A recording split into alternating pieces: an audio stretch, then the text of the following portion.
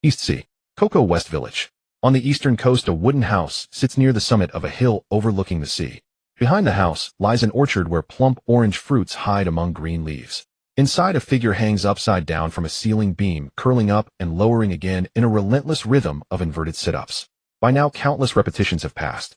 Her entire body is drenched in sweat, and each time she rises, droplets scatter across the wooden floor below. Sweating to such an extreme degree, she shows no intention of stopping for a rest, persisting with unwavering determination. When someone steps into the room, this is what she sees. The scene feels both familiar and strange. Familiar because she knows the person, strange because this is the first time she has ever seen her younger sister training with such intensity at home. Short blue hair adorned with a red headband. Her gaze falls on the pool of sweat on the floor where each droplet from above strikes the surface and sends up tiny splashes. Without a word, the visitor watches the others training for a while, then goes to pour a cup of tea and prepare some refreshments. There are always tea and snacks ready in this house. After preparing everything, she leans against the table and continues watching that person. After silently counting the desired number of repetitions, she finally stops. Hanging upside down, sweat rolls down continuously, over her nose into her eyes. To prevent it from stinging, she quickly presses her forearm against her eyes, closes them, and breathes heavily. Half an hour ago, she was still soaking in the sea. Half an hour ago, she was wondering what regrets she had in this life. Half an hour ago, in truth, she had cried. Perhaps because of the surrounding seawater, she did not even know she had cried. Now she is no longer crying. To be alive, what a wonderful thing. Her legs finally fail to support her body. She falls from above with a heavy thud, crashing onto the wooden floor and into the puddle of her own sweat.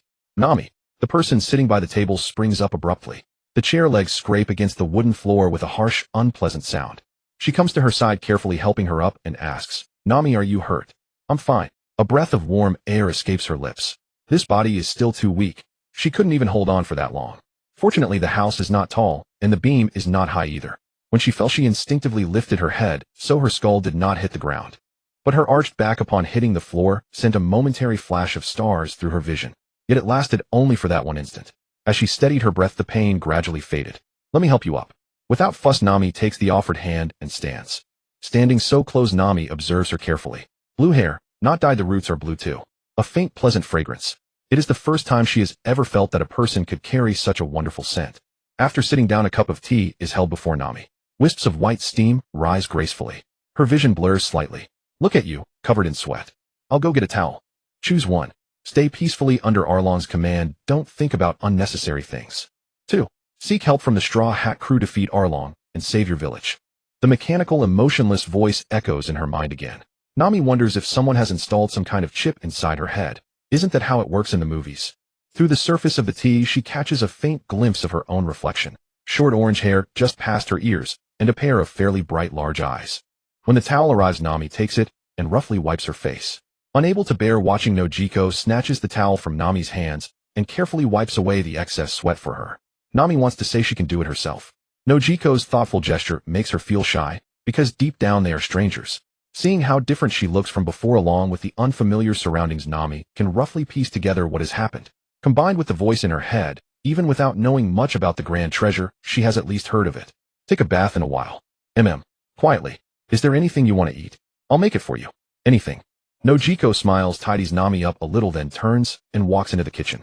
Nami watches Nojiko's departing figure from behind. She is a woman with a good figure, more feminine than herself. Exactly the kind of person she envies.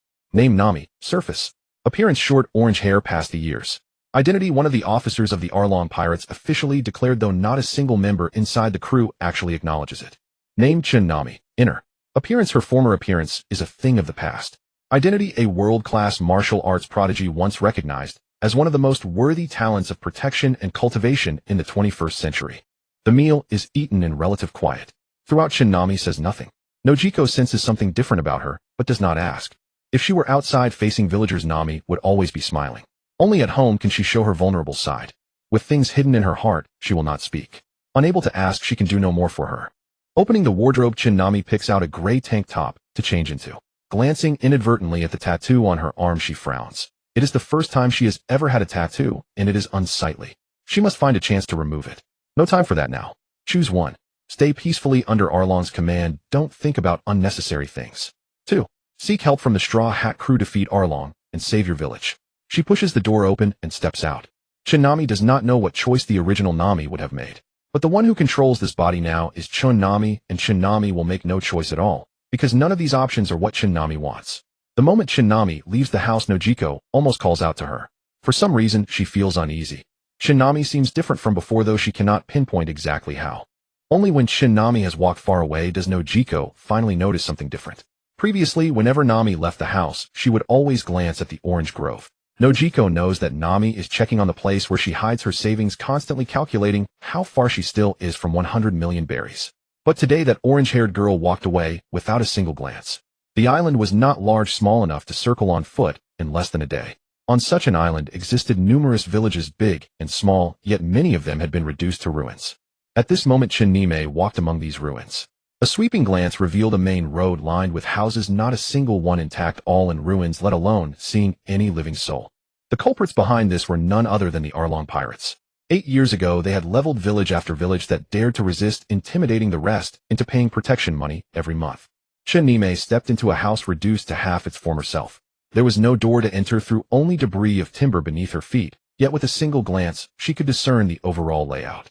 Her footsteps on the rubble produced a crunching sound with wisps of dust rising into the air. A photograph lay on the ground incomplete. Nami bent down to pick it up, brushed off the dust, but it was still unclear. Half of each corner was missing, yet she could roughly tell it was a family portrait of 3 people. Even though it was unclear, she imagined the 3 people in the photograph must have been smiling. Nami carefully placed the photo in what seemed like the safest spot in the house, then turned to leave. But the half-ruined house, long unable to withstand the elements, collapsed at that very moment. First, roof tiles tumbled down noisily, accompanied by countless clouds of dust. Then the beams that once supported the entire house snapped with a sharp crack and crashed down. Just as it was about to strike Nami's head, she drew 3 short staff segments from the outside of her right thigh, flicked her wrist with force, and the 3 segments assembled into one long staff. The movement was so practiced she needed no conscious thought. She thrust upward. Snap! The falling beam was knocked away by Nami's strike. She took a bold step forward, and by the time her heel pressed firmly on the ground outside, the half-ruin had collapsed in an instant, the massive cloud of dust pushing against her back. As the air stilled, Nami looked back. The place where she had left the photograph was already buried beneath the rubble. Let me go, let me go. A woman's voice came from somewhere nearby. The woman making the sound could scream and twist as much as she wanted, yet she could not break free. Both her hands and feet were gripped tightly by 2 humanoid creatures. Over these 8 years, the residents here had come to know one particular race, the fishmen. The 2 who grabbed the woman's limbs and carried her here were fishmen, burly, round-bellied, their skin dark, one deep blue, the other deep purple. They dragged the woman behind a house. She screamed, her voice trembling with tears. Please spare me, I don't want to die, I really don't want to die. The woman thought these 2 fishmen were going to eat her. Rest assured, we won't eat you. We are fishmen, not man-eaters. Hearing this, the woman felt a slight relief, but then she wondered if they weren't going to eat her, then why bring her to this place? The woman saw their small but wicked eyes, and her anxiety returned. No, no, please spare me, I beg you, I'm filthy, terribly filthy, I haven't bathed in so long. No, please don't. The 2 fishmen turned a deaf ear to her words. Their strength far exceeded that of an ordinary adult, and now they faced a slender woman, and there were 2 of them. Her hands and feet were all pinned down, leaving her completely immobilized. Just as one fishman was about to make his next move, his vision darkened. Instinctively, he looked up and saw a girl with short orange hair. Well, isn't this Nami? What are you doing here? The other fishman asked. You're here to save this woman. The first fishman spoke, but his tone was laced with provocation, his hand wandering over her body as he talked. Or are you looking to join us? Bang! A staff swing, striking the fishman squarely in the cheek, sending him crashing to the ground. Damn it, what are you doing? Nami, how dare you lay a hand on us? The other fishman rose in shock. The one on the ground quickly got back up. Though he had taken a solid blow to the face, he showed no signs of injury. Nami frowned. Her anger-infused strike, though she had restrained much of its force, had aimed at his fragile cheek. At the very least, it should have knocked out a tooth. Yet he appeared completely unharmed. And these 2 creatures, how disgusting they look. You dare strike me? A mere human dares lay hands on me. Why not? Nami said coldly. These creatures' physical conditioning was indeed exceptional. You're only human. Strike us fishmen, and your village will also be leveled to the ground.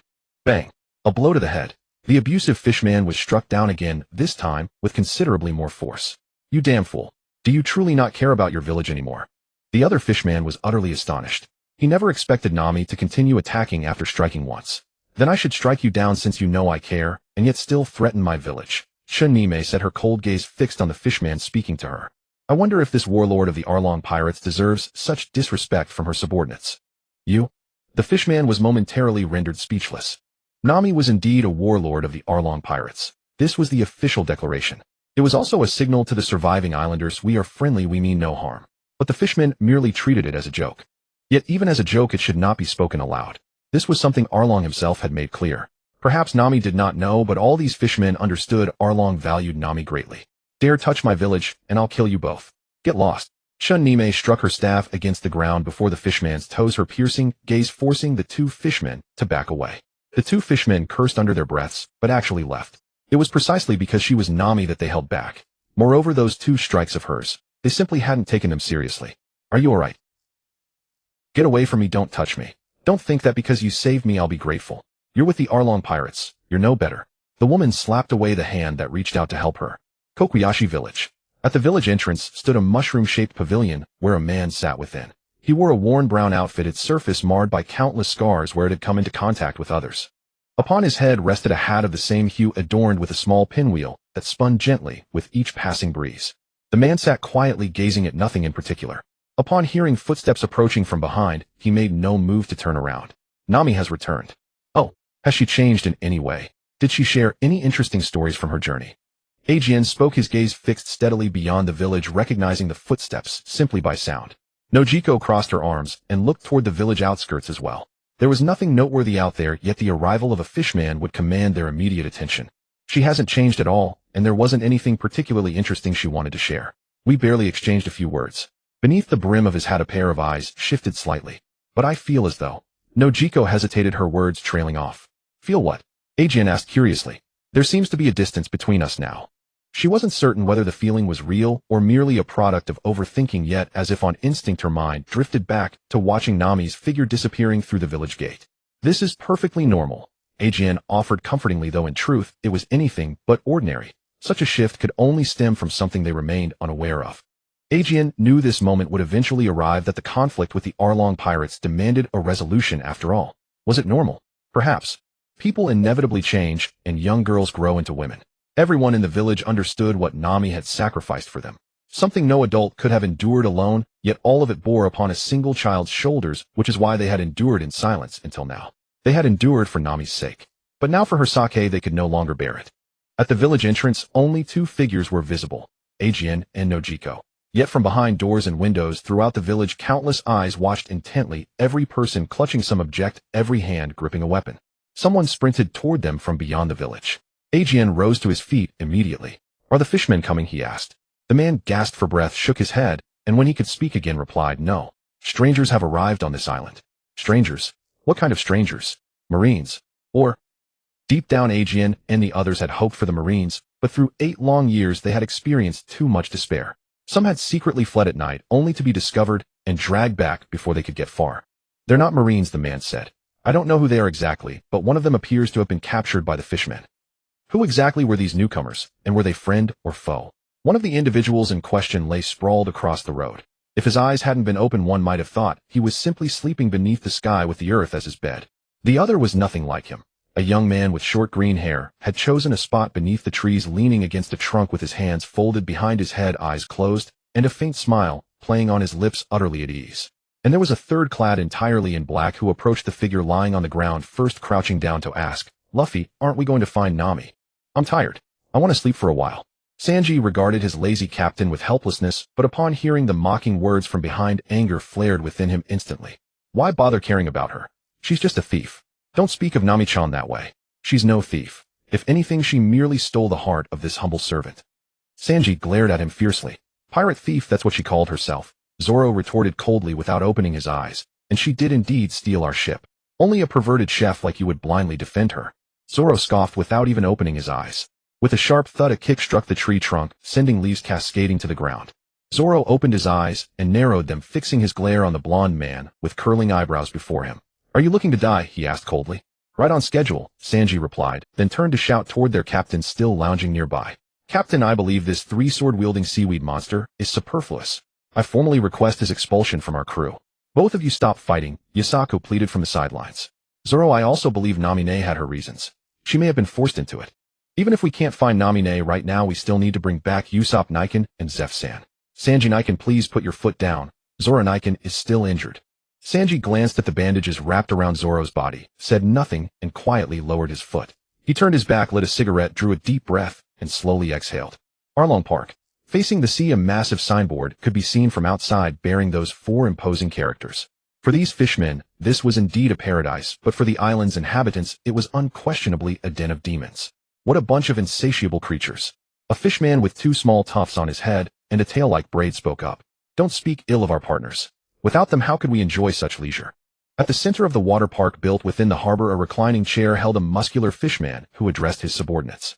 His tone, thick with sarcasm, sent the gathered fishmen into laughter. They had just delivered a gift to those marines. Arlong Dano, we've captured someone. Several fishmen dragged a prisoner forward and threw him at Arlong's feet. Arlong raised his eyes slightly. He often encountered such fortunate individuals. A long-nosed tribe member. That's correct. I am a member of the long-nosed tribe. We number 80 million strong. You would do well to release me lest my people come seeking you and damage our mutual peace. Ha ha ha. The long-nosed tribe. I've only heard rumors and have now seen the first one. It is said they have nearly died out. Even if you're telling the truth, and there truly are 80 million of them, should they dare to come, I will drag each and every one of them along with their entire tribe into the ocean depths to be buried. Only our fishman race stands supreme above all other species. Arlong burst into uproarious laughter before delivering his impassioned words with solemn conviction. Arlong Dano speaks rightly. We fishmen are above all other races. 80 million. Send them over. I don't even need Arlong Dano's hand. I can annihilate them all myself. Hearing these words, Usopp felt an even greater terror take hold. Usopp, huh? Is my lie failing me? Johnny Captain Usopp, if you're going to fabricate a tale, at least make it believable. And a long-nosed tribe. That's something I've never even heard of. One fishman. I seem to catch the scent of a human. The fishman beside him. Are you certain the scent isn't emanating from this long-nosed fellow? Johnny, who had been peering from afar, quickly ducked his head, and in a flash of quick wit farted right where he stood. Johnny Captain Usopp, I shall forever remember this day. I will pass down to posterity the tale of your heroic battle against the fishmen. Look, it's Nami. Oh, it's Nami. That must be the human scent I detected. Johnny, Nami. Does he mean that Nami One-E-san? Not knowing what image crossed his mind, Johnny's face flushed crimson.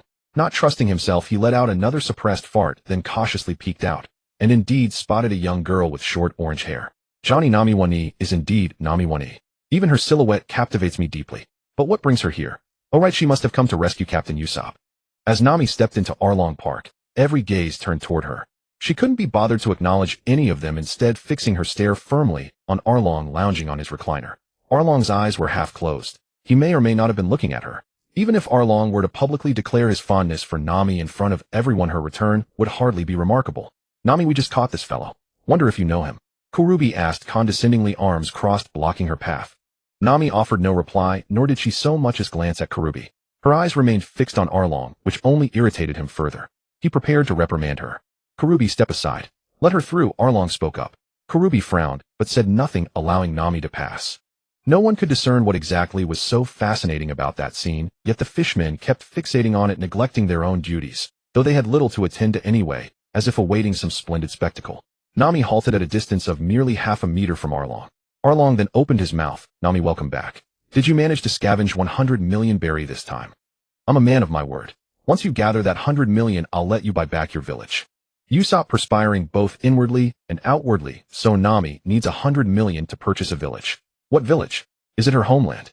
To avoid detection by the fishmen's keen noses, Johnny, who had been holding his gas, thought to himself, Nami One-E, if you face such hardship, just speak up. Though I don't have 100 million, I'll support you in spirit. Keep going, Nami One-E. The fishman with the keen knows someone's been sneaking farts. Though no one admits it, unfortunately, I know exactly who it is. No, I'm still short. Oh, still short. How much short? Perhaps someone might lend you. Arlong chuckled. 20 million berry. Arlong's pupils contracted slightly. There's a human over there. Ask him if he'd be willing to lend you 20 million berry, Arlong said, pointing at Usopp on the ground. Usopp, ah, how I wish I could be a tiny insect unnoticed by all. With no alternative, and with everyone's attention now upon him following Arlong's words, Usopp knew playing dead was impossible. His mind raced, frantically searching for a lie that might sway them. An inspiration suddenly struck. Usopp sprang to his feet, startling the 2 fishmen beside him, who thought he was about to make a move. Yo, Nami. Good to see you, my friend. Fellas, this is all a misunderstanding, a complete misunderstanding. Nami and I are close. Nami and I are close, Usopp said, draping his arm over Nami's shoulder, appearing genuinely intimate. If you'd only told me earlier that you knew Nami, we never would have had this misunderstanding. Let me tell you, Nami and I are so close. We catch a fish and split it together. Moi. Sensing the hostile glares around him, Usopp immediately raised his voice. When we played cards, I'd sneakily pass her cards to help her build bombs, giving her those epic four-of-a-kind combos, letting her crush everything, feeling utterly satisfying. Since everyone knows each other, this is all just a misunderstanding.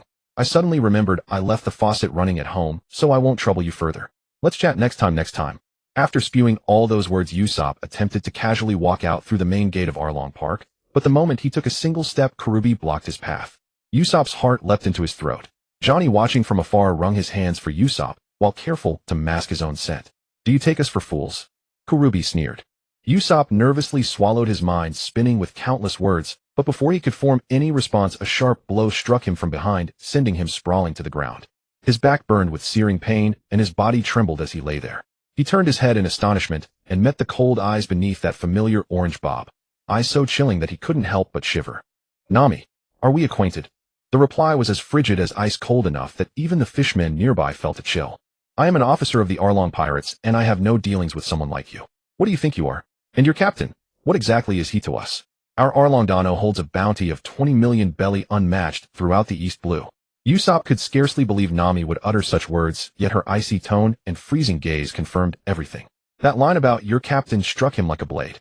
Even if you're an officer of the Arlong Pirates, even if your captain carries a 20 million belly bounty, you have no right to insult my captain Luffy. Usopp lay on the ground, his back's agony making speech labored, but he mustered every ounce of strength to shout his next words. Luffy is destined to become the king of the pirates. His words sent an instant hush over the crowd. The only sound echoed throughout Arlong Park was that declaration reverberating in the air. Stop assuming things so casually, was the first to respond Arlong, who glared and reprimanded sternly. The title of Pirate King is no trivial phrase that a cowardly, disgusting wretch like you can utter lightly. Usopp clenched his teeth firmly. Yes, he was cowardly. Yes, he was despicable. But he held an unwavering conviction Luffy would become the Pirate King. Luffy he will definitely become. As I said. Nami swung her staff with one hand, striking Usopp directly across the mouth.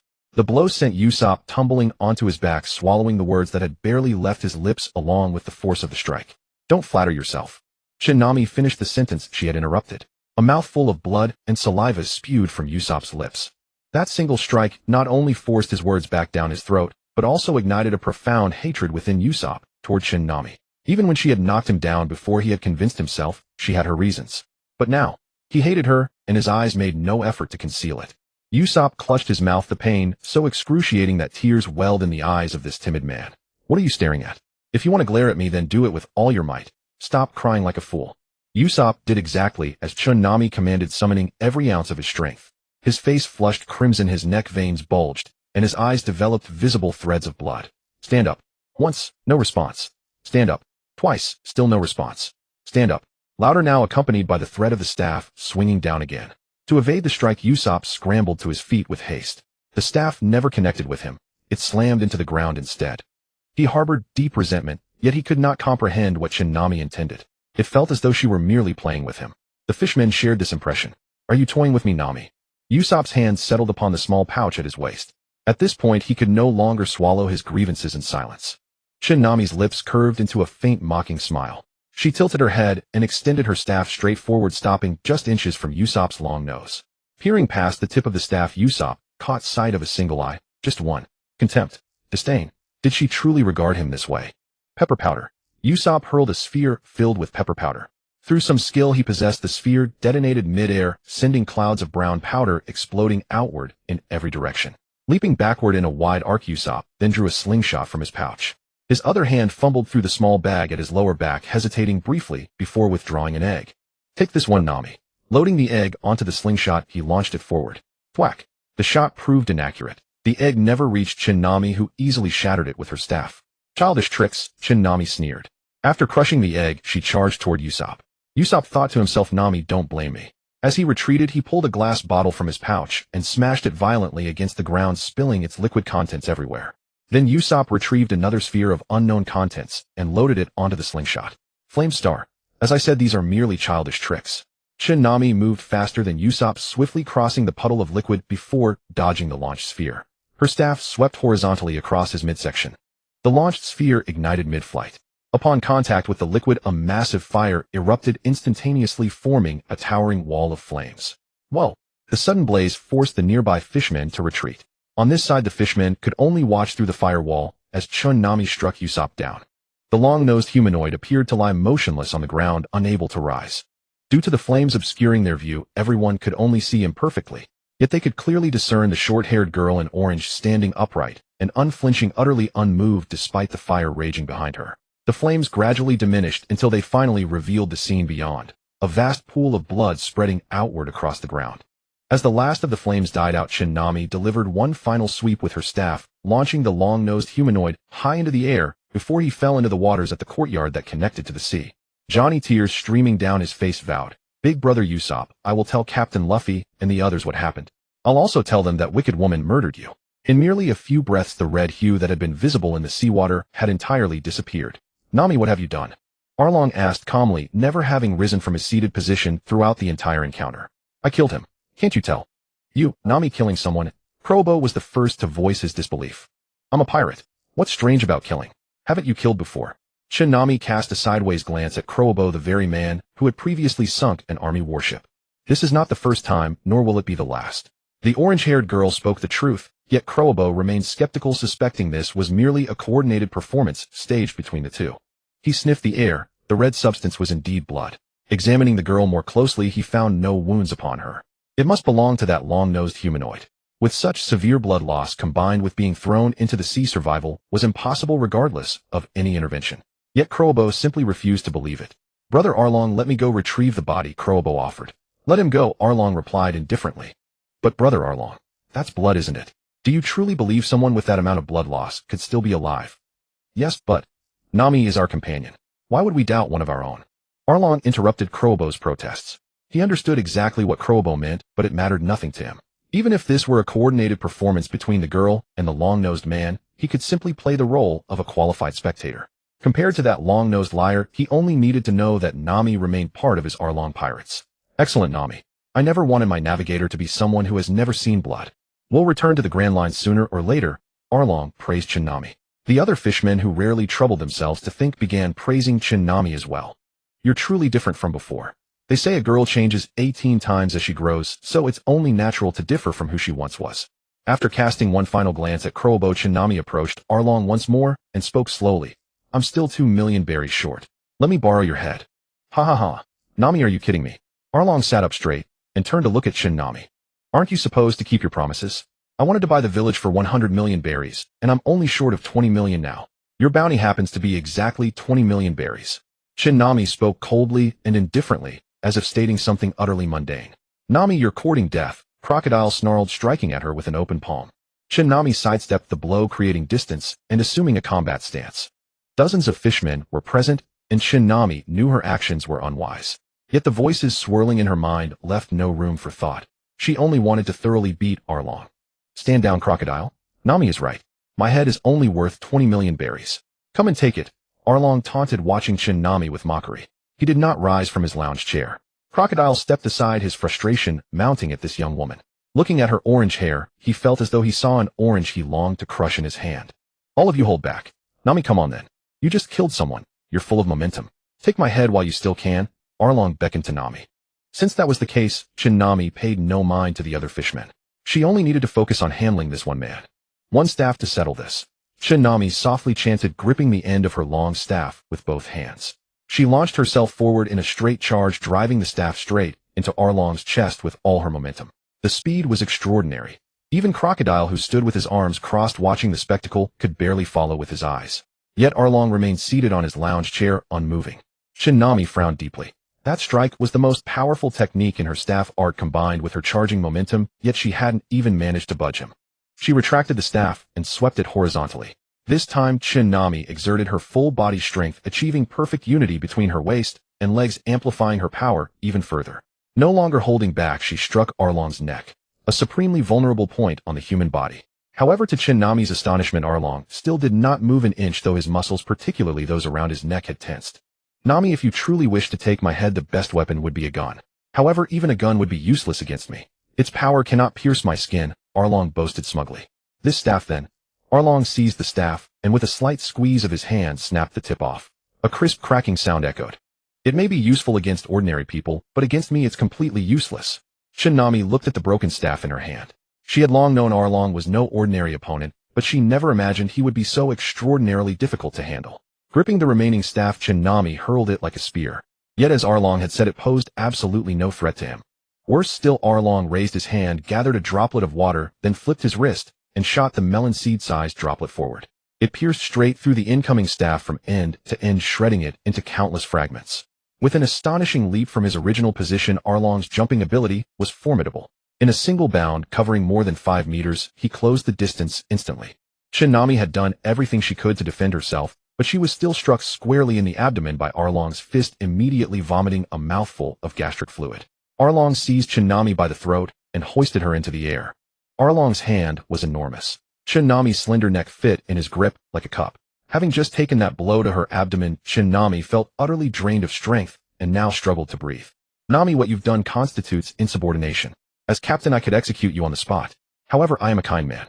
I'll spare your life this time, and consider it merely a sparring match between us, he said. With that, Arlong released his grip. Nami fell to the ground, her mouth hanging slightly open. Her stomach churned violently, and a thick flow of acidic gastric fluid poured from her lips, making her feel deeply nauseated. Meanwhile, a figure appeared before Luffy and the others. Oh, what an extraordinarily beautiful woman. You've stolen my heart the moment you appeared. Might I invite you to your home? I shall prepare a romantic feast for you. Sanji strode forward to Nojiko, already lifting one of her hands in a gentlemanly gesture. Nojiko unceremoniously withdrew her hand and retorted, "Get lost." "Yes, beauty. TCH perverted cook." Someone sneered derisively at Sanji's behavior. "Scaly algae man, don't think you can insult me just because you're wounded," Sanji shot back defiantly. Sanji refused to back down. "Just go back to where you came from," Nojiko interjected, having absolutely no interest in the conflict between Sanji and Zoro. "That won't do, beauty. Although I would love to obey your command, we will not leave until we find Nami," Sanji said seriously, turning his face toward her. Compared to the green-haired brat's provocation, the blue-haired lady here smelled far sweeter. "I presume you traveled with Nami across the seas. However, do you really believe traveling together makes you companions? Don't flatter yourselves. Nami is no companion of yours," Nojiko said with her arms crossed. She harbored no goodwill toward these people, for they were all pirates. "Beauty, why do you say that? Tell me, what relation do you have to Nami?" Sanji leaned in to ask. Nojiko frowned and stepped back slightly. "I am Nami's older sister." "So you're her sister. No wonder you're so stunningly beautiful. You are as beautiful as Nami, occupying just as important a place in my heart. Allow me to use countless words to describe the future between us." As he spoke, Sanji dropped to one knee right before Nojiko. Zoro sneered, "Perverted cook, seeing a woman and losing your soul instantly." Joseph, showing no concern for his comrade's situation, remarked, "Brother Sanji, that knee of yours is far too cheap." Luffy appearing as though asleep. Nojiko decided to ignore that guy entirely and turned to the remaining individuals. "I don't care what you're seeking Nami for. Now immediately at once, get out of here. Leave this island." "We can't. Nami Wonshin's older sister, meaning the big boss, along with Usopp Wonshin and even Johnny haven't been found yet, so we cannot leave." Joseph, sensing Nojiko's unwillingness to engage with Sanji, spoke up. "Indeed, older sister. Asking me to leave you is so cruel." Sanji complained. "Are you trying to court death? If the fishmen discover you, not a single one of you will survive." Nojiko growled angrily, "And don't even think about looking for Nami. She is a commander in the Arlong Pirates." "Arlong Pirates? I've heard of that crew." Sanji rose to his feet, his expression darkening at the mere mention of the Arlong Pirates. Even facing Captain Kuro's crew hadn't made him feel so overwhelmed. That pirate crew is composed entirely of fishmen. Their leader Arlong boasts a bounty of no less than 20 million berries. If my memory serves me right, some say he is the most dangerous force in the East Blue. Isn't that right, Joseph? Joseph nodded. He pulled out a stack of bounty posters from his chest and quickly flipped through them until he found Arlong's. The photograph showed a man with fierce eyes and below it a long string of digits. Since this entire crew consists of fishmen, then why did Nami become a member? And not just any member. She became an officer. Sanji couldn't fathom it. "That is none of your concern. Since you now understand how perilous this place is, leave at once. As for your two companions, if they have been captured by fishmen, I advise you not to attempt a rescue." Nojiko tapped her folded arms with her fingers. "In that case, we have no choice but to leave. Johnny, I will remember you. I will carry word of your bravery back to our homeland." Joseph began wiping tears right in front of everyone. Sanji smacked the back of his head. "What nonsense are you spouting? You make it sound as though we're all going to die together." "But, Senior Sanji, I'm alive. It's just that Senior Usopp." From a distance, Johnny came sprinting toward them, kicking up a cloud of dust. Seeing Johnny, Joseph ran over with joy. The two linked arms as if by prior agreement and broke into a dance. "Johnny, I'm so relieved you're safe. I thought I was about to carry your heroic deeds back home, Joseph said cheerfully while dancing, completely ignoring whatever Johnny had mentioned about Senior Usopp. Yeah, I thought I was done for too, but I was quick-witted enough to survive. It's just a pity about Senior Usopp, Johnny said, never forgetting to deliver Usopp's news. Stopping the dance, Johnny's face twisted with grief and indignation. He first glanced at Sanji, then at Zoro, then at Luffy lying on the ground, and finally at Nokigo, whose beauty struck him at first sight. This is Nami's older sister, our leader, Joseph introduced. Hello, Miss Leader. I am not anyone's leader. Nokigo was at a loss for words. None of these people were normal, and she truly had no appetite to deal with them. I'm done worrying about you all. If you believe you can defeat Arlong, then go ahead. If you actually succeed, I will thank you. With that, Nokigo turned and walked away. Behind her, Sanji's eyes sparkled with hearts. My dear sister, if I were to defeat Arlong, would you consider giving yourself to me? Only when Nokigo's beautiful silhouette disappeared from view did Sanji turn serious and face Luffy. Captain, let us go defeat Arlong, rescue Nami, and win my dear sister's hand. Zoro ignored Sanji's words automatically. He was more concerned about Usopp, so he asked Johnny. Johnny, what happened to Senior Usopp? Senior Zoro, Senior Sanji, Senior Luffy, Senior Usopp, he. Before he could finish, Johnny burst into tears, just like Joseph had earlier. He is dead. Returning to the village in frustration, Nokigo reconsidered her anger. There was no point in being mad at these people. They simply ignored all advice.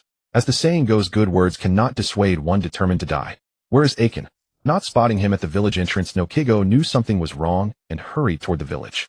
When she reached home, Nokigo saw Aiken lying on the ground covered in wounds with the village doctor tending to him nearby. What happened? Nokigo, a group of Marines arrived and stole all of Nami's money. Seeing Nokigo, Aiken recounted what had just transpired. Because the Marines carried guns, he had not dared to resist. Nevertheless, he had been beaten to the ground for stepping forward to stop them. Marines? Why would they steal Nami's money? Weren't the Marines supposed to help us and overthrow Arlong? Nokigo was bewildered. It was not just Nokigo who couldn't understand. The entire village stood in confusion. Aiken looked up at the sky and quickly pieced everything together. Under the doctor's care, he sat up. Nami. She was deceived by Arlong. These past 8 years, no Marines came to help us because Arlong bribed them. And Nami's money was handed over to the Marines.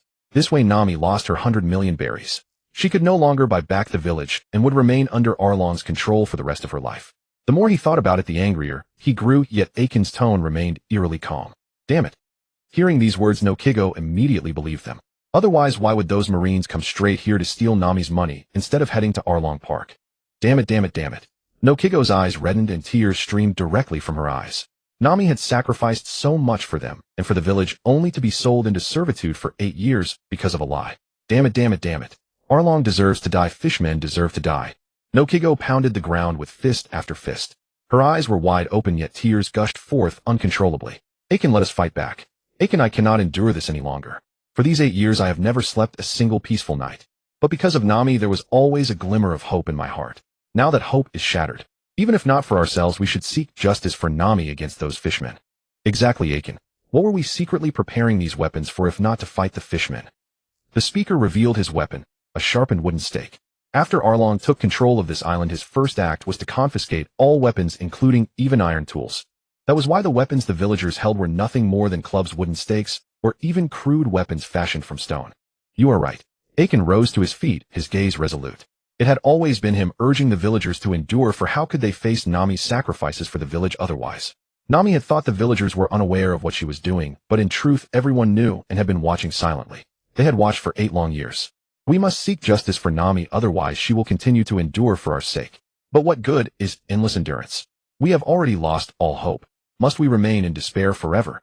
Aiken scanned the faces of all the villagers, each one shining with unwavering determination. Down with the fishmen. Seek justice. Aiken shouted first. Down with the fishmen.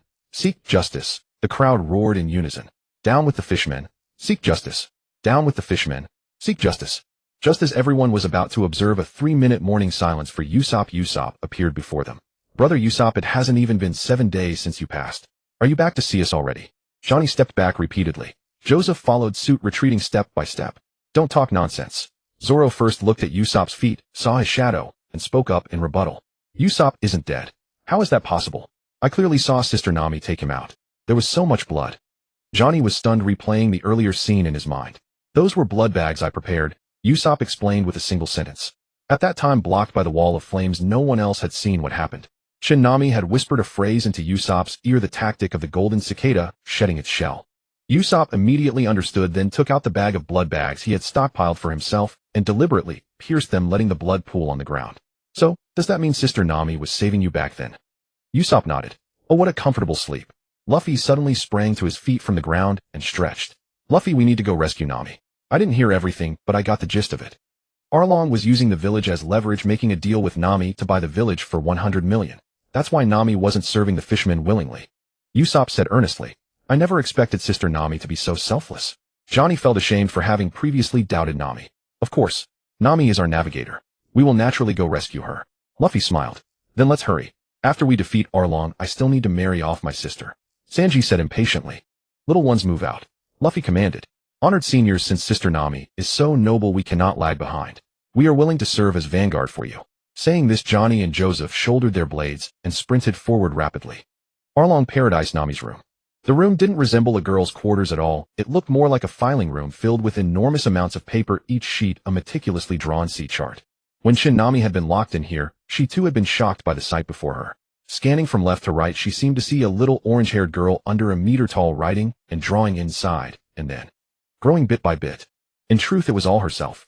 Her fingers glided across the tabletop, feeling an inexplicable sense of familiarity, finally resting on a pen at the edge, a metallic pen. It was this very pen that had drawn all the sea charts filling the room. The pen in her hand felt both so alien and so familiar. Why would I feel familiar if I'm not her? I feel familiar precisely because I am her. Nami took a deep breath, shaking off the turmoil in her mind, and pocketed the pen. Now she needed to figure out how to escape and simultaneously consider how to deal with Arlong. His strength was truly astonishing. Ordinary weapons were useless against him, or rather ordinary techniques might not even scratch his skin.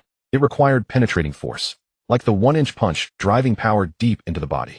Nami shaped her hand into a palm, pressed her fingers against the tabletop, and delivered a rapid 1-inch strike with full force, yet it only produced a sharp sound, without even cracking the table. So weak. With power like this, defeating Arlong, huh? Nami smirked coldly at herself. Make your choice. 1. Behave yourself under Arlong's command, and stop harboring all sorts of foolish thoughts. 2. Seek help from the Straw Hat crew, defeat Arlong, and save your village. I won't choose either. What will you do about it? Nami sneered coldly, who had asked her permission to decide her fate. Reminder, you still have a beginner gift pack unclaimed. Please claim it promptly. Beginner gift pack. Nami looked upward, seeing only the ceiling. Am I some kind of game character controlled by others? Nami claimed beginner gift pack. Congratulations. Congratulations on receiving the beginner buff enhancement, temporarily boosting all attributes across the board. As a newbie, it would be unfortunate to perish against high difficulty monsters. Nami felt nothing unusual. She saw no holographic screen, she simply heard those voices within her mind. Could this be a hallucination? She faced the same table and struck it with just 1/10 of her force. Smash! The entire table shattered into pieces, unrecognizable as ever having been a table. My. Nami looked at her own palm. She shouldn't have doubted the absence of hallucinations. Though this sudden surge of power felt unreal, it was precisely what she needed now. The comprehensive attribute enhancement also sharpened Nami's hearing, allowing her to catch sounds from outside. What's happening out there? Joseph and Johnny ran fast, overtaking the others. Upon learning that the villagers sought justice for Nami, their blood boiled, and they joined the villagers, shouting, "Down with the fishmen! Demand justice!" before engaging the fishmen guards at the entrance. Who are they? Who cares? Since they've come seeking justice for Nami too, they're our allies. Well said. And those two boys look exceptional. Hardly had the words left their mouths when Johnny and Joseph were knocked to the ground, shocking everyone. Johnny, Joseph, stand aside. Hearing senior brother Zoro's call, Johnny and Joseph quickly stepped back. Before the two fishman guards could process what was happening, a figure flashed past them, and simultaneously a gash opened on each of their chests, blood spraying. One sword style, parting the waters with a drawn blade. What immense power. Move aside, Mosshead. Don't let you steal my spotlight. Sanji arrived at the entrance of Arlong Paradise with one hand in his pocket. Suddenly, he turned to Nojiko, splitting into a grin, his eyes shaped like hearts, and declared, "My dear sister, watch my performance. I'll bring you Arlong's head. Oh, that disgusting fish head can wait. I'll handle Arlong myself, and then come before you to become your knight." "And Nojiko, you know him?" someone asked curiously. "And I don't." Nojiko rubbed her forehead. "And you needn't go kill Arlong either. You can go marry your sister right now." And Zoro mocked. "What did you say? You merely seized the opportunity to strike first. Those goons from the Arlong pirates. I'll handle them in minutes." Despite his words, Sanji was a man of action. He turned his gaze toward the gate of Arlong Paradise. Na black polished leather shoe kicked the gate hard. Then he spun his body, delivering a second kick with his other leg, followed by a third, a fourth. Since our opponents are fish, I'll treat everyone to a grand fish feast. With Sanji's final kick, the gate of Arlong Paradise was sent flying. No one knew when he had produced his cigarette, but the moment his feet touched the ground, he had already taken a deep drag. Facing the suddenly appearing gate, Kurubi's face was tightly wound. If he were not a fishman with naturally different skin pigmentation, it would have been obvious that his face had turned ashen with fury. He spread his legs apart, placing one palm forward and the other back. Fishman karate 1000-plate block and straight punch. With a thunderous impact, the moment his palm touched the gate, it shattered into countless fragments. Thereupon the Straw Hat crew came into view before the assembled fishmen. "You bastards, who the hell are you?" one fishman cursed. Kurubi glared with furious eyes. Seeing their fishman comrades lying at the entrance, their blade wounds seeming as though they were inflicted upon his own body, blood began surging through his entire frame. How dare you treat our fishman kin this way? You shall all die. You there, how would you like to be prepared? Steamed? Or braised in soy sauce?" Sanji spoke slowly. Kurubi's words enraged him too. The mere thought that beautiful Nami had been forced to serve these scoundrels for 8 years made his cigarette feel difficult to draw. "Or perhaps we should make chili pepper fish head. I particularly enjoy that dish." "Perverted chef, it's rare to hear you say something this pleasant." Zoro rarely offered praise. "You think I'm like you, uneducated? I aim to be a gentleman beloved by all women." He exhaled a smoke ring, flicking away the cigarette, but with a casual toss. "Chili pepper fish head." Kurubi snorted coldly. How could he fail to understand Sanji's implication? He responded bluntly, "Compared to humans, my method of consumption is simpler. I eat them raw. That is the freshest and most nutritious." "Brother Kurubi, what's the point of wasting words on these creatures? They dare harm our comrades, and that earns them only one fate, death." "Brothers, charge." The remaining fishmen, some armed with weapons, others simply barehanded, and a few climbing straight from the sea, all except for several officers like Kurubi and Arlong, charged toward the Straw Hats, yelling about devouring them raw. "Alga-face, don't say I'm not taking care of you. Over there, and over there, they're all mine." Sanji pointed, claiming the majority of the fishmen.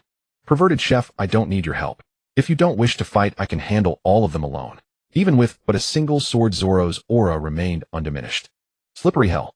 While Sanji and Zoro were discussing their shares, Usopp struck first. He hurled several bottles filled with cooking oil. He had used this tactic before back home against the Black Cat pirates, who unfortunately those pirates had not fallen for it, but his own men had. Zoro instinctively dodged upon seeing the bottles. He truly did not wish to come into contact with such things. Having suffered psychological trauma from previous incidents, Zoro thought, "If you make me fall for this again, I'll cut you to pieces, Usopp."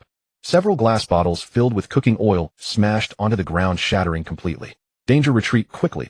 Upon witnessing this, Kurubi's expression changed. Unfortunately, those fishmen subordinates, viewing the Straw Hat crew as lambs destined for slaughter, charged forward without hesitation. The outcome was predictable. Stepping upon the slippery cooking oil, every single one of them lost their footing and fell. Bang, bang, bang. Continued relentlessly. "Hurry, retreat." Kurubi shouted loudly. "First the oil, then." Secret technique, flame hell. As Kurubi had feared, flames engulfed the sky before his eyes. As fire consumed their bodies, the fishmen let out agonizing screams. Oh, what a magnificent braised whole fish feast," Sanji praised. "My comrades." Kurubi's eyes nearly burst from their sockets in rage. A fishman with an elongated mouth resembling a cannonfish in appearance lay by the pool's edge, submerged his head in water, drew in a deep breath, and upon his belly swelling rose to spray a stream of water upon the burning fishman. Having expelled all the water from his belly, he had somewhat saved his comrades, yet each of these fishmen had already lost their combat effectiveness. Drawing another bellyful of water, Agio fired a water bullet at Usopp. It was this very person who had harmed his comrades so severely. Water cannonball. A water bullet the size of an egg shot straight toward him.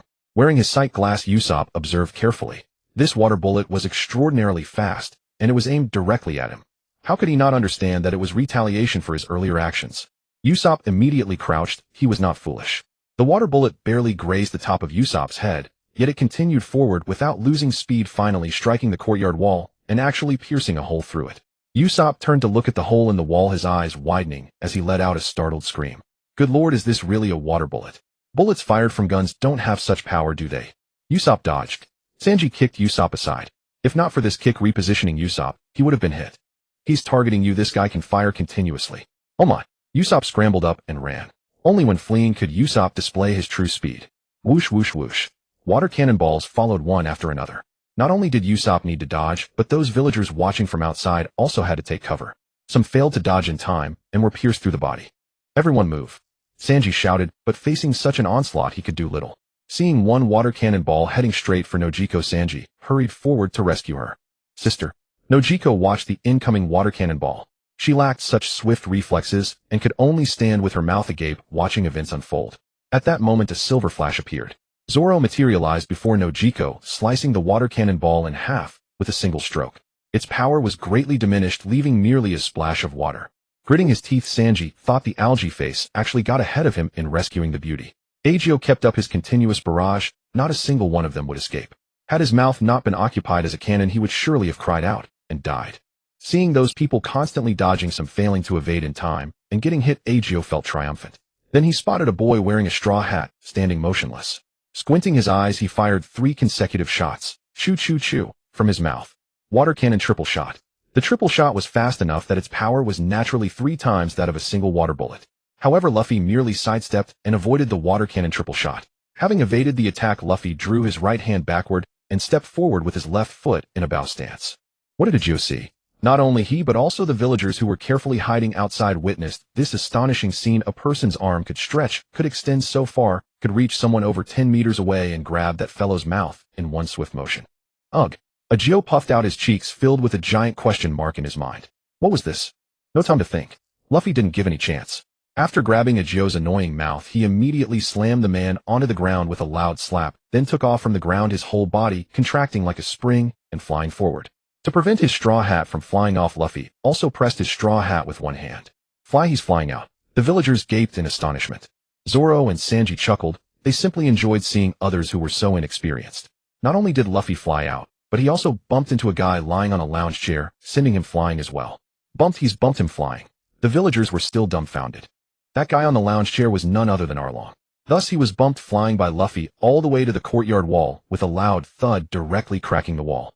Luffy's arm returned to normal, his feet touched the ground, and he raised his hand, grinning shamelessly, and saying, "Sorry, I can't control it." Who are you? How did his arm become so long? An octopus-like man with 6 arms beside them asked in surprise. I'm Monkey D. Luffy, a rubber man who ate the Gomu Gomu no Mi. Luffy not only introduced himself, but also publicly hooked his cheek skin with his finger and pulled it outward. When he let go, it made a snap sound. So it's a devil fruit ability. Arlong in the distance stood up. As he rose, the cracks behind him began to widen until when he fully stood up, a section of the courtyard wall collapsed entirely. Looking at Arlong again, he seemed perfectly fine. He even twisted his neck, making cracking sounds while slowly walking towards them. Those who have eaten devil fruits are forsaken by the sea, but we fishmen are blessed by the sea. You actually dare to seek out the blessed one. You have quite the nerve. Arlong said proudly. The appearance of a devil fruit user was quite surprising to him, especially a teenager. After all, where were they? The East Blue, not the Grand Line. On the Grand Line, there were indeed monsters as numerous as leaves on a great tree. I don't know anything about forsaken or blessed ones. I'm here to defeat you and take Nami with me. You want to take Nami away? Keep dreaming. Moreover, you've harmed so many of our kind. Let me chop you with one slash. Hachon gripped his swords with both hands and swung at Luffy. Meanwhile, Karubi also made his move. If it weren't for Agio's earlier strike, he would have long lost his patience. He attacked with a palm strike, carrying oppressive force. Don't get in the way. A green-haired and a yellow-haired person spoke in unison. Luffy remained standing where he was. Beside him appeared Zoro, blocking Hachon's assault with his sword. On the other side, Sanji kicked Karubi's palm away. As for Usopp, hiding in the distance with his neck held high and looking down his nose at people, shouted loudly, "Go ahead and fight with all your might. I'll support you from here. You must be Roronoa Zoro, right? I've heard you're a bounty hunter wielding 3 swords. But I only see 1 sword. Could it be you're not Zoro?" Hachon asked confusedly. "Dealing with you, why would I need 3 swords? Zoro said stubbornly. If he had 3 swords, he naturally would want to use them too, but unfortunately, he had damaged 2 swords in his previous battle with Mihawk. So that means you're Zoro of the 1-sword style, not Zoro of the 3-sword style. Zoro was speechless. Is this guy brainless? Oh right, how could a fishman have a human brain? Quite unfortunate. I actually wanted to spar with the 3-sword style Zoro. But you're lucky 1-sword style Zoro. You will witness the most formidable swordsmanship, the 6-sword style. Hachon said smugly. Moi. Zoro had indeed never heard of the 6-sword style. It really sparked a bit of interest in him. 1-sword style Zoro, wait for me. Saying this, Hachon turned and ran into the building. Zoro was filled with confusion. What was going on? Meanwhile, Sanji and Karubi had already exchanged several rounds of attacks. Sanji delivered a kick, which Karubi blocked with an raised hand. Is that all the strength you have? Then let me show you the power of fishman karate.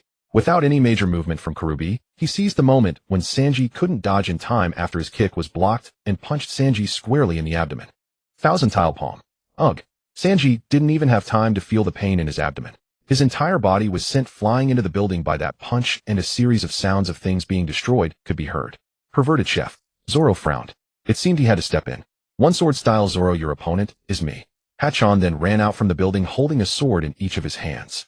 I have 6 arms. Each arm can hold a sword, so my swordsmanship is the 6-sword style. How about that? Are you scared yet? Swordsmanship isn't something that relies solely on having many swords. Zoro thought, it seems I'll have to deal with this sword wielder first. Are you okay? Sanji heard a concerned greeting, opened his eyes, and when he saw the person his heart pounded rapidly. Is this an angel? Looks like you're severely injured. You're even hallucinating. Nami frowned. She had just come down from upstairs and saw Sanji lying on the ground. Sanji also realized who the person in front of him was. Overjoyed, he exclaimed, Nami, are you alright? Those scummy fishmen didn't do anything to you, right? I heard that you. As long as you're okay, just rest here. Seeing Sanji's vibrant spirit, Nami no longer worried. It was her turn now. When Nami walked out of the building, Kurubi felt incredulous. He had thought it would be that kid coming out. If the kid hadn't come out, it would have proven that his palm strike had just killed him. He never expected it would be Nami who emerged. Nami, how did you get out? Kurubi was puzzled.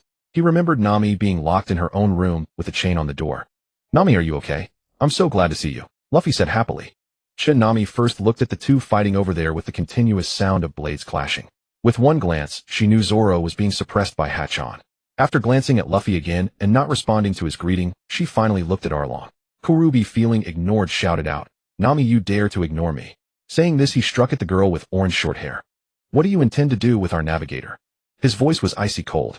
The speaker was about to retaliate against the aggressor, but someone faster acted first. A fist met the incoming palm.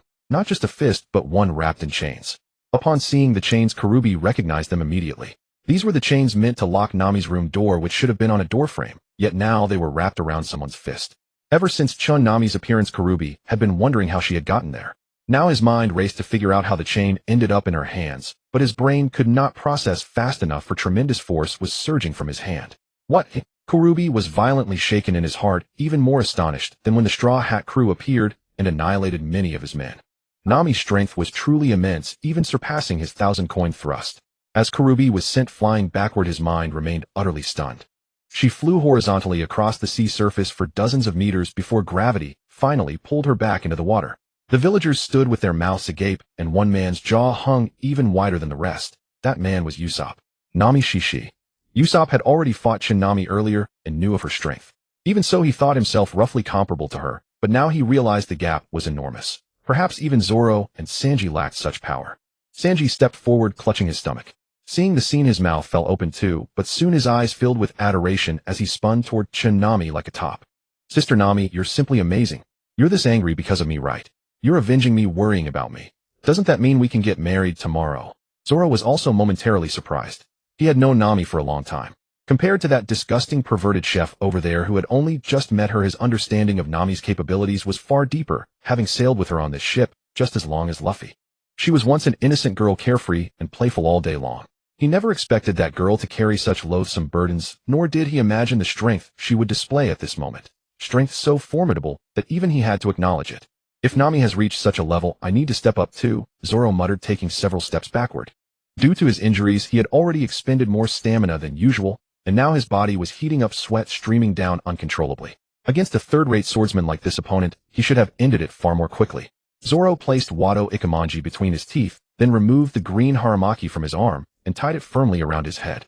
Over by the octopus, Kagato suddenly held all 6 swords forward, their tips touching each other to form a hexagonal shape. 6-sword style octopus, 6-pointed star comet strike. Kagato surged forward swiftly, all the power of his 6 blades converging at a single point. Clang. No need to rush, octopus guy, Zoro said, blocking the assault using only one sword, its flat side held firmly in his teeth. He to tease his opponent. Nevertheless, Kagato's move was genuinely formidable. Even Zoro, who had absorbed the blow, felt his chest wound split open, blood soaking through the bandages. Johnny, Yasaku, lend me your swords. Yes, Zoro, catch. Johnny and Yasaku simultaneously threw their blades through the air. Arlong's shock was no less profound. Nami, in such a short time apart, you've become this strong.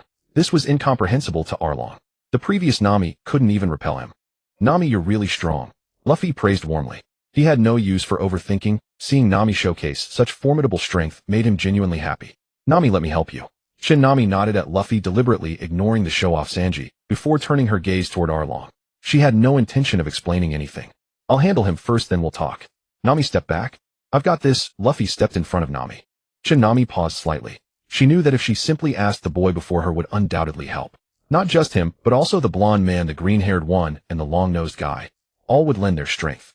But Nami chose not to. From the very beginning she had never considered doing so. Thank you for your kindness, but this matter must be settled by my own hands, for I bear an unending grudge against him. As she spoke those words, Nami realized her anger was rising. An unending grudge. My mother died by his hands. Nami raised her hand and pointed directly at Arlong, standing in the distance. Right before my eyes. It wasn't just Nami who sensed the rising anger. Those around her, and the villagers behind who had endured 8 years of oppression, also felt it. Nami! A woman shouted. Nami heard clearly. It was Nojiko, her sister, calling out to her. Don't worry. It'll be over soon. Yes, soon. Nami felt a strange urge to tears. She knew these emotions were not entirely her own. Ever since she began practicing martial arts, she had ceased being someone who cried easily, and even now she remained unchanged. Why did she feel like crying? Why anger? Why, when Luffy offered to help, did she feel both apologetic yet grateful? Arlong. Nami forced back the tears welling in her eyes and shouted harshly at Arlong, centering herself on this enemy, leaving nothing but pure unmasked hatred in her heart. Arlong could naturally see the hatred in Nami's eyes. For a fleeting moment, he seemed to see two figures, but it passed instantly. Looking again, he saw only one person, a girl with short orange hair, and the hatred burning in her eyes. Nami, actually, I've always admired you. I provided everything you like to eat and wear, and I will continue to do so. Whatever you desire, I will make every effort to give it, as long as you continue as my cartographer drawing maps for me. I can also take you to see a broader world, a world you surely wouldn't want to miss, would you? Arlong smiled, painting a beautiful picture for Nami. Just say the word, and I'll spare your villagers as well as your friends. Nami, don't ever listen to him. Arlong, you don't need to show Nami any broader world. Luffy roared at Arlong. Don't need me. Can you do it then? Have you been there? The Grand Line. Just who do you think you are? A nobody like you is nothing more than an ant in the Grand Line, Arlong mocked. Facing a youth like Luffy who was fearless and bold, Arlong raised his head high, clearly showing his contempt. The Grand Line is not a place where some kid like you can just wander in. Monsters are everywhere there, and you'll encounter anything unimaginable. In fact, anything impossible is normal there. Without extensive sailing experience and overwhelming strength, if you wish to brave the Grand Line for your own life, Sake, you'd better stay home and remain in your mother's embrace. The young boys present weren't limited to just Luffy, but before they could utter their objections, Nami had already raised her fist wrapped in chains. Those matters have nothing to do with me. 8 years ago you killed my mother, and today will be your burial day. She wasn't that selfless, she wouldn't overthink things. On this day when dark clouds shrouded the island, Nami took a deep breath. Die. Nami charged forward. It seems I need to fill you with greater terror before you'll behave yourself. Gathering water in the palm of his hand, Arlong flung it toward the charging Nami. Water strike. Compared to the water bullets Aji had shot from his mouth earlier, Arlong's technique as captain was far more formidable. Nami, be careful. Sanji warned her. At that moment, a black braid suddenly shot up from beneath the seawater, wrapping itself around Sanji's waist. What is this? Sanji immediately recognized the man Nami had thrown into the sea earlier, Karubi. Before Sanji could react, the braid dragged him into the water. Sanji! Usopp shouted. The water droplets were aimed at Nami's head, so she raised her arm and blocked them with the iron chains wrapped around her fist. Even though the water droplets were powerful, it was impossible for them to destroy the iron chains. Arlong hadn't expected that in just a short time Nami's strength would improve so dramatically that she could easily counter his water strike. If he had used this move up close, it would have been as devastating as a shotgun blast. After all, he was a shark fishman, and sharks possessed natural strength among fishmen. Within mere breaths, Nami had already charged to Arlong's side, but Arlong was extremely tall. He towered over her, and simply standing there made it nearly impossible for Nami to reach his head without exceptional jumping ability. But now it wasn't just Nami, it was Nami, and she could reach him. However, her target wasn't Arlong's head, but his knee. The knee bone was hard, but it couldn't withstand a powerful blow. Nami delivered a fierce strike right to Arlong's knee. Arlong's face immediately twisted in pain. As he bent his leg, he simultaneously reached out to grab Nami. His grip was terrifying, capable of crushing stone effortlessly. If Nami had been caught, her bones would surely have been crushed. Nami had roughly anticipated Arlong's attack. Her opponent was undoubtedly powerful, but she had her own advantages: small, agile, and now strength that could rival his. With a flick of her wrist, the wrapped chains loosened. Nami timed her move perfectly, looping the chains around his outstretched hand, then using her small frame to slip beneath Arlong's crotch, dragging his arm along with her. Arlong was already unsteady from the blow to his knee, and now with his arm being pulled by Nami, he completely lost his balance and tumbled forward. Arlong fell to the ground. That was Nami's intention. Since he stood so tall, she'd find a way to bring him down, so she could now hammer away at his head. Nami threw a punch at Arlong's head as he lay on the ground. She could clearly see him smiling, mocking her for overestimating herself. This punch was aimed at Arlong's cheek when it should have been aimed at his face. But since Arlong wasn't a normal human, his nose was longer than Usopp's, covered in sharp spines that looked like a short saw, and was undoubtedly harder than a normal person's. So Nami struck Arlong's cheek. At that moment Arlong turned his head and opened his mouth full of sharp teeth, making Nami's fist look like it was being offered to him. She couldn't withdraw her fist. Nami watched helplessly as her fist fell into Arlong's mouth, and then he closed his jaws with a triumphant glare. Nami couldn't help but cry out. It was the agonizing pain of teeth sinking into flesh. Arlong's teeth were large and sharp, genuine shark teeth. For a moment Nami was dazed by the pain. She knew her bones had been pierced through. Nojiko covered her mouth, feeling as though her neck had been seized watching this scene. As consciousness slowly returned, Nami struck Arlong's head with her other fist. One punch, another punch, yet another. Her left hand lacked the strength of her right, and each blow failed not only to make Arlong release his grip, but also to erase his smug expression. "Nami, let me help you," Luffy cried anxiously. Seeing her punches were ineffective, Nami remembered she had something else to use. She pulled it out, a pen stained with dark red blood. Gripping the pen, Nami locked her gaze onto Arlong's eyes. With one swift stroke, despite Arlong's attempt to dodge, Arlong released his grip and let out a blood-curdling scream. Nami immediately retreated, struggling to stay on her feet, but fortunately Luffy caught her from behind. "Is your hand all right? Go rest, I'll take it from here." Nami's hand was trembling and beads of sweat began pouring down her forehead. "No, I have to finish this myself. This is something I must do." Nami steadied herself and examined her hand. It was bleeding heavily, the pain excruciating, revealing white bone beneath. Yet her fingers could still move. Arlong hadn't managed to completely bite through or crush them. She lifted her shirt, tore off a strip with her teeth, and wrapped it around her injured hand. In the distance, Arlong had also risen to his feet, clutching the blood-stained pen as droplets of blood fell from its tip onto the ground. Arlong pressed his hand against his right eye, his expression dark and vicious, but the blood kept flowing through his fingers, impossible to stop. He was enraged.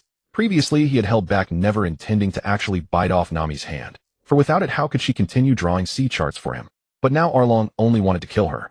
"Nami, now I'll have to kill you," Arlong said coldly, his tone icy. Blood soaked his right cheek, and there was blood in his mouth, but it was Nami's blood. Ignoring the blood streaming from his eye, Long pulled the object lodged in his socket, free, a torrent of blood following it, yet he did not let out even a single scream of agony. The villagers watching could not help but praise his formidable endurance. Even witnessing that crimson gaping wound, bleeding more heavily than before, only made Long appear like a shark drunk on blood. He was after all a bloodthirsty shark by nature. Had these villagers not all been adults who had endured 8 long years of accumulated resentment, the sight of Long in such a state would truly have filled them with dread. Johnny and Joseph gritted their teeth. This scene struck them deeply. They were no strangers to injury or gore, yet now they found themselves admiring Long's terrifying endurance as an adversary, and more than anything their respect for their Namionesin only grew. "Johnny Namionesin, you are truly heroic. Joseph Namionesin, I shall tell your brave deeds to my descendants. But first I must find myself a wife." Johnny and Joseph exchanged a single glance, understanding each other's thoughts instantly, then nodded to one another. "Brother Long," Chopper shouted. "Chopper, don't mind me. Focus on your own enemy. Today, everyone here shall die. Octopus distraction in battle means death." Zoro's voice came from beside Chopper's ear. Chopper was startled. He had indeed been distracted by worry over Long's injuries, and Zoro had seized the opening to slash both his arms. Covered in octopus ink, Zoro could not see, yet relying solely on Chopper's sounds, he continued striking relentlessly. Chopper constantly parried with his blades. Though he possessed 6 swords against Zoro's 3 and had even unleashed his octopus secret technique of ink blindness, Zoro continued his methodical assault without faltering. "Brother Long's injuries are too severe. It seems I must use that technique. Take this, Zoro." Chopper moved to the water's edge and submerged the tips of his blades. Then Chopper twisted his body, driving the blades through the water and sending a barrage of splashing droplets flying toward Zoro. "Danger, Zoro!" Usopp shouted a warning. He could not intervene. He knew Zoro despised having others interfere in his fights, unlike himself, who would gladly welcome any assistance. 6 sword-style amusement park rotor slash. Beyond the spraying water, Chopper himself became a spinning top of blades, slowly closing in on Zoro. Having bandaged her hand, Nami clenched her fist. It still had strength. If she sought medical treatment now, she could save it, but if she continued fighting, she knew this hand was unlikely to survive. Taking a deep breath, she never imagined she would one day face such trials. Looking up, the sky was so blue, though hidden behind layers of dark clouds. Had she not imagined throwing herself into madness countless times before? She lowered her gaze. In Nami's eyes now there was far less hatred and a touch of joy. Long was somewhat surprised. He glanced at what was in his hand, a pen. Long knew exactly what kind of pen this was. With a flick of his wrist, the pen he had used for many years was cast into the sea. It created only a tiny splash, then sank with a soft plop. Holding his breath underwater, Sanji turned to look, initially thinking the fishmen had reinforcements. It was only a pen, but why had a pen been thrown into the water? Sanji had no time to ponder further. He needed to focus on his opponent. This enemy was greatly empowered in the water, while Sanji himself, suffering from oxygen deprivation and the sea's resistance, could only muster 3/10 of his normal strength. But so what? Sanji glared at Kurubi. This was the time to hurl some insults, but he dare not open his mouth underwater. This is Nami's battle of vengeance. Why don't you just die, you stinking fish? Come here and meet your end. Rotating his wrist, the chain in his hand began spinning faster and faster. Nami then performed a series of fluid movements with the chain before gripping both and simultaneously, her stance ready. Wow, so cool. Nami Onizen, you're my idol from now on. Joseph shouted. Me too. Johnny chimed in.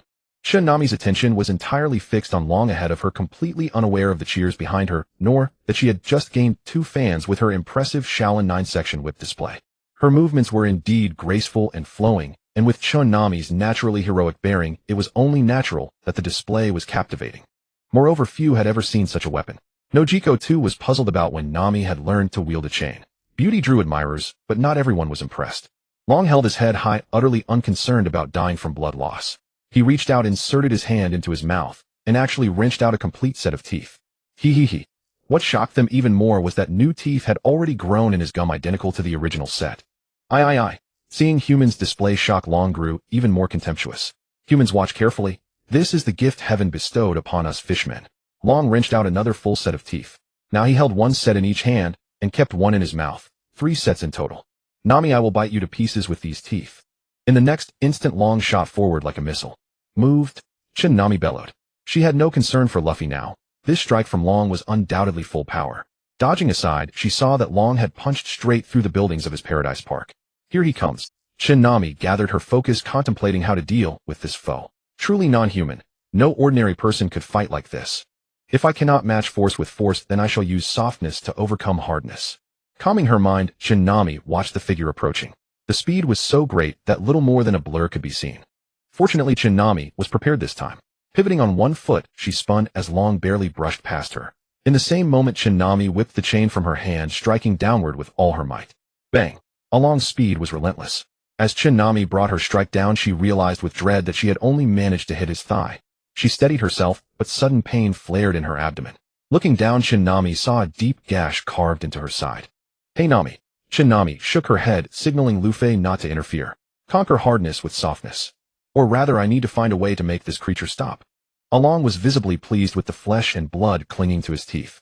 He had no intention of ending Nami's life just yet. Nami, how does it feel to be bitten? Why don't you try biting yourself? Nami fired back a mocking remark. In the past, such an injury would have left her unable to stand, consumed by fear.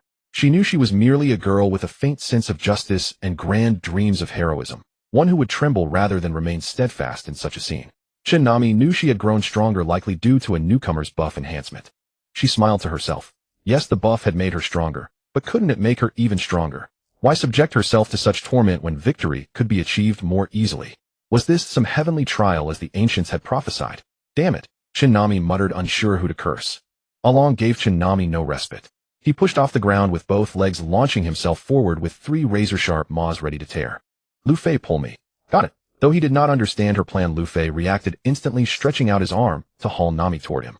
Thanks to Luffy's help, Nami successfully evaded Long's attack. Luffy, lend me your body.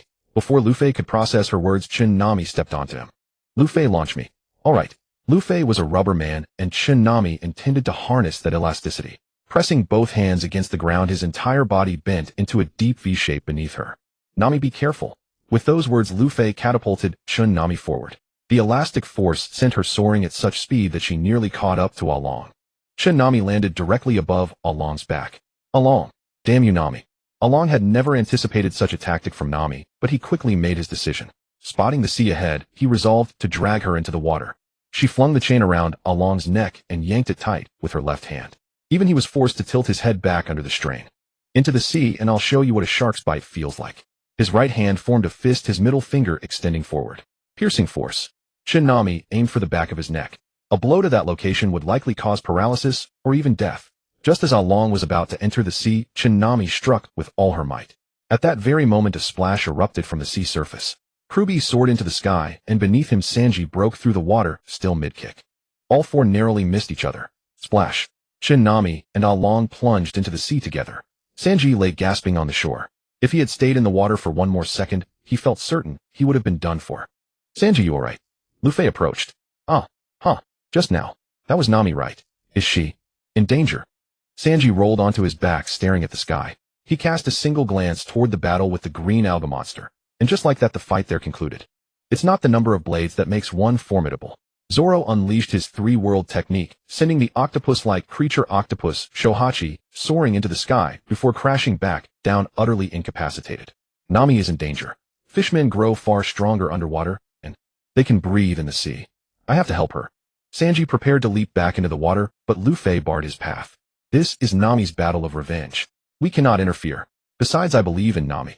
Long was overjoyed upon hitting the sea, but he quickly discovered he could not move. Nami, you broke my spine. Not entirely. My arms still work. Meanwhile, Nami stood defiantly in the water, slowly sinking. The moment she fell into the water, Nami realized she could not swim. At the same time, fragments of memories flooded her mind. When she was still in that world, she had somehow found herself in the sea. Why? And what had happened afterward? There was no time to ponder. Nami. Long was losing his mind. He could not fathom how a mere girl, held captive by his men for 8 long years, had inflicted such devastating harm upon him today. As Long charged forward, blood streamed from his eye sockets, appearing like flowing crimson silk from a distance. Nami curled into a ball. She truly had no countermeasure. All she could do was protect herself, positioning her limbs as a barrier. In the end, she had failed to emerge victorious. Ugh. Long never reached Nami. His remaining eye, blood red and wide open, stared blankly, filled with unyielding resentment, as he helplessly sank into the ocean depths. After a long silence, Nami struck downward. She could only see Long's single eye fixed upon her, unblinking. She could not tell if he was dead. Nami guessed Long had likely perished from excessive blood loss. She too was slowly sinking. She should be able to swim, not she but Nami. Nami should know how. But at that moment Nami had lost all strength. Perhaps the newcomer buff had expired. Just as she was about to close her eyes, she caught sight of a flash of blue approaching from afar, and then the world faded into darkness. Nami, Nami, Nami. The calls echoed in her ears. No Kigo pressed both hands against Nami's chest, performing continuous compressions while repeatedly calling out her name. Nami, wake up, Nami. Nami, you defeated Long. We can finally live in peace. How can you sleep at a time like this? Nami, open your eyes. I made you some hot soup. Nami, if you wake up, I'll tell you a secret. Nami sleeping in front of everyone. Impressive. Hey Luffy, Nami isn't sleeping. What about Zoro? He's actually asleep. Big sister Nami, big sister Nami. We shall sing tales of your bravery for generations to come. You too, Nami isn't dead yet. With a dizzy head, Nami thought, so noisy. Congratulations. You have defeated Long and protected the villagers and their village. Congratulations. You have received temporary vitality regeneration. Note the novice buff has expired. Make your choice. 1. Beat up the Navy officers who are coming to reap the benefits. 2. Establish friendship with the Navy. Clap, clap, clap. Accompanied by the sound of applause, a sneering naval officer marched slowly forward with his subordinates. TSK, TSK, tisk. Who would have thought it? Who would have thought it? You scruffy bunch actually gave me a surprise and truly defeated that crew of fishmen. Colonel Rat felt a twinge of regret. Although he harbored no fondness for the fishman race, Long was a man who knew how to play his games and had brought him considerable bribes. But be that as it may, the matter was done. Capturing Long and his gang would count as a great merit. After all, Long alone carried a bounty of 20 million, and all of that would now be his reward. Enough, you may leave now. Innermost thrilled, Colonel Rat thought that not only would Long's capture bring him merit, but all the wealth that Long's crew had accumulated over the years would also be his alone. Those gathered at the center paid no mind to the arrogant Colonel Rat. They hadn't been seen during the battle against Long, yet now they emerged to pick the fruits. What made it even more infuriating was that he had stolen all the money Nami had painstakingly saved over the years. Thus the villagers on the periphery offered no courtesy whatsoever. They spontaneously formed a line, creating a human wall to block anyone from passing. What do you think you're doing trying to oppose the Navy? Are you rebelling? Colonel Rat glared, but even with his tiny eyes bulging, he exuded no authority, only added to the comical absurdity. Without needing orders from Colonel Rat, his subordinates immediately raised their rifles with clicks, aiming at the villagers. At that moment Nami opened her eyes. Nami, I choose. Nami, you're awake. That's wonderful. Nojiko didn't care that both of them were drenched and pulled her into an embrace. The embrace caught Nami off guard. It was the first time she had ever been embraced. The feeling was truly pleasant, and moreover this person was her own sister. Nami wrapped her arms around her in return, holding tightly. Wonderful, Nami, Usopp said joyfully. Nami, quick, drink some hot soup while it's warm. Sanji carried a pot having directly harvested resources from Arlong Park. And you, sister? Oh, it smells delicious. Sanji, I want some too, Luffy said, rubbing his nose as he sniffed the air. Luffy, this was prepared especially for Nami. You'll have to wait. What's all the commotion over there? Jin frowned. He had been so focused on Nami that he hadn't noticed the arrival of the Navy. Now standing, Jin saw the naval officers. And since he had been beaten by them earlier, he didn't need to think twice to know exactly what these corrupt, useless creatures had come for. These bastards are here to steal the profits. Such a nuisance. Sanji was now a pirate himself and naturally harbored no goodwill toward the Navy. But when he learned that these officers had stolen Nami's money, he rolled up his sleeves ready to give these scoundrels a fitting lesson. Humph. Colonel Rat snorted, preparing to bark in order to clear the way, when suddenly a hand reached out. Before he could comprehend what was happening, his collar was grabbed, and he was lifted off his feet. Smack. Luffy retracted his arm, still holding the officer. Got him. Colonel Rat was startled. All around him were faces dark with anger. Jin's expression was grim. Sanji's expression grim, +1. Usopp's expression grim, +1. Luffy's expression grinning mischievously. Nami sipping soup, her eyes cold as ice. You, what are you doing? The soldiers who heard the cries of agony were utterly astonished. These people actually dared to strike back. Hey, let our colonel go right now, or I'll open fire. Can't you read the room? Don't you know not to spoil someone's moment of joy? A voice emerged from behind the soldier, causing his throat to involuntarily swallow hard. Seeing these soldiers along with the once arrogant Colonel Rat now subdued, the villagers all broke into joyful laughter. Yes, Arlong had been defeated. The heavy stone that had rested on their hearts was finally shattered. I'll spread this good news to those on the island who haven't heard yet. Many villagers volunteered to run out and share the glorious news. After finishing a pot of soup, Nami had regained some strength. The crowd naturally stepped aside, clearing a path. Colonel Rat, his eyelids swollen shut and barely able to see, watched Nami approaching and timidly asked, "WW, what do you wish?" He. Colonel Rat tried his best to muster a friendly smile, but it was neither kind nor sympathetic to anyone. These are choices made by others. Don't blame me. Colonel Rat wanted to ask who had made him choose, but before he could open his mouth, another punch landed on his face. Fortunately, Nami had lost her novice buff. Otherwise, that single punch, while perhaps not fatal, would certainly have knocked every tooth out of Colonel Rat's mouth. 1 punch, 2 punches, 3 punches alternating left and right. Until, congratulations. You have completed the task of beating up the Navy officers who came to reap the benefits. Note, Colonel Rat's animosity toward you has increased. This may cause you to come to the attention of the Navy headquarters. Nami, this guy is still plotting revenge even while taking a beating. Then better to make him hate me completely, and hate only me. Nami pinched Colonel Rat's cheek. Ow, ow, ow, it hurts. First you will arrest all the fishmen and take them away. Why, yes, that is our duty. Hearing these words from the fellow, Nami couldn't resist slapping his other cheek. So you do know it's your duty. If it weren't for him being Navy, and if there hadn't been villagers present who couldn't openly oppose the military, she would have ignored all this nonsense. She would rather have taken a bath and slept on a comfortable bed. Yes. And my money. Understood. It will all be returned. You cannot touch the fishman's wealth. That all belongs to us. Nami's warning was clear. Yes, all yours. Colonel Rat conceded entirely. Only then did he realize this was a crew capable of defeating Arlong. Far more terrifying than Arlong's own fishman gang. He had truly filled his head with water to have provoked such people. And look closely. Remember this well. Nami turned Colonel Rat's face toward her, ensuring he could see her clearly, and continued with resolute clarity. The one who defeated Arlong is me, Nami. Let me reiterate once more, these are vicious pirates led by a girl with orange hair. Send the photograph immediately and request the headquarters to place a bounty on her. Let me tell you again, this girl defeated Arlong, the leader of the Arlong pirates. Her name is Nami. Nami, that tattoo cannot be removed. How about covering it with a new design? The village doctor asked. Arlong had been defeated, and the village doctor was overjoyed, genuinely grateful to the girl he had watched grow up. Yet the Arlong pirate's tattoo on her arm remained a concern. Then get a dragon tattoo. Nami dared not forget that she was a descendant of the dragon. Next up is Captain Usopp's 156th battle song. Usopp stood atop a platform made from several stacked tables, singing alone. Though his voice was dreadful, everyone was in such high spirits that no one objected. Come eat freely. Here, more food. Sister Nojiko, would you consider marrying me? After arranging all the food on the table, Sanji approached Nojiko with a rose between his teeth and a glass of red wine in hand, confessing his feelings. I'll think about it. In this joyous moment Nojiko didn't spare a smile, which instantly captivated Sanji and sent him collapsing to the ground. I'm so happy. Those were Sanji's last words before fainting. Hey Sanji, why'd you pass out, huh? Something smells amazing over there. Luffy sprinted after the tantalizing aroma, a massive chunk of roasted meat in one hand, his belly swollen into a sphere, truly spherical, with a diameter of nearly 1 meter. Excellent wine. Zoro sat beside a wooden stump surrounded by burly men who shared his love of drink. Each glass was drained and immediately refilled, then consumed in one long swallow. When Nami emerged from the village doctor's house after completing her tattoo, this was the scene that greeted her. Night had fallen, yet every household had lit their lamps, even bringing out the colorful lanterns reserved for festivals to adorn the center of the village. Everyone was overjoyed, and tonight promised to be a sleepless one.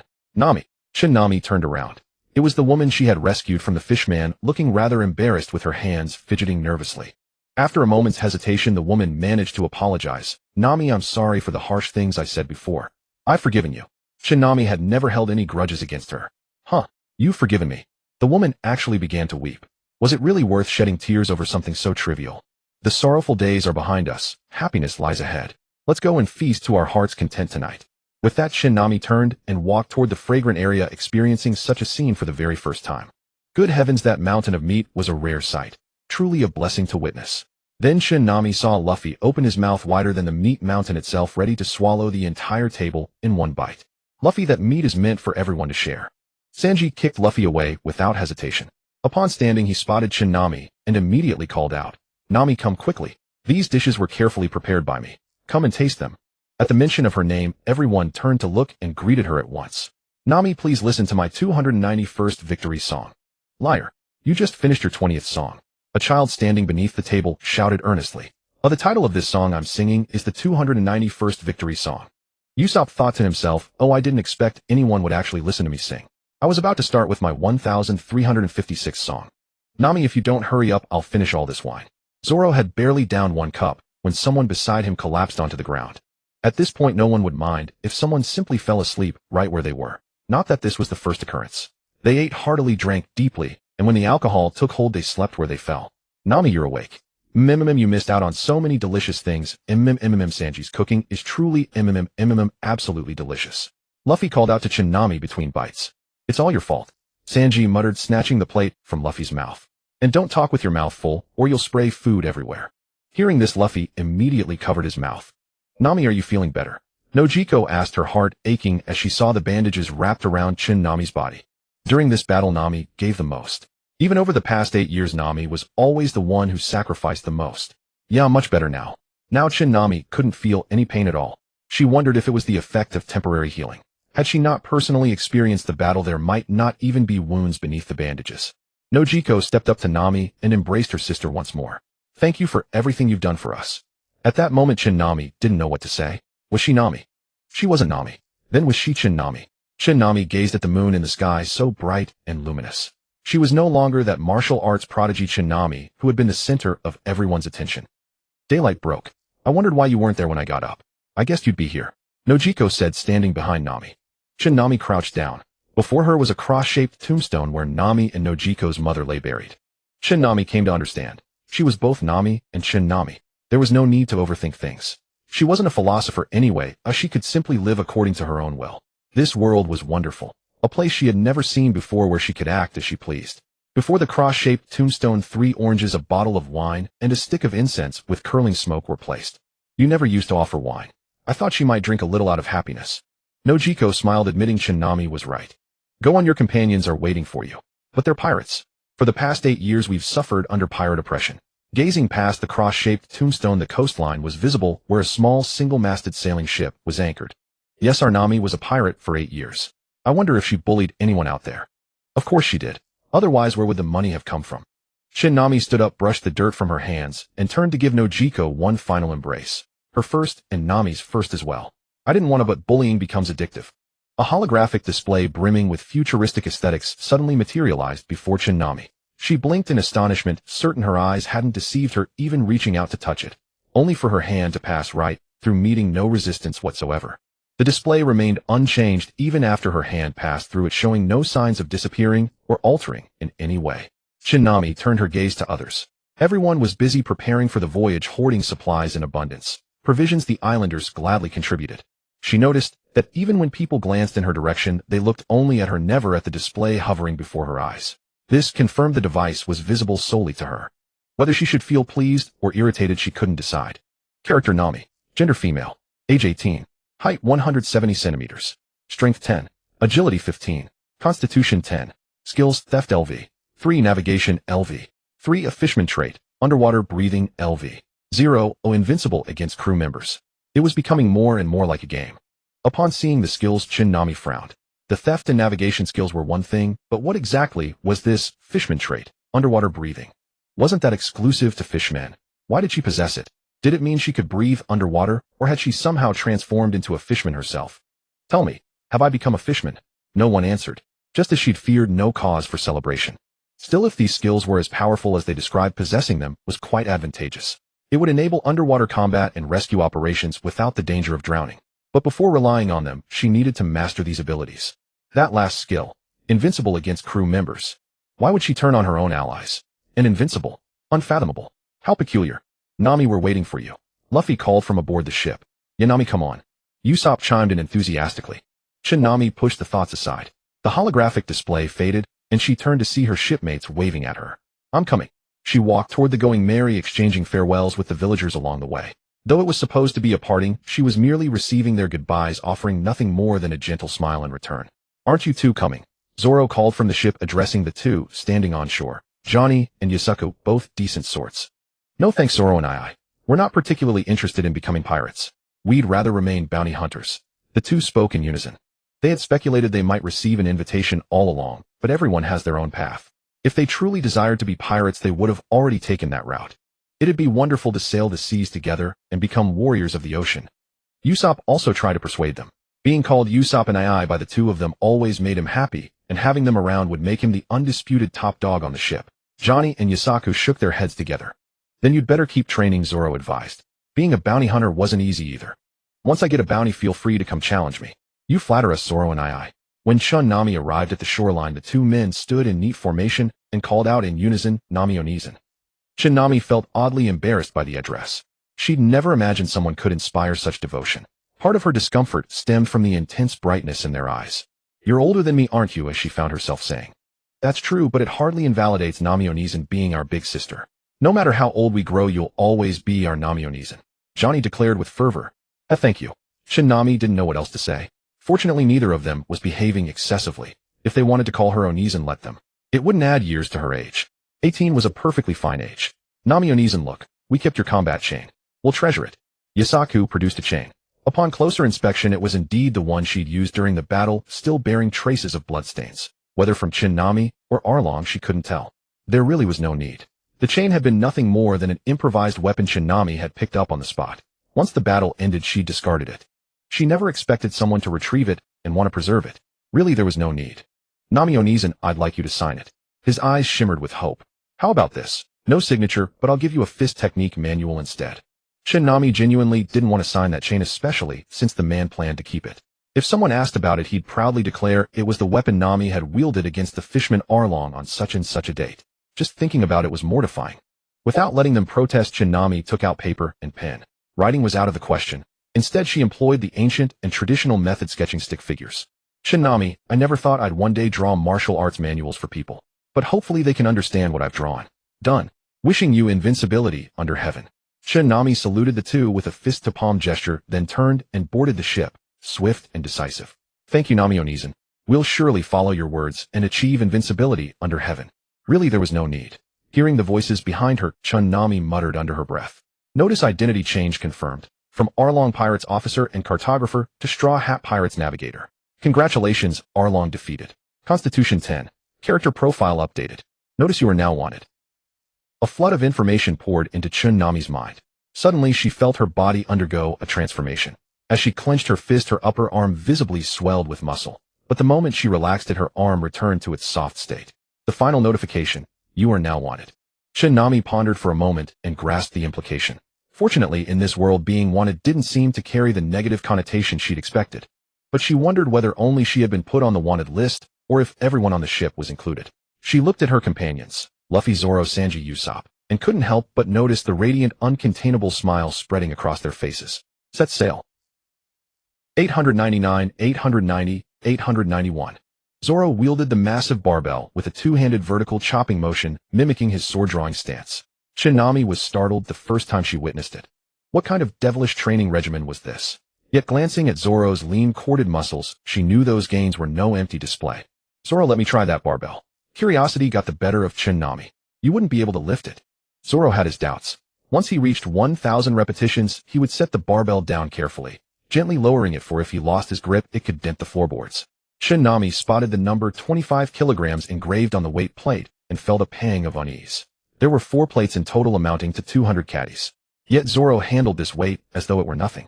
After all, even the legendary Guan Yu wielded his green dragon crescent blade, which weighed merely 82 caddies. Wiping the sweat from his brow, Zoro decided not to refuse.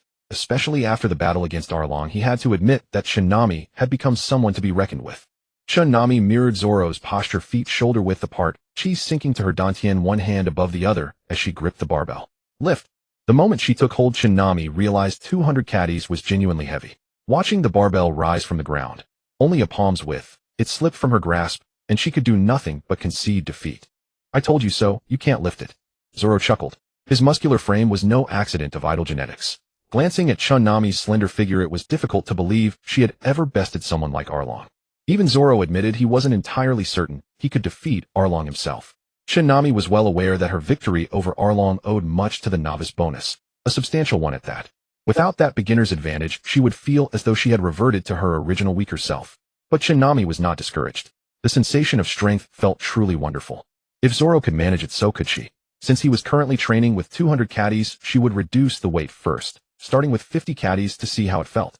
With that thought in mind, Nami removed 3 weight plates, leaving just one atop the bar. 50 caddies proved ideal. She could lift it, and her arms bore a tangible strain, which was precisely what she needed for effective conditioning.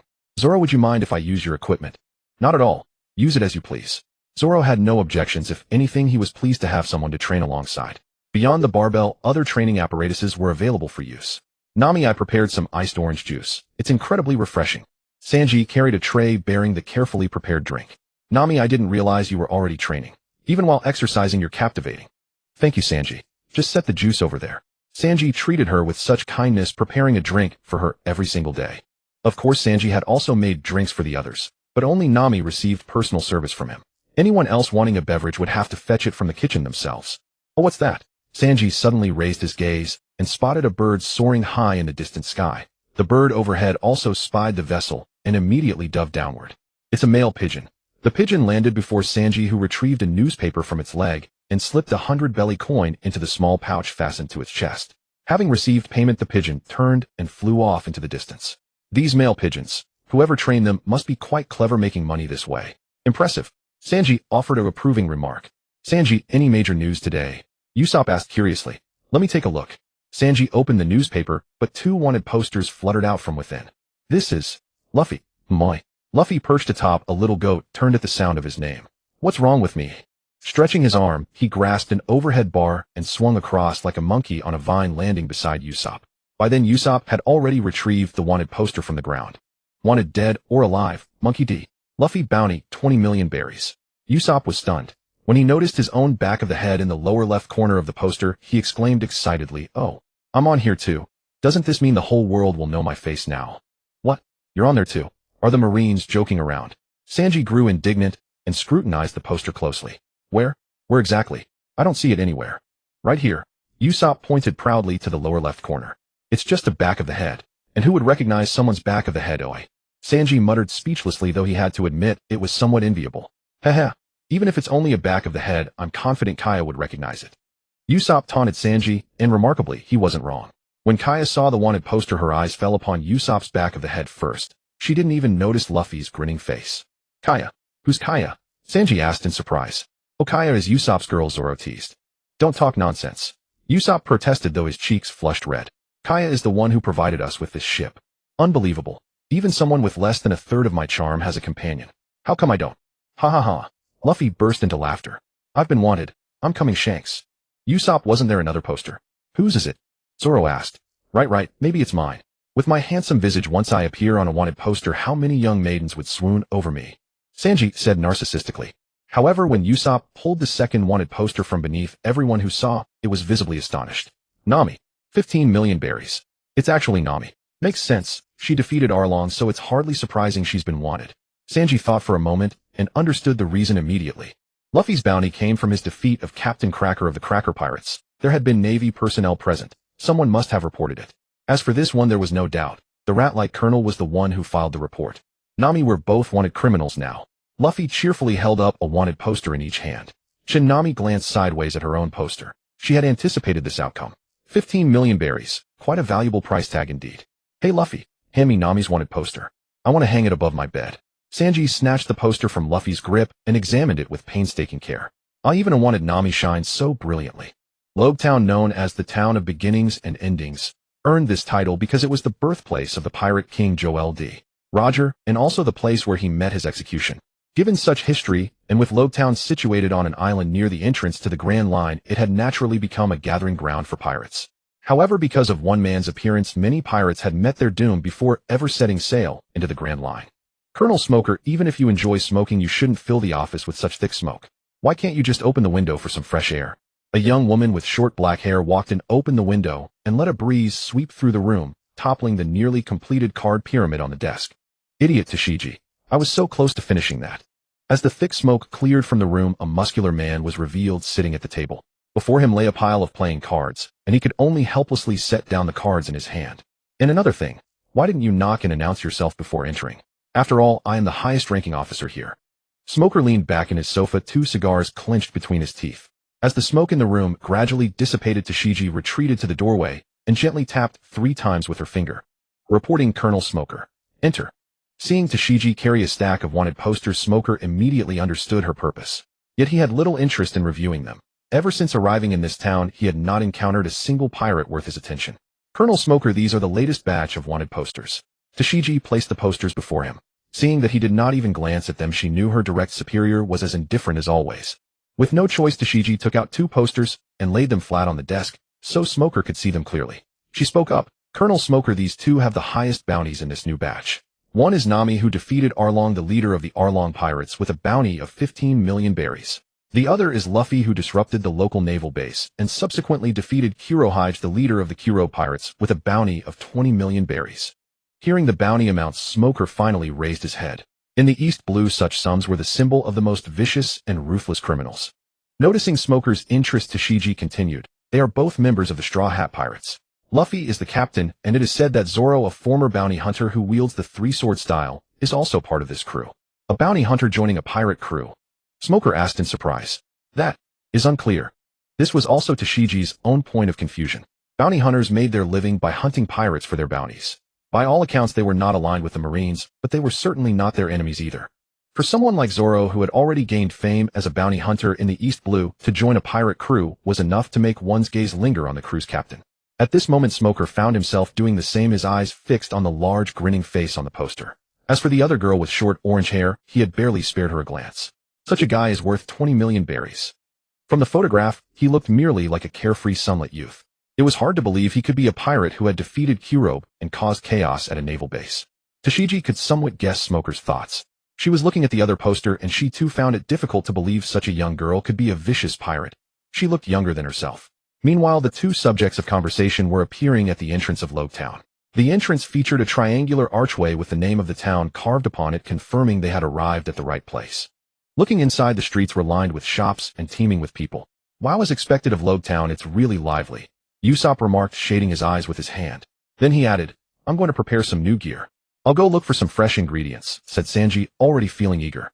His eyes had already spotted several young and beautiful girls inside. I'm going to the place where the Pirate King was executed. With that, Luffy dashed off first. Since Luffy had already run ahead, the rest of them split up. Nami, why are you following me? Zoro asked in confusion. You want to buy swords, right? I want to purchase some weapons as well. Nami had chosen to accompany Zoro, and she also knew he had no money on him. Zoro's face flushed with embarrassment. Nami was not wrong. He really had no money, yet he could not go without buying a sword. A swordsman without a proper blade felt incomplete. Fine, I'll lend it to you then. I can't repay it. Even with higher interest, it won't help. Zoro hurriedly replied. He knew Nami well. She was incredibly greedy with money. Nami wanted to protest that she wasn't greedy, but then she thought, well, This pesky little thing was actually quite likable. It's fine. You can work for me for life. Nami said this as a joke.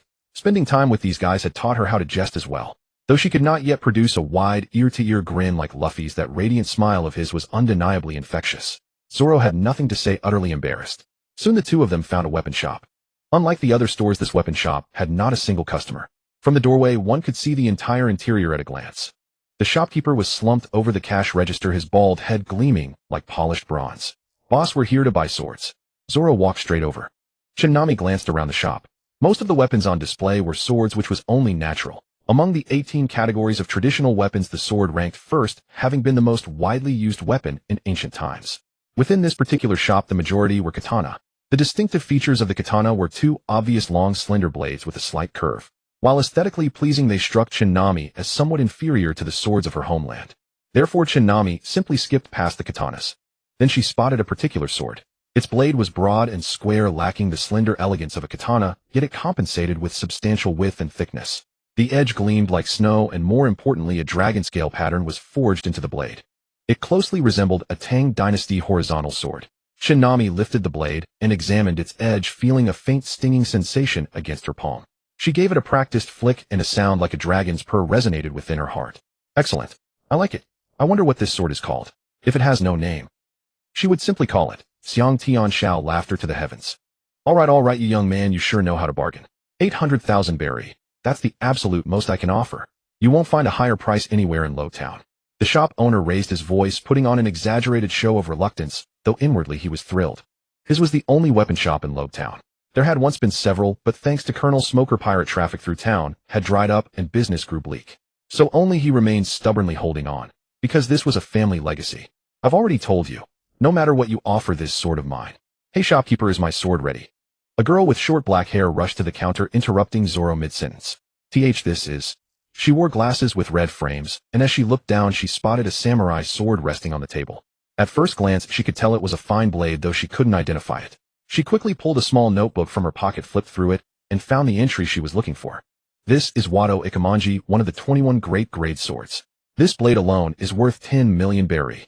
Tashigi was stunned, yet overjoyed. A true sword fanatic, she had never expected to lay eyes on such a legendary blade in a modest weapon shop. Damn it, I said it out loud. Why did I have to say that? I could have. The shop owner realized he had nearly spoken his thoughts aloud, and quickly clamped a hand over his mouth. Oh, worth 10 million berry, is it? Zoro smiled. He didn't care about the price. This sword was a promise between him and someone else. Thinking of that girl, Zoro's gaze drifted casually to the girl beside him, her eyes burning with admiration as she gazed at Wado Ikemanji. Zoro. Kinema. What? Are you calling me? I'm not Kinema, I'm Tashigi. You've got the wrong person. Tashigi smiled. Mistaking someone for another was hardly unusual. Zoro, right, I must have mistaken you. She looks exactly like. I'm sorry. You remind me of a friend of mine. Oh, how coincidental. If I ever get the chance, I'd love to meet this friend of yours, Tashigi joked. Here, your sword. The shop owner callingly tossed Tashigi's blade Yoshigure toward her. Take it and leave. Don't block my business. With his sale disrupted, the shop owner was in no mood. He didn't care whether she was a naval officer or not. Thrown off balance by the shop owner's sudden toss, and compounded by Tashigi's peculiar tendency to stumble, she failed to catch the sword, and stumbled unsteadily toward the weapon rack beside her. Hey, don't crash into my weapon rack. Nami could see the girl had no chance of controlling herself, so she reached out to grab Tashigi's arm, while her other hand held a blade, gently tapping the restless samurai sword midair to guide it softly into Tashigi's embrace. Tashigi quickly hugged her sword and murmured a thank you. Click. Oh. Hearing the sound, Tashigi looked down at her feet. Her glasses had slipped off her face, and she had accidentally stepped on them, shattering them completely. My glasses? What are you doing? Clumsy fool. You nearly crashed into my weapon rack. I'll have you charged for obstructing business, the shop owner said angrily. I'm sorry. She didn't do it on purpose. Do you really need to talk like that? Nami spoke up on Tashigi's behalf. She had watched the whole thing clearly. If the shop owner hadn't tossed the katana so recklessly, would the girl have missed it? It was absurd to expect courtesy from someone who had just tried to cheat Zoro. Yes, you're absolutely right. The shop owner reined in his temper the moment he spotted the blade in Nami's hand. Worth 800,000 berry. Zoro, hurry up and pick your sword. Let's go, Nami urged. Right. Zoro shared the same thought and asked, where are the cheaper swords? Over there. See those wooden barrels? All those swords are 50,000 berry each. The shop owner pointed to the corner where 3 barrels sat, each packed with blades. Because they were cheap, the swords were simply tossed in haphazardly. Zoro walked over and began sifting through the blades in the barrel. Are you all right? Nami asked. Oh, I'm fine, thank you. Tashigi stood up. Her shattered glasses were obviously unusable, her vision blurred, and she was already prone to stumbling. What terrible luck. Tashigi wondered if she was simply cursed with bad fortune. Glancing at Nami, she suddenly said, I feel like I've seen you before. Perhaps you look like one of my friends too. Really? I think we look quite alike, Nami replied. Both had short hair, the only difference was the color. I see. Without my glasses I can't see you very clearly, sorry about that. Thank you for today. I'll treat you to a meal sometime. An instant rapport formed between Tashigi and Nami, perhaps sparked by Nami's remark that they resembled one another. It's nothing. You've thanked me several times already. Nami thought to herself, what a polite person. Huh, alright. Tashigi hadn't noticed. Never mind, I have things to attend to, so I'll head out now. Tashigi bid farewell to Nami and left the weapon shop. Why did you talk to her so much? Zoro said, somewhat displeased. Why can't I talk to her? Nami countered. She approached Zoro, curious about which sword he would choose, though what good could come from such cheap blades. In truth, Nami had wanted to urge Zoro to pick a better sword without worrying about the cost. But remembering Zoro's fragile pride, she decided against pushing him. Is it because she reminds you of that friend? Could she be someone you like? No.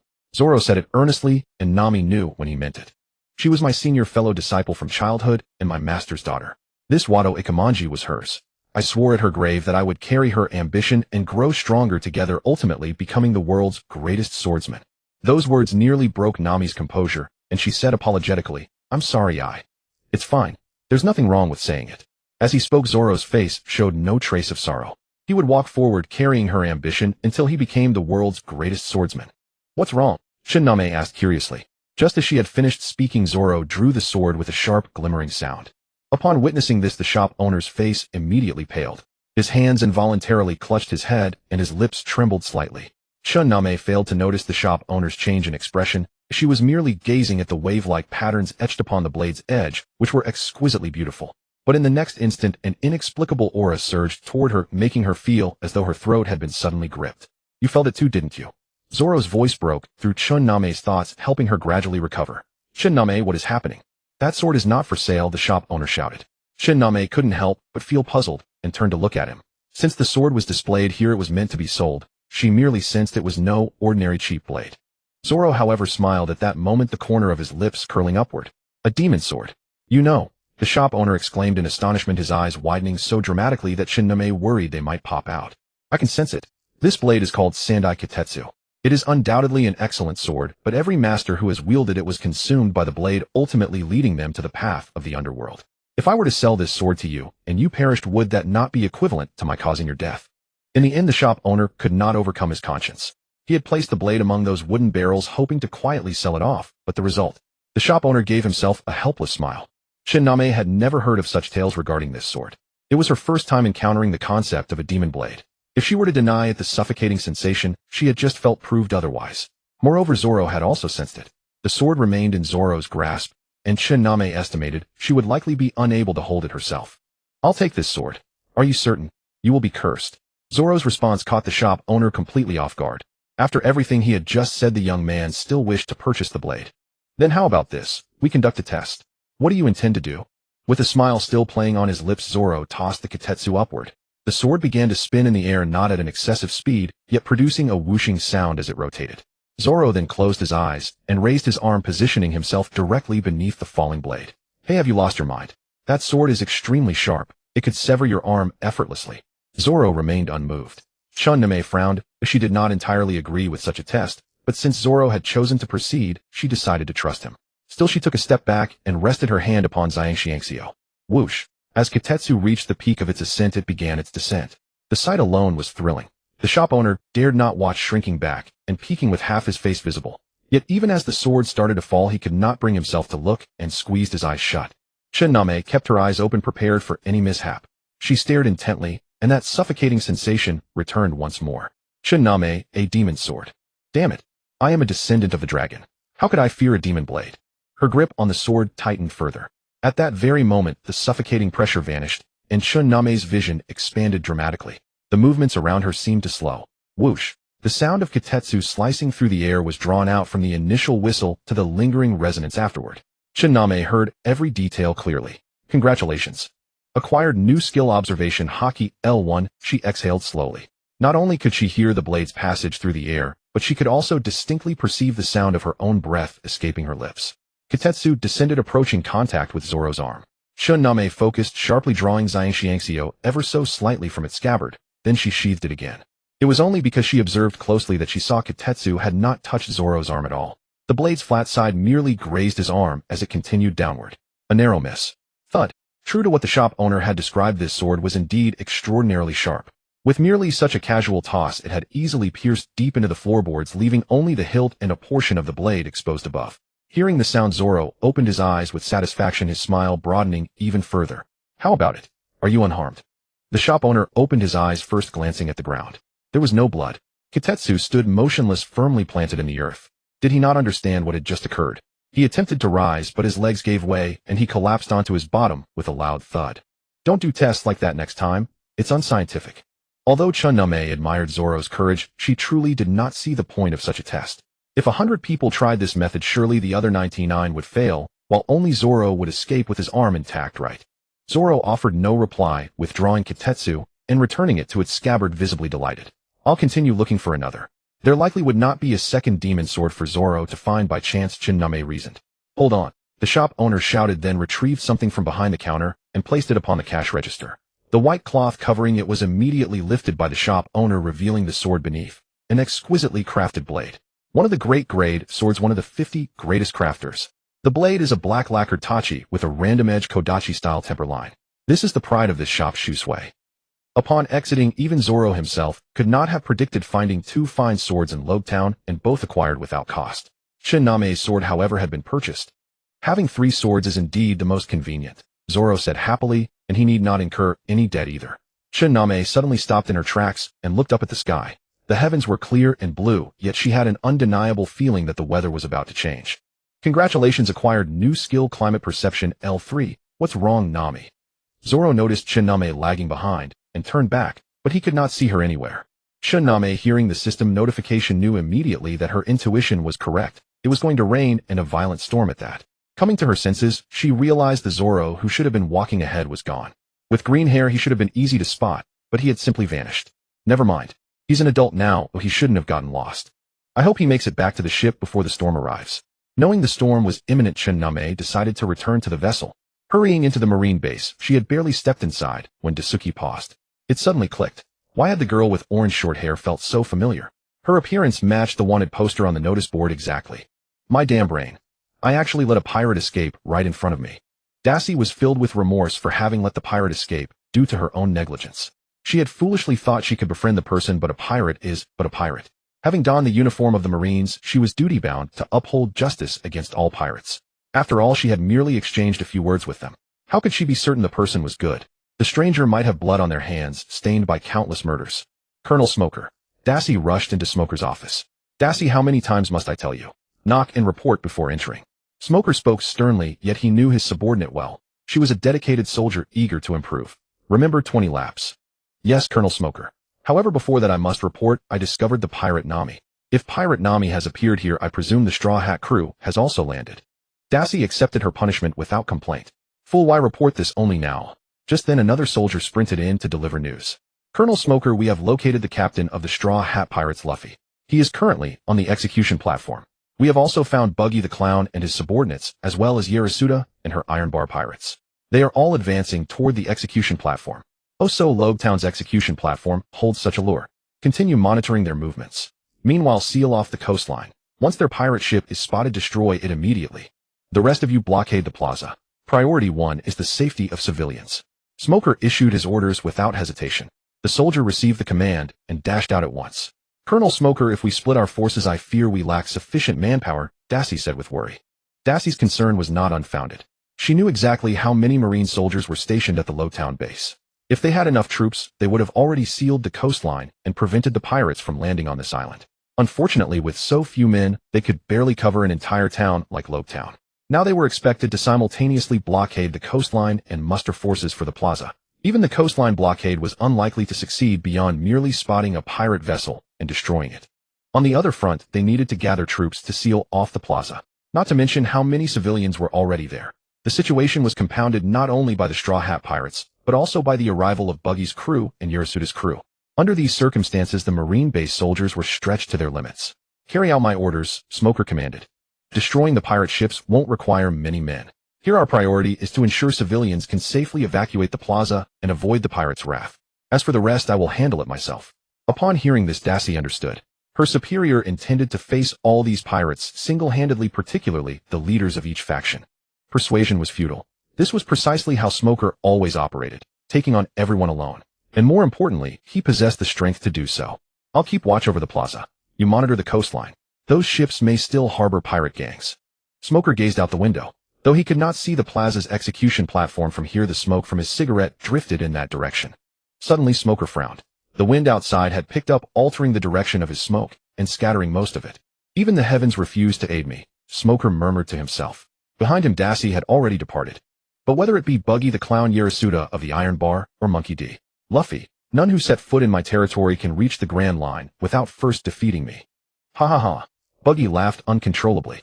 Throughout the days and nights spent blasted away by that straw hat brat, he had constantly dreamed of this very moment. Buggy, with his signature giant red nose, brandished his sword beside the Straw Hat Boy, who was bound firmly in heavy shackles. Straw Hat Boy, did you ever imagine you'd end up like this, eh? Buggy taunted. This was the famed execution platform renowned because the pirate king Gold Roger had been put to death here. Remembering his former captain, the day he had watched from below as Roger met his end, Buggy's eyes grew moist. Buggy wiped his tears with his arm. Now was not the time for nostalgia. Straw Hat Boy, you should feel honored to share the same fate as the pirate king Roger. Meanwhile, Daisy led her troops in a hurried run. At that moment, Nami had reached the vicinity of the Going Merry, only to spot someone sneaking about. Halt, you fiend. The sudden shout startled the man. The lit match he held fell directly onto his foot. Since he wore woolen boots, a small flame immediately ignited. Fire! Fire! Buggy, quick! Squatting beside him was a lion. Remarkably intelligent, the lion obediently came to help, opening its mouth to blow out the flames on the man's foot. The fire only grew larger. Idiot lion, what are you blowing for? The lion named Buggy felt wronged and rubbed its head. Its master had just struck it painfully. Wrong lion, Buggy, you were the one who told me to help. Seeing those matches, Nami immediately understood. They intended to burn the Going Merry to the water. Let me handle this. Stepping forward, Nami delivered a kick directly to the man's face. He could not even scream, for his mouth was buried beneath her soul, and his entire body was sent flying into the sea. Turning to the lion, she found it adorably raising both paws in surrender, which took her aback.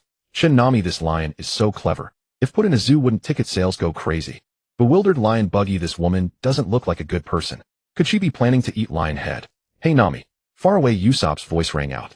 Usopp ran over a large bag slung over his shoulder, which made Nami suspicious. This fellow could carry so much. Was he truly weaker than herself? Nami. Luffy. Suddenly a spark flashed through Nami's mind, and she immediately shoved Usopp aside. Thud. A bullet mark appeared on the hull of the Going Merry. Get on board first. Usopp realized Nami had just saved him. Catching his breath, he said, Nami, Luffy has been captured by Buggy and the others. Zoro and Sanji went to rescue him. This is not the time for this. Nami did not look back, urging Usopp to board the ship quickly. She saw the Marines approaching, led by the woman she had encountered that day. Who would have guessed she was actually a Marine? Drawing her horizontal blade, Xiang Tianxiao, she deflected 2 bullets with a ringing clang. Then she roared at Lion Buggy, run if you value your life. Lion Liggy was stunned for a moment by the roar. When he realized a bullet heading toward him had been blocked, he reacted instantly and turned to flee. Lion Liggy, what a kind person, what a kind person. There are still more good people in this world. While running, Lion Liggy cast a glance back at the short-haired orange girl wielding a blade. After one look, he stopped glancing back and focused entirely on running forward. Of course, he did not forget his master Machi. At this moment, Machi had extinguished the flames. However, when he had been kicked flying by Nami, his head had struck a rock, and he had passed out. Lion Liggy carried him in his mouth as they raced back to their pirate ship. Sergeant Tashigi, that lion has run off, a soldier reported. Leave him. Our target is her, the pirate Nami. Everyone be careful. She has a bounty of 15 million berries. Tashigi pointed directly at Nami. Drawing her katana, she charged forward after realizing her subordinate's firearms were ineffective against him. Nami never imagined she would one day perform like a scene from a movie, which she previously thought she could never do. It must be thanks to her newly acquired skill. Although she could not see each incoming projectile clearly, she had already grasped their trajectories, allowing her to dodge or deflect them with her blade. The clash of blades sparked brightly, illuminating both girls face to face. Both had short hair and equally sharp gazes. Both women retreated one step simultaneously. The soldiers stopped firing to avoid injuring Sergeant Tashigi. She was the most cherished flower of their base, and anyone who carelessly harmed her would become the enemy of all. If my glasses had not shattered and I could have seen you clearly, I would have arrested you long ago. This was perhaps another facet of Tashiji's stubborn nature. I never expected you to be Navy. For a girl as proud as herself, Nami felt admiration. Ha ha ha. I laugh with my blade raised to the heavens, daring to rival the highest peaks of the 9 heavens. Through 3,000 worlds and 10,000 miles, my name Nami shakes the 9 celestial realms. For some reason, Nami suddenly felt filled with soaring ambition, a feeling that had never arisen when she was merely Nami. Even though she possessed pride as a martial arts genius acknowledged by the world, she had never roared such surging words as she did today. The reason likely stemmed from the fact that although she had once been the center of worldwide attention, she had followed the rules, studying steadily and defeating her opponents one by one. At that time there had been too few worthy rivals. The gathered Navy soldiers, including Tashiji, were awed by Nami's presence at that moment. Was she really just a pirate with a 15 million berry bounty? Usopp, hiding aboard the ship, was also stunned by Nami's words. Could this really be the companion who worried about him so naturally? It seemed since defeating Arlong, Nami had changed. Usopp, could Nami be abandoning me? Would I become the weakest person on this ship? Congratulations. Obtain new skill, Fake Conqueror's Haki L1. When the skill activates, enemies will enter a brief frozen state. During this period, character strength attribute 50-inch in the prompts in his ear when unheard by Nami. Pointing her blade forward, she roared, "Come. My head is worth 15 million berries." Merely pointing the blade forward made the Navy soldiers feel as though it were aimed at them. They did not even dare to swallow their saliva. Tashiji, my own subordinates, don't even dare to move. This will not do. Slash when rain. Clang. Nami blocked it with her blade. Indeed, she appreciated these people. She too had noticed the soldiers looked peculiar. She had not expected them to be paralyzed by her overwhelming presence. Nami wore a smile, but at that moment a cut opened on her shoulder. Though it had not penetrated deep into the skin, it showed she had not fully blocked Tashiji's attack. Impressive. At this moment Nami felt exhilaration. It was unprecedented, truly exhilarating. What had she trained in martial arts for? To bring glory to her nation. To earn great wealth. To make her parents happy. Neither. She should find a worthy opponent and give it her all in battle. This is how it should be. Nami raised her blade and slashed down. It was as if the dragon pattern on Nami's blade had come alive. What Tashiji saw was this. A golden dragon charging toward her. Clang. The sparks this time were brighter than before, also illuminating the dragon in Nami's eyes. Tashiji gritted her teeth. What immense strength. How could her strength be so great? Tashiji involuntarily stepped back, her heel grinding into the muddy ground. Looking at those slender arms, she was not even older than herself, yet how could her strength be? Tashiji began to doubt whether her daily training at the Navy base was all just a dream. Sergeant Tashiji, fight on. Seeing Tashiji gaining the lower hand, a soldier could not help but cheer her on. Tashiji also realized that the enemy being stronger than herself was irrelevant. She should train harder, train, and make herself stronger. Tashiji angled her blade, allowing Nami's sword to slide along hers. Then she closed the distance and struck quickly. Falling blossoms. Tashiji was fast, but Nami was faster. She also knew that because this strike carried tremendous momentum and the technique had been fully committed, she could not withdraw it in time. Her center was wide open, a clear vulnerability. But even if she exposed a weakness, so what? Nami directly released her blade and grabbed Tashiji's wrist, holding her sword. Tashiji was greatly shocked. This force also prevented her own strike from landing. Why is her strength so great? Raising her leg before Tashiji could react. Or rather, even if she could have reacted, her body could not respond to the commands from her brain in time. Nami kicked her squarely in the side. Cough. Tashiji's face contorted from the kick, one eye tightly shut in pain. Nami took the opportunity to release her grip on Tashiji's wrist, sending her crashing to the ground. Before Xiang Tianxiao hit the ground, Nami lightly kicked the hilt with her foot. The blade spun through the air a few times before settling steadily into Nami's palm. The blade point aimed straight ahead. Sergeant Tashiji, what do you intend to do? Bastard, let go of our Sergeant Tashiji. Nami coldly glared at those soldiers. They quickly reacted and aimed their guns at Nami. I wonder if your guns are faster or my blade is faster. You can try. Perhaps before I strike you will be the one hit first. Nami said with a smile. Nami smiled and said. Dark clouds hung heavy in the sky. Those with a keen eye quickly hurried home to gather their laundry, sensing the imminent downpour. Yet few in the square seemed to notice. Their gazes all turned toward the execution platform. The residents here knew that since the pirate King Roger had met his end upon this stage, the execution platform had gained worldwide infamy. Yet no one else had ever been executed here since. But at this moment someone stood upon that very stage, prepared to face execution. In truth, the residents found this deeply puzzling. By all rights, it should have been the Marines carrying out executions. Yet upon that platform stood a pirate. Not just any pirate, but the infamously notorious clown Buggy from the East Blue, whose distinctive large red nose made him impossible to miss. Every person present knew who Clown Buggy was. As for the other individual, since his wanted poster had only just arrived in town today, none of the locals recognized him. Still, from the pirates' words, they could gather that this was another pirate harboring a grudge against Clown Buggy. Do you have any final words? Buggy sneered smugly as he questioned Luffy. Besides Luffy, there was another person he despised, Nami. She had stolen not only his treasure, but also his One Piece map. Unfortunately, she was not present here. Hey Red Nose, how about letting me go? Luffy asked with a grin. Who are you calling Red Nose? Though his red nose was Buggy's most recognizable feature, he detested when others pointed it out. Besides, you must be dreaming if you think I'd set you free. Given what's happened between us, do you really believe that's possible? Buggy let our captain go and face me alone. A voice carried over. So you've come, Zoro. As for the person beside Zoro, Buggy did not recognize him. He had deliberately delayed the execution waiting. Where is Nami? Why hasn't she come? Has she abandoned her captain? There's no need to bother Miss Nami with such trivial matters, Sanji said dismissively. He had heard of Clown Buggy. His red nose made him easy to spot. And these scum right here, they were all about to get a taste of his boot. Wait. Sanji, oh, the gorgeous lady over there is my main course. Before anyone could track how he moved, he was already standing before a beautiful woman. The woman was undeniably stunning. Beyond her captivating beauty, her figure was remarkable, her attire daringly light, and even from a distance her smooth, supple skin was plainly visible. Every detail drew attention. Oh, Lady Roronoa, might I ask if you'd consider joining the Straw Hat Pirates? That way I could prepare your favorite dishes for you every single day. Without knowing where he'd produced the rose, Sanji held it between his teeth as he reached for the beautiful woman's hand. She withdrew it effortlessly, sending a ripple through his heart. Sanji felt a pang of regret at not having caught her hand, so silkier than any fish slipping through his grasp. Join the Straw Hat Pirates. She gave a cold laugh. I have a score to settle with your captain. Sanji's reversal was swift indeed. Luffy, why don't you just die instead? Perverted cook, she retorted, truly one who abandons loyalty at the sight of beauty. What did you call me? You green-haired freak, Sanji shot back. I'm simply choosing what benefits everyone. Sanji swung his leg forward, but Zoro blocked it with his sword's hilt. I haven't time to deal with you, traitor, now. Hey Buggy, touch a single hair on my captain's head, and I'll cut you down this instant. Zoro threatened Buggy with those words. But Buggy wouldn't give his warnings any mind, for as a chop fruit user, blades meant nothing to him. Enough then, it seems there will be no further entertainment. Straw Hat Boy, remember, in your next life, never cross Buggy the Great. As Buggy raised his blade to strike, Luffy shouted with his characteristic wide grin, Zoro, Sanji, Nami, Usopp. I'm going to die. Nami lifted her head, catching what sounded like someone calling her name, but upon closer listening the voice vanished. Make your choice. 1. Kill Marine Sergeant Tashigi, gain agility 10. 2.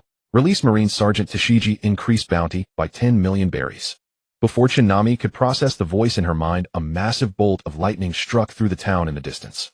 Even from the harbor, she could feel its tremendous force. That single flash of brilliance consumed her vision entirely, leaving nothing else in sight. Everyone was startled by the display. Wow, a lightning strike like that could kill someone, Usopp said, peering through his goggles. Lightning striking that directly was a once-in-a-century occurrence. The lightning flashed and vanished almost as quickly as it appeared, and the crowd's expressions returned to normal. Then came the rolling thunder. The thunder boomed like a hammer striking the heart itself. For Nami, it was her first time hearing thunder so deafening, and for a fleeting moment her heart skipped. This was the raw power of nature. Only moments ago she'd boasted of rivaling the heavens themselves. Was this a warning? Hey, over there, that direction is.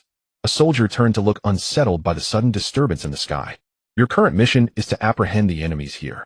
Tashigi spoke up to redirect the soldier's attention. Though she was curious about what had transpired, she trusted her superior completely. With him in command, there would be no problems. Don't move. Nami advanced her blade, pressing it against Tashigi's throat. And neither do you, came the reply. Touch our Sergeant Tashigi, and we'll fill you with bullets. The soldiers understood their predicament. They couldn't break away from the situation unfolding here. Leave me and focus on subduing the thieves, Tashigi ordered. Nami frowned. She did not wish to harm Tashigi. She admired the sergeant's composure in issuing such orders under duress. But admiration aside, she would not place herself in danger. Who among you dares fire? If any of you pull that trigger, I shall consider it an attempt to get your Sergeant Tashigi killed. Nami recognized their reluctance to see Tashigi harmed. Ignore her, Tashigi urged. Act now. Even if I perish, I won't hold it against you. How righteous your sergeant is, the voice continued, though I wonder if her commanding officer shares the same principles. A single drop of water fell, accidentally landing on Tashigi's eyelid and forcing her to blink. Within moments, rain began pouring from the sky. The rain came down heavily, yet no one moved. Water cascaded from above, tracing paths down cheeks, along arms, over blade edges, across necks, and into their clothing. Tashigi bit down on her teeth and made a decision. She leaned her neck backward and thrust her arm forward. Though Nami knew Dasuki could be a brave and selfless young woman, witnessing her willingness to perish together still shocked her. Never having intended to harm Dasuki, Nami could only retreat continuously, allowing Dasuki to believe she had seized a sliver of hope. Fire! At the moment Dasuki gave the order, a hurricane erupted.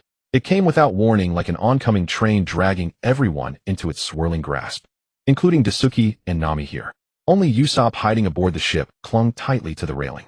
Despite the Golden Mary rocking violently, she remained safely moored at the harbor. Oh! The scream was instantly swallowed by the roaring wind. This cursed erratic weather left Nami bewildered. With her natural sense of climate, she found such abnormalities utterly unnatural. Moreover, this was not the Grand Line, but merely the East Blue, a phenomenon rarely documented even in Rogue Town's historical records. Grab my hand.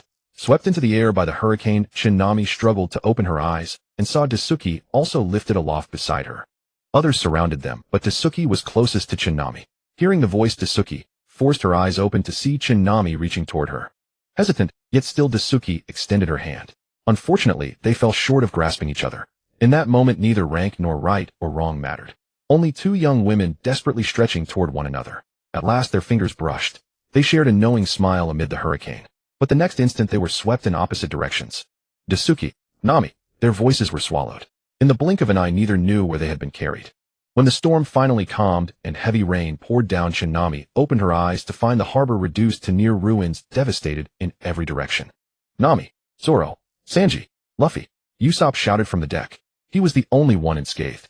Only then did Nami realize she lay beside Zoro, Sanji, and Luffy, with no marines in sight. Zoro appeared the worst off, struck headfirst with legs upward. Whether he had hit his head upon landing remained unknown, but all others had regained consciousness. Hey Zoro! Sanji flipped him upright and delivered an unceremonious slap. Stay awake, stay awake. Nami watched, utterly speechless. Nami's silent thought, are you certain this isn't revenge? Oh Zoro, Sanji, Nami, you're all safe. That gust was fierce. I thought we were done for. Even after all that, Luffy still wore his usual broad grin. Of course it was that very smile that chased away much of her lingering dread. Quick, don't let them escape. The Straw Hats are ahead. Hey Luffy, Sanji, Zoro, Nami, the Marines are behind you. Usopp warned them. He had already set the ship in motion. There was no choice. If they had remained docked, the hurricane would have destroyed the Thousand Sunny. Yet at that moment Luffy ran in the opposite direction. Luffy, what are you doing? Sanji exclaimed. Only then did he notice Luffy's hand remaining planted, gripping something. Recalling Luffy's behavior, his rubber abilities, and his always unpredictable logic. Nami, hold on tight. At the same time, Sanji hoisted the unconscious Zoro onto his shoulder. Nami grasped the situation immediately and wrapped her arms around Sanji without hesitation. Sanji's distracted thoughts, oh, Nami smells so lovely. Rubber gun. Thankfully Luffy aimed well, or they would have all ended up in the sea. Nami prepared herself. Just before landing, she released her grip, used her scabbard to push against the deck, executed a mid-air flip, and landed steadily on her feet. Sanji absorbed nearly all of Luffy's elastic impact. As for Zoro, he simply launched him into the air, while Sanji lay prostrate on the deck, tears streaming. After Zoro was launched, he crashed into the opposite railing, striking his head, and finally awakening. Ugh.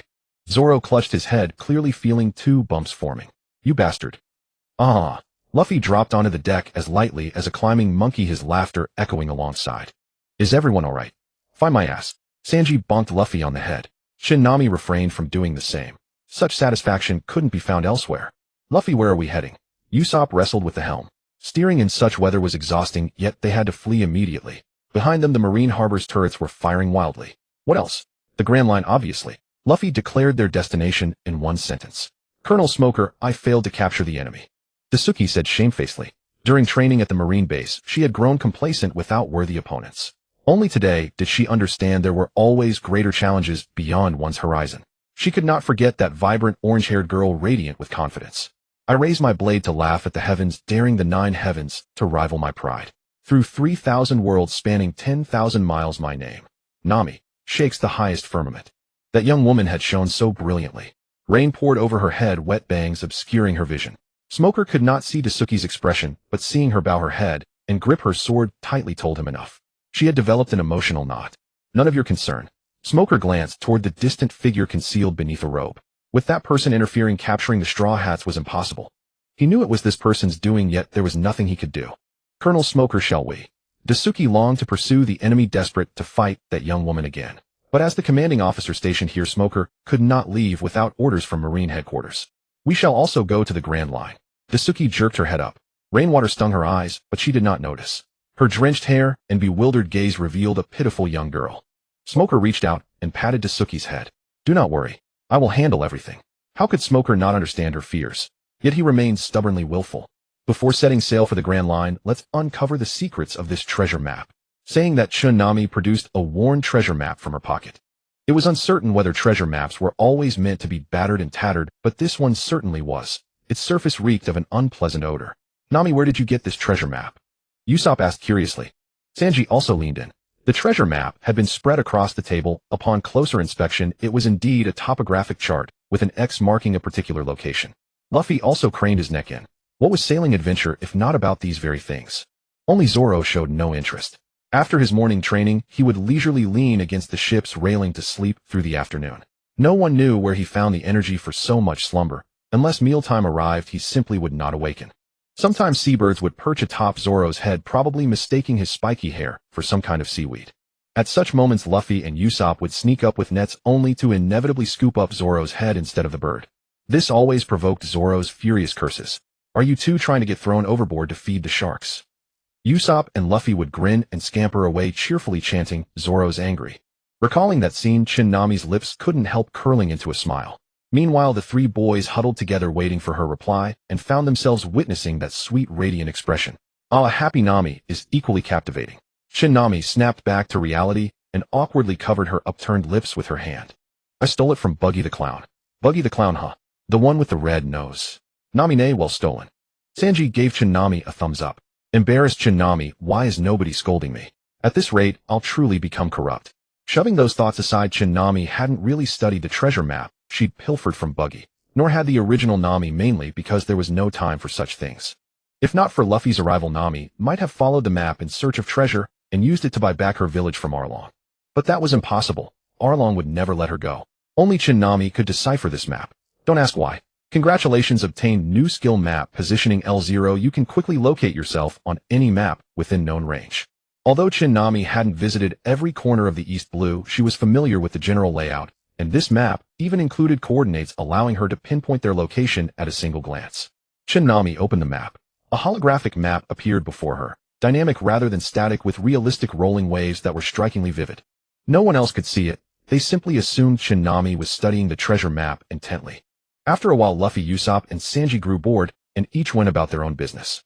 On matters of navigation, they trusted Nami completely. If Luffy didn't interrupt, they'd follow wherever she pointed. Nami was their navigator after all. She had pinpointed the location, but when she saw the island's shape, she was quite speechless. It looked remarkably like a slipper, specifically a thong sandal. According to the map's annotation, Slipper Island. Quite literally. Now that she knew where they were, Nami dismissed the hologram only to realize no one was still standing before her. Nami laughed and muttered, "You bunch of rascals." When she emerged from the dining area onto the deck, the crew rushed to greet her. They could tell she had found the answer. "Nami, do you know the way?" Luffy asked. "Yes, leave it to me." "Sweet. Treasure hunt. Let's set sail." Luffy stretched out his arm, grabbed the rope at the ship's prow, and swung himself over before plopping down cheerfully in his favorite seat. Usopp turned and sprinted toward the ship's helm, placing his hands on the wheel. "Hey, our navigator, give us a course." "Nami, I'll prepare afternoon tea for you." Sanji headed for the kitchen. Zoro yawned, crack open one sleepy eye, glanced in their direction, then closed it again and drifted back to sleep. So it's not mealtime yet. All right, set sail. After 3 days at sea, they finally reached the island. Everyone had already learned from Nami that this place was called Slipper Island. Oh, is that Slipper Island? Usopp raised his telescope, though from this angle the island bore no resemblance to a slipper. It could only be recognized from above. "Do you think the treasure might have been hidden here by Buggy himself?" That was quite plausible. If treasure truly existed here, wouldn't Buggy have dug it up long ago? In truth, Buggy had not taken the treasure. He still hadn't figured out what location the treasure map referred to. Moreover, he always wanted to keep a fallback plan. Had he not resolved to enter the Grand Line, he would never have touched that treasure, for he knew all too well the dangers of the Grand Line. Seeing the island, even Zoro stopped sleeping, his face alight with excitement. It was clear he too loved adventure. Perhaps everyone aboard shared that spirit. The thrill of the unknown was a reward reserved for the brave. Full speed ahead. The most enthusiastic was naturally Luffy. Hold on. Nami was excited too, but she maintained her caution. As the navigator, she bore responsibility for everyone aboard, and her commands shaped the fate of this ship. The crew looked at Nami in confusion. Don't move, there's something beneath our ship. This was what Nami sensed through her observation haki, though her ability was not yet strong enough to detect it, until the mysterious presence drew near the hull. Something? What could it be? A big fish? Sanji asked, curiously peering over the railing, but he saw nothing. Let me take a look. Luffy and Usopp also leaned over. Usopp put on his goggles, which allowed him to see farther, and he spotted a massive shape swimming beneath the ship. There really is something, though I'm not sure what it is. Really? But why can't I see it? Sanji looked again. If Nami says there is, then there is. Watch this. Without another word, Luffy leaped onto the railing, stood tall, and immediately stretched his arm upward, shouting, "Gum Gum Cannon Bullet Head." He then punched straight down into the sea, splashing open the water surface and sending enormous waves exploding outward. Make your choice. Option 1, beat up that bored and idle Luffy, then mercilessly complain about how he's looking for trouble for no reason. Option 2, confront the colossal creature about to appear, most likely death. It had been a while since a multiple-choice scenario appeared. It seemed choices only manifested when significant events were imminent. But what kind of choice was this? Did she really think that beating up Luffy would prevent whatever came next? The second option felt like something that would happen regardless. With the warning in mind, Nami understood what kind of creature Luffy had provoked. A colossal beast. Yet, even with forewarning, when the giant emerged from the water, it left Nami utterly stunned, though she wasn't wearing glasses to begin with. It was roughly the size of a commercial airliner, and this was only what breached the surface. Who knew how massive the rest of its body was underwater? Smack. Usopp took matters into his own hands and delivered a palm strike to the back of Luffy's head. You idiot. You deliberately provoked it. Couldn't you have just let it swim around in peace? Everyone gasped in awe, but no one felt like sightseeing at a zoo.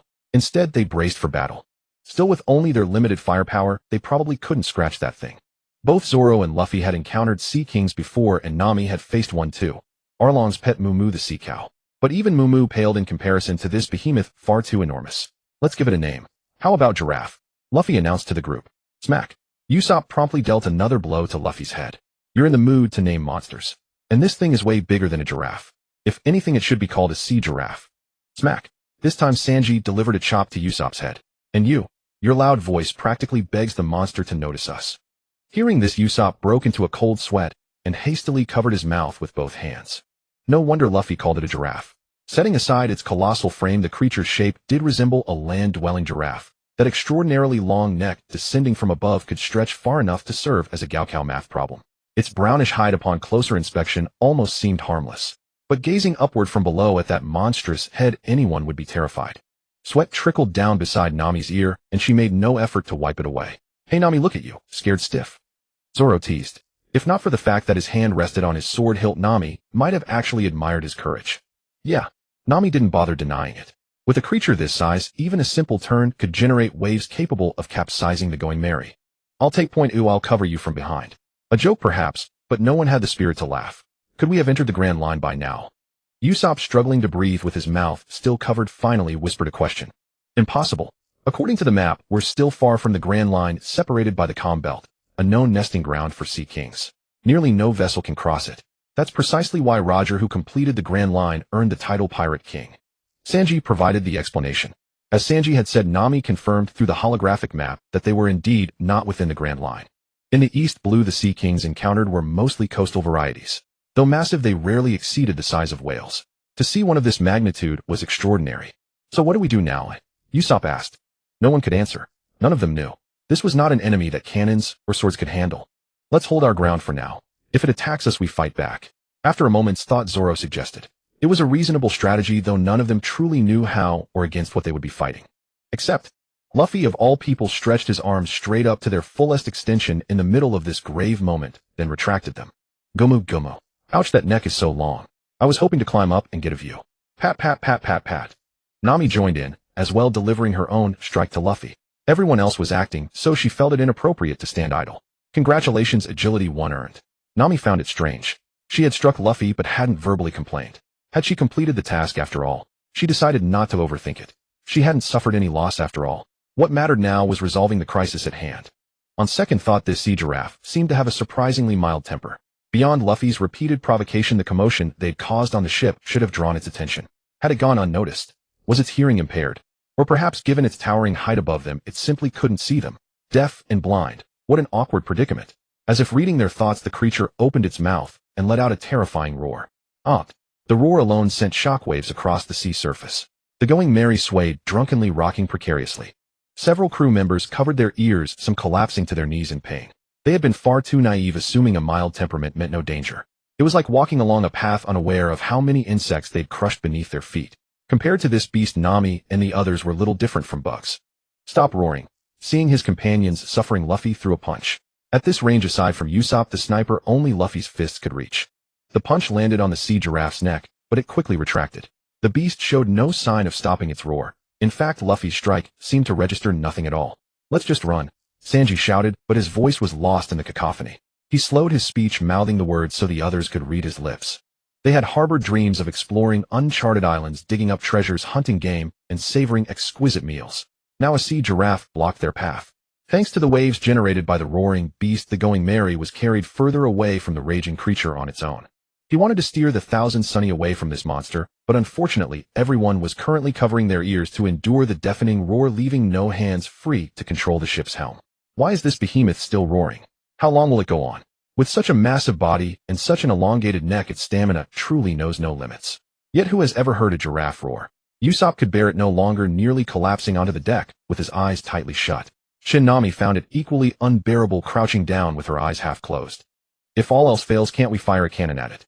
Even if it attacks us, it would be better than sitting here helpless while enduring this roaring noise. Nami knew no one could hear her voice, so she simply mouthed her words to Zoro, who was standing nearby. Zoro nodded, and to her surprise he understood her meaning immediately. Nami, don't worry. I'll prepare afternoon tea for you right away. Nami read Zoro's lips, and was so astonished her expression froze. He hadn't just understood, he had nodded. How could he possibly know she wanted afternoon tea? Roronoa also understood, and formed two characters with his mouth. Idiot. Hey, who are you calling an idiot? Who do you think I'm talking about? You know exactly who, you fool. You moron. Idiot.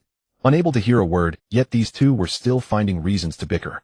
Nami was utterly speechless and wanted to yell, shut up, but she knew even her shout would go unheard by them. Zoro and Sanji have such a great relationship, Luffy chuckled. Nami could only facepalm. Just then, Nami had already given up hoping for anything useful from these guys. Still, she kept her eyes fixed on the sea giraffe. Staring at its head was impossible given the height, so she focused on its neck, thin yet terrifyingly thick, watching as it slowly drifted farther away. Whoosh. It seemed like a sound had been heard. No, Nami perceived it through her observation haki. She rose angrily and delivered a kick to each of the four people, not sparing a single one. Sanji, Zoro, Luffy, and Usopp had not even reacted when Nami kicked them all to the ground. Afterward, they saw the sea giraffe's neck pierced by a long spear. Or rather, they stared at the moment that lance drove through its neck. The sea giraffe's roar abruptly ceased, replaced by a shriek of agony. Though hideous, it was far better than the previous roaring. No one needed to cover their ears anymore as they stood up. Hey, isn't that a spear? I'm not seeing things right. Usopp was the first to cry out, still skeptical of his own eyes. Then again, he was the most accomplished liar among them, so self-doubt was entirely natural. No, you're not imagining it. That is indeed a giant spear, Sanji confirmed. His throat felt parched. First, the colossal sea giraffe appeared, and the thought of turning it into jerky filled him with an insatiable appetite that would last a lifetime. Now a massive spear had pierced its neck. If that spear had been aimed at their Thousand Sunny, the ship would have been destroyed instantly with all aboard killed. More crucially, this spear would not have appeared out of nowhere. Whoever wielded it must be even more dangerous. Trouble. We need to leave immediately. Roronoa reacted first, sprinting toward the helm while shouting, the sea giraffe is wounded. If it doesn't die, it will fly into a rage. Even if it dies, the weight of its body crashing down will finish us off. With Roronoa's explanation, everyone understood and immediately turned the ship around. True enough, just as he had predicted, the sea giraffe's elongated neck slammed violently onto the sea surface. Those with oars used them, others adjusted the sails. Roronoa spun the helm, rapidly steering as far away as possible. Whether it had been 10 seconds, 20 or 30, it was impossible to tell. The massive neck crashed down, striking the sea surface and sending waves surging hundreds of meters into the air. This is basically a tsunami. Usopp exclaimed in terror. Cut the nonsense. Nami, Luffy, protect yourselves. Sanji warned, for those rolling waves themselves posed a tremendous danger. Sanji's warning was unnecessary. Aside from Roronoa at the helm, everyone quickly found their positions and braced themselves. Usopp, Nami. Luffy flung out an arm, wrapping both of them securely, while his other arm coiled around the ship's railing. Thanks to his rubber body, he could wrap multiple loops without worrying about bone fractures. The wave arrived, but fortunately Roronoa's reaction had been swift enough. Though the waves crashed over them, drenching everyone, the Thousand Sunny remained upright and did not capsize. Hey, look over there. Sanji, hiding in the crow's nest, pointed toward the distance, signaling everyone to look. With the crisis past, everyone relaxed and turned to watch. Luffy released his grip, no longer holding Nami and Usopp. Behind the spear they saw a massive chain attached. Part of the chain had been submerged beneath the sea surface, but it soon went taut, beginning to drag the sea giraffe backward. The sea surface was dyed crimson with blood. Could there be a giant on that island pulling the chain? Usopp speculated, his imagination running wild. Not necessarily, Roronoa countered. Since he had never encountered such a creature himself, he refused to entertain that notion. Instead, he proposed another possibility. Perhaps there's a marine base up above, and this is a cannonball fired from their weapons. That theory was quite plausible, though everyone wondered what kind of cannon could launch such an enormous spear. None of them had studied mechanics, so imagining such artillery proved impossible. Observing the sea giraffe no longer struggling, it was clear it had died. The taut chain behind it slowly pulled it backward. Now the question before them was whether to continue toward Flip Island. Luffy, what do you think? Should we go? Sanji lit a cigarette, drawing on it to help calm his nerves. Luffy, let's not go. There may well be giants on that island measuring over 10 meters tall. Going there would be like walking into a tiger's den. Usopp said fearfully, his legs trembling as he spoke. Hey, if there are giants, perhaps we could make friends with them. But if it's a marine base, we'd be delivering ourselves into their hands. Of all people, only Zoro still had the presence of mind to joke. Hey, with the way you're saying that, Luffy. Mentioning the possibility of making friends with giants instantly lit up Luffy's eyes. No words were needed. Set sail for Flip Island. Besides, we're pirates. How could we possibly pass up the treasure right before our eyes? A characteristic grin spread across Luffy's face. Nami, don't you agree? She agreed. After all, how could pirates let such treasure slip away? Although they had resolved to continue toward Tuaxi Island, they did not press forward at full speed. Instead, they trailed slowly behind the corpse of the sea giraffe. Watching the sea giraffe's carcass being dragged ashore was still profoundly shocking, even after witnessing it from the beginning.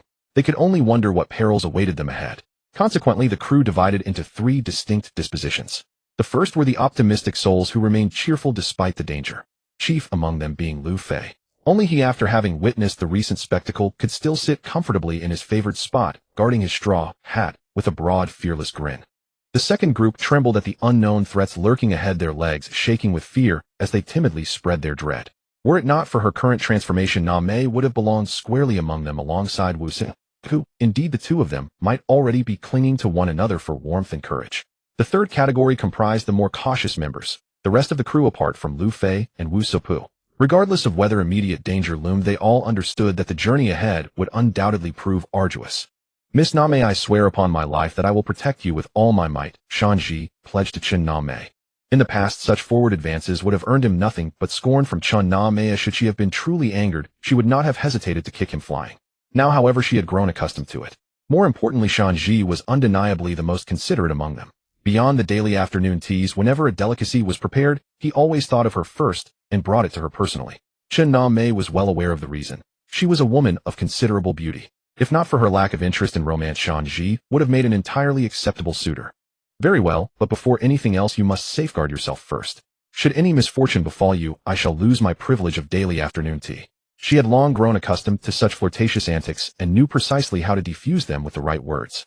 As expected, the moment those words left her lips, stars seemed to sparkle in Shanji's eyes.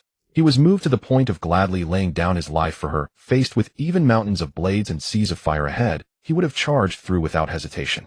Witnessing such devotion from Shanji stirred no disgust within her, rather it served to alleviate some of her lingering apprehension. Nami felt her own unease after all. She was no sage nor the strongest fighter, nor a fool devoid of caution. When confronted with forces beyond mortal comprehension, fear was only natural. It was precisely for this reason that she held Luffy and Sualong in such high regard. They did not know fear. They were men who charged relentlessly forward. Their unyielding courage was what ultimately gave Nami the bravery to face whatever lay ahead alongside them. Nami Sualong asked, arms crossed. Though the question was directed at her, his gaze remained fixed on the horizon. If we board Tuaxi Island, do you think we will die? Would we still go ashore? Certainly not, Nami answered without hesitation. To walk knowingly into certain death was the height of folly. What lies ahead is unknown, so there is no need to overthink it. In essence, Sualong's question was merely rhetorical. With that settled, Sualong fell silent once more, his brow deeply furrowed. Though he spoke little aboard the vessel, he was undoubtedly the person most cared for by both the ship and its crew, a truth Nami had long since discerned. An hour passed before the Huangjin Meili Hao gradually drew near to Tuaxi Island. Sualong and Nami both rested their hands upon their weapons, poised and ready. The colossal corpse had not been fully dragged onto the isle, Only its neck rested upon the shore, while the rest submerged in the water. By now the giant spear that had pierced its throat was nowhere to be seen. No one disembarked immediately, nor did they bring the Huangjin melee out of the dock right away. Even Lu Fei, who had been the first to leap for the gangplank, was firmly restrained by the others. Let me go. I want to explore the island and feast on meat. Lu Fei, stay quiet. The situation ahead is uncertain, and if it is indeed a Navy base, we must flee at once. Shanji pleaded softly. Lu Fei, be good, and I will prepare a fine meal for you shortly, he coaxed. Wu Suapu leaned over the gunwale, barely showing half his face, and meticulously scanned the entire island through a telescope. Well, did you spot a Navy base, or those giants you mentioned? Shanji asked, then turned to whisper to Chun Name. Miss Name, I shall prepare your portion as well. Chun Name thought to herself, alas, I am hardly a glutton, yet why does hearing Shanji speak like this make my mouth water? Nothing, he reported. Realizing his brief answer would leave the others bewildered, Wu Suapu quickly elaborated. No Navy base, no giants. Only a dense primeval forest. As for any settlements, none were visible along the coastline. Upon their initial approach to Tuoxi Island, a preliminary reconnaissance had already been conducted, yielding nothing of particular significance. This is rather peculiar, Shanji murmured. He was not alone in his bewilderment. While Lu Fei might not trouble himself with such intricate thoughts, everyone else understood precisely why the situation was so unsettling. If no Navy base existed and no titanic giants could be found, then how was one to explain the colossal spear launched from the island?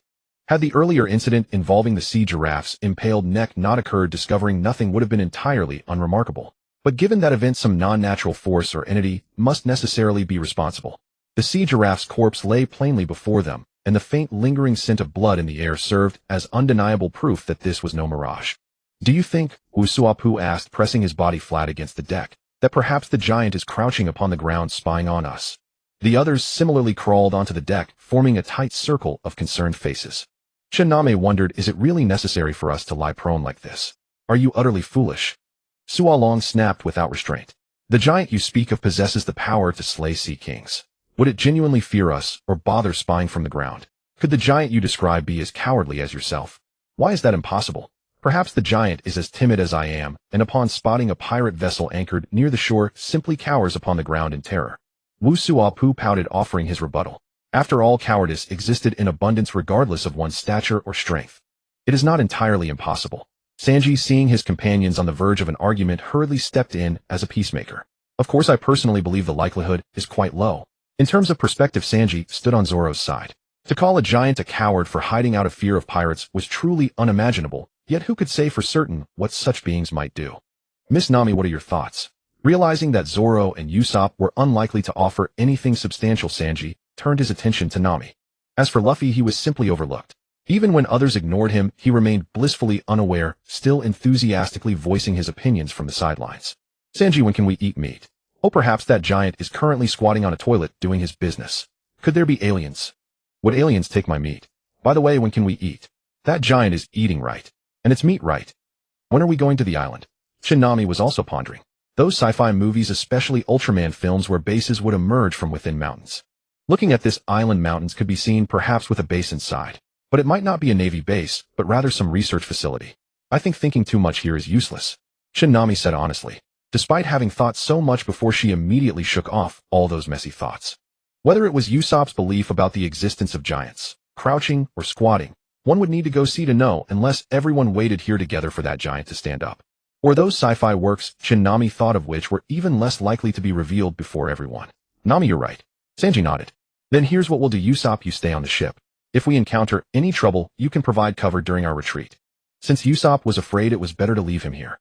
The rest of you, surely none of you want to stay behind. Sanji looked around at the group. Luffy needed no consideration. He was already the most eager. Once they decided, everyone disembarked from the ship. Luffy jumped down first and ran ahead. Luffy, don't run around recklessly. Hey everyone, if you encounter danger, come running back quickly. Usopp still worried about everyone.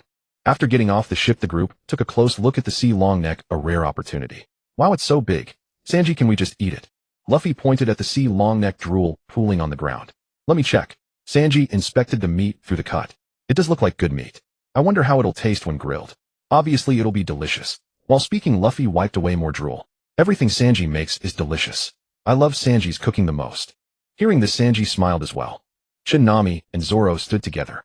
Luffy and Sanji may not have noticed yet, but they both observed that this sea long neck's carcass was missing a section of its neck, the part pierced by the giant spear. The cut is smooth, made with a blade. Zoro said. Perhaps it was a laser. Nami joked. A laser was more likely as she had estimated the diameter of the sea longneck's neck cross-section, probably nearly 10 meters. If it were cut with a blade, wouldn't it require a 40-meter great sword? I mean if. Zoro paused. He was thinking the same thing. Turning to Nami, he continued. If this really was cut by a person. Before Nami could respond, he stepped back and found a section of neck, since the sea longneck's longest part was its neck anyway. Tying his headscarf securely, Zoro gripped the unsheathed Wado Ikemanji, focused his attention, and let out a loud shout, Aido-style draw slash. Hearing the shout, Luffy asked, Zoro, are you going to cut the meat for us? In Luffy's eyes, Zoro's actions were simply about cutting meat. Only Nami understood him here. She thought the same way. If this cut really was made by a person, then how powerful must that person be? Zoro was only doing this to see how much of a gap there was between himself and that person. There was nothing wrong with thinking this way. Although Zoro had been taught a lesson by Mihawk before, he never expected to encounter a second swordsman today. Zoro looked down at the wound he had cut. The entire blade had sunk in, demonstrating the sharpness of Wado Ikemanji, but what good was that? He still couldn't cut through this section of neck. Nami looked at her own Zhangxiangxiao, suddenly recalling the time she faced Tashigi. If she were like that day, could she cut through this neck? Barbecue, barbecue, barbecue. Under Sanji's direction, the grilling rack was set up, the fire was lit, and large pieces of meat were placed on it, quickly releasing a fragrant aroma. Such a delicious smell. Sanji, can we eat now? Wiping his drool repeatedly, but unable to stop it, Luffy simply gave up wiping and let it flow onto the ground, his eyes fixed intensely on the meat. Luffy, it's not ready yet. Once it's done, wait for me to divide it before eating. Burrow cautioned. Sanji was deeply worried that once the meat was cooked, Luffy would devour it all by himself.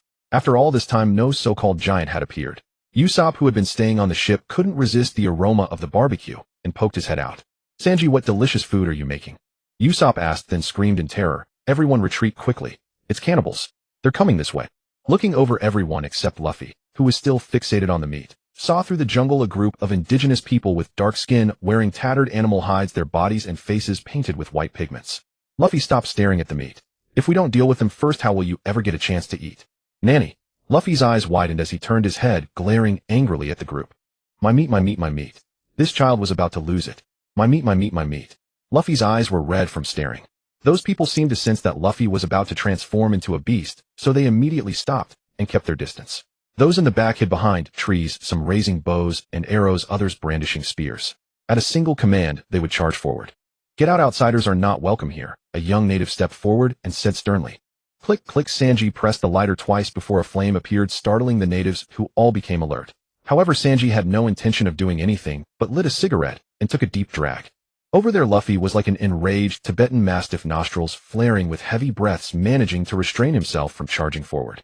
The reason was understandable. He hadn't yet determined if the others were his enemies, or once defined as such, Luffy would strike immediately. Meanwhile, Zoro usually kept silent. Nami was a girl and didn't need to take the lead in such situations, and Usopp behind them was better left unmentioned.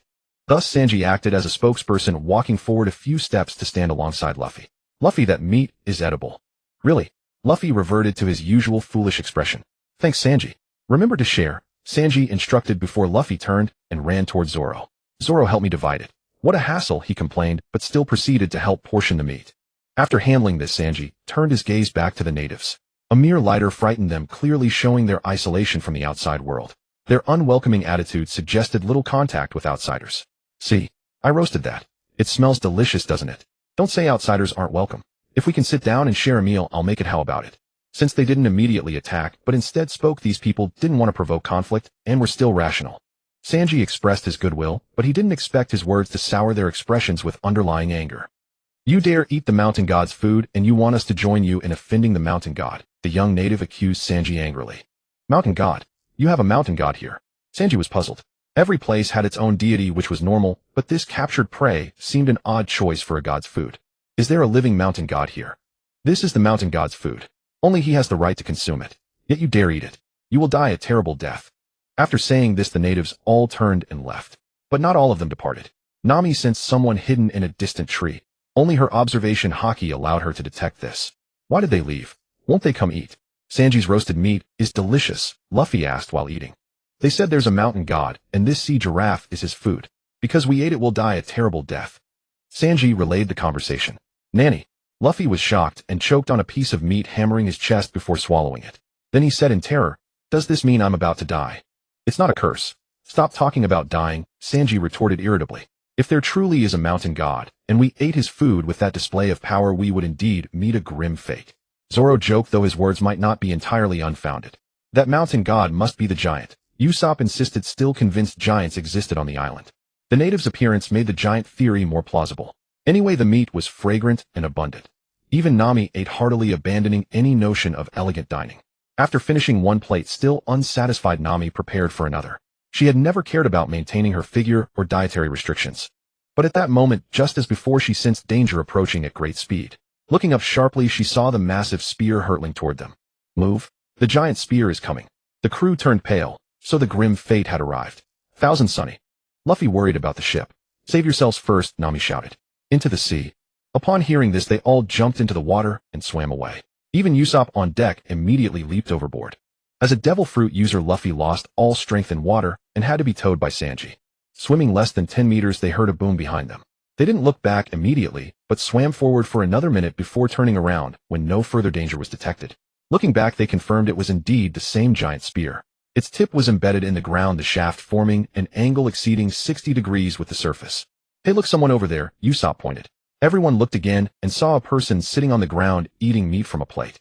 No, that's my meat, Luffy said weakly, still fixated on his food. What should we do? Sanji asked. He must be the mountain god, Nami observed. The group grew tense. Hey, let's flee quickly. With his power, we can't possibly be his match, Usopp said fearfully. The launched spear and the sudden appearance made the connection unavoidable. Even if we flee, we must board the ship. If he truly attacks, do you think we can sail away under his watch? Sanji dismissed Usopp's suggestion. My meat, came a weak voice. Then we can wait for him to finish. Perhaps he'll return after eating. You idiot, he'd surely notice such a large ship. My meat. Enough, Nami interrupted, suddenly gesturing for everyone to look at the ship. They saw a bare-chested youth sitting on the gunwale, one hand holding a plate, the other using a fork to shovel meat into his mouth, his cheeks stuffed full. My meat. Luffy still reached out to grab it, but his arm dropped within 5 seconds. Except for Luffy, no one spoke. They watched the youth, who ate while observing them. He remained silent. Only when the youth finished all the meat, setting aside the plate and fork, did he speak. A pity. If I had known you'd come with such culinary skills earlier, I wouldn't have eaten so much before. Sigh. Such delicious meat, yet I can't eat anymore. What a waste, what a waste. Hearing these words, it seemed this person was not inherently evil, and everyone felt a measure of relief. By the way, do you intend to remain in the water for the entire time? Asked the young man. 10 minutes passed, and Nami changed into a set of dry clothes. After all, she was a woman, and it was improper to continue wearing wet attire. The boys, however, were less concerned. After remaining on shore for a while, their garments would dry naturally. Zoro, for instance, simply went bare-chested. The meat was beyond consumption, but there was wine to be had. The young man introduced himself as Woad, and he and Luffy and the others engaged in lively conversation. After Nami disembarked, what greeted her was precisely this sight. That is our navigator Nami, Usopp explained. Since the danger had passed, he naturally became more enthusiastic. Hello. Nami nodded in acknowledgement. Oh, what a beautiful young lady. Do you drink? Woad appeared approachable and made a favorable impression. Nami nodded. Sanji immediately poured her a full glass of wine. With no one monitoring her, she was free to drink. Are you the mountain deity those people spoke of? Usopp asked. They did call me the mountain deity, but I have told them countless times. I am not a mountain deity, and I am not. Yet they refuse to listen. Woad said with some exasperation. What about that long spear? Do you possess some kind of cannon-like launcher? Sanji inquired. No, where would I get such a thing? I simply throw it with my own hands, Woad replied casually. However, he had no idea the astonishment his words had brought upon those before him. Zoro was so shocked that even his wine lost its flavor. Are you saying you hurled such a spear by hand, launching it hundreds of meters and piercing through the neck of that Sea King in a single strike? Zoro asked in an incredulous tone. Usopp and Sanji had their mouths wide open in astonishment. Yes, Woad replied, gulping down his drink. Impressive, Luffy praised. He had already circled the spear, examining it carefully from every angle. Oh, this is nothing. Without such skill, how could I have feasted upon a Sea King? Woad said nonchalantly. Remarkable, truly remarkable. Luffy did not stint his praise. Unfortunately, while the Sea King's flesh is fine, I lack the culinary artistry to prepare it. Yet today I have satisfied my craving. Who roasted this meat? Woad asked. It was Sanji. He is our cook, and the food he prepares is the finest in all the world. Luffy said, pointing to Sanji. These words of praise made Sanji somewhat embarrassed, so he hastily offered a modest reply. Luffy, do not speak thus.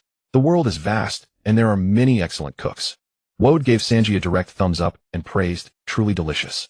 This is the finest meal I have had in all these years. Perhaps you could teach me someday. All these years. Had you never left the island? Sualong asked curiously. He thought this must be the case. If this fellow had ventured out and possessed such strength, he would hardly remain unknown. Indeed, it was terribly boring. Those natives treated me as a mountain deity and would not converse with me. Whenever I appeared before them, they would immediately kneel and kowtow. It lacked all interest. You people, however, are far more amusing. In that case, would you like to set sail with us? The invitation came from Wu Sipu. He reasoned that having someone as formidable as Woad aboard would make the journey far safer. The others shared much the same sentiment. Everyone preferred having a powerful ally nearby. Yes, join us and sail to sea. Luffy also extended an invitation, and as captain his invitation carried far greater weight than Wu Sipu's. It was as good as an edict. Just as everyone assumed Woad would accept, Woad shook his head, drained the cup in his hand, and set it down. Sualong was preparing to pour Woad another, but Woad blocked him with his hand. I shall drink no more. This wine to me is little different from a beverage. No matter how much I drink, I cannot grow drunk. It is utterly uninteresting. I have simply not had it for so long, and was merely tasting it. You all drink. Woad pushed the wine bottle away. Thank you for your invitation, but I have no interest in the outside world. Because the outside world was equally uninteresting. Why did you come to this island? This time it was Woad who felt curious. Oh, we have a treasure map that points precisely to this location. The others were pondering what excuse to offer, but to their surprise Luffy simply blurted it out outright. Did they not know the principle of not displaying one's wealth so openly? Luffy, that cannot be said aloud. Wu Sipu quickly covered Luffy's mouth, though it was already futile. Oh, is this something that must not be spoken? Luffy asked innocently. It is a treasure map. May I see it? Woad was curious. On an island such as this, what manner of treasure could possibly exist? Go ahead. The response came from Luffy. Luffy. Wu Sipu was utterly despairing. Wu Sipu, I should have been the captain after all. Since the captain had already given his word, Chun Name took out the treasure map. Even if she had not, if this person truly harbored ill intentions, none of the people here could have matched him anyway. Woad glanced at the treasure map. Being thoroughly familiar with this island, upon seeing the cross marked upon it, he immediately knew precisely where it was. Hiss, this place. You know it. Wu Sipu exclaimed with delight. He no longer played with Luffy. Finding the treasure was far more important. This place is exactly where I reside. Huh. Woad spread open the treasure map, then pointed with one finger to the cross upon it, and with the other toward a certain location upon a mountain behind him. There is a cave there. It is where I live. However, there is no treasure inside whatsoever. Huh. No treasure. Has it already been taken by someone? This was truly an utterly speechless situation. Woad, how long did you reside in that cave? Sualong asked. 10 years, or perhaps 20. Woad scratched his head, furrowed his brow, and pondered for a moment before finally answering with a helpless smile, a very long time. I have forgotten. Sualong frowned. If it were 50 or 60 years, forgetting was perfectly normal. For one, such a span represented a great portion of a human lifespan. For another, to recall events from 50 or 60 years prior, the person themselves would already be elderly, and it was quite natural for an elder to forget things. But this Woad appeared to be in the prime of youth, likely around 30 years of age, yet he claimed to have forgotten, whether it had been 10 or 20 years ago. This was rather strange. Had he suffered some injury to his head? However, these were merely guesses within Sualong's mind, and he would certainly never voice them aloud. Could it be that there truly is no treasure? Usopp said dejectedly. Let me take another look at the treasure map. Unwilling to give up, Usopp kept examining the treasure map over and over. It was clear that this was not a large island. One could circle the entire island in less than half a day. Using the telescope function of his goggles for repeated comparisons, Usopp had no choice but to reluctantly admit that the location marked on the treasure map was indeed exactly where Woad had just pointed. So did we come all this way for nothing? Usopp leaned back, propping himself up as he gazed at the sky. No matter where he looked, it remained a deep, unbroken blue. That's not true, Usopp. We at least got to taste the meat of a sea king, Luffy comforted him. With treasure he was happy, without treasure he was equally happy. Luffy's infectious optimism lifted Usopp's spirits, and since they had already come this far, he decided to let go of his disappointment. Alright, let's play hide and seek next. You're just afraid those natives will capture you and turn you into their dinner, Zoro said mercilessly. Usopp instantly lost all his fun and sprawled onto the ground like a gutted fish. Don't be so depressed. Even though there's no treasure, I do have something good that I can give you all, Wade said at this moment. Good stuff. What kind of good stuff? Is it something delicious? Luffy was the first to ask, though his mind immediately jumped to food. Usopp also crowded forward to ask, is it a legendary weapon? Wade didn't answer directly, but instead kept them guessing. Wait for me while I go get it. With those words, Wade sprinted toward his enormous spear, which was still lodged in the ground. Just from the angle at which it was planted, its height towered above everyone present. What is he doing? Zoro asked in confusion. Before anyone could react, Wade had already yanked the massive spear free with a single hand. Whoa, that's incredible, oh my god. Usopp was so stunned that no words came out. Just from its appearance, everyone could tell the spear was extraordinarily heavy, yet Wade had pulled it out with one hand. But that wasn't all. Wade hoisted the spear onto his shoulder and then hurled it outward with tremendous force. Oh, Usopp could only manage a single syllable. Amazing. It's like a cannonball, Luffy said, shielding his eyes with his hand as he kept his gaze fixed on the spear's trajectory. While everyone was still wondering why Wade would do this, he had already launched himself into the air, grabbed onto the chain behind the spear, and was carried flying along with it. This guy is even crazier than Luffy, Zoro remarked in astonishment. Smack. Hey, are you talking behind my back? Nami was equally stunned. This was no movie special effect, it was something real unfolding right before their eyes. I hope he doesn't come back using the same method. Nami immediately connected the dots. She had been wondering earlier how Wade had appeared, and now it was crystal clear. Once Nami gave the hint, the others had the same realization. Whoa, he's already back. Usopp screamed. Run, relax. Since Wade has no ill intent toward us, he wouldn't be aiming at us, Zoro said with his arms crossed, looking completely at ease. What if he misses, eh? Exactly. At this point Zoro's confidence wavered as well, and he turned his gaze toward the incoming spear. The spear hurtled toward them at incredible speed, making it nearly impossible to judge where it would land. However, Nami relied on her observation haki to pinpoint its trajectory. Idiot. Nami couldn't help but curse at Zoro. Without time to think further, she grabbed Zoro by the collar and dragged him backward. Even if Wade harbored no hostility toward anyone, the sheer power of that spear made staying nearby inherently dangerous. Let me go, Nami. Zoro reached behind him, trying to break free from Nami's grip, but unfortunately his well-developed back muscles made it impossible for him to reach back. If you don't want next year's anniversary to be your funeral, shut up right now, Nami said, thoroughly fed up with this idiot. Thud. The spear struck the ground, sending countless fragments of shattered stone flying in every direction. Zoro was visibly spooked, realizing the spot where he had been standing was precisely. Ting ting ting ding ding. Zoro raised his swords to block the incoming debris. As expected, Wade followed right behind. At the moment the spear landed, he released his grip on the chain and set both feet firmly on the ground. Yo, I'm back. Couldn't you have come back in a less dangerous way? Now that they were familiar with him, Usopp felt comfortable enough to complain to Wade. That was awesome, really fun. I want to try something like that too. Smack, smack, smack. 3 swift chops to the head. Are you a terrorist or something? What's fun about that? If you want to play around so badly, why don't you go take a dip in the ocean and clear your head, eh? Ha ha ha. Luffy laughed uncontrollably. Usopp's head chops meant nothing to him anyway. Smack, another chop. Nami. Zoro clutched his head. Nami's chop had genuinely carried some force. Sorry, I couldn't help myself, Nami said honestly. With Nami admitting it outright, Zoro knew it was his own fault. He should accept responsibility for his mistakes, but why did Nami's chop hurt so much? Zoro still clutching his head. Oh, it hurts like hell. I almost saw Kurenai waving at me. Was there any danger? I didn't sense anything. Wade said this carelessly. Sanji thought if it weren't for your absurd fighting power, I would have kicked your ass long ago. Usopp thought I'm exhausted from all this complaining. Zoro, it hurts like hell. Nami. Luffy, ha. He found Wade amusing one moment, then found Zoro clutching his head with that ridiculous expression the next. His brain short-circuited, and all he could do was laugh uproariously. What good stuff did you bring? Is it something delicious? Luffy crowded up to Wade. Everyone was curious about what good thing Wade would give them. Given that Wade had already said his cave held no treasure, no one suspected it might be something along those lines. Seeing everyone gather around, Wade produced the item. It's not food, but it's a fine drink. In Wade's hand was a regular glass bottle filled with a crimson liquid. Since Wade said it was a drink, they could at least consider it a beverage of some kind. What is this? Is it wine? Given the color and the glass bottle, guessing it was wine wasn't unreasonable. But if it were truly wine, it hardly qualified as something special. Wade shook his head and said, this isn't wine at all. This is something precious, far more valuable than you can imagine. Wade's exaggerated claim left everyone puzzled. No one could fathom what made this bottle of red drink so extraordinary. Oh, can I have a taste?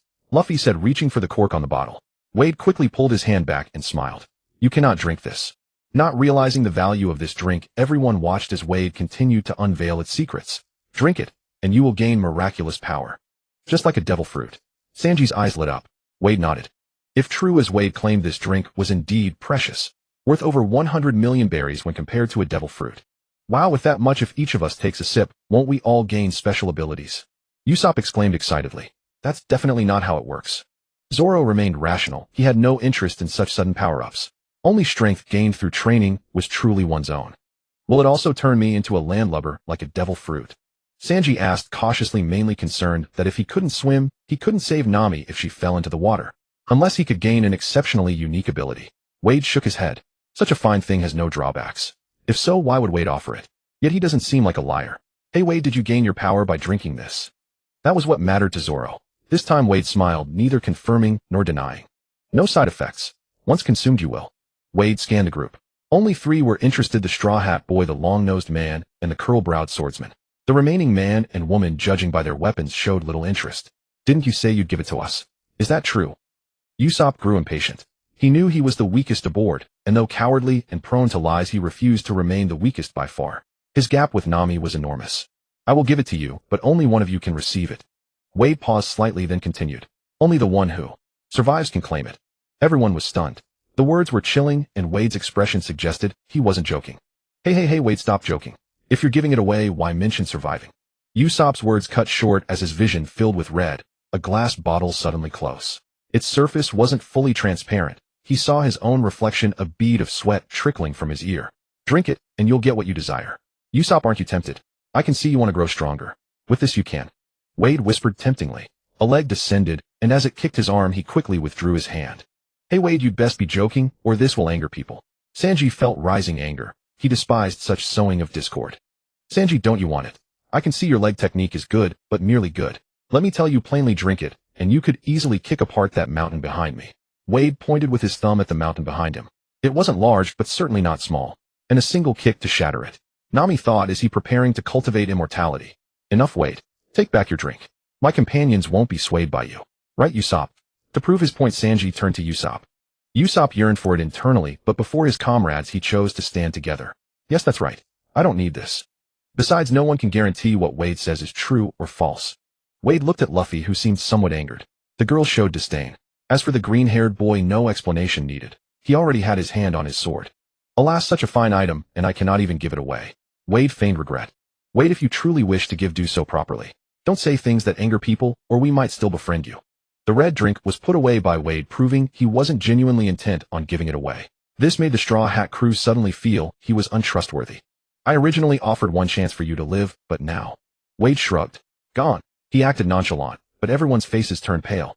In the next instant, Sanji hadn't reacted when Wade punched his face, sending him flying backward to crash against the Thousand Sunny's hull.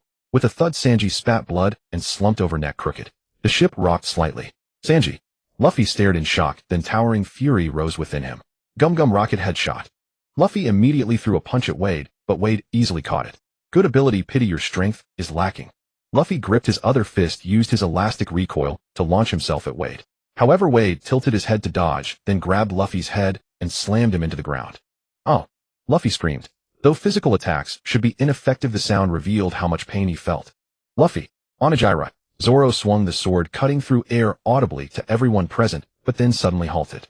Wade caught the blade barehanded. Moreover, using his strength, he twisted the sword, deflecting other attacks. Annoying. Sniper pod. Usopp fired his slingshot. But Wade didn't even look at him. He kicked Zoro in the stomach, sending him flying into Usopp's attack. Instantly, Zoro's back was scorched by flames. Zoro. Usopp's eyes reddened. He couldn't believe his attack hit Zoro, but then he was knocked down by the flying Zoro. Zoro, Usopp. Luffy shouted. Still lying on the ground, he kicked at Wade's chin. Make your choice.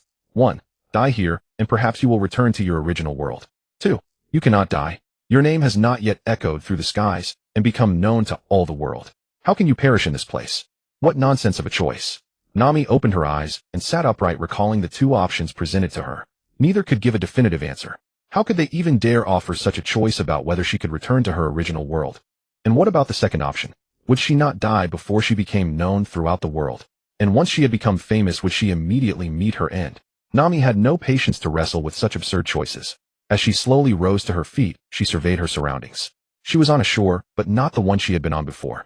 Aside from the dense forest stretching before her eyes, she saw not a single person. Luffy, Zoro, Sanji, Usopp. Nami called out, but there was no reply, only a flock of birds startled into flight. Luffy, Zoro, Sanji, Usopp, where are you? Still no one answered. Nami recalled the scene before she lost consciousness. While Luffy was battling Vold, she had charged forward. But Vold's strength was truly astonishing. He not only dodged her attack, but also reached out and grasped her throat in an instant. Before losing consciousness, she had heard Luffy's anxious voice calling Nami, and then the world had plunged into darkness. Could it be that I was just dead? Otherwise, why would it have given her 2 choices? And now that she was alive again, was it because of this damn system? If she was dead, then what about Luffy, Zoro, Sanji, and Usopp? Nami clenched her fists. They most likely. She did not want to think about it, but their past laughter and joy had already flooded her mind.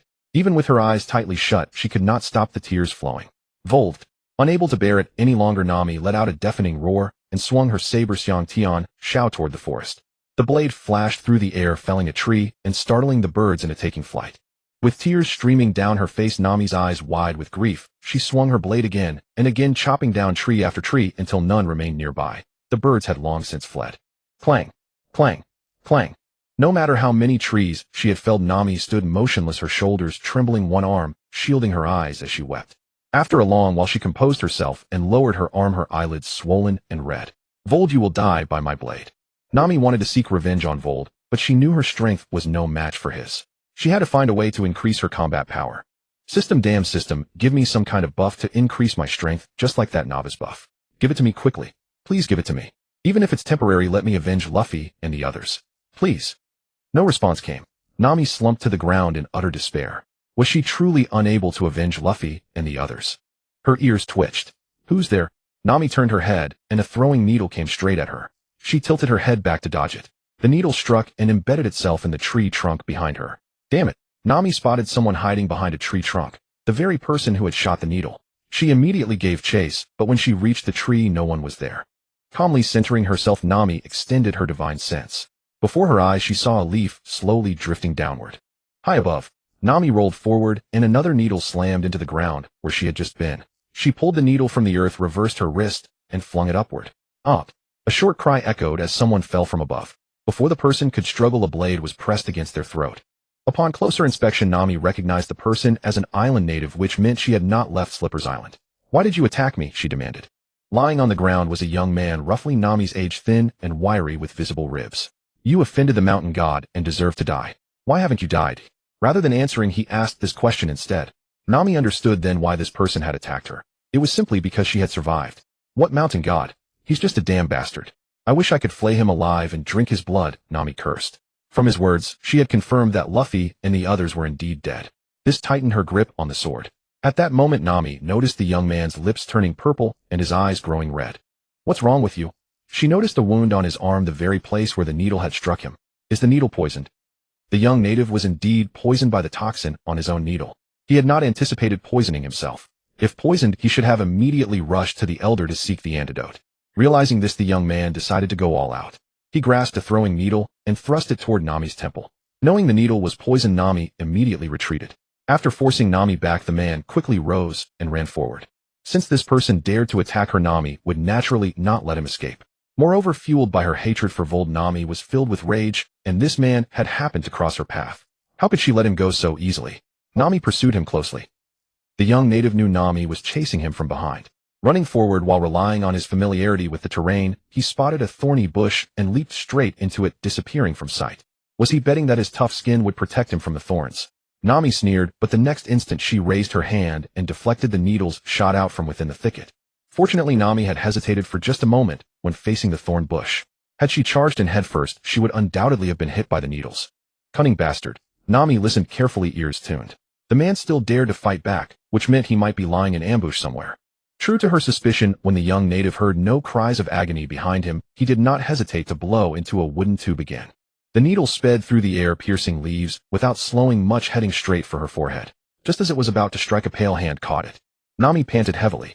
It had been dangerously close. She did not know whether the person behind the thorns could see her, but the fact that the young native could produce another needle showed he was indeed lying in ambush. She was fortunate that she had somehow been able to see the needle. Even its trajectory through the air had been perfectly clear. A flicker of thought crossed her mind. Nami had somehow perceived the outline of that native youth. It was not so much seeing as sensing his presence, as if through X-ray vision only a few meters ahead. The fellow had woven a tangle of vines into a tripwire trap. Now that she knew where he was, she would wait. Folding away her flying needles, Nami realized this man had inadvertently given her a way to defeat Ward, Poison. The native youth had used 3 vines to construct a tripwire trap, lying in wait for the woman to charge forward. The moment she stumbled, he would kill her on the spot. Originally, he had not intended to stay and set such a trap, but he knew he was dying. Blood from his mouth would not stop flowing no matter what he did, so he could only let it stream from between his lips. His consciousness was already beginning to scatter. There was no way he could return to the tribe to beg the elders for salvation. If he was going to die, then before he died, he would deal with the woman who had offended the mountain god. Even now, he could not fathom how this woman had survived. He leaned against the back of a tree, one hand gripping a vine, the other holding a blowing needle. A patch on his chest had been stained crimson, sticky and warm, but he did not care. His breathing grew impossibly heavy, each inhale stretched longer, and each exhale even longer still. In principle, the one setting a trap should make no sound. But he could no longer control his breathing. He could no longer hear any sound.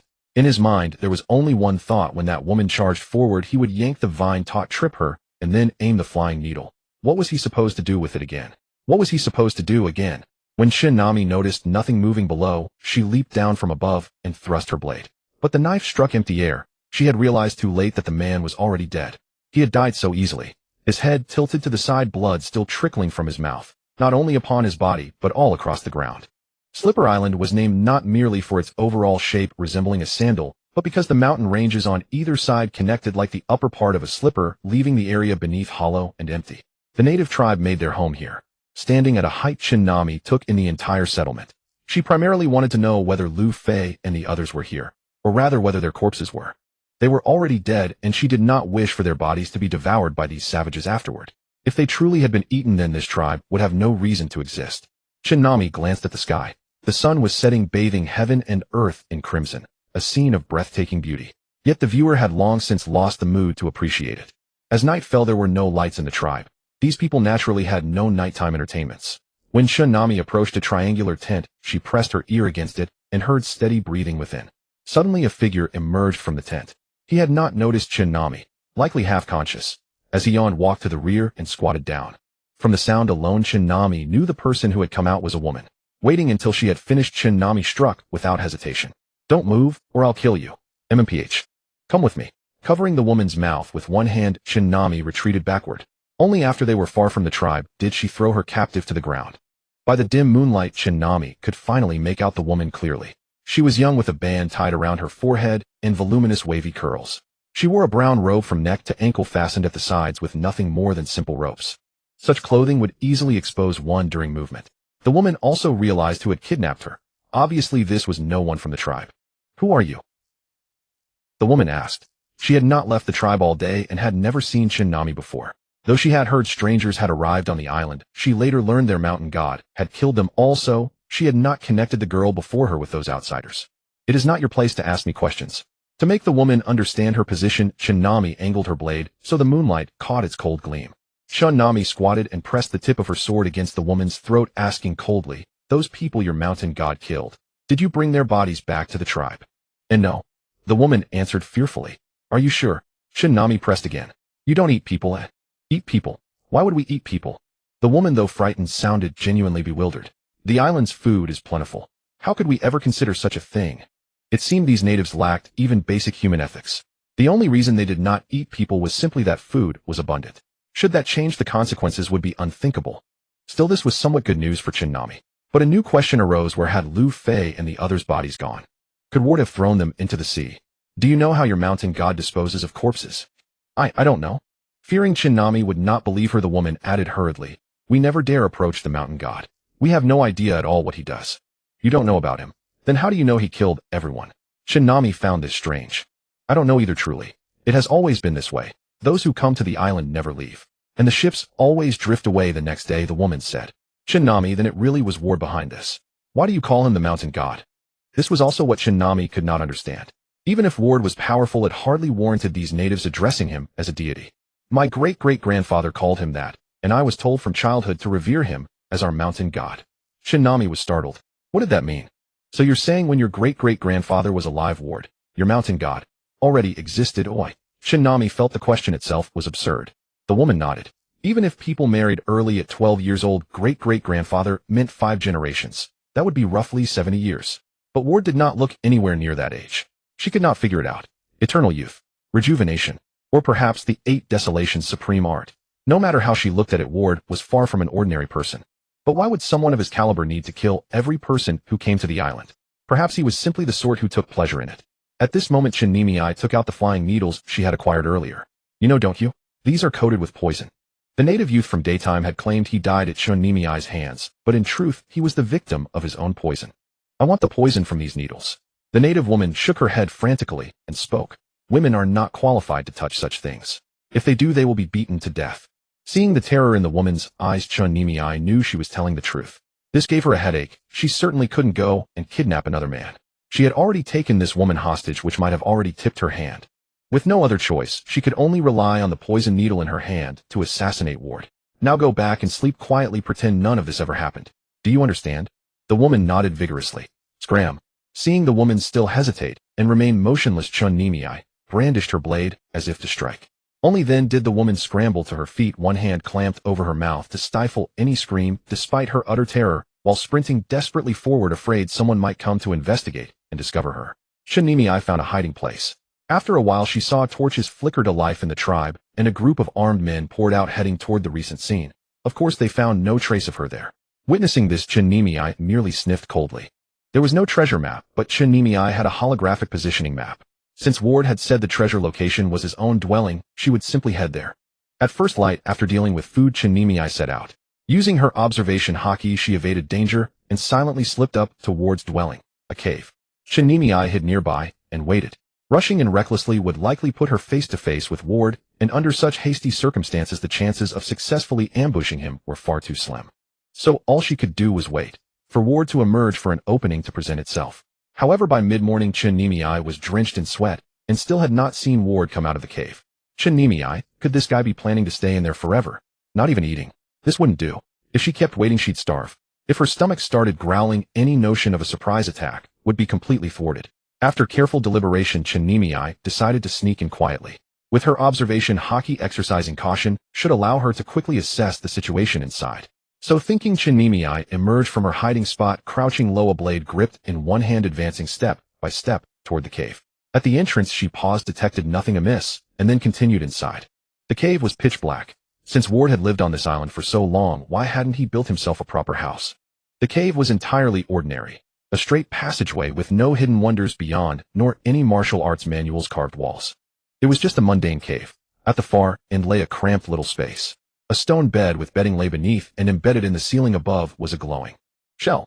Curious, Chun-Nimei glanced at the shell. It wasn't some luminous pearl or the like. It was merely a shell, and it actually glowed. How remarkable. If Luffy and Usopp had discovered something like this, they would have pried it loose on the spot, treating it as a toy or treasure. The entire space was laid bare. Chun-Nimei had expected Ward to be inside, perhaps sleeping, which would have given her a perfect opportunity for ambush. Instead, he was nowhere to be found. It seemed that by the time Chun-Nimei had sneaked here, Ward had already left.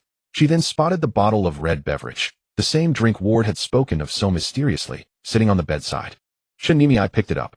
Was this drink truly as extraordinary as Ward claimed? She only had one method to deal with Ward, and its success rate was less than 10%, if such a rate could even be measured. So this drink. A sinister red glow flickered in Chun-Nimei's eyes. She made her decision immediately. She would drink it. If Ward's claims were true, she would gain the power to defeat him. If he were just another boastful liar like Usopp, then she would have lost nothing more than a bottle of beverage. She pulled out the cork with a crisp pop. No peculiar odor. Without overthinking it, Chun-Nimei drained the bottle in one gulp. Remarkably, it had no taste at all. Worse than water. Could this even be called a beverage? Congratulations, obtained devil fruit ability, Chiyu bloodline, thump thump thump. Chun-Nimei suddenly felt her heartbeat accelerate and her entire body began to grow hot. She paid no attention to the system prompts. What is this feeling? Almost immediately, Chun-Nimei grabbed at her collar. The empty glass bottle slipped from her grasp and shattered on the ground with a sharp crack. A swelling sensation. This was Chun-Nimei's first impression. From her chest, spreading through her limbs, then her entire body. Even her head felt as though it might burst. Then came the heat, so intense that Chun-Nimei began to lose consciousness, gasping for air in ragged breaths. Her body swayed unsteadily before she collapsed onto the stone bed. If someone were to burst in at that moment, they would see Chun-Nimei's skin flushed crimson, her entire body drenched in sweat, steam rising from her. Had they stayed any longer, they would have witnessed Chun-Nimei's veins bulging across her entire body, especially along her arms, where they resembled grotesque vines coiling around a tree trunk. Recalculating character attributes, recalculating character attributes, recalculating character attributes, recalculating character attributes, recalculating character attributes, recalculating character attributes. It's so hot. Finally, unable to endure it any longer, Chun-Nimei let out a scream and sprang from the stone bed, bolting toward the exit at top speed. Her vision was severely restricted. Less than half remained clear, so she could only stare ahead, fixated on the bright light of the cave entrance. As she burst out of the cave, she collided head-on with someone. Ward, die. Upon seeing her target, Chun-Nimei roared, raising her Xianxianxio blade and thrusting it straight at Ward. Ward raised his hand and seized Chun-Nimei's wrist. Seeing her condition, he immediately cried out in alarm You drank that thing. So that red liquid was no mere beverage after all. Ward. Wait, why aren't you dead? Namikaze now had only one thought: kill the ward before her. With that singular desire consuming her mind, she struggled fiercely against his grip, her blade trembling as she sought any opening to strike. Namikaze bore no resemblance to her usual sweet demeanor. Her hair was disheveled, her eyes bloodshot red. She looked utterly like a madwoman. Yet this madwoman possessed remarkable strength, having managed to wrench herself free from Wade's grip. Wade, you damned Wade. She drove the blade once more into the ground, burying it to the hilt. Seeing that the direct thrust had missed its mark, she swept her arm upward. A slicing wave erupted from the earth and shot forth. The slash came with tremendous speed, and with Namikaze and Wade so close there was no way to evade it. Wade hastily raised both arms to shield his body. But enduring the slash was not the end of it. Propelled by its force, Wade's feet carved two parallel grooves into the ground behind him. When the slash's power dissipated, it had only left shallow scratches on Wade's arms. Though a trickle of blood emerged, such an injury was negligible. Even if ignored entirely, the bleeding would cease within a day. You actually managed to cut me. Being wounded by Namikaze, Wade did not grow angry. Instead, the corner of his mouth lifted slightly. I'm not entirely sure why you survived, or what that thing you drank was, but you've proven yourself worthy of a fair fight. Come then, kill me and avenge your companions. Those words instantly reignited Namikaze's fury. Though her sanity was already fraying, Wade's taunts pushed her anger to a higher crescendo. Die! Namikaze launched herself straight into the air. This was something she could never have achieved before, but now, with effortless grace, she landed atop Wade's head, blocking out the sunlight above him. Your power has grown, but you've lost all discipline. With these moves, you still stand no chance of taking my life. As he spoke, Wade thrust out a palm, striking Namikaze squarely on one shoulder. In Wade's mind, this strike should have sent her flying. But then his gaze hardened. This woman had deliberately taken the blow, her legs wrapping around Wade's striking arm, instead of being knocked away. He had just mocked her for losing all technique, yet now she had used some extraordinary body movement to climb right onto Wade's head, raising her blade in preparation for a devastating overhead strike. Forced to respond, Wade reached up to meet the attack, allowing the descending blade to pierce through his palm. With that hand braced against Namikaze's strike, he neutralized her attack. Is her mind actually clear? Wade was bewildered. At such close range, he could see Namikaze's eyes were entirely red, her teeth bared, a far cry from any state of lucidity. Yet this sequence of movements was something no mere madwoman could execute. Unless this woman had etched these motions into her very soul. Blood dripped from the wound on his hand, trailing down his face. Yet Wade didn't even blink. His smile never wavered. After so long a stretch of monotony, today at least would not be dull. Namikaze gripped her blade, bearing down with all her strength. Unfortunately, Wade's arm was too powerful. Even with his palm pierced through, he remained completely unshaken. Wade instead clamped his fingers tightly around Namikaze's wrist. Then, as though gripping some object to hurl, he smashed her down toward the ground. A strike that, if it landed with full force, could deliver a knockout blow. Namikaze quickly released her legs and delivered two ferocious kicks against Wade's body, but even those blows failed to halt his momentum. Thud! Namikaze's back slammed into the earth, cracking a crater into the ground. With a mouthful of blood, Namikaze let out a pained cry. The impact caused several blood vessels throughout her body to burst, spraying blood in all directions. You're still not enough, Wade said disdainfully. Character stats calculation complete. Character attributes. Name Nami. Strength 218. Agility 213. Constitution 227. Skills theft L3, navigation L3, underwater breathing L0, invincible against team members, observation Haki L2, weather perception L3, Oi False Conquerors Haki L1, map positioning L0, devil fruit ability Chiyu bloodline. Devil fruit ability Chiyu bloodline. All attributes receive substantial increases when consumed by rage. Subject currently in enraged state. Hearing the voice in her mind, Namikaze regained a sliver of clarity. The throbbing pressure in her head eased considerably, though the burning heat throughout her body remained intolerable. The pain from her burst blood vessels also diminished somewhat, as the bleeding relieved some of the tension. Namikaze rose to her feet. A trace of clarity flickered in her gaze, though her eyes still burned crimson. She looked at Wade, straining to keep the rage from distorting her expression. Yet within her chest, her fury had already reached its zenith. Wade furrowed his brows. He could not comprehend the sheer potential this girl possessed. He had assumed the boy who consumed the devil fruit would prove the most promising, but the result proved otherwise. Do you even remember your own name? Wade asked. Namikaze did not respond. Then do you know my name? Wade. You damned Wade. Heh. Wade smiled, uncertain whether Namikaze's current state qualified as lucidity or madness. It was then that he noticed her bleeding had stopped. The places where her blood vessels had burst were no longer flowing. This woman had unconsciously controlled her own injuries. You truly keep giving me one surprise after another. Tear. Wade ripped a strip of cloth from his body and wrapped it around his wounded hand. Once finished, he assumed a combat stance and announced, "Very well. Let us begin the second round." Whoosh. A cool breeze swept past. Both moved simultaneously, charging toward each other. In terms of speed, Wade held the edge, but Chun-Name struck first. With Xiang Tianxiao in her hands, Chun-Name executed a flawless flourish.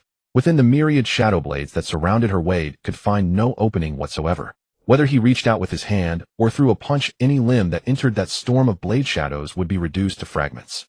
Under normal circumstances, an ordinary strike from an ordinary fighter would never be able to breach Wade's skin. But this time was different. Two fresh cuts now marked Wade's arm.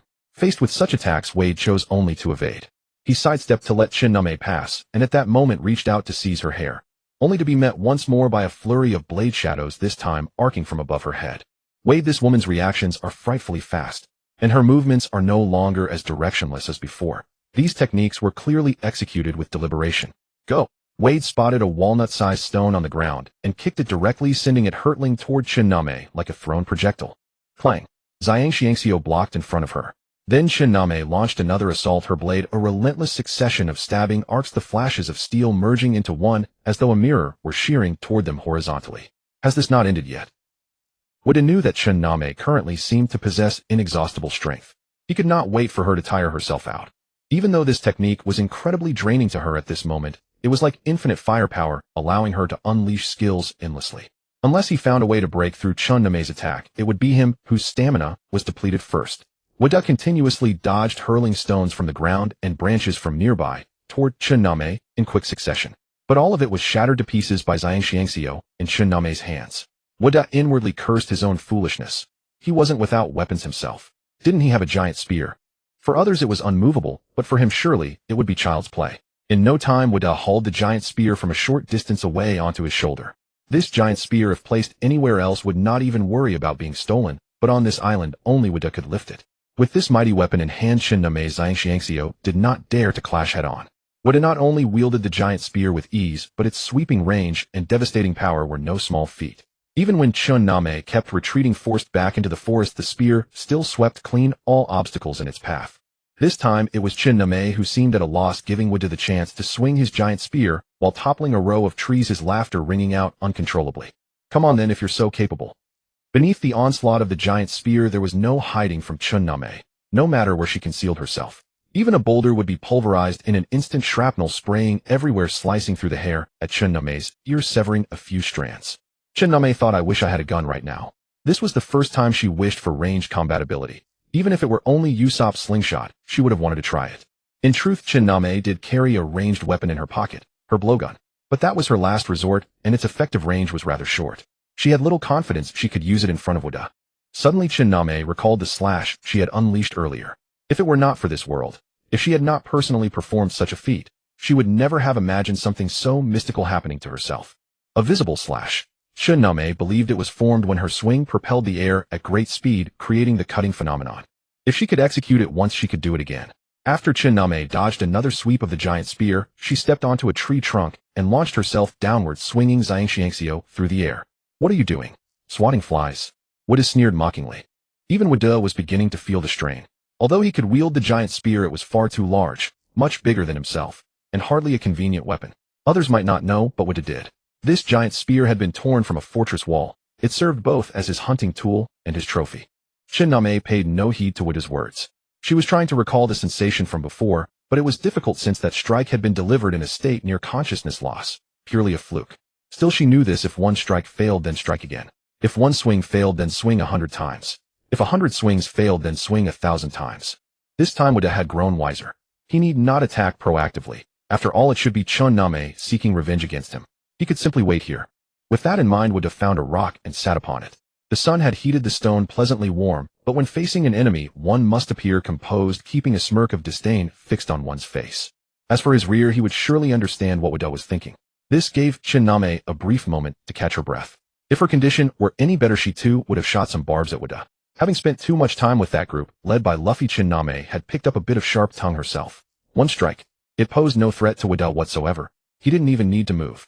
Chun-Name naturally understood why. Since her attacks were futile, she stopped advancing and simply stood her ground, swinging her blade at Wada. Nothing happened. It looked exactly as Wada had said, as though she were shooing flies. 2 strikes. 3 strikes. Wada sat relaxed and unhurried as if he wanted nothing more than a watermelon in his hands and a spoon to dig into. Wada thought, does this woman think I'm standing right in front of her enjoying each slash? How amusing.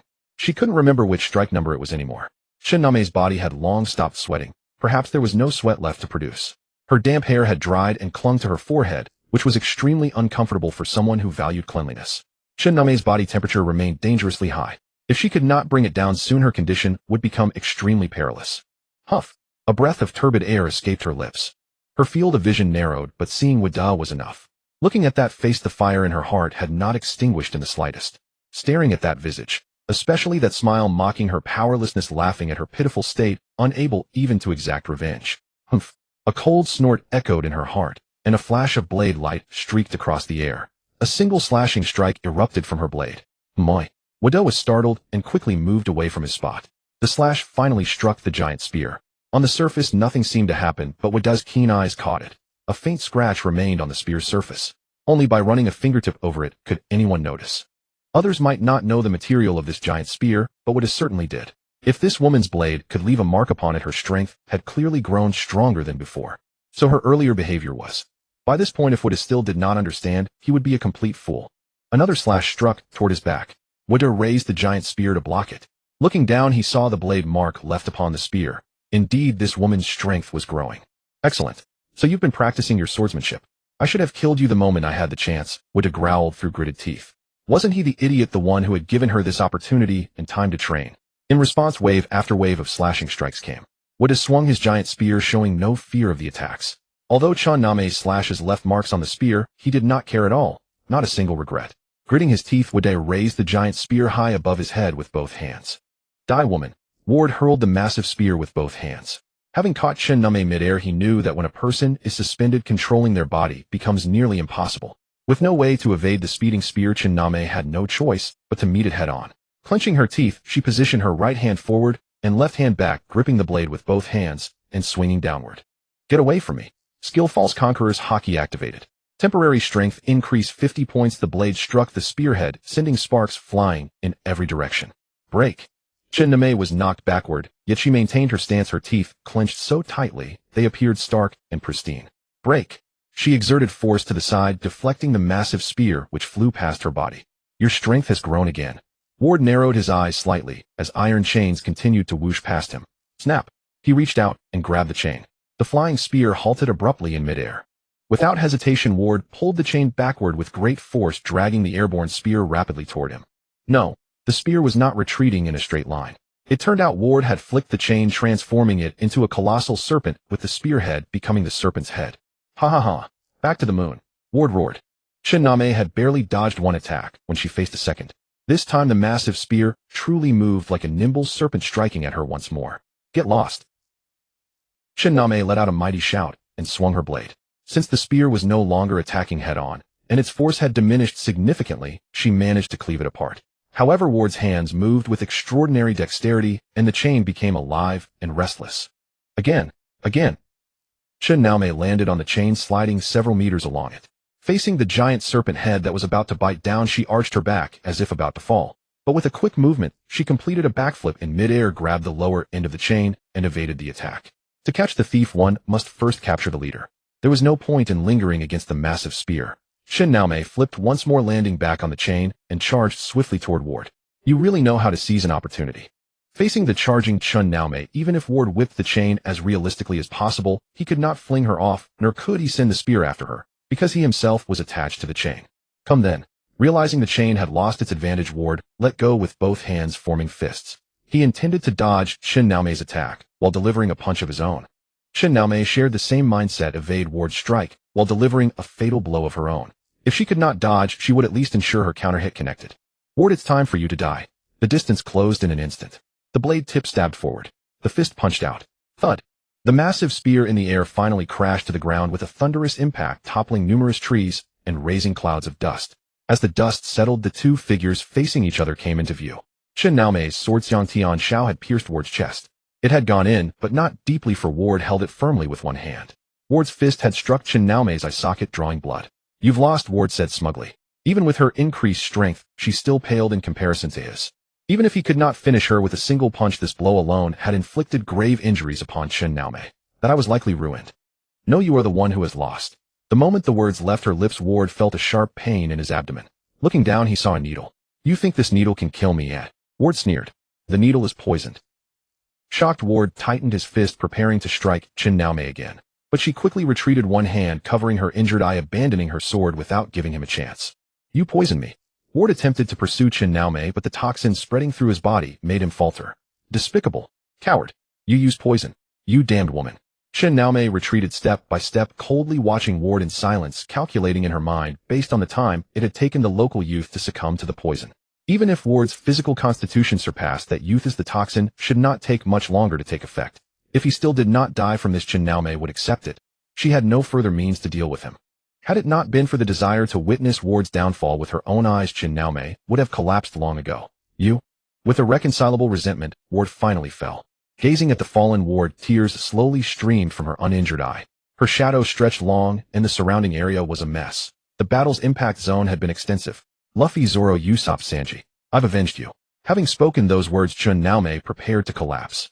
She was so exhausted and in so much pain. Nami. Just as Nami was about to close her eyes, a sudden voice made her open them. Nami. This time she heard it clearly. Someone was calling her name. Before Nami could turn her head, someone rushed to her side. Hey Nami, what happened to you? Why are you covered in wounds? Hey Nami, I'll find someone to save you. Seeing Luffy, Nami smiled. Luffy was alive. As for why, he had no time to ponder that now. Nami. The second to arrive was Sanji. Nami, you've suffered such severe injuries. It was Ward, right? I should have been the one to kill that bastard. Nami, I'm sorry I'm late. Surveying the surrounding scene, Sanji could immediately infer what kind of fierce battle had taken place here. After all, everyone knew Ward's strength. Seeing Xiang Tian Shao lodged in Ward's chest, the truth was unmistakable. Looking at Nami's state, Sanji's heart ached profoundly and tears flowed uncontrollably. At this moment, Nami could no longer control the burst blood vessels in her wounds. They had begun bleeding anew. Fortunately, her body temperature was dropping. However, the crimson redness in one eye had not faded in the other eye. Sanji could hardly bear to look. Hey Luffy, Zoro, Sanji, you're all alright. That's wonderful. The last to arrive was Usopp, his voice trembling with tears. Looking at his own appearance, he was wretched. Covered in numerous cuts and scratches, his pants caked with mud and half of one pant leg was missing. Zoro stood behind Sanji, his brow furrowed deeply. Scanning the surroundings, he spotted Ward's corpse with the sword still embedded in it. His fingers clenched the hilt until all 5 fingers were coated in blood, filled with regret that he had not arrived sooner. What a relief that everyone is alive, yet none of them could feel joy at this moment. Hey Zoro, Sanji, Usopp, let's hurry and take Nami for treatment. Luffy cried out. But where would we find a doctor here? Zoro said helplessly. When Usopp rushed over and saw the severely injured Nami, he covered his mouth with his hand. He knew he couldn't cry at a time like this. Crying wouldn't solve anything. But tears were already streaming down his face, rolling into the gaps between his fingers. He tasted his own tears, and they were salty. Nami, how did this happen? Why didn't she wait for us? Usopp asked in disbelief.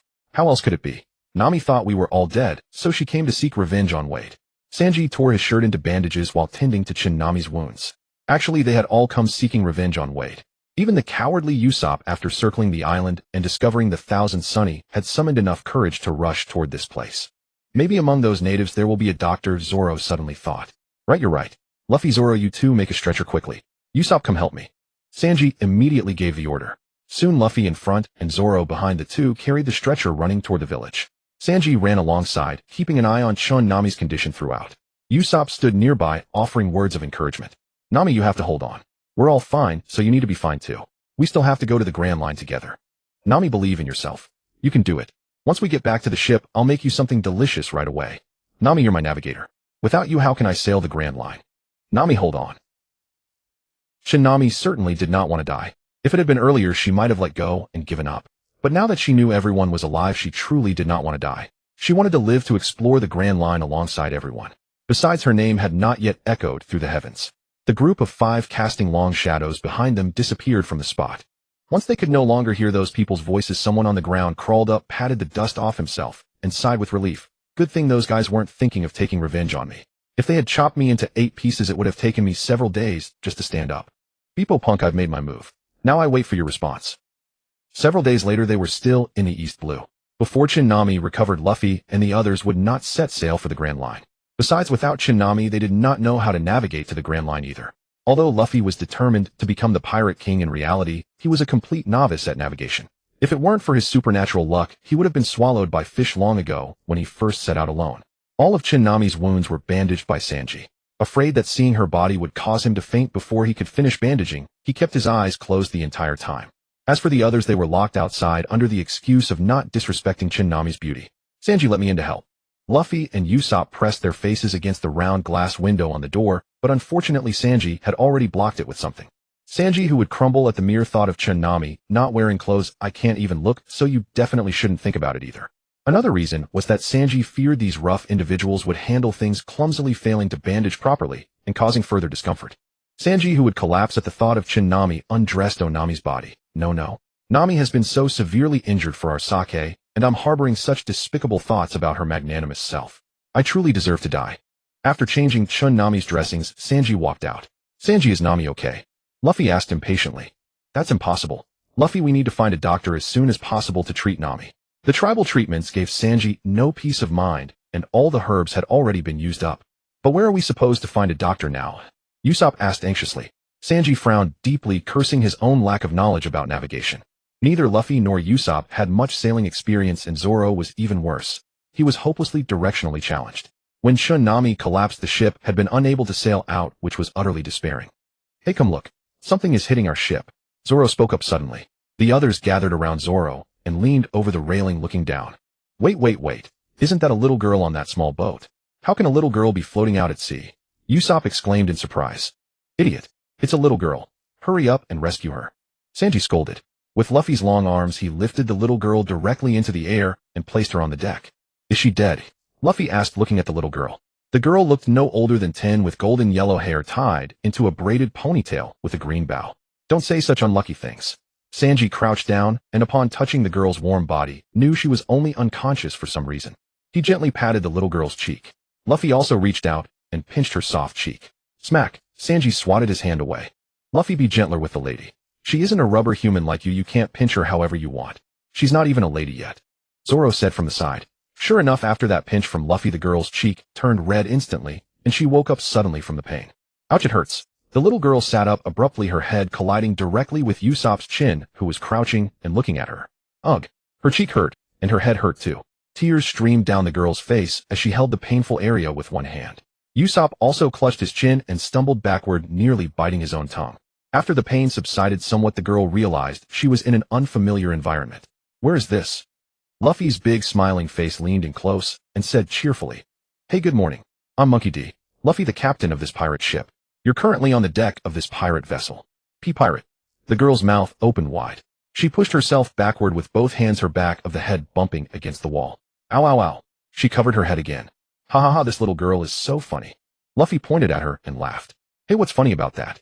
She's just an unlucky little girl, okay? It's rare to see someone this unlucky. Usopp's first complaint of the day was born. The little girl couldn't help but feel she was truly unlucky. How could she have been saved by pirates? Were these pirates perhaps fond of eating little girls? Ignoring the two bickering men, Zoro stepped forward slowly, his expression stern and fierce, frightening the little girl so much that she dared not make a sound. She tried to shield her face with her arms, hoping to avoid being seen. Thud! The scabbard struck the ground, making the little girl shudder in terror, tears welling in her eyes. Hey, tell me, where's a doctor? A domineering voice issued from Zoro's mouth. What's the matter, Zoro? She's just a little girl. Why are you scaring her? Sanji quickly pushed Zoro aside. He never expected Zoro would resort to intimidating a young girl. Need me to scare her? This little girl was already terrified to death when she heard we were pirates. Besides, don't we urgently need to find a doctor? Scaring her directly would make her tell us right away, Zoro said nonchalantly. This enraged Sanji, who launched a high kick toward Zoro, but Zoro blocked it with the pommel of his sword. I won't allow you to be so barbaric toward a lady. She's not a lady yet. She is. No matter her age. Even if she were a newborn, she's still a lady. As the two neared a breaking point, Usopp quickly intervened to separate them and began mediating. Don't get angry, don't be angry, Sanji.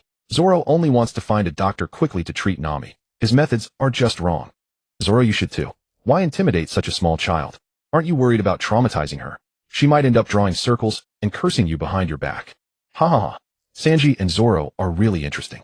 Here was someone whose thought process differed from normal people. This earned consistent pushback from the other three. Interesting, my foot. Humph. Zoro snorted coldly and moved to stand at the ship's rail, gazing out at the sea. Sanji crouched down, wearing a warm smile. I'm Sanji the chef on this ship. Don't be afraid. I'll make you something delicious in a moment. Before that, I'd like to ask for your help. We have a companion who was severely injured, so we need a doctor to treat her. Little miss, could you tell us where there's a doctor? We'd be eternally grateful. Perhaps because Sanji used a gentle tone and was willing to crouch down to speak to the little girl at length, she calmed down somewhat. Please tell us where there's a doctor. Usopp also pleaded from the side. His unusually long nose came close, and the little girl couldn't resist the temptation to reach out and grasp it. Are you some kind of long-nosed monster?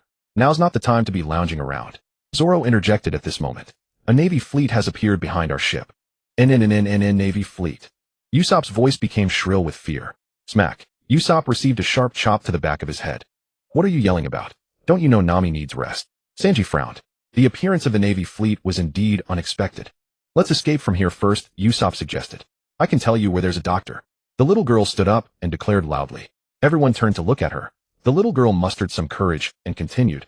But you must promise me one condition first. Not just one. If it's 10,000, I'll agree to it all. Luffy responded immediately, and the others shared this sentiment. I want you to destroy a Navy warship. Moi. Sanji's brows furrowed even tighter. Why destroy a Navy warship? Hey, that's a Navy warship, and not just one. Usopp pressed both hands to his temples. Was he dreaming, or had the world gone mad? A little girl actually demanding pirates destroy a Navy warship. Smack. Another chop to the head. I told you not to shout so loud you'll disturb Nami's rest. Luffy, since the little miss has said, so then we. That's right. It's just destroying one warship. Luffy slammed his fist into his palm. Usopp, take the helm. We're charging ahead. With the captain's orders given, Usopp didn't argue further. He immediately took control of the wheel, turning the ship around and heading full speed toward the Navy fleet. Usopp resigned to his fate. Kaya, I wonder what you're doing right now. Probably gazing at that great tree in the courtyard, and you seem to see my figure there, right? Across the sea, several kilometers away, the Navy sentry stared through his telescope in disbelief. The enemy has turned their ship around and is charging straight toward us. A man who clearly held officer rank spoke with ill humor. These damn pirates don't respect us at all. Oh my dear officer, what pirates could be so bold? Beside the officer stood a lean man with his hands in his pockets, wearing an expression of utter disdain. The Straw Hat Crew, the officer explained. He harbored strong distaste for this man beside him. A man who wasn't a Navy soldier, yet somehow found himself aboard a Navy warship. The only reason was that this man was a mercenary hired by Admiral Nelson Roy. The officer simply couldn't understand what his Admiral Nelson Roy needed such a person for. Eric naturally knew the officer looked down on him. In terms of their profession, they stood on the side of justice, while mercenaries like him would do anything for the right price. Likewise, as a mercenary, Eric also looked down on these Navy soldiers. So it's this bunch. Their captain has a bounty of 20 million berries, and interestingly enough, one of their female crew members has a 25 million berry bounty, 5 million more than their captain. Such amusing matters don't come along often, do they, sir? The officer remained silent, his expression darkening. The Straw Hat Crew had become the most wanted pirate group in the East Blue, with their combined bounties totaling 45 million berries. To remain at large despite such bounties was an absolute disgrace for the Navy stationed in these waters. The officer caught the mocking undertone in the words coming from the man beside him. I heard this female pirate named Nami recited a poem right in front of your Navy. What was it again? Let me think. Alright, I believe it went something like this. With sword drawn I laugh at the heavens, seeking to rival the highest realms, traversing 3,000 worlds across 10,000 miles. My name Nami shakes the ninefold skies. Just listen to how imposing that poem is. Once it appeared in the newspapers, the entire world knew both the poem and its author by the next day. I've heard people have given her the title of pirate poet, though I wonder whether her identity as a pirate or as a poet holds more significance. The officer had no intention of acknowledging Eric's words, but the man kept yapping incessantly, driving him mad. Finally, the officer could no longer contain himself and said, Mr. Eric, if you have nothing better to do, why not help us capture these pirates? It would be my pleasure, sir, Eric said with a grin, shoving his hands back into his pockets. As long as the price is right, I'll do anything. 200 million berries, 250 million berries. Surely that's enough, Mr. Mercenary Eric. The mere sound of him calling himself sir was enough to set the officer's blood boiling, so he decided to match him in kind. I told you, my dear sir, as long as the price is right, I'll do anything. Eric's expression didn't shift at all. If anything, he seemed to be half joking. So 450 million berries still isn't enough to pique your interest. The officer had been about to say, but seeing Eric turn and walk away, unwilling to stay there any longer, he swallowed his words. All the same, Eric was an honored guest of Admiral Nelson Roy's. However, infuriated by Eric's remarks, he immediately bellowed, Fire! Fire all cannons! Sink those arrogant pirates and feed them to the sharks! At his command, boom, boom, boom, boom. White smoke billowed from the cannon mouths as countless shells streaked through the sky. Wait. Realizing his voice had grown louder and louder, Usopp quickly delivered a stiff chop to his own head. The Navy really does think highly of us, Zoro quipped. We can't let these explode over here. It'll disturb Nami's rest. Sanji glanced at the barrage of incoming shells, and suddenly a thought struck him. He shouted. Zoro grabbed Luffy's hands. Hearing this, Zoro didn't hesitate. When it came to facing a common enemy, he still trusted Sanji, so without a moment's pause, he seized Luffy's hands firmly. Meanwhile, Sanji grabbed Luffy's legs. Nanny, Zoro, Sanji, what are you doing? Luffy looked absolutely stunned. Catch all these shells. Upon hearing this, Zoro understood exactly what Sanji was planning. It was a clever scheme, truly impressive. One massive shell after another was caught by Luffy's body. Due to his rubber physique, Luffy's body expanded larger and larger. Hold on tight. If we let go, we're done for. Sanji watched the incoming shells, and working in perfect sync with Zoro, loaded everything into a bag called Luffy. After the first wave of shells had all been loaded, Sanji counted 1, 2, 3, and together with Zoro they used Luffy's elasticity to bounce all the shells back. On 1, 2, 3, send them back. Luffy also figured out that his companions were using him like a slingshot. Naturally, he was thrilled by this, and even lent a hand amplifying the launch with his elastic power. Wow, this is the first time I've ever launched so many shells, Luffy said after being launched, shading his eyes as he looked out. It was the first time such a scene had unfolded before everyone. Although the little girl had taken shelter in the cabin, she was curious about what was happening outside. When she saw this scene, her mouth hung open, forgetting who she was and where she was. This is unbelievable. Report, sir. All the shells we fired have been bounced back, the sentinel reported to his superior. Do I need to tell you? Hurry and call for reinforcements to shoot down those shells. Unable to control himself, the officer slapped the brim of the soldier's hat in front of him. Fortunately, the Navy's response was swift enough that all the shells were intercepted mid-air, ending in a narrow escape. Tisk firing so many shells, and not only failing to eliminate the enemy, but having them all returned. Tisk, such a sight is truly rare. The officer didn't even need to guess who that voice belonged to. Gritting his teeth, he issued another order: fire shells in rotation. Our main target is to destroy their ships. Sir, you absolutely cannot do this. Eric stepped forward to stop him. The little girl is on that ship. If she dies now, Admiral Nelson Roy will never forgive you. After a moment of hesitation, the officer withdrew his order. Then tell me, mister. Eric, what should I do? He passed the problem to Eric. Eric has expected a bunch of useless people. I can't even leave this to them. They want a direct confrontation with us, so let's give them the chance. I believe under your leadership capturing these pirates will be an easy task. Of course we must not stop our attacks. Although I don't know why the pirates over there dare to assault us, they want to come, so we'll play along. Don't stop attacking. Let them believe we haven't discovered their true intentions. Officer, like we've discovered their intentions in the first place. He had to admit that Eric's words made sense. Fire shells in rotation, aim for their sails, and be careful not to hit their hull. If they attempt to board, capture the Straw Hat crew alive. Yes, sir. With the new orders, the Navy took turns firing cannons. At most, only 2 shells would come at a time. What's going on with them? Usopp asked, bewildered. What else could it be? They're afraid we'll repeat our trick. Sanji answered while kicking away the incoming shells. On the other side, Zoro split the shells in half with his swords. Bang! Bang! Bang! At this moment, Nami pushed open her cabin door and stepped out wrapped in clothes with a bandage over one eye. She immediately spotted the little girl hiding in the cabin. What's your name? Ah, the little girl screamed. Sorry, did I scare you? The little girl turned around and saw Nami covered in bandages. She realized this must be the patient Sanji had mentioned needed a doctor. I'm Nami, what's your name? Nami asked again. I. After a moment's hesitation, the little girl replied, my name is ABIs. ABIs, you're so young, and already a pirate.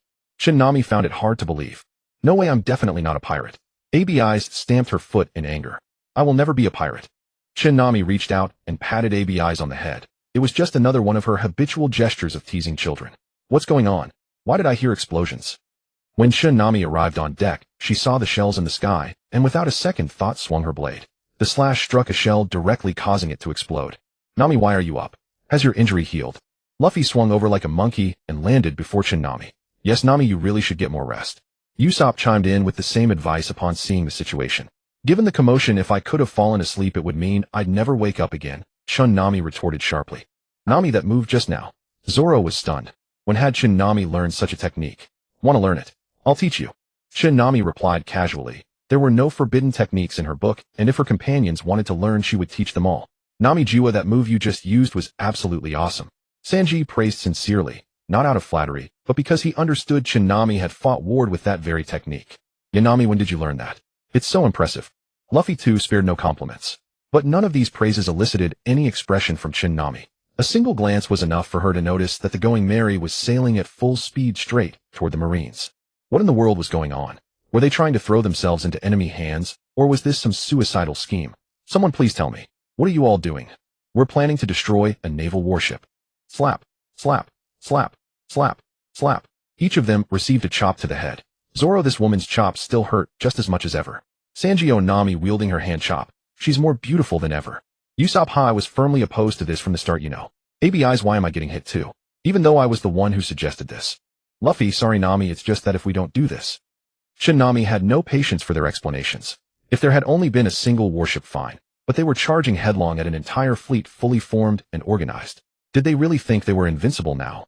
Shin Nami extended her finger feeling the air and said the wind is about to change. After speaking, she turned her gaze toward ABI's, for the little girl had just spoken those exact words. The wind is about to change, at the very same moment as her. Without time to ponder further, Shin Nami decisively took command and ordered, set sail, adjust the angles. A hurricane is approaching shortly. We'll use it to escape from here. But Nami. Luffy tried to say a few more words, but the others were already moving. Luffy. Shin Nami pinched Luffy's cheek. She had long ago realized she couldn't be too gentle with these people. With deliberate slowness, she said to Luffy word by word, right now you listen to me. Don't make me lose my temper. I'm in excruciating pain all over my body, and I have zero energy to deal with whatever nonsense comes next. Luffy, do you understand? Yes, yes. Under the forceful glare of Shin Nami's eyes, Luffy broke into a cold sweat. An hour later in the galley of the Going Merry, Shin Nami sat at the table propping her head up with one hand, while holding a fine white porcelain teacup adorned with golden patterns, a cup that radiated an air of nobility. After drinking the rich black tea, she set the cup into the hands of Sanji, who waited attentively by her side. Sanji knelt on one knee, offering a saucer beneath the cup.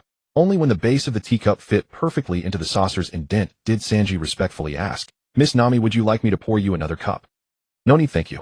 That one cup made me feel much better, but I'm going to sleep now. Indeed, exhaustion was clearly written across Shin Nami's face.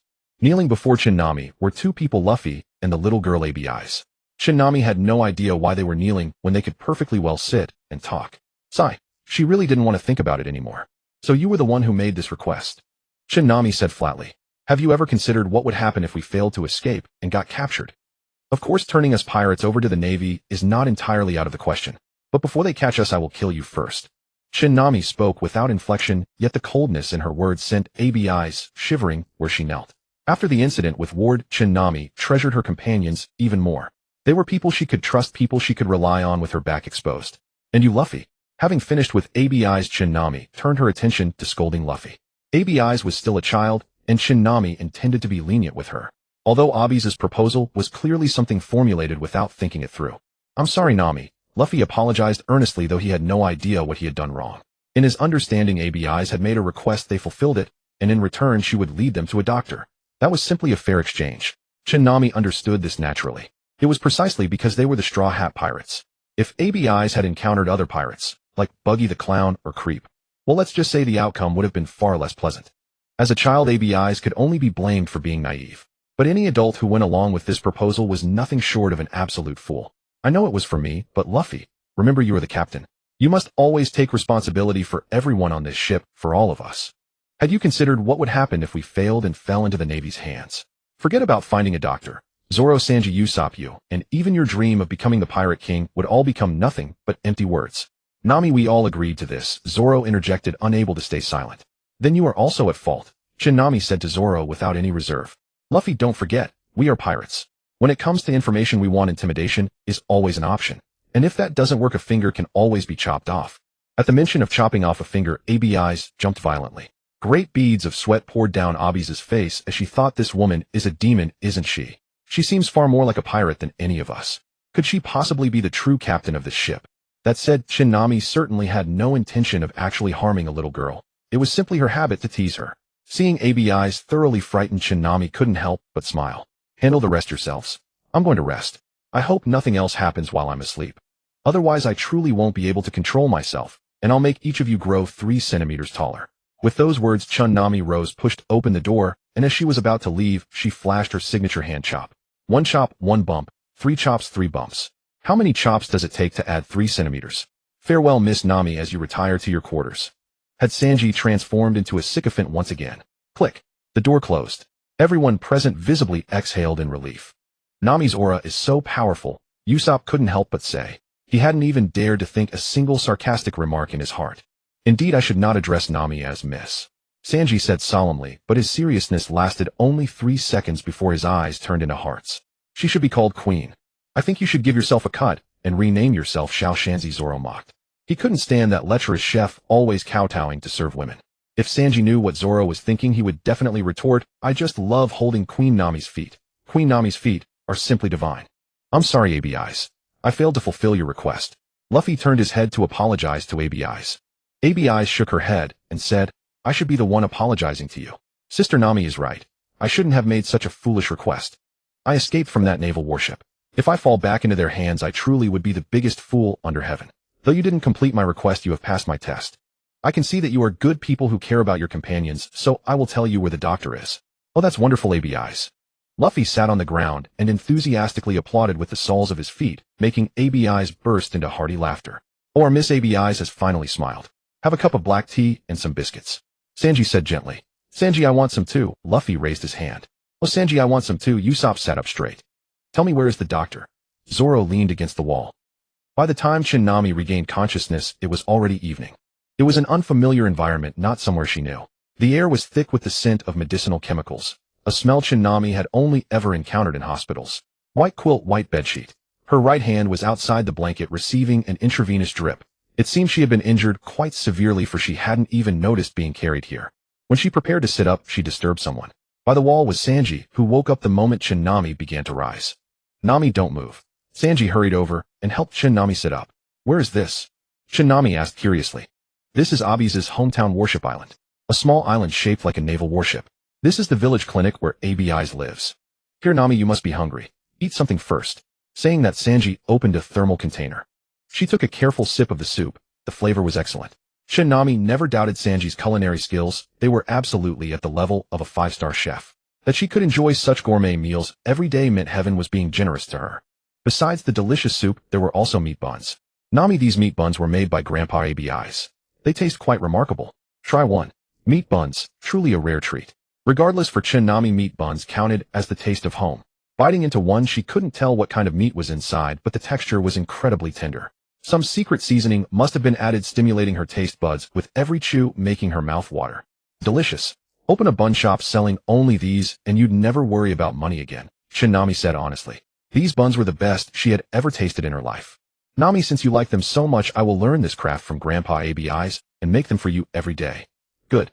As for Sanji, Nami felt no need to be formal. Just then the ward door opened, and the two looked over to see Luffy. Luffy, how come you? Such a wonderful aroma. Nami grabbed Sanji and pointed. It turned out Luffy, eyes still closed, had found his way here in his sleep purely by scent, leaving Sanji utterly speechless. Speechless, Sanji. Luffy, if I didn't see you asleep right now for disturbing my private moment with Nami, I'd kill you in an instant. Nami also found it quite amusing. Nami, when did Luffy learn this skill? Perhaps in Luffy's skill set, there is an ability called Sleepwalking Food Finder level 10. When Luffy closed his eyes, flared his nostrils wide, and leaned close to the bun in Nami's hand, she handed it over. And indeed, he swallowed it whole, without even opening his eyes. Nami, this is your food. Sanji tried to stop him. It's fine. And would you let me go hungry? Nami gave a playful smile, delivering a critical heart strike to Sanji. Alright, Nami, I'll go make it right now. Lots of your favorite dishes. Sanji, his eyes full of hearts, grabbed Luffy by the collar and headed for the door. Unfortunately, Luffy was still stretching his neck toward the thermal container in Nami's hand, unable to be pried away. Nami smiled and handed him the container. Sanji took it, and Luffy immediately turned and followed. Luffy, come with me. After the two left the room, Nami burst into laughter. Since it was nighttime, and she didn't want to disturb others, she quickly covered her mouth.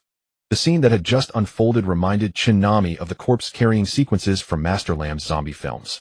When Sanji returned with Luffy to Grandpa Abi's house, he found Zoro leaning against the wall, and Usopp lying on the ground, both fast asleep. Over by Grandpa Abi's with his white beard and hair, he too had fallen asleep. To Sanji's astonishment, the old man was still muttering about the history of this small island in his sleep, earning a silent thumbs up from Sanji in the distance. Scanning the room, Sanji couldn't find Abi's, which made him frown. Where has Abi's gone? Luffy, just sleep here. Sanji guided Luffy to lie on the ground and placed the thermal container beside him. Luffy immediately hugged it and fell asleep. Sanji, the food you make is so delicious, Luffy murmured even in his sleep. Sanji couldn't help but smile. To avoid spilling the soup, he securely closed the thermal container, then went out to prepare something for Nami first. He quickly made some food and brought it to Nami. Nami, eat quickly or Luffy will come searching again. If not for tonight, Sanji would never have known Luffy had awakened this skill. Nami nodded. She didn't want to see Luffy either, at least not the sleeping version. Nami, rest after you finish eating. I'll go back and sleep. Having said that, Sanji left. He claimed to return to sleep, but instead took a turn to look for ABIs. When he discovered drag marks on the ground, he followed the strange trail all the way to a cave.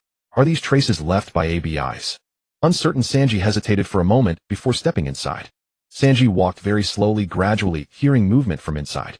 Lord Dragon, those despicable Navy sealed me in a single room. If I hadn't been clever, you would never have seen me again. Lord Dragon, there was a terrible storm that night. When I escaped, I kept thinking, Lord Dragon, please protect me. So the reason I am alive today is because you protected me, right? Sanji, ABIs, who are you talking to? It's so late, why do you need to come all the way here instead of sleeping? Sanji knew that eavesdropping was wrong, but he could not help but worry about ABIs. After all, she was a little girl barely 10 years old. Would any reasonable person not be concerned about such a child sneaking into a cave in the middle of the night? However, Sanji feared that rushing up so hastily would appear presumptuous. He and ABIs shared no particularly close bond after all. Hiding behind the wall, Sanji carefully poked his head out and peered inside. The cave was dim, and since it was nighttime, the only source of light was a small lamp placed before ABIs. By the faint glow of that lamp, Sanji saw ABIs animatedly recounting everything she had witnessed outside, while her audience was none other than a colossal creature. What is that? Unable to see clearly, Sanji strained his eyes, but could only make out a monstrous silhouette. Could it be an elephant? No. Even an elephant would not be this enormous. Unable to discern anything further, but sensing Abisa's demeanor and her conversational tone as though speaking to a friend, Sanji came to believe that this so-called Lord Dragon must be a good person. Perhaps what I saw was a house. By now, Sanji had already stepped out of the cave. Nothing will happen. This is ultimately Abisa's hometown after all. She certainly knows this place better than I do, and she is a clever little girl. Dawn broke. As the crew's cook, Sanji rose first. Though his sleep the previous night had been meager, his energy remained in good spirits. The primary reason was that Nami was receiving proper treatment, and the weight off his chest had finally lifted. As for whether to depart once she made a complete recovery, or when she was merely stable, that could be decided later. Every time Sanji saw the bandage wrapped around Nami's eyes, his heart ached. Why had he not arrived sooner? Why had he let Nami bear everything alone? The Straw Hat crew awoke one by one. Abisa's grandfather was elderly, so everyone respectfully left him to continue resting. I will go fetch ABIs for breakfast. Sanji volunteered. Usopp, bring a portion to Nami as well. I will go with you. Luffy's eagerness stemmed entirely from boredom. Usopp accepted the task and prepared breakfast for Nami. Luffy followed Sanji and noticed they were heading uphill. Sanji, why are we going this way? Is there something delicious inside the mountain? The mere mention of food had Luffy drooling. Luffy, you just had breakfast. Sanji chuckled. Fortunately, he was looking after Luffy, otherwise the boy would hardly survive on his own. Yeah. That single affirming sound stretched rather long. While Luffy was making it, he casually snapped a wooden stick and dragged its tip along the ground. I could eat a bit more. Seeing the stick in Luffy's hand, Sanji inexplicably snapped one for himself as well. He examined it briefly, found it thicker and longer than Luffy's, and delightedly began dragging it across the ground. Luffy spotted this, flung his stick aside, found an even thicker and longer one, and sprinted across the ground, overtaking Sanji with an indistinguishable hum. Oh, Luffy, wait. Watch this. Sanji kicked and shattered a tree thick enough that two people could barely encircle it, then dragged the massive trunk along the ground like a staff. Here I come. Hearing the commotion, Luffy glanced over, and as before tossed his stick aside. Scanning left and right, he finally found a tree and punched it cleanly in half. Moved. Luffy shouted, charging uphill. You should be the one moving, Sanji retorted, not to be outdone, and took off running while carrying the tree. Oh, both of them pushed at full speed, and somehow remained neck and neck. Ignoring the dirt and dust flying up from the ground behind them, they barreled forward. When small stones bounced up and struck their faces, they merely cried out softly. Ouch, I got hit. Without slowing, even slightly. The mountain path was difficult enough as it was, but these two had chosen to scale it in such a manner which resulted in a gigantic trench appearing on the ground. Both of them tumbled into the pit simultaneously. Thud. Fortunately, neither was injured. They were simply covered head to toe in dust. One sat inside the pit, laughing uproariously, his laughter carrying far enough that even the villagers below, who had just woken, could hear it, wondering aloud, who could possibly produce such sounds. The other clenched his jaw, inwardly cursing himself for falling into such foolishness alongside Luffy. He was a gentleman after all. If any passing beauty were to witness this scene, it would ruin his distinguished reputation forever. Hurrying to climb out, Sanji patted the dust from his clothes and admonished Luffy. Luffy quickly brushed off the dirt. If someone sees us like this, they will laugh at us. How amusing. Luffy had not heard a single word. Sanji sighed deeply. He had set out on the Grand Line hoping to encounter numerous beautiful ladies, yet somehow he felt himself becoming more and more like a nagging mother. Patting the dust off Luffy's clothes, Sanji heard the boy quip, "Sanji, you are just like my dating mom." "Get lost," Sanji replied irritably. Leading Luffy into a cave, Sanji decided to ignore the nuisance entirely. However, the boy possessed zero self-awareness and his mouth never stopped moving. "Oh, this cave is enormous. Could there be monsters inside?" Sanji thought, "Given how excited you are, you probably wish you did run into one. If we actually meet one, I wonder if he would agree to join the ship." Sanji thought, "So that is exactly what you had in mind. If he refuses, I will just knock him unconscious and sneak him aboard." Sanji thought, "Please do not. Otherwise, I will definitely punch your face into a pig's snout." "Oh, isn't that ABI's? ABI's. Finally reaching the deepest part of the cave, Luffy spotted ABI's and rushed forward to greet her. But upon noticing the monstrous figure beside her, he let out a startled cry and sprinted past her in his slippers, clomping loudly. ABI's was also startled awake by the outburst. Looking up, she asked in surprise, "Luffy, what are you doing here?" Seeing Luffy charge toward her, ABI's stepped in front of him and declared, "Do not come any closer. I will not let you harm Lord Dragon." Dragon? Sanji was utterly astonished. He had encountered all manner of monsters before, yet nothing had startled him as much as this. Dragons were purely creatures of legend, yet there he saw one, truly undeniably present. A dragon, a colossal one appearing well past its prime. How could such a creature even exist?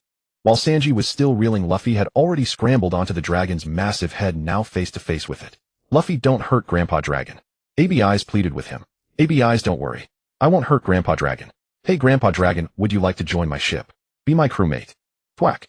Sanji slammed into Luffy's head, leaving a bulging bump, and promptly hauled him off the dragon.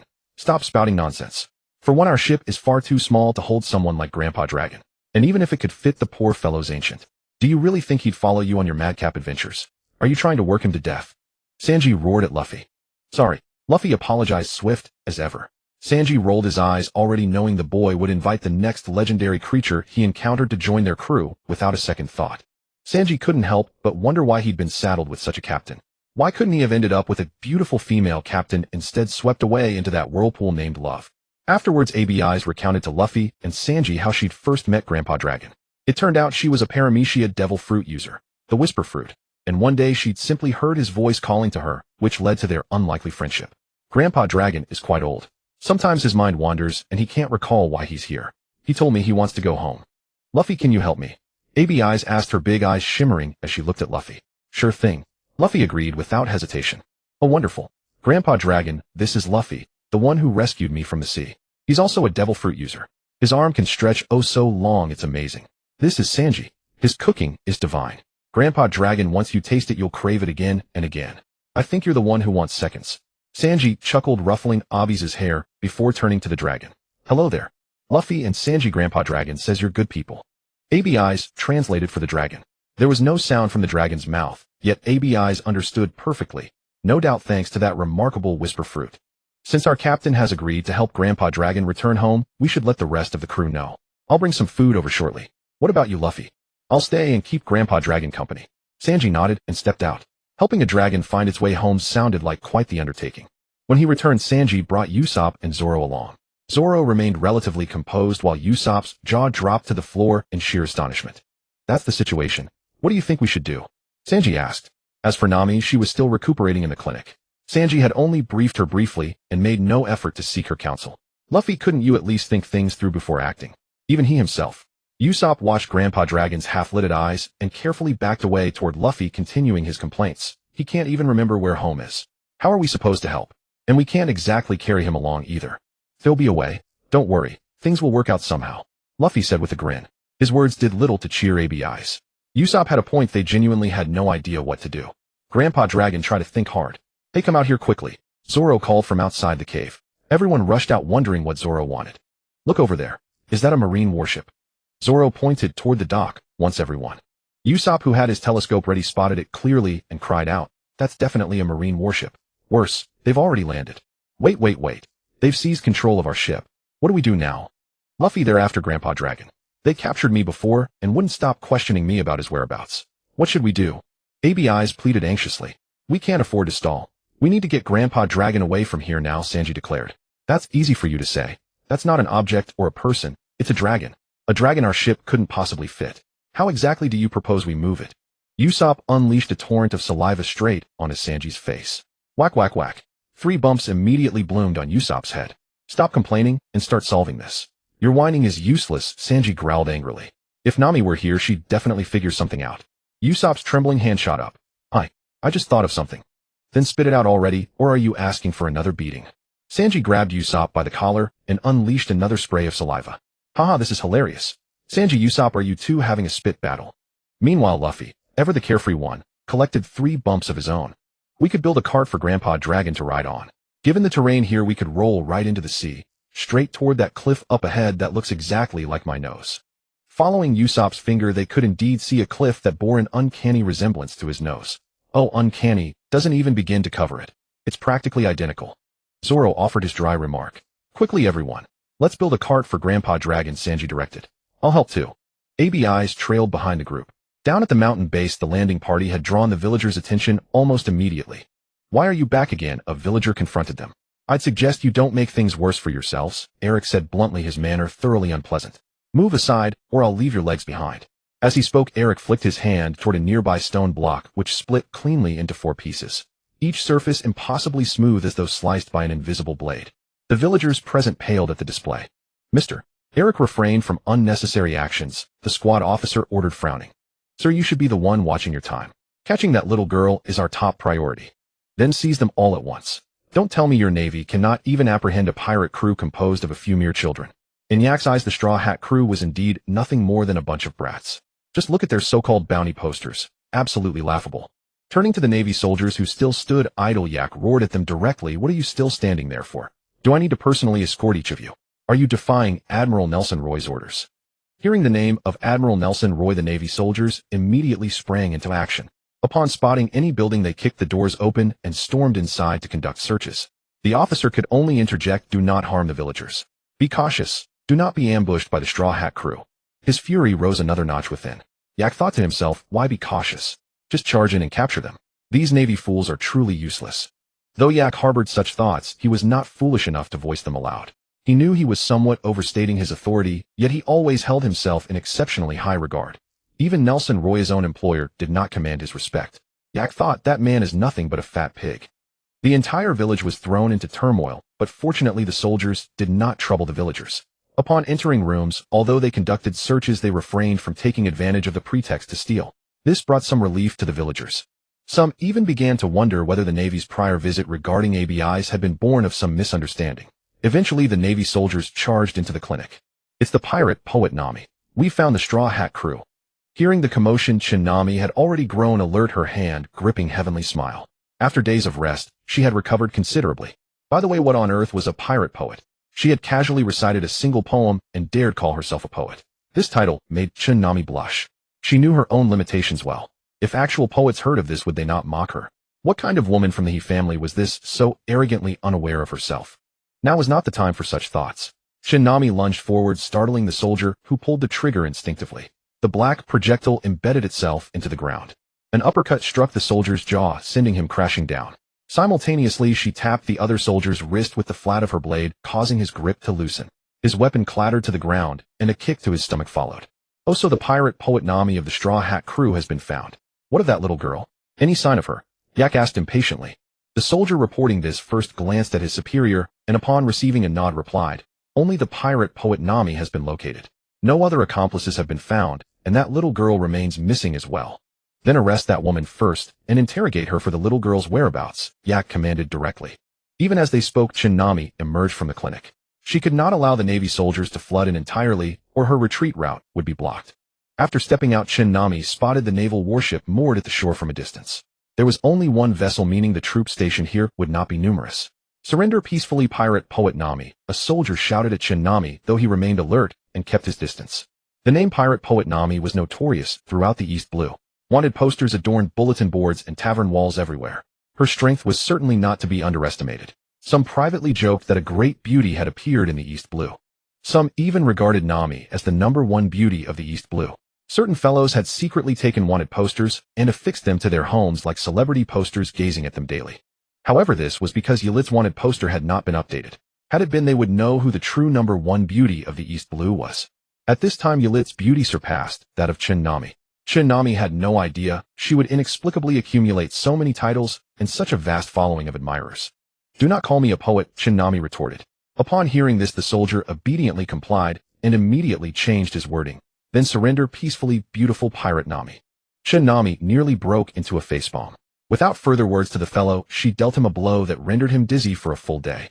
Worthy of the 25 million berry pirate poet Nami, someone applauded and approached. Beholding the strange figure before her, thin and tall, wearing flat sunglasses, his hair spiraling upward, it was only upon close inspection that he appeared human. Otherwise he resembled nothing less than an ice cream cone come to life. Nami did not bother to prevent this man from changing his form of address, lest he also resort to calling her beautiful pirate Nami. She was not unattractive to be sure, but there was no need to announce it aloud, especially not from an enemy's mouth. Although Nami did not pride herself on her beauty, the title of beautiful woman still made her cheeks flush. Yet this blushing appearance only invited further misunderstanding. "At your service, I am Yak the Whirlwind. Judging by your condition, you have suffered severe injuries, my lady. Tell me the whereabouts of that little girl, and I shall permit these Navy forces to let you go." Yak introduced himself. Although the Straw Hat crew meant nothing more than a handful of brats to Yak, he held genuine appreciation for this Nami. After all, she was a beautiful woman, and simply looking at her could make one savor an extra bowl of rice. Yak's words painted grim expressions on the faces of the Navy soldiers. How dare a non-Navy person stand before a pirate and demand that the Navy spare them? Who did he think he was? Did he consume the face-lost fruit? I find myself somewhat puzzled. What secret does an 8-year-old little girl possess that warrants such relentless targeting? As the wind cooled the heat on her face, Nami found herself in the mood to trade words with her opponent. She did not know whether Luffy and the others had spotted the Navy's landing, but she presumed they were with ABIs. She could at the very least buy them some time. That is not something a beautiful lady need concern herself with. The more secrets one knows, the worse one's fate usually becomes. Heh. Yak deliberately left his sentence unfinished, yet those present understood his meaning perfectly. Oh dear, this Yak. Who was it again? Nami lightly touched her brow with her finger, as though exerting great effort to recall. Yak the Whirlwind. Yak snapped back in exasperation. Hey, don't say it out loud. I was just about to remember. Nami reproached him, deliberately ignoring his increasingly green face. So Yak, you must explain yourself clearly before I can weigh the pros and cons. Otherwise, based on your vague insinuations alone, why should I heed your words? Eric had finally realized that Nami was deliberately teasing him here. With all his dazzling charm, this woman simply refused to notice. Reporting. We've spotted the Straw Hat crew on the mountain, and that little girl is with them. Reporting. We've also discovered a dragon.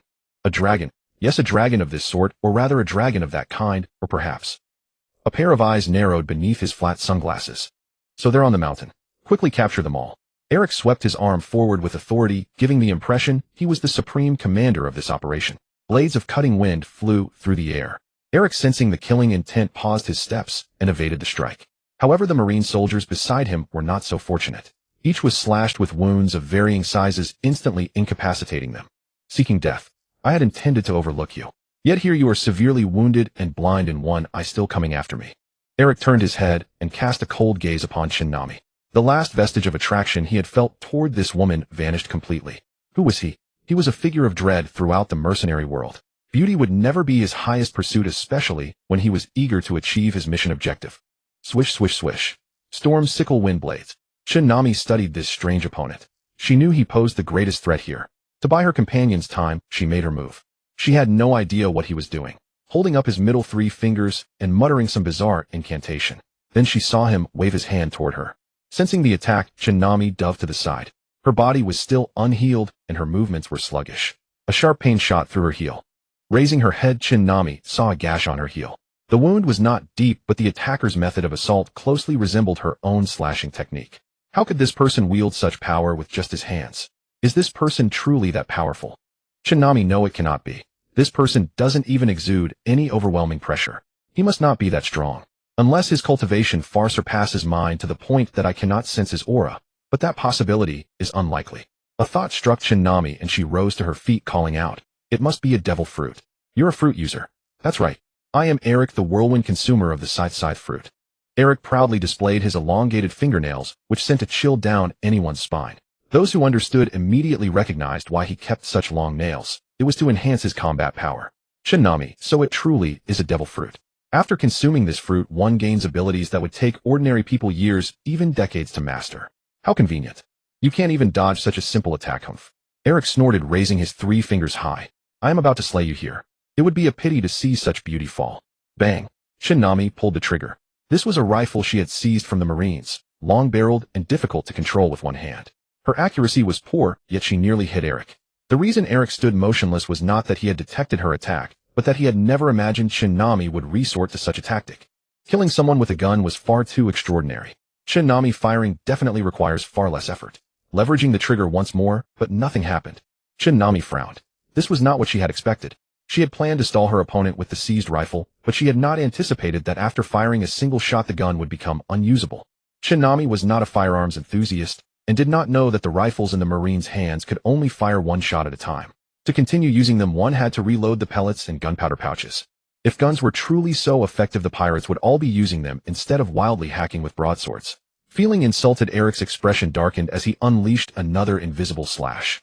Swish, swish, swish. Storm sickle wind blades. Observing the trajectory of the attack, Nami held the rifle across her chest.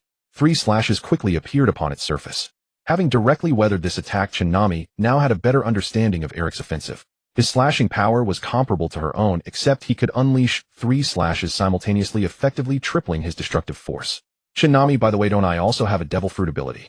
Check character skills, devil fruit ability, Chiha bloodline. As emotions intensify, all attributes gradually increase. Nami, I do indeed possess a devil fruit ability. However, after eating the fruit, I became unable to swim. Yet I seem to also have an underwater breathing skill. Does that not contradict itself? Pushing those thoughts aside, Nami briefly closed her eyes, then opened them. A surge of fierce passion coursed through her heart. Eric, you cannot kill me. It is you who will end up here defeated. Speaking those words, Nami's right arm began to bulge with muscle. Despite being a slender arm, it swelled with strength in an instant. Yet even as the muscle formed, it was not the bulky physique of a bodybuilder, but rather a beautifully defined, elegantly toned arm. What did you do? Others might not have noticed, but Eric detected the change in Nami instantly. From her expression alone, it was clear. This was extreme confidence radiating from her. Swish, swish, swish. Storm sickle wind blades. Nanny, she dodged it. Nami not only evaded the attack, but charged forward with astonishing speed. By the time she reached Eric, he was still wondering whether her injuries were fake. No, they were real. Upon closing the distance, Eric caught the scent of medicinal herbs emanating from Nami. Are you kidding me this time? Eric abandoned his incantations and swung both hands simultaneously. Shoo! In an instant, Eric's vision lost sight of Nami. Where is she? Where has she gone? Eric stood on high alert. He had never experienced this sensation before. Since consuming the devil fruit and gaining superhuman abilities, his path had always been smooth. When had he ever been pushed to such a desperate situation by an enemy? And moreover, the one pressing him was a woman. Damn it, where are you? Eric cautiously scanned his surroundings, terrified that Nami might ambush him from an unseen angle. Character attributes are rising. Recalculating character attributes. Character attributes are rising. Recalculating character attributes. Character attributes are rising. Recalculating character attributes. Character attributes are rising. Recalculating character attributes. Character attributes are rising. Recalculating character attributes. Character attributes are rising. Recalculating character attributes. Eric, she is above you. An officer who had been watching the entire scene from afar could contain himself no longer and spoke up to warn him. In truth, he would have dearly loved to see this fellow chopped to pieces by the pirates. But if he truly allowed the pirates to slit the throat of a guest seated beside Admiral Nelson Roy right before his eyes, his own officer position would come to an abrupt end. Eric snapped his head up and looked upward. A short-haired girl in orange was diving straight down, blade in hand, her hair streaming. Behind her, her face fully revealed in a striking impression. Seeing this, Eric swiftly swept his arms and roared, "Kamikaze tornado strangle." A tornado-shaped slash shot skyward. This was merely Eric's imagination. In reality, it was invisible. A prompt tone rang in Nami's ears. Facing an attack coming from below, there was nowhere to dodge. She had never intended to dodge anyway. Both hands gripping her blade, she had long since discarded the gun she had. It could not fire a second shot, so what use was it now? The two clashed in an instant, and then separated just as swiftly. Eric took a great leap backward while Nami rolled across the ground and rose to her feet. Nami was now covered in countless tiny wounds, so numerous that merely counting them sent a chill through onlookers. A single wound like that could drain a person dry, yet strangely, not a drop of blood flowed from any of them. Eric failed to notice this strange phenomenon. Upon seeing Nami in her wretched state, he took several deep breaths to calm the inexplicable fear that had seized him, then burst into loud laughter at the center of the field. Phew! Phew! Phew! Ha! Ha! Ha ha ha! At that moment, there seemed to be no other sound besides Eric's laughter. The officer who had spoken raised his hand to adjust his hat brim. The victory was decided. But then his eyes beneath the brim widened. Myriad. Eric's clothes flew apart, in every direction revealing the body beneath. A single straight slash marked from his chin across his chest all the way to the lowest point. Eric's knees buckled, and he fell to the ground. Eric. The officer hurried forward to check on him. Suddenly, a rolling sound erupted from the mountain. What is going on? Report, Captain. The Straw Hat crew is charging down the mountain on a cart. The officer's expression darkened. He first asked, Eric, how are you? A considerable amount of blood was pooling beneath Eric, yet he remained conscious. I'm fine, the cut is not deep. Eric knew exactly what had happened. When Nami had descended from the sky, he had leaned backwards slightly, thinking he had completely dodged the attack. He never expected to still be struck. And the dragon? Where is that dragon you spotted? The officer glanced at the soldier reporting to him, who immediately understood and said, the dragon is on the cart. So the Straw Hats intend to take that dragon with them, Eric muttered to himself. Dark thoughts clouded his face. No, I cannot let these pirates take that dragon. It is mine, damn it. Capture Nami. Eric stood up, his lower garments falling to the ground. Several men looked toward the nearby area, but Nami was nowhere to be seen. Quick, capture Nami. Use her as a hostage, hurry. Eric roared. He had assumed this would be a trivial matter and never expected pirates to interfere. At first he had not taken these pirates seriously, yet here he was suffering a devastating defeat. After all, these Navy officers had not even been able to guard a single little girl. Eric, you. The officer began to say something. Never mind me, I am perfectly fine. Eric cut him off directly. What matters now is capturing the Straw Hat crew and that dragon. The officer was clearly displeased. He was the highest commander here. Why should he be barked at by this fellow? He was only showing concern. Deploy full force to capture Nami and her companions. After giving his orders, the officer left the spot. Eric was utterly ungrateful. If not for his warning, Eric might not even have the life to shout at him right now. Recalling the recent battle, Eric was still shaken. That woman was extraordinarily powerful. But since she had crossed him, he would make her taste his fury in return. Breaking free from his vicious reverie, Eric suddenly felt an unusual chill in the wind. Looking down, he realized he had nothing to cover himself with. Of course it felt cold. What the hell? Nami. Eric hurriedly gathered scraps of cloth from the ground, otherwise the wind would leave him with absolutely nothing to cover himself. Meanwhile, on the rapidly descending cart, Luffy sat at the front shouting and smashing every obstacle in his path. It hardly looked like he was fleeing for his life. Behind him, Sanji shielded Abby and kicked away incoming fragments of stone. This is so exciting, Luffy. Abby screamed. The downward speed was tremendous and Abby's braids streamed far behind her. This was her very first experience of such a thing. Ha ha ha ha, yes, let us charge all the way down in one go. Luffy laughed. If it were not for the Navy's presence, that guy would surely have done it again once this was over. I wonder if Usopp and Zoro have already retook the Thousand Sunny. If we race down, and the ship still has not arrived, we will be in deep trouble. Sanji said worryingly, though he did not know why he felt so unsettled. Sanji, should we not bring Nami along? Abby asked innocently. Hearing that keyword, Sanji froze motionlessly. A flying stone directly struck his face, nearly knocking him off the cart. Sanji. Abby quickly grabbed him. What an idiot I am, how could I forget my Nami? Sanji angrily slapped his own head. Hearing Luffy still laughing uproariously at the front, his fury surged. He seized a stone from the air and hurled it directly at Luffy, hitting him right in the back of the head. That hurts. Luffy, caught off guard, glared unhappily. Sanji, why are you throwing stones at me? Forget throwing stones, I should kick you. What are you laughing at? We forgot about Nami. Edge. Luffy finally reacted. Such a thrilling situation, and Nami could forget. What a pity. Eyes wide and nostrils flaring, Sanji raised a large boulder above his head, ready to smash it down on Luffy. Sanji, stop it. Let us think about what to do instead. Abby grabbed Sanji. Sanji refused to listen. He flicked his wrist and flung the boulder, striking with pinpoint accuracy. Smack. Luffy's neck stretched several meters longer. What did you just say to me, Abby? Sanji sat back down and resumed protecting Abby. Abby facepalmed. Would their pirate crew really disband by tomorrow? Usopp and Zoro, who had already reclaimed the Going Merry and set sail simultaneously, noticed the same problem. Hey Zoro, aren't we? Isn't it possible that? As he spoke, beads of sweat continued to roll down Usopp's face. If you have something to say, just say it. Once the Marines spot us, they'll be upon us. Zoro stood at the stern, keeping watch over their surroundings. I mean, did you notify Nami, or have you seen Nami? Usopp asked cautiously. Zoro's neck, which had been turning, suddenly froze in place. Seeing his reaction, Usopp already knew the answer. He swallowed hard and asked uncertainly, Luffy and Sanji must have told Nami about things, right? Zoro mechanically turned his head and replied expressionlessly, I don't think so. Usopp's mouth fell open. Upon reflection, it made sense. How could someone with Luffy's 2-ounce brain remember so many things? Sanji should have been more attentive given how much he cared for Nami. But there was no sign he'd notified her while they were constructing the cart. It was likely he simply forgot. Besides, mainly because the Marines came so suddenly. That was the only excuse he could find. Perhaps he did tell her. Zoro said insincerely. The main issue was that Nami wasn't part of the plan, and according to the plan they had to dock the ship below Longnose Cliff to pick up Luffy and the others. They couldn't stop or turn back now. Usopp could tell Zoro didn't believe his own words. You don't think Nami got captured by the Marines, do you? Usopp worried. No, Nami's strength isn't something those ordinary soldiers can handle. This Zoro had faith in Nami. He felt her power had already surpassed his own. He never expected Nami to possess such immense potential, surpassing him within such a short span of time. It was true that one had to venture out to sea to see how many powerful fighters existed in this world. But Nami is still injured. This made Zoro fall silent. Not just Zoro but Usopp as well. What had happened on Slipper Island weighed heavily on Nami and was a source of pain for everyone. Regardless of what would happen in the future, none of them could forget the image of Nami with blood covering her body and an injured eye silhouetted against the setting sun. Nami will definitely be fine. Usopp felt more confident about Nami. Usopp thought to himself, Nami, you'll definitely be alright. Even Ward, who was so powerful, died at your hands. How could you possibly be captured? However, Zoro, if Nami escapes the Marines' pursuit and reaches the shore, but doesn't find the Going Merry, then she. Usopp couldn't bring himself to say the rest, as he didn't know what would happen anyway.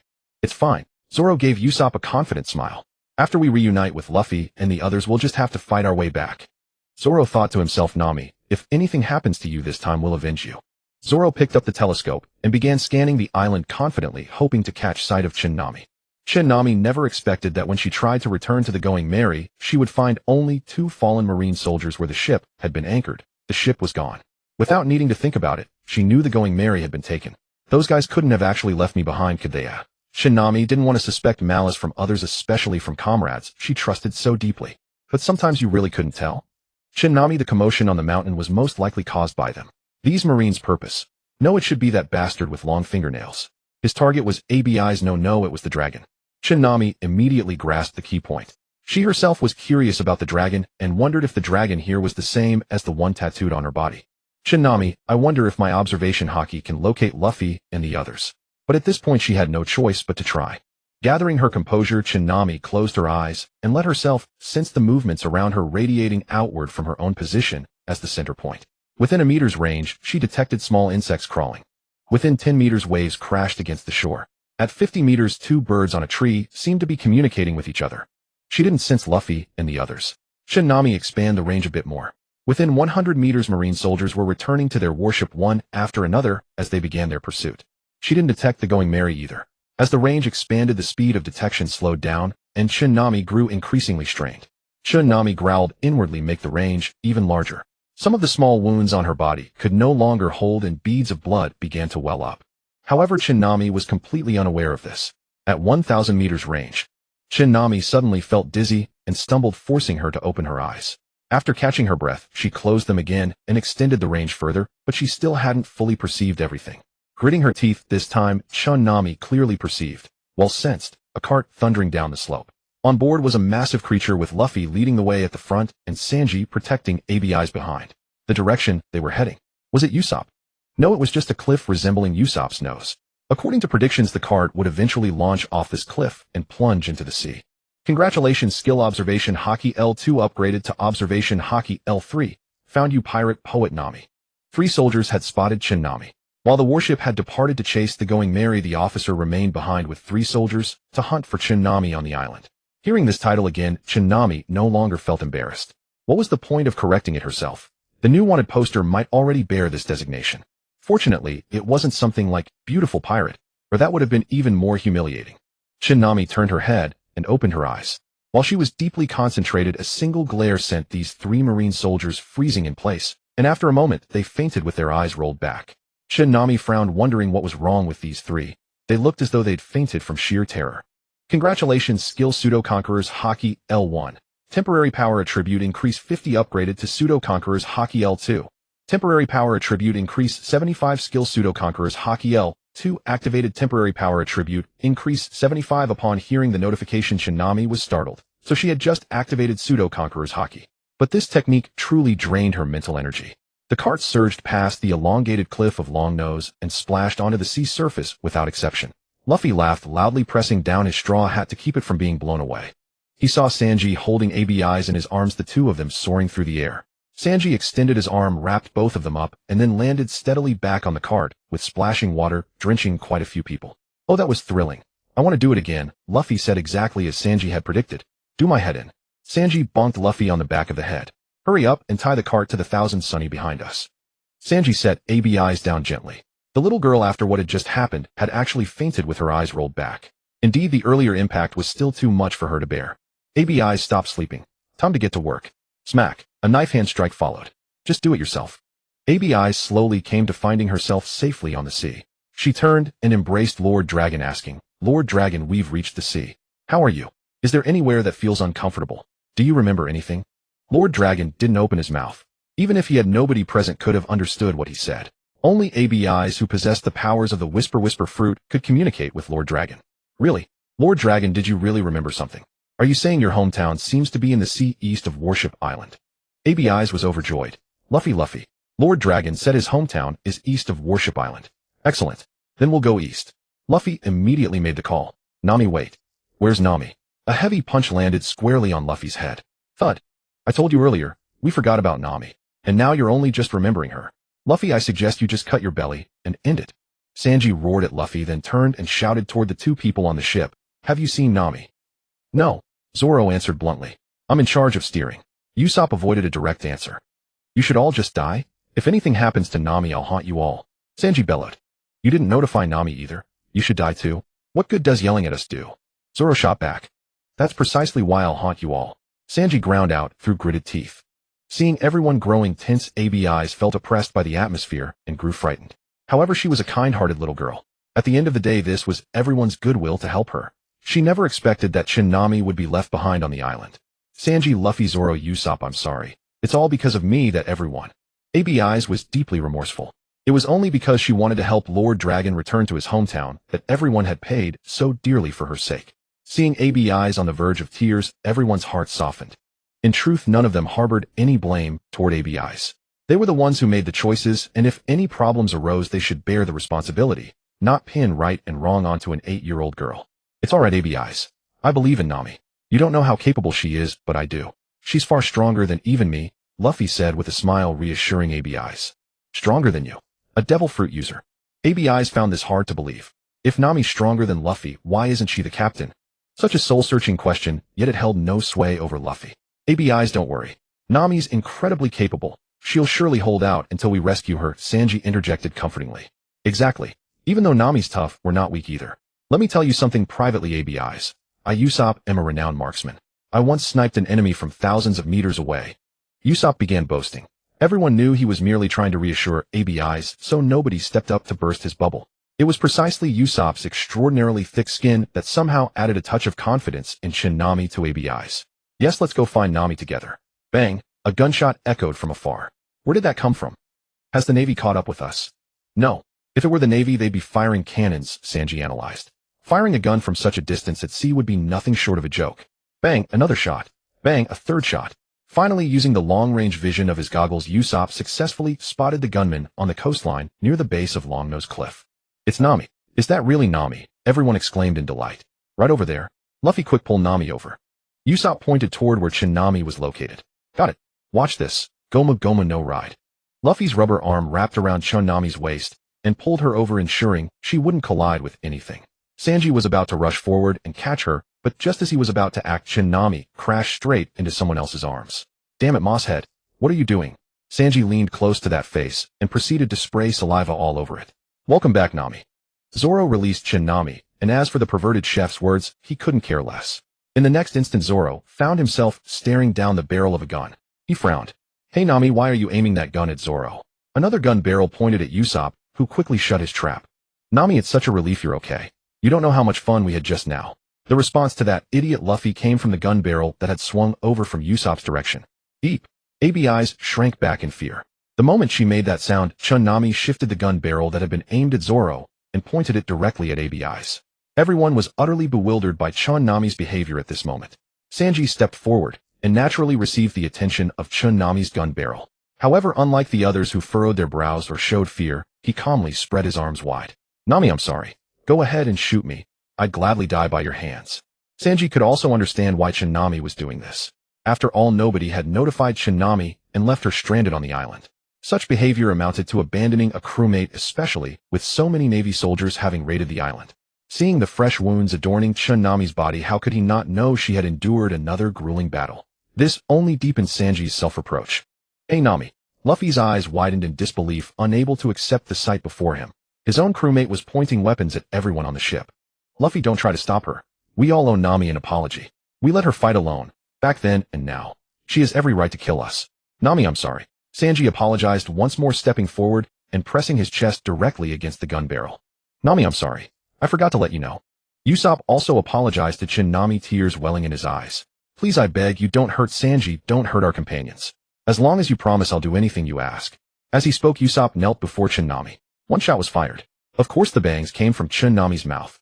"If there's a next time, I won't just be making gun sounds with my mouth." She opened her palm and 2 pistols fell onto the deck, leaving everyone stunned. "Nami, what's going on?" Usopp looked up. "Just kidding. Can't you take a joke?" Nami retorted, then her gaze swept across each of their faces, including Abi's. When Nami looked at Abi's, the girl spoke up to apologize. "Nami, I'm sorry. Call me big sister. I'm tired and need to rest. Don't bother me unless it's important." As she spoke, Nami headed toward her cabin. She wasn't actually angry, but it was important to teach these guys a lesson. "Nami, where did you get those guns?" Usopp called after her. "Oh, I found them." "Found them?" Usopp wanted to follow up with an obvious skeptical remark, but since he'd genuinely been startled by Nami, he kept those words to himself. "Yeah, I was walking along, and hey, I found 3 guns on the ground. I waited a while, but no one came, so I just took them." Nami said this teasingly from ahead, and as soon as the last word left her lips, her bedroom door shut behind her. Immediately after the door closed, everyone burst out laughing with relief. "Nami's fine," Luffy exclaimed happily. "Yes, she's all right." Zoro also relaxed his furrowed brow, but deep down he knew he still owed an apology. He hadn't informed Nami either. Sanji could see the new injuries on Nami's body. How could he not notice them himself? His thumb pushed the blade out an inch, revealing a glint of cold steel, then withdrew it, and the gleam vanished. "I was really scared there. I thought Sister Nami was actually going to shoot." Abi's, who hadn't cried earlier, now shed tears. She was too young to grasp the subtleties at play. Moreover, Nami had always impressed her as an exceptionally formidable figure, a ruthless demon lord without a doubt. So she was truly afraid, and in that moment, she wondered why the captain of this ship wasn't Nami. "What? Lord Dragon, you said Sister Nami is a good person and wouldn't really shoot." Abi said this, curiously thinking it over. "Yeah, the people who travel with Luffy and the others. How could they be bad? I was wrong to judge Sister Nami so harshly." Thud. Everyone turned to look at the source of the sound. It was Sanji falling straight backward. That thud was the sound of his back hitting the deck. His earlier declaration that he'd gladly die at Nami's hands hadn't been empty words, but Nami had let him live. So all he could say was, "Nami, thank you. I love you. I'll love you for 10,000 years. "Sanji, what is he doing?" Luffy asked Usopp curiously. "Stop worrying about that. Let's hurry to the place Lord Dragon mentioned." Usopp had come to realize that the most important person on this ship wasn't Luffy nor Zoro, and certainly not himself. It was Nami. She influenced everyone's emotions. Aboard the Navy warship, Eric had already calmed down. His body was wrapped in bandages like a mummy, though his injuries weren't actually that severe. The sheer length of the wounds simply required such extensive wrapping, even down to his chin. He came out onto the deck and could see the going merry far ahead, as well as the dragon behind it. As expected, the legends aren't baseless. "Mr. Eric, what are you talking about?" The officer noticed Eric coming out and moving his lips, but not catching his words, so he asked. "Nothing." Eric shook his head. Of course he wouldn't voice his inner thoughts. But then again, the existence of that dragon was visible to all. He wasn't sure how long he could keep it hidden, but as long as he could secure what he came for and retreat unscathed, that would be ideal. "Admiral, I suggest we hold off on apprehending the Straw Hats for now." The officer frowned, puzzled. "Mr. Eric, why do you say that? You were just—" "I deeply regret my earlier impulsiveness." By now Eric had composed himself. The Straw Hat crew had chosen not to fight the Navy to the death on the island, but had instead fled together with the dragon. There must be a reason. This led Eric to recall the legends surrounding dragons, or rather the Millennia Dragon. Just the name suggested a creature of great longevity. Eric's mission was to drag a skeleton for Admiral Nelson Roy, as the skeleton was said to be the primary ingredient for the elixir of immortality. In truth, at first Eric had treated it as an absurd task. Just go through the motions, get paid, what could be better? But once he witnessed the dragon's real existence, he understood that the legend of the Millennia Dragon was no mere tale, it was reality. And if the dragon existed, then the elixir of immortality was equally real. So the thought of keeping it all for himself began to stir within him. Proudly to himself, Eric reasoned, those pirates certainly don't know about the elixir of immortality. If they don't know, why are they fleeing with the dragon? The answer must lie with that little girl. Eric naturally understood that the Straw Hat crew would never recklessly risk everything by carrying a little girl and a dragon along. It would be like cradling a priceless treasure and courting disaster. There must be some purpose behind it all. Eric sensed he was about to uncover a far greater secret. Admiral, while I can't reveal everything, I can share a bit of information with you. Eric put on an open and generous air, but this only made the officer less interested in whatever Eric had to say. Even without knowing the details, the officer was certain this involved something tied to Admiral Nelson Roy. When such matters weren't handled through proper Navy channels, but instead entrusted to an outsider, it likely meant something shady was afoot. Wait, Mr. Eric. If it's something I shouldn't know, then please don't tell me. As long as it doesn't violate regulations, I'll cooperate fully. Made his position clear. If only he were an ordinary sailor, he wouldn't be placed in such an awkward situation. Hearing this, Eric smiled and said gratefully, Admiral, I thank you for your earlier warning. Without it, I would have been nothing but a skeleton by this day next year. Mr. Eric, you are far too kind. I merely did what was within my duty. Moreover, your strength should not be underestimated.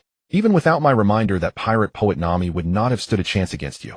Once matters were laid out openly, the two of them exchanged polite compliments. On the surface, their friendship appeared warm and brotherly, but what truly lay in their hearts was known only to themselves. Although Lord Long had given them a general direction, no matter how AB pressed him for specifics, he could not produce an answer. After all, Lord Long was elderly, and his mind resembled that of a senile man. The fact that he could recall the location was to the east was solely due to the shock of having been thrown into the sea with the flatbed cart. What if we gave Lord Long some kind of stimulation? Usopp suggested. You mean if Lord Long gets startled, he might remember something? Sanji speculated. Then what kind of stimulation do you suggest? Zoro asked curiously, his gaze fixed on the warship behind them. The vessel followed at a steady, unhurried pace, which filled him with deep confusion. Strike him on the head with a club. Usopp carefully demonstrated a striking motion. I think you ought to take a blow to the head instead. You're hopeless, Sanji snapped irritably. What rotten ideas this Usopp kept coming up with. Too lazy to listen to the fellow's nonsense, he hurried to the kitchen to prepare good food for everyone, especially for Chin Nami. Alas, Chin Nami was suffering again. Oh, it might actually work, Usopp called after Sanji. You'd better focus on steering the ship, or I'll give your head a crack first, and see if that helps you remember anything. Zoro also had no patience for Usopp, who specialized in lousy ideas. I haven't lost my memory, so I don't need any reminders. Besides, with that kind of blow, forget about remembering something. I'd likely end up amnesiac right away. Usopp pursed his lips. He had at least offered one idea, while these two hadn't thought of a single thing. Choose one. Continue sleeping peacefully, letting the wind and rain outside fail to awaken my sweet dream. Sleeping until naturally awake grants a new skill. 2. Go out now and face the storm alongside your companions, leading them to sing in the wind and rain. What is this minor pain? Wipe away your tears, do not ask why. Upgradable skill, climate perception. Halfway through her sleep, a notification sound rang in Chun Nami's mind. So a system prompt, but why must it sing songs? Did this even require choosing? Of course, continue sleeping. Since she could enjoy a lovely rest undisturbed by anything happening outside, she ought to make the most of it. Moreover, she was still an injured patient and needed proper rest above all. Even if something happened outside, Chin Nami trusted her companions to handle it. They couldn't, well, they would answer to her fists. As for leading the companions in song, she would consider that when the day came that she opened her mouth and 10,000 voices roared in unison. She turned over and went back to sleep. Indeed, this slumber was exceptionally pleasant. Chun Nami dreamed that she had challenged countless masters. The burly roan with his thick beard, the passionately built Kami, whose figure had made even Chin Nami slightly captivated, the professional wrestler Sagat, whose spiral hammer was extraordinarily fearsome, and several other renowned fighters. Finally, she faced Chun-Li. Chun-Li's thighs were notably thick, clearly indicating her specialty lay in leg techniques. During their sparring match, as Chin Nami had anticipated, Chun-Li's legs were remarkably powerful, delivering tremendous force. Combined with Chun-Li's solid martial arts foundation, she proved to be the most formidable opponent Chin Nami had faced. Yet in the end, Chin Nami still emerged victorious. This beautiful woman, whose thick thighs did not diminish her charm, became Chin Nami's close friend. They admired and resonated with one another deeply. Chin Nami slowly opened her eyes and realized everything had merely been a dream. Even so, she found it a lovely dream. She could become friends with Chun-Li not only because she had defeated her, but also because they were both women who appreciated each other. And perhaps most importantly, they were both descendants of the dragon. Chun-Li was indeed beautiful, possessing a graceful Eastern elegance. However, Chin Nami had no desire for her own thighs to grow that thick. She wished to remain as she was now, or at most figure like Kami's. Thinking of Kami's fiery figure, Chin Nami actually blushed at her own wish to resemble her. Fortunately, no one knew her private thoughts. Congratulations, you have obtained a new skill, 7-day breathing method. Upon hearing about the new skill, Chin Nami opened its description. 7-day breathing method. By absorbing large amounts of oxygen, this technique activates the entire body, temporarily boosting all attributes. How interesting. Reading the skill description, Nami immediately understood. In many internal martial arts manuals, there were also breathing techniques designed to optimize the body's coordination. This 7-day breathing method could actually make one stronger within a short period. She wondered exactly how much stronger, but it was indeed an intriguing skill. Nami stepped out of her room. The weather was fair and warm, and the Going Merry seemed to have docked at some island. Nami, you're awake. You had no idea how fierce the thunderstorm was last night. It was incredibly powerful. Luffy spread his arms wide as if this gesture alone could convey the storm's intensity. Indeed, Nami. I honestly thought we had entered the Grand Line. Usopp hurried over to join the conversation with Nami. Nami, with such a massive storm you didn't even wake up. That's quite something. Thwack. Sanji tapped Usopp on the head. Nami should rest properly. To sleep so soundly. Nami Chiha, you must have had a wonderful dream, my lady. Sanji flattered gracefully. Breakfast is ready. That's right. I dreamed I was punching elders at the Southern Mountain Nursing Home and kicking children at the Northern Sea Kindergarten. I fought all the way through and no one could stand against me. Nami smiled and headed toward the dining area.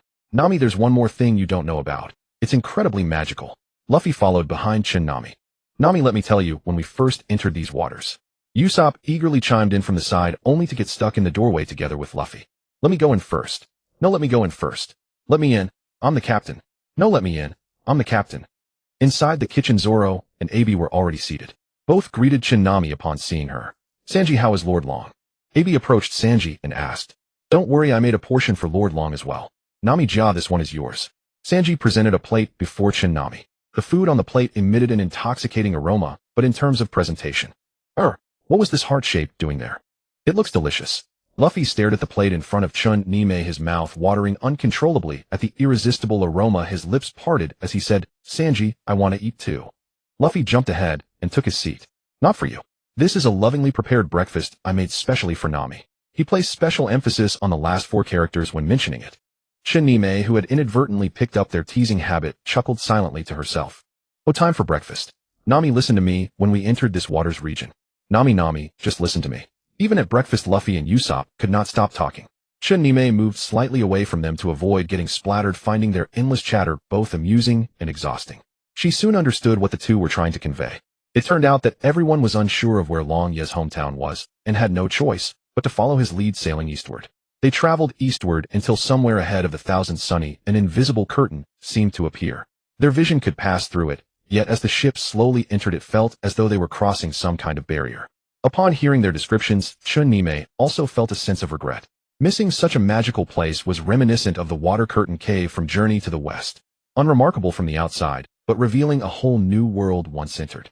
Indeed, after the Thousand Sunny completely passed through the invisible barrier, the weather changed abruptly. Howling winds, torrential rain, and towering tidal waves blotted out the sky. No wonder Usopp complained, thinking they had stumbled blindly into the Grand Line. Didn't any of you sleep? Nami asked in surprise. If that were true, she would feel rather guilty for having slept so soundly. How could that be?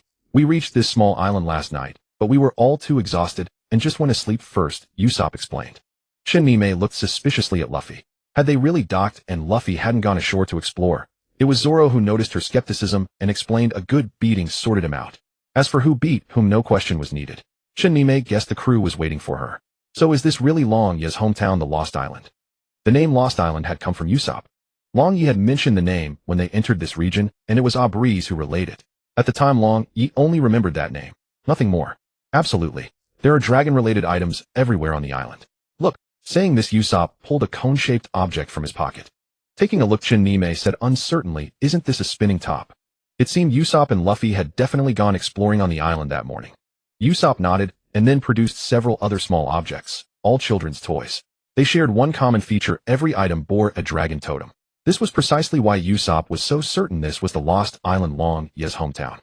Nami examined them closely. Indeed, there were dragons on them, but they differed from the dragons she knew. Let me go see Long Ye. Nami stood up. Nami, I'll go with you. Sanji followed, carrying a large pot containing Long Ye's breakfast. I'm coming too.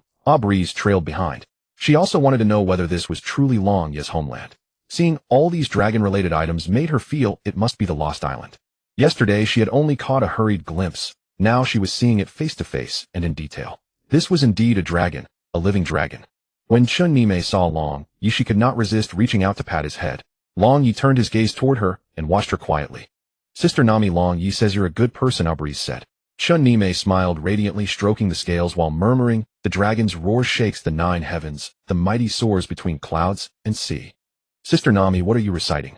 Abreeze did not understand. It's a poem. Let me teach you. After petting the dragon, she ruffled Abreeze's hair, passing along blessings. The dragon's roar shakes the 9 heavens, the mighty soars between clouds and sea. The dragon's roar shakes the 9 heavens, the mighty soars between clouds and sea. Meanwhile, Luffy and Zoro were assigned to pull the cart, while Usopp and Sanji pushed. Chun Nime's job was babysitting. She decided not to bother the boys any further, and stayed off the cart. The island appeared small, even smaller than Warship Island. Chun Nime checked the map on her device, but the island's name did not appear. A wide main road ran through the center, flanked by stone houses. Above the buildings, dragon motifs adorned the walls, and some roofs featured dragon-shaped eaves. It was clear how much the original inhabitants loved dragons. But was this truly Long Ye's homeland? No wonder there was doubt. The further they climbed, the more dragon-related objects they encountered. Yet all were man-made artifacts with no genuine item providing direct proof that this was Long Ye's hometown. Chun Nime walked upward, while holding Abreeze's hand, pondering the question. She feared it might all turn out to be a mirage. Unfortunately, this was a deserted island devoid of a single living soul. If not for coincidence, they would never have found it. Chun Nime thought of Peach Blossom Spring. Everything arises from fate, and everything perishes by fate. Sister Nami, this place. Abreeze's faith also began to waver. If this were truly Long Ye's hometown, the absence of people would be forgivable, but what kind of homeland lacked any of Long Ye's own kind? If it truly were Long Ye's hometown, it should have been a habitat for ancient dragons. There should be traces of life. To put it bluntly, how could there not even be a bird's feather? Chun Nime squeezed Abreeze's hand, gently shook it, and offered a smile. Look, when it comes to helping Long Ye return to his hometown, haven't we already found some clues? We will definitely find it. Looking at those objects, don't you realize? Even if this is not Long Ye's hometown, the people here must have seen Long Ye's kind. Moreover, isn't it strange? Why did Long Ye appear on Warship Island, and why has he never left? I guess. No, I am certain Long Ye must have had a reason not to leave Warship Island. But that reason was forgotten by him over long years of solitude. Long Ye, is that true? Abreeze turned and asked. Long Ye said he did not remember. Sigh. On the island stood a single mountain, and upon it was a building with a circular roof, the best preserved structure visible thus far. Soon the group arrived at the entrance. This looks like a place where a king once resided, Sanji remarked upon seeing the building. Shall we knock? Usopp suggested. Hey, is anyone there? I'm Monkey D. Luffy, the man who will become the Pirate King. Luffy shouted. Suddenly cracks appeared across the ground, and without giving anyone time to react, everything began to collapse. Oh! ABI screamed. Chun Nami carefully protected ABI's in her arms, the little girl too terrified to open her eyes. The others nearby were also falling, including Old Dragon and his cart. Oh! Usopp joined in the screaming. Within mere seconds, everyone landed. Remarkably, the simple wooden cart remained intact. Below the collapsed hole, countless thick vines had formed a natural cushion, allowing the cart to slide smoothly to a gentle landing. Is everyone all right? Sanji called out as he rose. Sanji, I'm under your foot, came Usopp's faint voice from below. Oh, sorry, Sanji said, pulling Usopp to his feet. Sanji thought to himself, that's strange. I don't recall stepping on Usopp at all. Sensing Usopp's resentful glare, Sanji wisely kept his thoughts to himself. Oh, what a huge hole. Luffy shaded his eyes and looked upward. Needless to say, he was perfectly fine. His rubber body could withstand any fall as long as it wasn't into the sea. Be careful. This place has aged too long and could collapse again, Zoro warned. ABI's, are you alright? Chun Nami poked the little girl's chubby cheek with her finger. A child this age still carried that soft baby fat. Sister Nami, I'm fine. ABI's opened her eyes. Though she had been genuinely frightened, she felt safe and secure in Sister Nami's arms, enveloped by her pleasant fragrance. Sanji, I'm fine, and so is ABI's. Chun Nami replied, knowing Sanji would have been mortified if no one answered. Nami-chan, I'm so glad you're alright. Sanji spun toward her in an S-curve, but then his expression grew serious. What is it? Chun Nami wondered if something was on her face, and casually wiped it. Sanji's grave demeanor made everyone tense. Just as everyone wondered what could make Sanji so serious, he declared, Nami-san, you look extraordinarily beautiful today. TCH, Zoro scoffed first. TCH, Usopp followed. TCH, Luffy didn't understand, but knew better than to disagree with his crew. Nami-san, even down here underground your radiance cannot be concealed. Sanji's earlier gravity had completely vanished, replaced by an ingratiating grin. Chun Nami half-joked that if she held out a bone, he'd eagerly dash to fetch it in his mouth. Radiance. Chun Nami glanced down and realized it was literal. The large hole above was channeling light directly onto her. Let's find a way out, Chun Nami said, patting Sanji's shoulder. Sanji stood at attention and saluted enthusiastically. Yes, Captain Nami. Ha ha ha. Sanji is so funny. Luffy laughed. Funny my foot, Usopp retorted. That guy's gonna get himself killed by Nami's schemes someday. Nami, overhearing from nearby, thought to herself, before that happens I'll be the one sending you on your way. This resembled a basement, yet not entirely. The brick walls suggested purpose beyond mere storage. A true basement wouldn't require such construction. The space was vast, yet completely empty. No furniture anywhere, leaving them to wonder its original purpose. The thick vines revealed this place had stood abandoned for ages, their weight gradually weakening the ceiling above. When the Straw Hat Pirates arrived, the structure finally gave way and collapsed. This looks like some kind of museum, Usopp mused, running his hand along the wall where patches of plaster flaked away effortlessly. Usopp wasn't exaggerating. The walls, ceiling, and even floor were all covered in murals, each depicting dragons in vivid detail. Grandpa Dragon, do you remember anything? ABI's asked hopefully. But Grandpa Dragon, with his fading memory, could recall nothing, leaving ABI's visibly disappointed. Nami examined the surroundings before looking up.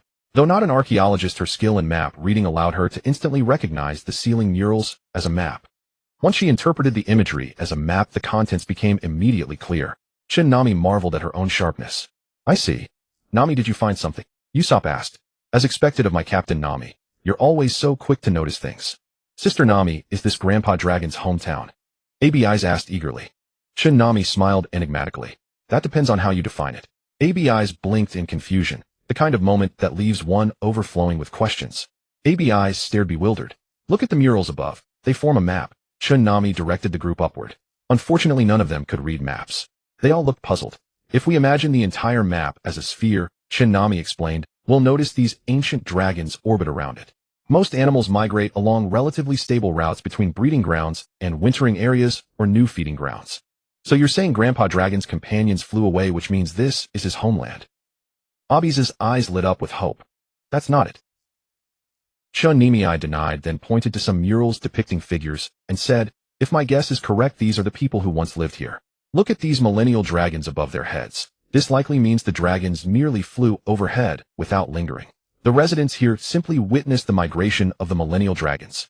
But Nami, you said earlier that this is Lord Dragon's hometown, and now you're saying it isn't. What exactly do you mean? Usopp asked, voicing what everyone else was wondering.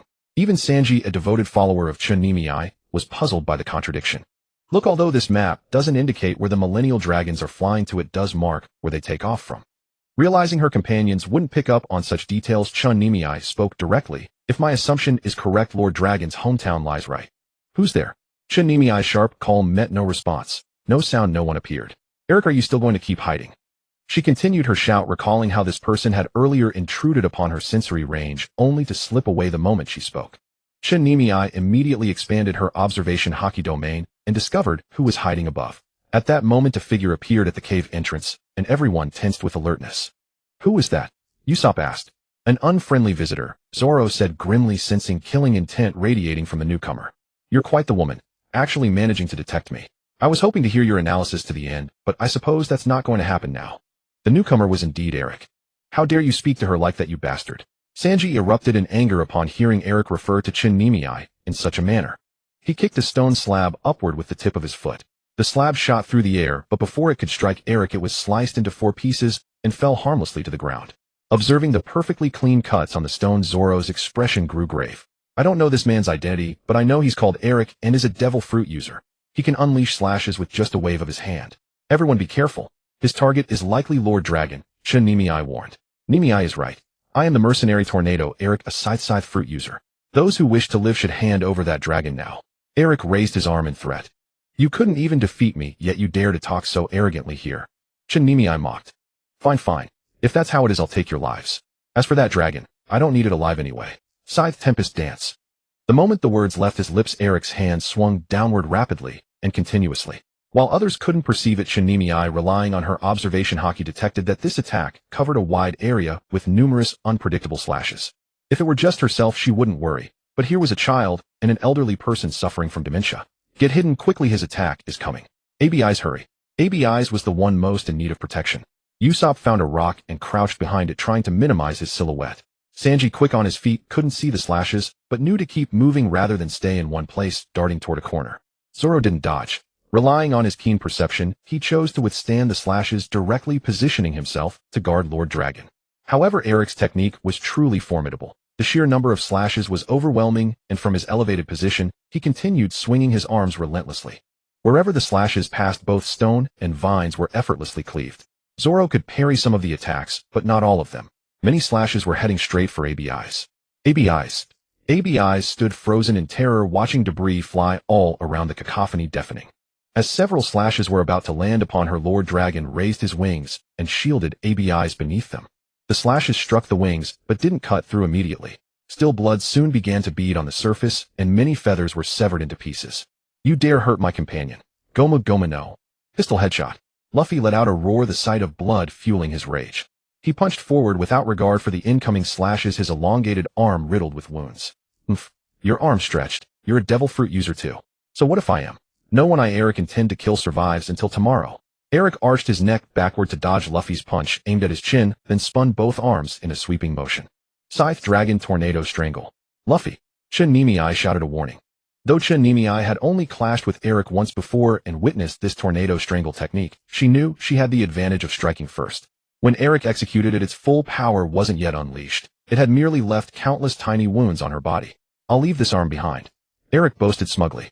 But what happened next caught him completely off guard. His ankle was grabbed by a hand, and before he could activate any technique, he was yanked off his feet and slammed brutally onto the ground.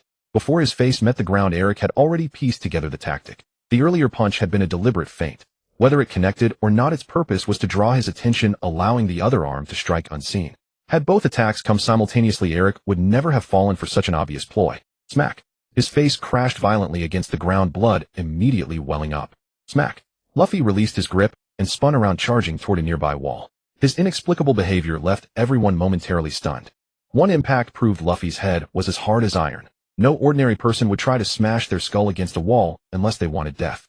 To everyone's astonishment, a massive hole was created. Oh, I succeeded on the first try? Awesome. Luffy laughed. You idiot. Couldn't you have at least explained what you were doing beforehand? Usopp leapt out and delivered a chop to the back of his head. Save the complaining for later. Get ABIs and Lord Dragon out of here now. The fact that Eric showed up means the Marines are following too, Chinmimi instructed. The group sprang into action once more, this time descending the mountain. They no longer needed to push the cart from behind, everyone piled onto it.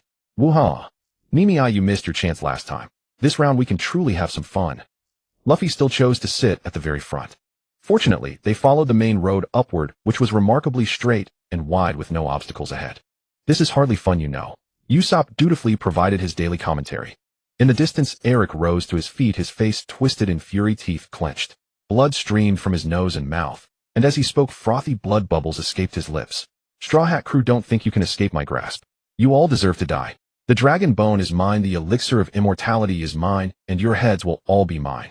As he spoke these words, Eric clenched his fists tightly, his long nails digging deep into his palms, yet he seemed entirely unaware of the pain.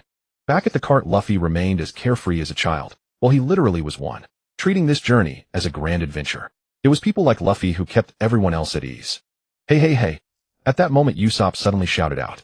Among them, he was the resident pessimist, the most cautious and alert of the bunch, and in a single glance, he spotted that the Marines had completely surrounded the foot of the mountain. So many Marines. How many are there? 500. More than that. Probably over 1,000. Zoro's expression darkened. Over 1,000.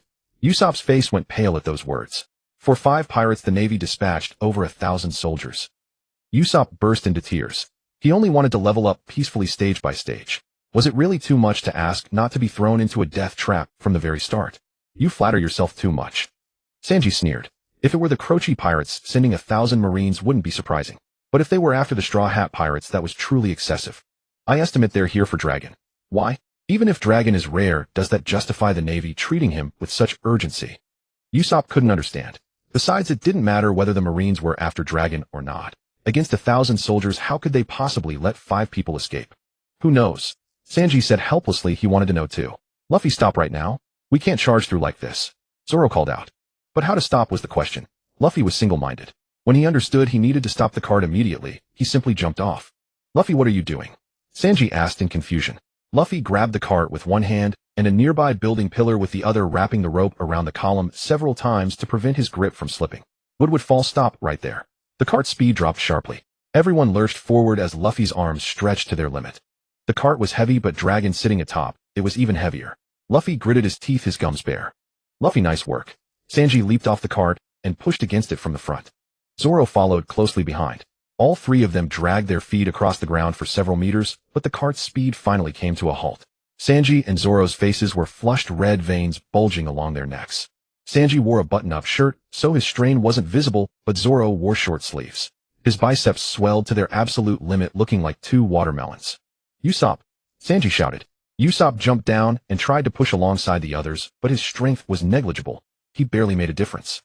Nami and Abisi also jumped off the cart. Abisi, get Dragon off the cart. Dragon, we're getting off. Abisi instructed. Since you seem to be in trouble, would you like my help? A voice from someone else chimed in. We don't need it. Luffy roared at the stranger. Don't be like that. I do love lending a hand. The man smiled, but his grin twisted into something grotesque. Sickle gourd flying slash. Leave your head behind. Luffy couldn't let go. 3 slashes struck his back, squarely slicing through his red coat. Ah! Luffy cried out in pain. Luffy, you bastard. Sanji's eyes widened in rage. Humph. That was repayment for your little stunt earlier. Eric snorted coldly. Next I'm aiming for your neck. No, I have to help Luffy. Sanji was frantic. Sanji, stay put. Let me handle this. Usopp let go. He knew Sanji was stronger than him, and his contribution here was minimal. Besides, as the sniper, he needed to rely on his ranged attacks from this distance. He pulled out his slingshot, loaded a pellet, aimed, and released. Take this. Eric sneered. He never intended to kill Luffy. Instead, he spun around and slashed toward Usopp, splitting the incoming pellet cleanly in half midair. Just as Usopp was about to be struck, a slash from the side intercepted the attack, colliding with the other 2 strikes and canceling them out. The resulting shockwave, however, sent Usopp tumbling head over heels. Hey Usopp. This was a downhill slope. If he kept rolling, he'd go all the way to the bottom. Grab my sword. Nami shouted loudly, throwing her sword, Ten Sky Smile, into the ground ahead of Usopp's rolling path. Usopp happened to roll right to where it landed. He reached out and grabbed the blade. Fortunately, Nami had planted it point down, or Usopp's fingers would have been sliced clean off. So you really are my biggest problem. Eric's small eyes narrowed, locking onto Nami with sharp intent. His sunglasses had already been destroyed by Luffy earlier. Now you have no sword. Let's see how you block my attacks. Eric could see clearly. Among everyone present, Nami was the most dangerous threat. The others were either combat incompetent or too occupied to help. Deal with Nami first, and the rest wouldn't be an issue. Sickle gourd double slash. Eric swung both arms in succession. As soon as Eric's arms began to move, Nami shifted her footing, stepping sideways twice to dodge the attack. Truly a troublesome opponent. Eric swung again, this time also a double slash. One strike appeared aimed at Nami, but Eric's real target had shifted to Abisi in the distance. Earlier he'd noticed that Nami and Abisi were standing in a straight line. Eric's logic was simple: if you dodge, the girl behind you gets hit. Hey Nami, don't dodge. Luffy's combat instincts were sharp. He immediately read Eric's intention. Nami didn't fully understand, but she chose to trust Luffy. If she couldn't dodge, she'd have to endure it. But she had no sword on hand now. The slash came in an instant. Nami instinctively raised her arm to protect herself, taking 3 deep cuts. Blood spilled onto the ground. Nami.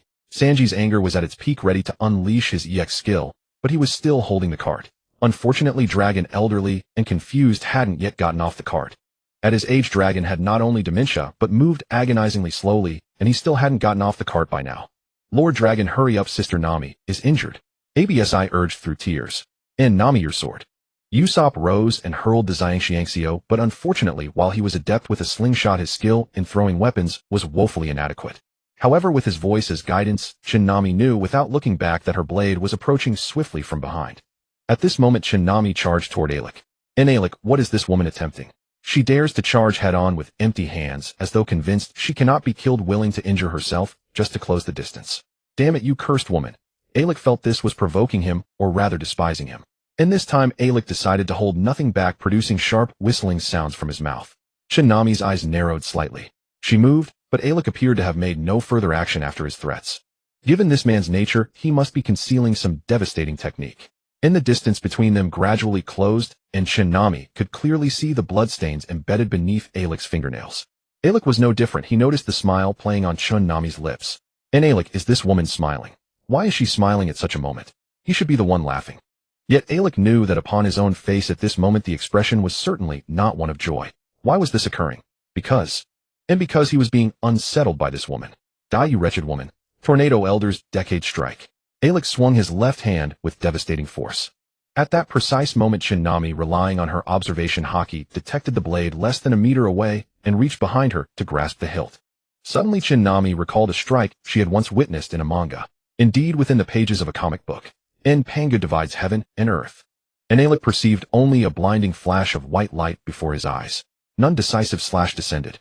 Nami maintained her striking posture while Alec opposite her stared with both eyes wide open. His formerly narrow slits now fully exposed, his whites visible to all.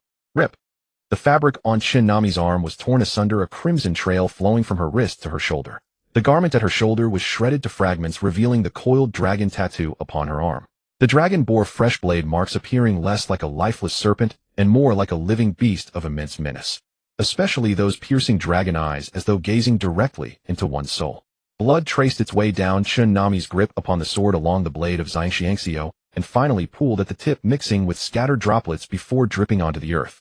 Drip, in drip, in drip, in, damn woman. Alec attempted to curse, but blood instead erupted from his mouth. His clothing split down the middle and slid away along with his bandages. Alec raised his hand to staunch the wound, blood-soaked strips of cloth dangling from his arm. Damn woman, damn woman, damn woman. Alec sought to glare at Nami, but his legs buckled, and he fell to his knees. He strained to lift his head, but could not. Unable to accept his fate, he bowed low, his curses fading to whispers, saliva mingling with blood as it streamed from his lips. Oh my Alec, what has befallen you? You look utterly wretched. Na voice echoed from a great distance. In hearing those words, a flicker of hope returned to Alec's eyes. All eyes turned toward the source, revealing 8 naval soldiers bearing impassive expressions as they carried a padded sedan measuring 1 meter in length and 2 meters in width. Upon it sat a figure, though one might more accurately describe it as a mass of flesh heaped upon the sedan rather than a person seated within it.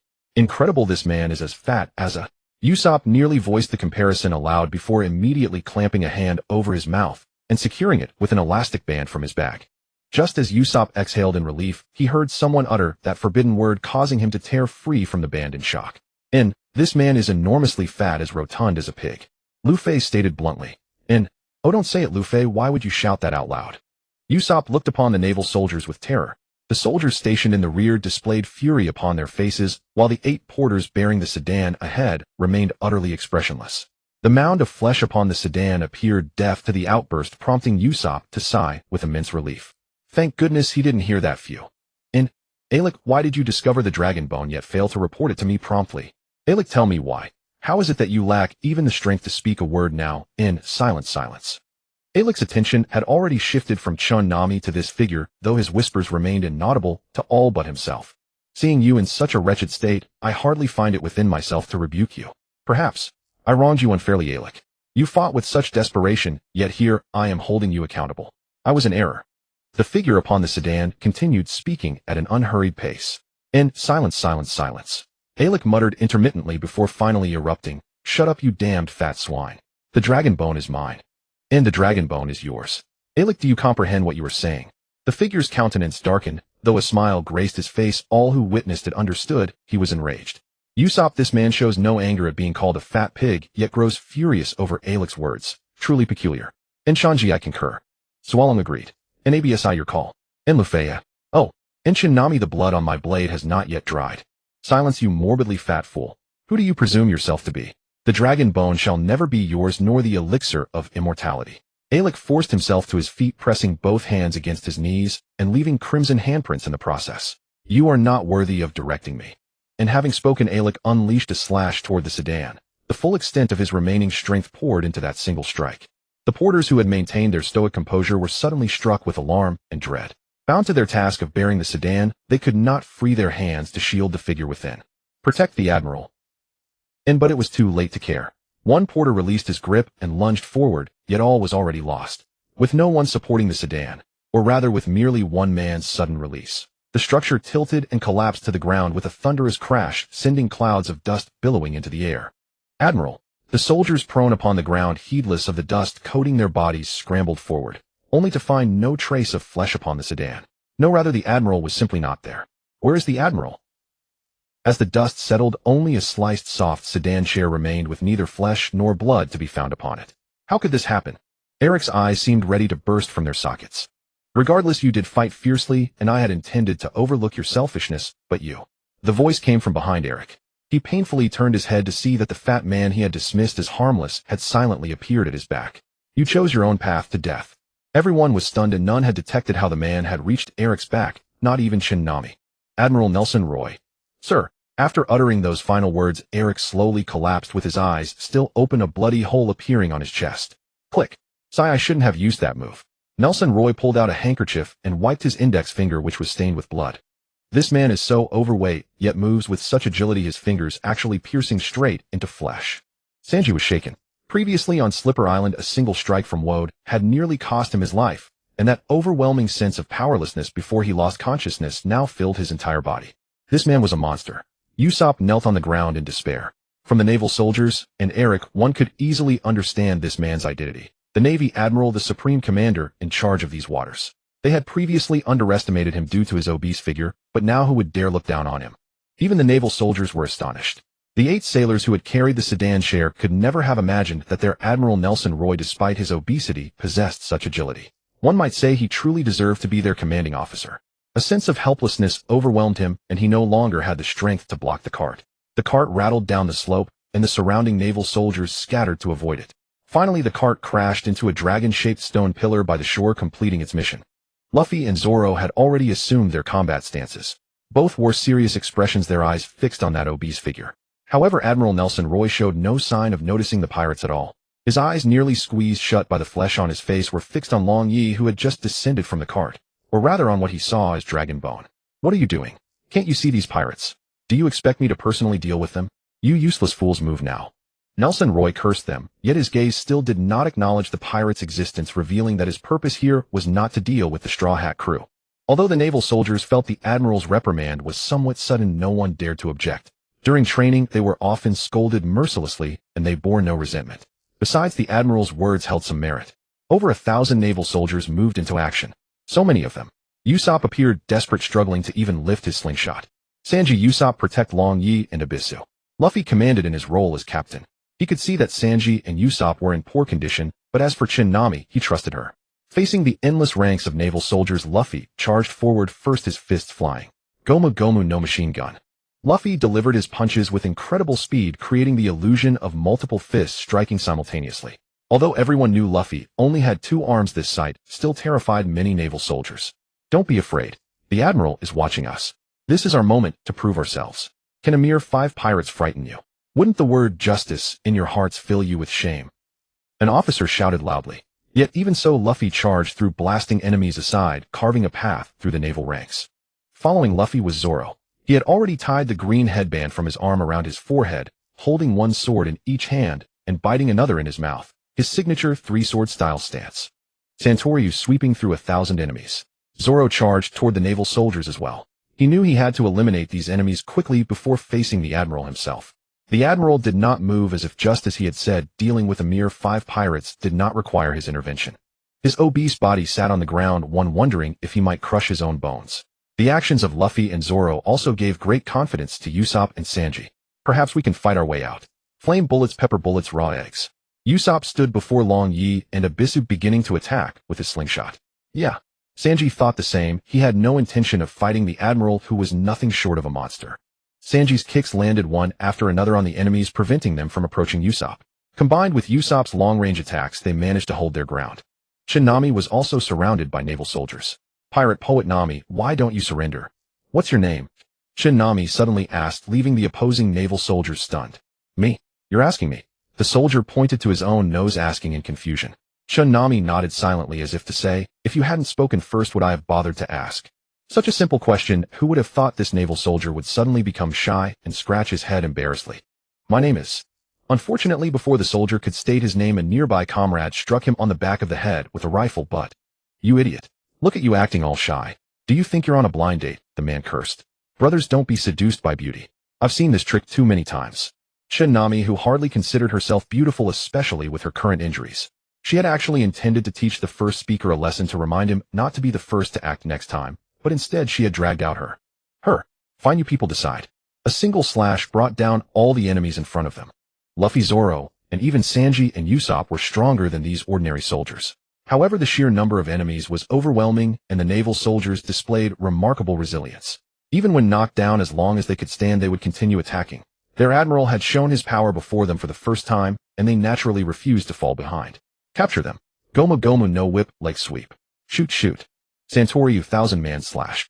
After continuous battles, each member of the Straw Hat crew bore wounds of varying severity, with Nami suffering the most grievous injuries.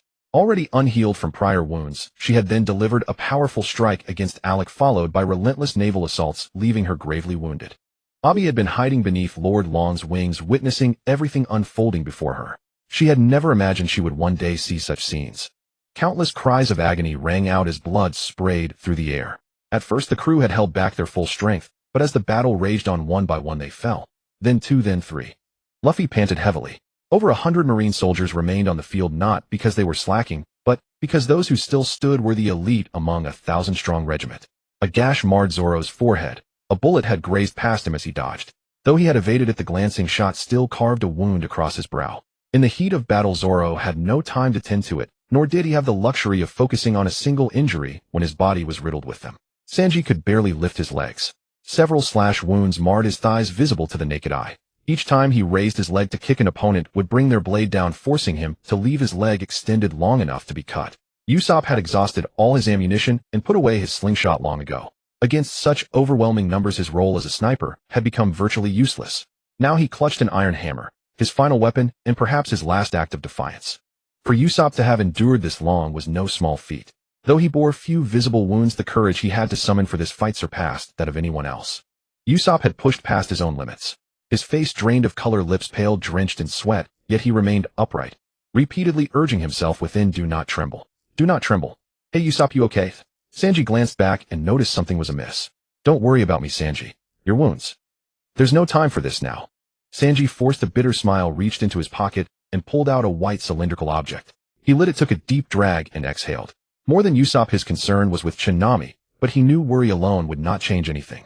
Judging by the casualties, at least the entire Straw Hat crew remained alive. That was something, wasn't it? But unless they eliminated every last Marine soldier, there could be no talk of victory. Nami lifted her left hand and wiped away the sweat gathering on her chin. This was her first time pausing to wipe her brow since the battle began. Rather than rest, she found herself simply wishing to sleep, unaware that she would one day crave it so desperately. But this was not the time for sleep. Nami bit her lip, the sharp pain steadying her mind somewhat. She approached Usopp and said, "Run, Usopp." "And Sanji, what are you talking about, Nami?" Usopp asked in confusion. "Nami, I'm not running," Sanji said, firmly meeting Nami's gaze. "Tell me, Nami, are you planning to stay behind?" "Stay behind? Nami, aren't you coming with us?" Usopp asked. Nami did not answer either of them. Instead, she turned toward Abi, who was trembling so violently that nightmares were guaranteed. Seeing the girl like this, Nami frowned. This was not a sight an 8-year-old child should ever witness. "Abi, you should run too," Nami said softly, crouching down and stroking the girl's head to calm her emotions. "Sister Nami, aren't we taking Lord Long with us?" Abi's voice came out barely above a whisper, though she tried to speak normally. Nami shook her head. Cruel as it was, there was no other option. "I won't. Sister Nami, I cannot leave Lord Long. He suffers from dementia. Without me, he cannot even walk. And I promised him. I promised." Her voice broke as tears spilled. She had not wept at the brutal scenes around her, but at that moment she could no longer hold them back. Nami pulled Abi into her embrace. "That's right, Nami. You want us to flee while you stay behind and expect us to abandon Lord Long." Sanji could not fathom Nami's plan. He feared she might do something reckless. "That person's target is Lord Long. Given his strength, we will not be able to take him with us." Nami spoke without inflection, calmly laying out the reality they all faced. "Therefore we have no choice but to abandon Lord Long." "No, I will not abandon Lord Long." Abi wailed loudly, tears streaming down her face. "Lord Long said you were a good person, but you're a villain. A bad person." "Yes, I am a villain. What good person could a pirate ever be?" Nami stepped forward, grabbing Abi roughly. Her expression hardened instantly as she spoke words devoid of mercy. "You think a villain would protect you? You think a villain would protect your Lord Long? We are all selfish scum." "Hey Nami, don't say that," Usopp urged, sensing Nami's intention to play the part of the ruthless one. "Without the captain's order, they cannot stay and fight for you and your Lord Long. Abi, remember, no one should be so selfish. If you wish to live, run. If you wish to die, stay." Nami threw Abi aside without hesitation, showing not an ounce of mercy when the girl hit the ground. "Nami, without the captain's order, they will not stay behind. But I can make my own decisions. Abi, you must survive. Nami, there is no need for this. We can fight together and escape together, including Lord Long." Usopp rushed over and helped Abi to her feet. Abi's lip quivered, tears filling her eyes, looking utterly pitiable. "Very well. You stay and fight, and I'll escape," Nami said bluntly. Usopp opened his mouth, but found himself speechless. "Nami, you're staying behind to face that fat bastard alone, aren't you?" "No. If you could handle him, you wouldn't be saying any of this. Sanji, who had been observing from the sidelines, finally understood Nami's plan. She intended to sacrifice herself to buy the others a chance at survival. Nami, let me go instead. Let you go. Nami narrowed her eyes and stepped within less than an inch of Sanji, a distance that in normal circumstances would have been charged with intimacy. But at that moment, there was not a trace of warmth between them. With those legs you can barely lift. Nami knew Sanji understood what she was thinking. She decided to lay everything bare. That fellow won't let us leave alive, for we know his secret. Alec died because he uncovered it and dared to keep it all for himself. You saw his strength, didn't you? Good. If any of you are confident enough to take him down, I'll applaud you. Mei said, then mockingly clapped her hands, once dripping with sarcasm. But Nami, no matter what you say, we are companions. Companions never abandon each other. Usopp spoke earnestly. Even though he was timid and weak, there were things he knew he must never do. He had done it, and he knew he could never become a courageous sea warrior. Usopp is right, Nami. You want us to flee while you stay behind. That is something we simply cannot accept. I dare say Luffy and Zoro would never agree either. Sanji gripped Mei's shoulders, his eyes locking directly onto hers. Nami, why can't you trust us a little more? Why do you have to bear everything alone? Yes, it must be because he was not strong enough. At that moment, Sanji woke to a realization: he needed to grow stronger. If he were even more powerful than Mei, he would be the one creating an escape opportunity for her now. How about this? You take ABIs and leave first. She's still a child. Once she's safe, come back and fight alongside me. What do you think? Mei proposed. She knew her companions were all stubborn souls, and it was precisely that stubbornness that had always moved her, Nami, and also Mei. Nami, you and Usopp take ABIs and go. No, I'm staying. Mei interrupted Sanji. None of you have much combat power left. I still do. I still have some tricks up my sleeve. Nami, you. Sanji wanted to say more. Pushing Sanji's hand away, Mei chanted, 7-day breathing method, first vitality activate. Boom. Mei vanished from where she stood. Usopp's jaw dropped to the ground in shock, and Sanji dropped the long white object in his hand. Nami, she. Usopp pointed at Mei's retreating figure, then at the footprints on the ground. Could she really be Nami? Could she be posing as Woad? Smack. Sanji delivered a sharp chop to Usopp's head. Don't talk nonsense. Nami is Nami. If it truly were that Woad fellow in disguise, would he care about us like this? Sanji let out a bitter smile. Upon comparison, they really did lack combat power. He had foolishly harbored the hope that his strength would one day surpass Mei's, so that in moments of danger, he could shield her with his body. But facing such a powerful Mei, Sanji felt he could only gaze at her from afar. Sanji made up his mind. I may not equal Nami yet, but I will work hard and fight alongside her. My goddess is my goddess. Making my goddess happy and well-fed every day is my duty. 7-day breathing method. First vitality. All attributes temporarily increased by 50. Current attributes. Strength, 172. Agility, 177. Constitution, 181. Mei calculated within her heart as she charged toward Nelson Roy. Merely activating the first vitality of the 7-day breathing method was not enough. She began adjusting her emotions. Her blood flow accelerated and her body temperature rose. Attributes are rising. Recalculating all attributes. Beyond her devil fruit ability, Mei knew she possessed another skill, Pseudo-Conqueror's Haki. Activate Pseudo-Conqueror's Haki. No prompt appeared. Clearly it had not activated. Even today, Mei still had no idea how to trigger Pseudo-Conqueror's Haki. Tell me, how do I activate it? Mei roared within her heart. Silence. Frowning, she opened her status panel while scanning the skills listed. There was no activation button. Mei, after today, if I survive, I will thoroughly figure out my own abilities. Drawing near her enemy, Mei brought her blade down in a fierce slash. Nelson Roy vanished before Mei's eyes in an instant. However, because the distance was so close, she clearly saw that he had merely leapt upward. She turned and slashed again. Nelson Roy disappeared once more, and when he reappeared, he was already more than 10 meters away from his original position. So instead of breaking through, you choose to fight to the death. Should I call you foolish or simply incredibly foolish? Nelson Roy said leisurely. Even with all those movements, not a single inch of his flesh had shifted.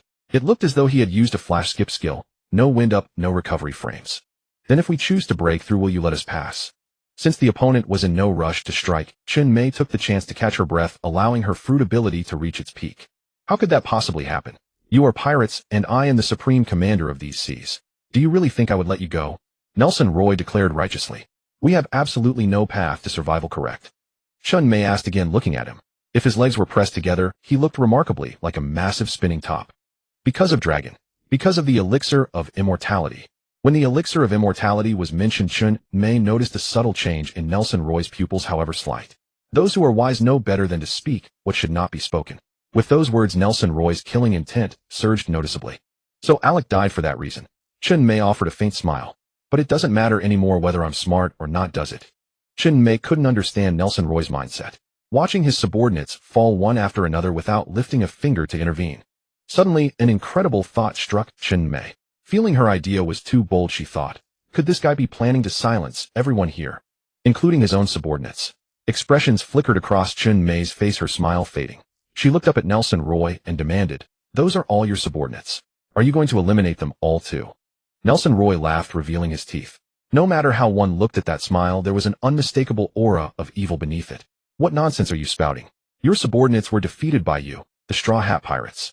Alas, my 1,000 subordinates were all sacrificed in this campaign against the Straw Hat Pirates." Nelson Roy wore an expression of sorrow right before Chen Mei's eyes, even raising his arm to wipe at his eyes, a gesture for tears that didn't exist. It reminded Chen Mei of one phrase, crocodile tears. Nelson Roy's words filled Chen Nimei with pure rage. If he were cruel to his enemies, that would be one thing. But this man had calculated even his own subordinates in his scheme, condemning them all to death. 1,000 men, all naval soldiers bearing the seagull flag, yet they were to perish because of this man's conspiracy. It was truly merciless. Chen Nimei was furious. She was certain that if Lu Fei learned of Nelson Roy's plans, he would roar with anger and declare his intention to send this bastard flying. Because of this man's selfishness, Chen Nimei felt their battle had lost its meaning. Yet it was impractical to call Lu Fei and Sualong back now. There were only a handful of soldiers left, saving them felt meaningless. Moreover, unless she defeated the man before her, she would never be able to rescue the remaining naval soldiers. Originally, she had planned to drag out the fight, letting her emotions reach their peak, so that her devil fruit power could be pushed to its limit. But now her fingers gripped the hilt tighter with fury. She longed to carve into this fat pig immediately. Not just a few slashes, but 1,000. Nearby AI-like lay on the ground with his eyes open, clearly dying with regrets unfulfilled. Chen Nimei would not pity the man, nor would she close his eyes. He deserved this fate. Chen Nimei tore a strip of cloth from his body and bound it firmly around the hilt of Xiang Tianxiao, even using her teeth to tighten the knot. With that done, she gripped her blade once more. "You deserve to die. Someone like you doesn't deserve to live." Chen Nimei always believed she was incapable of harboring such intense hatred for anyone, nor had she ever attacked others with such venomous words. She had never wanted someone to face the god they worshipped, perhaps because such a god didn't even exist. Haha. Nelson Roy did not grow angry at Chen Nimei's words. He had never regarded her as a threat, so why would a few sharp remarks provoke him? He laughed, at her naivety, at her immaturity. Given her young age, her innocence was understandable. But the naive always die fastest, and here was such a naive soul choosing to become a pirate. How ridiculous. Truly laughable. You think I'm a villain, so I don't deserve to live. How adorably naive. There is no such thing as deserving or undeserving. No one has ever defined such concepts. Do you believe yourself to be justice? Do you think those who embody justice can live forever? Heh, what a joke. The ones who survive are those who forever control the fates of others. As he spoke these final words, Nelson Roy made a rotating fist gesture toward Chen Nimei, as though to say, "Your life rests in the palm of my hand." Chen Nimei found the man ahead utterly insidious. How could someone with as many schemes as holes in a honeycomb cold cake grow to be so fat? And how did a person like him become a Navy admiral? Simply because he possessed some strength. I know what you're thinking. You'll argue my perspective is wrong, that everyone deserves to live, that all beings have the right to existence.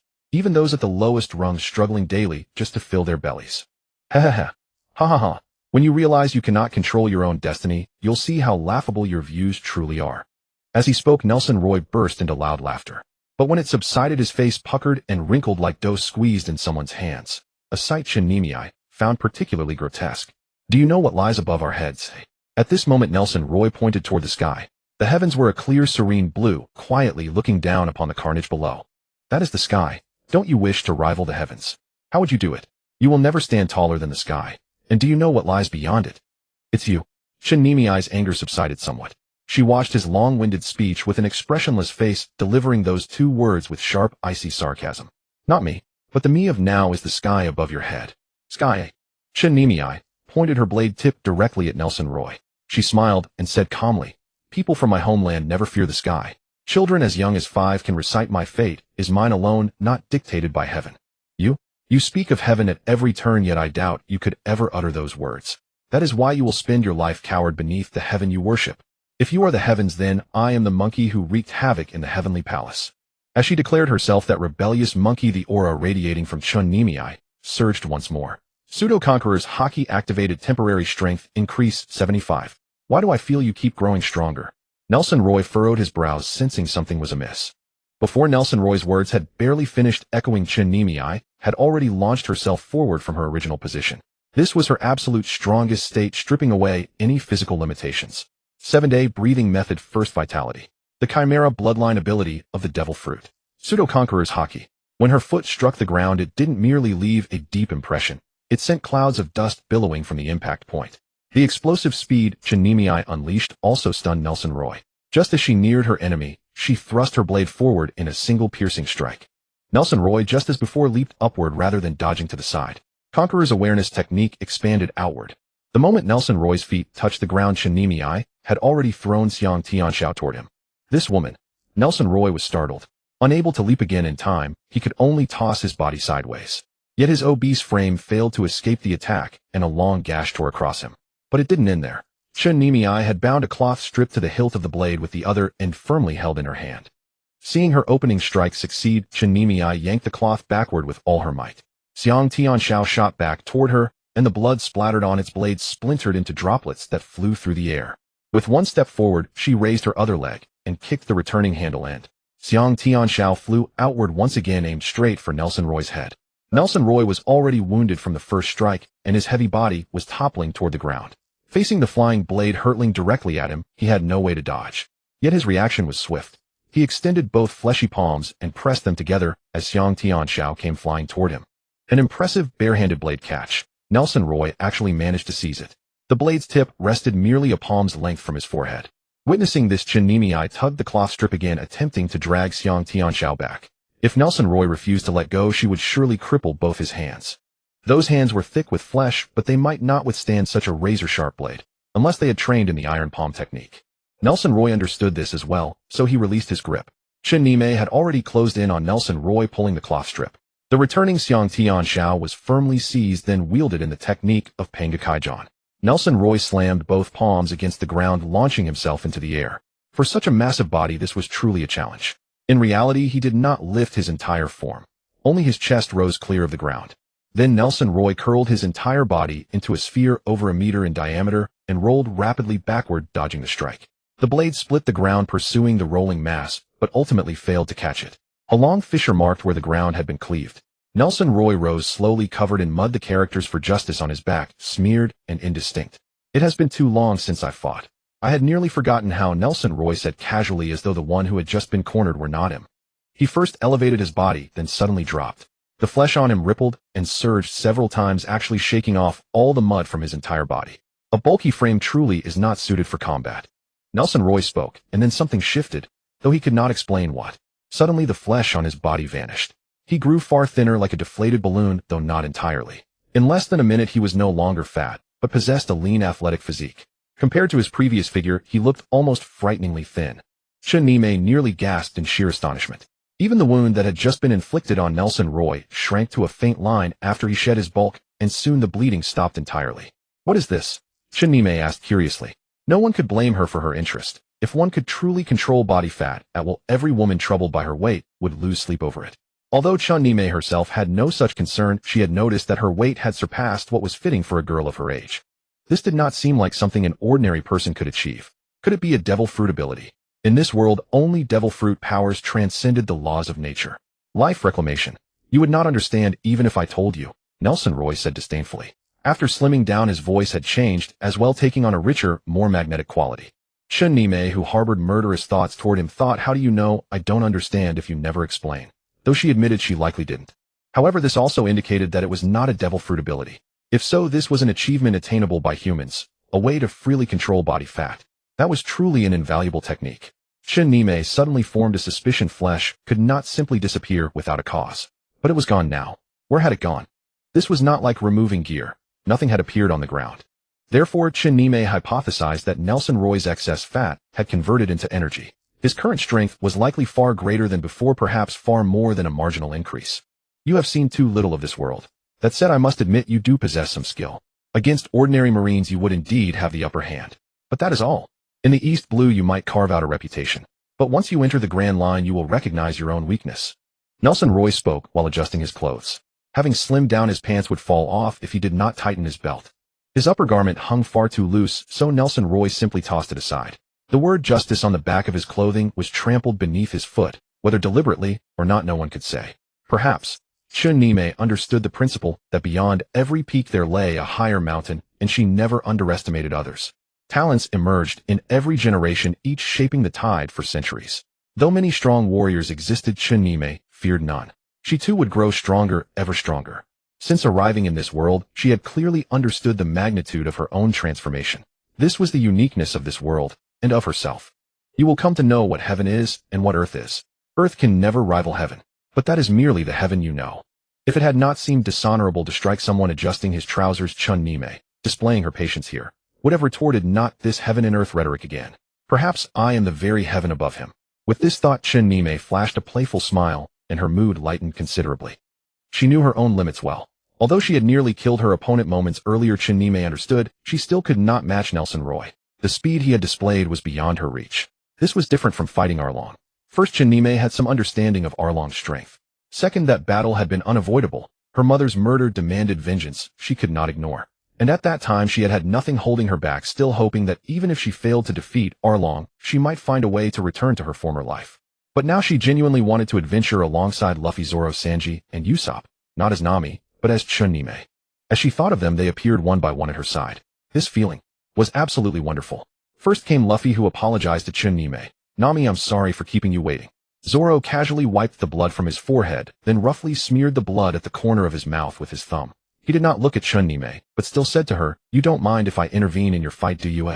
Sanji tossed the orange object onto the ground and ground it beneath his foot. Turning to Chun-Nime, he said, "Nami, I hit Abyss on the ship. I apologize for not following your orders and taking Abyss away first." Chun-Nime had feared they might have died. How could an 8-year-old girl escape Nelson Roy's grasp alone? But given the circumstances, Chun-Nime could hardly reprimand Sanji. "Nami, I just found an impressive weapon," Usopp said excitedly, likely believing his find would determine the outcome of this battle. "And I don't need to worry about running out of ammunition. These Marine soldiers are all carrying plenty of bullets." 5 people stood in a line in tacit understanding. Luffy stood at the center. Though no one had given orders, everyone seemed to have yielded this position to him. He was punching his palm repeatedly, the sharp cracks of "pa pa pa" echoing through the air, his fighting spirit surging, as if he had truly relished the battle against those Navy soldiers. To Luffy's left stood Zoro, and even during a brief respite, he kept the swords in his mouth firmly in place.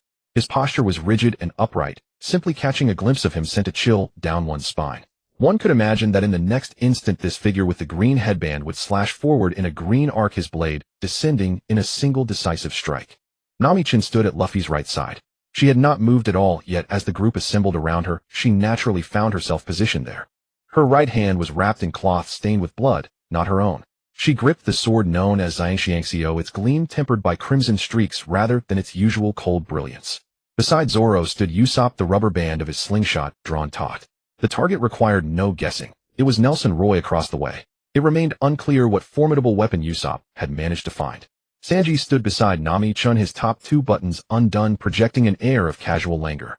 Shirts were his constant attire, a deliberate choice to project refinement, yet a true gentleman would never loosen his collar in front of others. Such informality suited neither his nature nor the present moment. "Hey Nami, where'd that fat bastard go?" Luffy bellowed. He possessed his own peculiar method of recognizing people, though none of the crew aboard the ship could quite grasp it. "Can't you see? That's the one putting on his pants," Zoro called out. Though he found it strange that the figure in the distance was no longer the bloated man they had faced before, he would never doubt Nami-chan. Her focused gaze always revealed their true enemy. Nelson Roy was adjusting his clothing. He would not strike even though they were enemies. "Nanny!" Luffy and Usopp exclaimed in unison. "How is this possible?" Sanji voiced his astonishment. "Is that really that fat bastard?" Luffy pointed at Nelson Roy, unable to believe his eyes. "Exactly. That fellow who was even fatter than a well-fed Luffy. How did he transform like this? Could the previous version have been wearing some kind of armor?" Usopp shared his surprise. The term "fat pig" had seemed entirely fitting moments before, yet now that the man had shed weight, he actually looked somewhat improved. All eyes turned to Nami-chan, the only one among them who had witnessed what seemed like an outright transformation. He called it return to life, but I have no idea what that means. Nami-chan shrugged in explanation, though her words offered little clarity. Only Nelson Roy himself understood the truth behind those 4 characters. "Never mind, we just need to punch this guy away." Luffy clenched his fists, preferring simplicity over overthinking. As Captain Luffy struck first, His arm stretched forward, and to everyone's astonishment, he actually grabbed Nelson Roy's belt. Got him. Against all expectations, Luffy hadn't thrown a punch, but seized the belt instead. What are you doing, you idiot? Zoro cursed, so exasperated that Wado Ikemanji clattered from his mouth. I thought if I grabbed his pants he wouldn't be able to move. Luffy seemed genuinely pleased with his strategy, having succeeded on the very first attempt. You're the idiot here. Don't assume everyone else is as foolish as you. Unable to endure any longer, Zoro struck Luffy's head with the flat of his blade. Exactly, Luffy. He could simply choose not to wear pants. Usopp chimed in from the sidelines. What nonsense are you spouting? Sanji bristled at the remark. If the opponent truly went without pants, Nami-chan would be the one disadvantaged. Sanji showed no mercy toward Usopp, either pressing his foot against the sniper's face to measure it. After comparing the proportions, he conceded that Usopp's face was indeed longer. Nami-chan watched the group's theatrical antics with mounting exasperation. Armpit. Luffy, let go now. Her gaze remained fixed on Nelson Roy as she positioned herself before the others, deflecting his attack with a matching slash. Did this guy also consume a devil fruit like Eric? Usopp asked in astonishment. Impossible. No two devil fruits are identical in this world. Even if their abilities appear similar, they remain fundamentally distinct, Sanji replied, shaking his head. This isn't the time for debate, Nami-chan said with a stern expression. The impact had taken considerable effort from her, indeed her time was running short. She could unleash her greatest power, but sustaining that state was fleeting. No one could remain at peak strength indefinitely. Nami-chan shook out her hand, feeling a slight numbness. Before the others could finish their discussion, she launched her attack first. Facing Nami-chan's slash, Nelson Roy lifted his leg and delivered a kick into empty air, one foot descending while the other launched upward, alternating seamlessly mid-flight. One slash neutralized the incoming strike, while the other continued toward the group. This time, everyone could clearly see that he was generating slashes through his legs alone. Spread out. Zoro commanded loudly, and everyone dispersed in an instant. Luffy also released his grip at that moment, but before he could withdraw his arm, Nelson Roy seized his wrist. My wrist's caught. As the slashing attack closed and Luffy scanned his surroundings, spotted a large boulder, and immediately grabbed it with his free hand to shield himself. The strike cleaved through the stone, splitting it in two. Phew, that was close, Luffy said, wiping imaginary sweat from his brow. The fellow turned into a drama queen the moment he had any free time. Stop being stupid. Your hand's still being held by the enemy, Sanji called out from a distance. Oh, I almost forgot. Though he claimed to have forgotten, Luffy had been fully aware the entire time. He grabbed another stone, leapt into the air, and declared, here I come. Luffy charged straight toward Nelson Roy, stone in hand. Nice work, Luffy. Usopp gave him a thumbs up from further back. As the sniper, he had positioned himself at a distance where close combat was unnecessary. Using the elasticity of his stretched body, Luffy became like Usopp's slingshot, but with devastating power dozens of times greater. As he closed in, Luffy hurled the stone at his target. Though he hadn't fully understood the situation, his instincts proved remarkably accurate. Without exchanging a single word with Nelson Roy, Luffy already sensed this man belonged to the type he despised. If he knew Nelson Roy had buried 1,000 of his own subordinates alive to silence them, he would finally understand why. Wood drop stone. Iron block. The stone was smashed straight toward Nelson Roy's head, with Luffy channeling his full strength into this strike. Of course, after battling for so long, Luffy could no longer summon the full force he had at the beginning, but his current exertion still amounted to roughly 60% of his original power. Even with merely 60% of his power driving that stone, a direct blow to an ordinary person's head would instantly send them to meet their beloved ancestors. The stone smashed against Nelson Roy's skull and shattered completely. The sight filled the onlookers with delight, for any ordinary person struck directly by such a blow would not survive, let alone taking it to the head. Yet the result defied the Straw Hat Crew's expectations. Only Nami remained unfazed, for Nelson Roy was no fool. He had not bothered to dodge the stone precisely because such attacks could harm him in no way. Wait, what am I seeing? A rock to the head. The stone is utterly crushed, yet his head is unharmed. Usopp exclaimed in such astonishment that he almost wanted to take a stone and try it on his own skull. Is that even a human skull? How can his head be this hard? Sanji said with a frown. I wonder if such an indestructible head could withstand a sword slash. Those were Zoro's words. Nelson Roy had already been shattering their understanding of human limits at every turn, yet Zoro felt no discouragement. He was determined to test whether this man's skull or his blade was sharper. Fortunately, everyone there had seen their share of marvels, from the world's greatest swordsman, the red-haired Mihawk, to Vort, who feasted on sea kings. A Navy admiral whose head was harder than stone was not entirely beyond comprehension. What an impressive skull. Take this one then. Gomu Gomu no golden headshot. Luffy coiled his legs around Nelson Roy's waist while extending his other arm once more. At that moment, Nelson Roy extended a single index finger. That's the same finger he used to kill Eric, wasn't it? Seeing that finger, Usopp cried out in concern for Luffy, and immediately fired a pellet from his slingshot. Nelson Roy lowered his head, and the black pellet whizzed past the back of his neck. Luffy's fist came hurtling in, but Nelson Roy dodged it effortlessly. His index finger had already thrust forward, a quick jab that sank into Luffy's body with terrifying ease as though piercing not flesh, but mere tofu. Oh! Luffy screamed aloud. Luffy's body was hardly made of tofu, nor was it that of an ordinary man. He was a rubber, human, the fruit of the Gomu Gomu no Mi. And yet Nelson Roy had pierced him with a single finger, as though it required no effort at all. Even if your body is rubber, I can still punch a hole right through you, Nelson Roy said coldly, his combat instincts slowly returning. Luffy's file had long been recorded in the Navy's archives. How could Nelson Roy not know what manner of power Luffy possessed? The Gomu Gomu no Mi, Rubber Man. And Nelson Roy had no real fear of such an ability. It would only become truly troublesome if it matched the monstrous powers of the Navy's 3 admirals. Moi. Nelson Roy glanced down at his wrist, the very hand that had extended its index finger, now firmly grasped by another. Luffy gritted his teeth, enduring the pain, and slowly pulled Nelson Roy's hand outward. He could feel that the finger had not struck his heart. His heart continued to beat with force. Sensing Luffy's intention, Nelson Roy increased the pressure on his finger, advancing it another few millimeters deeper. Luffy bit down so hard his back teeth nearly shattered, growling through his nose. Gathering all his strength, he pushed Nelson Roy's index finger back to its original position, and then slowly pulled it outward. Blood already flowed along the finger, staining Luffy's blue denim shorts with crimson. The two men struggled against each other. If their expressions had been compared at that moment, it would have been clear that Nelson Roy still held reserve strength, while Luffy was expending every ounce of his power. His face flushed red, his neck veins bulging. Goma Goma no. Luffy threw his head back. Headbutt. Luffy charged his forehead straight into Nelson Roy's skull, expecting it to be like an egg smashing against stone. After all, the stone had shattered moments before against that head. Yet strangely, Nelson Roy was driven backward. Shaken back, Nelson Roy loosened his grip. With both hands freed, Luffy immediately pulled them back to their maximum extension, and then swiftly struck forward, both palms landing squarely on Nelson Roy's abdomen. Rocket Cannon. Nelson Roy absorbed 2 consecutive blows, the second being one of Luffy's most devastating techniques, one that had defeated countless enemies in the past.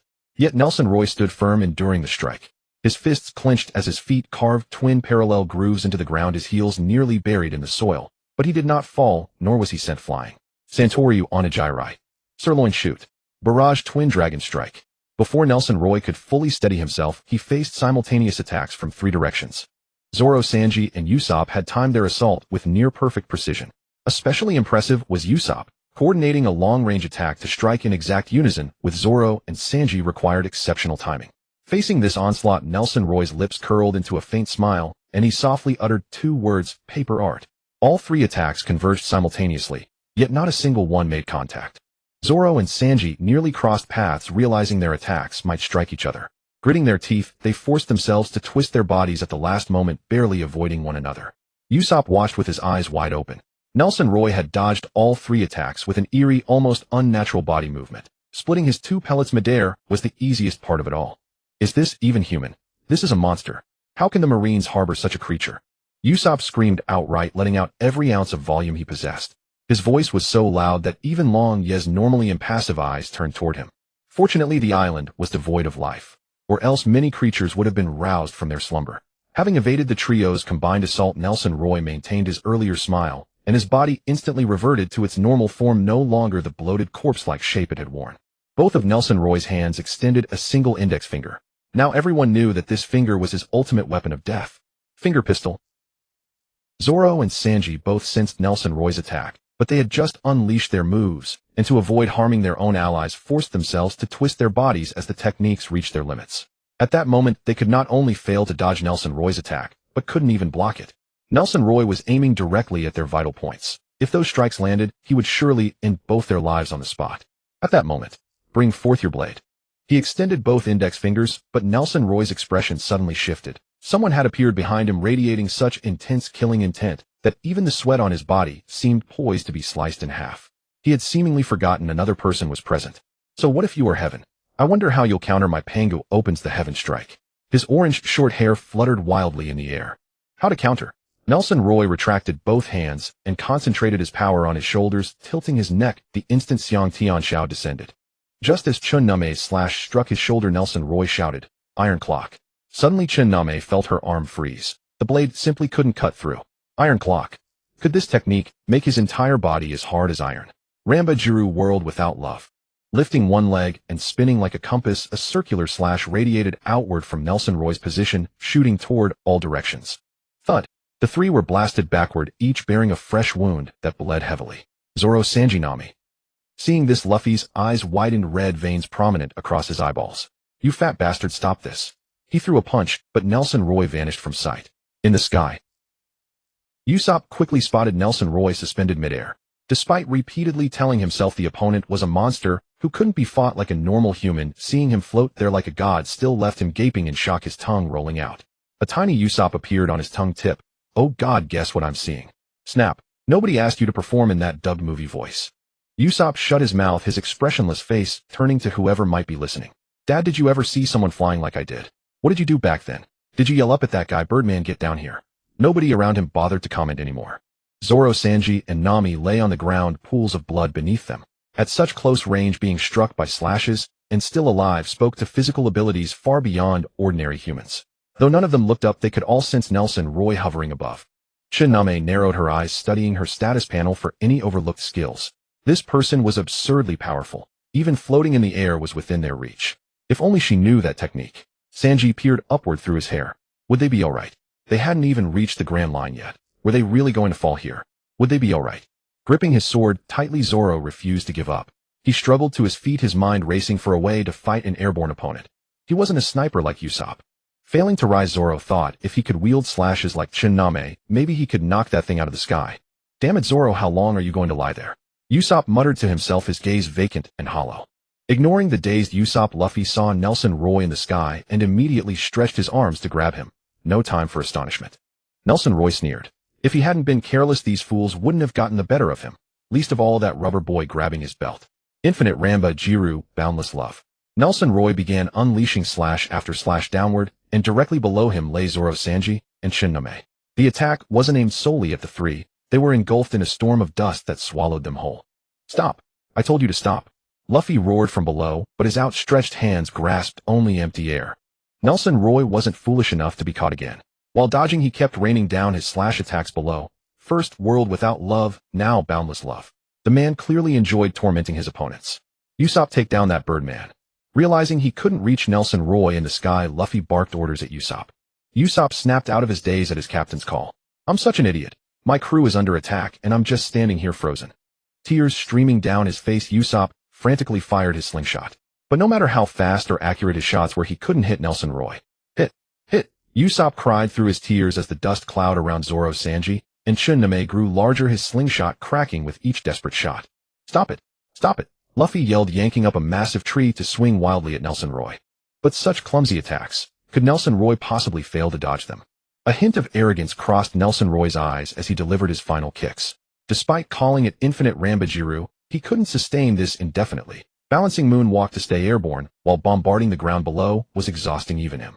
Only a machine could maintain such relentless output without fatigue. Nelson Roy descended to the ground, and Luffy charged at him, consumed by rage. Gomu Gomu no machine gun. Paper body. Luffy unleashed a barrage of punches. If these were against marine soldiers, he would have sent over 100 flying by now. But at this moment, not a single punch connected with the seemingly weightless Nelson Roy. Hey Zoro, Nami, Sanji, are you alright? Usopp rushed toward the smoke with urgency, his footsteps slapping against the ground. Soon the smoke cleared, but Usopp, who was just about to charge forward, froze in place. Standing before his eyes was a figure, a person who should have been lying on the ground. Hey Nami. Usopp burst into tears, straightforward and unguarded. It was not from sorrow nor from fear, but from an ache in his heart, because the figure standing there looked as though she had already died. Covered in blood, her body riddled with wounds of all sizes and shapes, it was unbearable to look at. Just one glance made his heart clench with pain. As Usopp took each step forward, his hand unconsciously gripped the fabric over his chest, tightening with every movement. Her clothes were like shreds of broken fabric, most of them gone, with only a few scraps holding on in their final stubborn defiance. Her hair was wildly disheveled, with many strands still resting on Chun-Mei's shoulder, likely severed by blade strikes. As a gust of wind swept past, those short tufts of hair floated away from her shoulders. Lying beside Chun-Mei was Zoro. Neither could stand, but both had witnessed the entire scene with their eyes. It was Chun-Mei who rose at the critical moment, placing herself before them, swinging her blade to block every downward strike aimed at them. Not all of it had been blocked, if the remainder fell upon Chun-Mei's body. Nami. Sanji murmured softly, so quietly that only he could hear. His heart ached for his Nami. Chun-Mei's figure blurred before his eyes, and suddenly he saw a flash of short orange hair. Sanji desperately reached out to grasp it. Only after his fingers closed around the strands did Chun-Mei's figure come back into focus. Zoro said nothing. He simply etched the still-standing figure into his memory. He had never before been protected by someone standing behind him. The pride of a swordswoman reminded him of a promise made in his childhood with someone. How shameful. Chun-Mei could barely stay on her feet. She drove Xiang Tianxiao into the ground, but the sword was not long enough to serve as a prop, so she could not rely on it to remain upright. Just as Chun-Mei was about to fall, Usopp hurried to her side and caught her. Why wouldn't she give in and collapse even after being injured so badly? All right, Nami, stop fighting. You need to rest. Usopp too felt the ache in his heart for Chun-Mei. He had never seen anyone endure such grievous wounds and remain alive still fighting with full consciousness. Not once, not twice, but the same person over and over again. Chun-Mei should not have had to fight at all, as she was a wounded person herself. Okay. Chun-Mei slowly parted her lips, unsure whether Usopp had heard her. This time Chun-Mei had truly given everything. Her body temperature began to return to normal, and her eyelids grew unbearably heavy. Leaning against Usopp, she could no longer bear the weight, and her eyes gently closed. Hey Nami.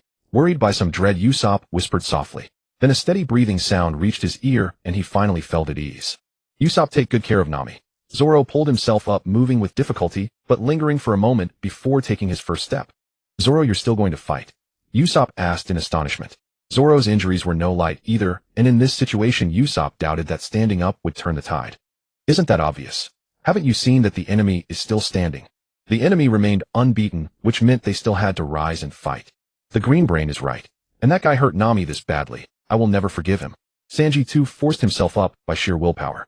In truth, both Zoro and Sanji desperately needed medical treatment. Both of you rest for a while. That guy is too formidable, and he can even fly into the sky. Just take a brief rest. Usopp pleaded, feeling a deep sense of shame. Of everyone who had fought so far, he had sustained the fewest injuries and contributed the least. Do you have any way to deal with him? Zoro suddenly asked, his eyes locking onto the distant Nelson Roy as he contemplated how to handle this opponent. At this moment, Nelson Roy was dodging Luffy's attacks, making no move to counterattack. The technique he had just unleashed had exhausted much of his strength, and he needed to recover before finishing off the remaining ones. He had not expected to land such a devastating blow, nor that someone would be able to block it.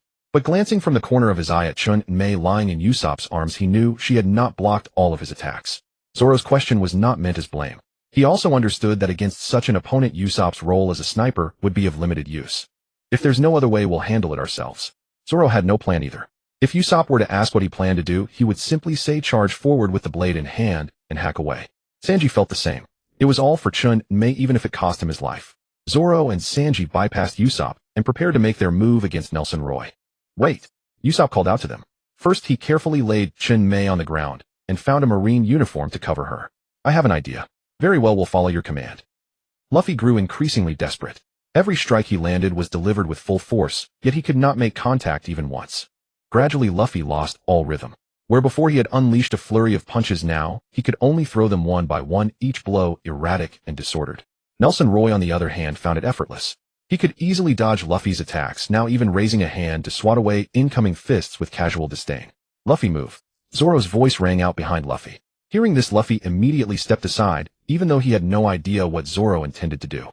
Even Nelson Roy could not fathom what these people could possibly do to him at this point. In his eyes, whatever they attempted was merely a futile struggle before death. But as Luffy sidestepped, Nelson Roy noticed that Zoro was not wielding his sword. Instead, he was carrying a bucket. And as Luffy darted to the side, Zoro hurled the contents of the bucket outward. There was no need to guess what was inside. Unfavorable to himself, Nelson Roy immediately leaped backward with a great stride as the white milk-like liquid splashed toward him. But at that very moment, another person, a young man with short yellow hair, also carrying an iron bucket, poured its contents toward Nelson Roy. You truly believe something like this could deal with me? You pirates are genuinely laughable, though it serves as adequate entertainment for your final moments. Nelson Roy sneered contemptuously. Had this not been deployed by surprise, how could he possibly have fallen for such a crude ploy? 2 buckets of white liquid were hurled consecutively, splashing harmlessly onto the ground, without a single drop touching Nelson Roy. Having no knowledge of the liquid's specific properties, avoiding contact altogether proved the wisest course of action. What neither of them had anticipated was that Luffy, the straw hat-wearing man, was carrying an iron bucket in each hand, naturally filled with the same white liquid. As Luffy chased after Nelson Roy, he shouted loudly, "Don't run, you fat bastard, don't run." Fools one after another. Their stupidity knows no bounds. Nelson Roy cursed under his breath. Calling him fat bastard was truly excessive. He had already slimmed down, yet still they called him fat. Wood drop iron bucket. Well, at least Zoro and Sanji managed to hurl the liquid from their buckets toward Nelson Roy, while Luffy simply swung the 2 iron buckets in his hands like weapons. If this weren't an actual battle, Luffy's bucket-swinging technique would have made quite the performance at a banquet. This guy. Luffy's antics left his 2 companions utterly stunned. Gritting his teeth, Zoro thought, "I told you to splash it on him, not scatter it everywhere." Given Luffy's easily miscued technique that could just as easily hit his own allies, both Zoro and Sanji quickly backed away. Nelson Roy had no idea what the liquid in those buckets was, but the 2 of them did. "Aren't you afraid of splashing that liquid onto yourselves, eh?" Nelson Roy glared at Luffy, as if looking at a complete fool. "Can't you see your 2 companions are already dodging to avoid being hit by you?" Seeing Luffy's allies retreat, Nelson Roy became even more convinced that he should never let that unknown liquid touch his skin. But Luffy wasn't the slightest bit afraid, because he stretched his arms out to full length when doing so. As he swung the iron buckets around, the liquid splashed in every direction, forcing Nelson Roy to continuously fall back, not daring to draw near even a step. A dark thought suddenly crossed Nelson Roy's mind. Could these guys be planning to take me down with them? In his view, this possibility was quite high. These people had gone completely berserk, and choosing mutual destruction in this situation might actually be the smartest choice. At least that's how it appeared to Nelson Roy, because he had no intention of sparing the Straw Hat Pirates. Pleading for mercy would be of no use whatsoever. Under these circumstances, adopting a mindset of 1 kill breaks, even 2 kills is profit, dragging Nelson Roy into mutual destruction was entirely possible, and they might even consider it a sound investment. Oh, don't run, you fat bastard. These 2 buckets of milk are my treat." Luffy swung both arms simultaneously, his abnormally long reach giving this attack a considerable range. "Don't be a stranger. If you drank it yourself, I might actually believe you." There wasn't even a trace of milk scent in the air, so how could Nelson Roy possibly believe Luffy's nonsense? Besides, even if it were truly milk, would you really expect to kill someone with it? How would you do it? Make them drink themselves to death?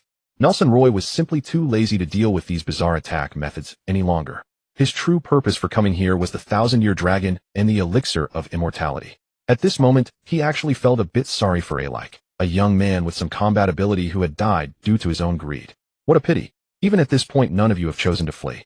I must praise you, one truly loyal group of comrades. Those who are loyal should die together. Having finished speaking, Nelson Roy stepped onto the lunar walk technique and ascended into the sky. Luffy threw both buckets upward, but naturally missed. Thud! The 2 iron buckets collided midair, splashing quite a bit of white liquid before clattering down to the ground one after another, the liquid inside spilling everywhere. To Nelson Roy, this behavior was nothing but an act of self-abandonment. However, at several meters above the ground, a net suddenly fell from directly above Nelson Roy's head. What? Nelson Roy frowned. As a Navy Fleet Admiral, how could he not know this kind of net? It was a special net fired from a unique gun crafted from unusual materials, immune to fire, water, and cutting. More importantly, it contained sea prism stone. The greatest feature of this special material was its ability to nullify the powers of devil fruit users. You think I'm a devil fruit user? Unfortunately, I'm not. Facing the well-known special capture net, which was about to land on Nelson Roy's head, he felt absolutely no fear. Even if it trapped him, so what? He was still in the air, and in the air, he could easily break free from such a net. But the moment the net truly settled over his body, Nelson Roy's face instantly turned ashen. This is glue. Within an instant, that unyielding sticky sensation told Nelson Roy exactly what it was: glue. A net coated with glue only tightened the more it wrapped around him. There was no way to break free. Nelson Roy directly fell from the sky. Witnessing this, Usopp rose from behind a tree, a gun with a remarkably large caliber in his hand. "Yash, let's see you fly, bird, still flying in the sky now." "My dad, can you see me? Today I knocked a birdman down from the sky." Thud! Nelson Roy crashed onto the ground. "That birdman has come down now." Zoro curled his lips into a smile, recalling what Usopp had said, that this man's greatest advantage was his incredible mobility and the ability to fly into the air, so his movement must be sealed. When Usopp had gone to collect ammunition, he specifically made a trip to the Navy warship. Under normal circumstances, he would never have such an opportunity. After all, 1,000 Navy soldiers were already lying on the ground. Usopp found a gun that could fire nets along with quite a bit of glue, which led to this idea. The probability of this idea succeeding was not high, quite low in fact. So the moment he hit Nelson Roy, Usopp was overjoyed. Before this, the chance of survival was extremely low, almost non-existent. But after this, it was 100%. Could Usopp not be happy about that? Everyone was pleased as well. Luffy, Zoro, hold on for a moment. Sanji stopped Zoro and Luffy, who were about to charge forward. "Let me kick him a few times first. I want to avenge Nami." Zoro also wanted to strike on Nami's behalf, so he didn't listen to Sanji. As for Luffy, whether it was revenge or not, he had been furious from just now all the way through. By the time Usopp arrived, the three of them had already begun beating Nelson Roy. Hey, leave him breathing so I can punch him too. Usopp shouted from afar, worried about missing his chance to fight, and quickly hurried his pace. If you've got the guts, let me out first. Sneak attacks aren't what I call skill. Nelson Roy, struggling uselessly inside the net, roared in frustration, only to be met with 4 feet descending upon him like a rainstorm. Nelson Roy ground his teeth in fury, never expecting to fall for such a simple trap, cursing viciously in his heart. Curse you, curse you, curse you. Are you street performers here to put on a comedy show? This is a fight to the death. Only one of us walks away alive. Even if we did use ambush tactics, so what? Did you really think pirates would discuss honor with the Navy? Zoro sneered. If we're talking about filthiness, using 1,000 subordinates against 5 pirates hardly seems noble, does it? Exactly. Everyone, you have to thank me this time. I was actually nervous about this plan while hiding in the tree. Usopp said this boastfully and truthfully. When he had been hiding in the tree, he too had feared Nelson Roy would not follow their script. But he had kept waiting. Since Nelson Roy possessed the advantage of flight, he could not help but use it again. So when he saw Nelson Roy stepping onto the moonwalk and ascending into the sky, Usopp truly gripped his heart in his palms with anxiety. Now that the Navy's most powerful Admiral Nelson Roy had been defeated, he finally breathed a sigh of relief. His companions would survive. This kick is for injuring my goddess's beautiful face. This for her graceful figure. This for her smooth skin. This for her pure heart. Sanji counted Nelson Roy's crimes as he delivered blow after blow, making it clear to the fool offending him was forgivable, but offending Nami could only be atoned with death. I want meat, I want meat, I want meat. Luffy mimicked Sanji, shouting one line with every kick, though what he was shouting about was something entirely different. Nelson Roy shielded his head with his arms. Luffy and the other 3 were too busy kicking to notice that beneath his guarded arms a cold, sinister glare was emanating. 1, 2, 3. Nelson Roy counted silently in his mind. At the count of 3, Nelson Roy clenched both fists and unleashed a tremendous surge of power. All four surrounding him were blasted outward, and even the net binding him exploded under the force. Ah! Nelson Roy let out a cry. He had not wanted to use this technique, but he had no choice. Luffy, Zoro, Sanji, and Usopp were launched in 4 different directions, all crashing to the ground. Mid-air, Zoro and Sanji both spat blood before hitting the earth and falling unconscious. Usopp held back his blood until after he landed, then finally spat it out before collapsing unconscious. Lastly came Luffy. He did not spit blood, but it was already flowing from his mouth. Dead fatso. After saying those 3 words, Luffy also fell into unconsciousness. Cough, cough, ha ha ha. Nelson Roy laughed, but between each laugh, he coughed, making the sound particularly chilling. I told you all would. Cough, cough, cough. He never finished his sentence, coughing violently again, bending over as he retched toward the ground. After he felt somewhat better, he suddenly noticed some white granular objects on the ground. What are these? Nelson Roy did not recognize them at first, but once he did, he was utterly astonished. These are teeth. Why are there teeth everywhere? Whose are these? Cough, cough, cough. Again as he spoke, Nelson Roy began coughing.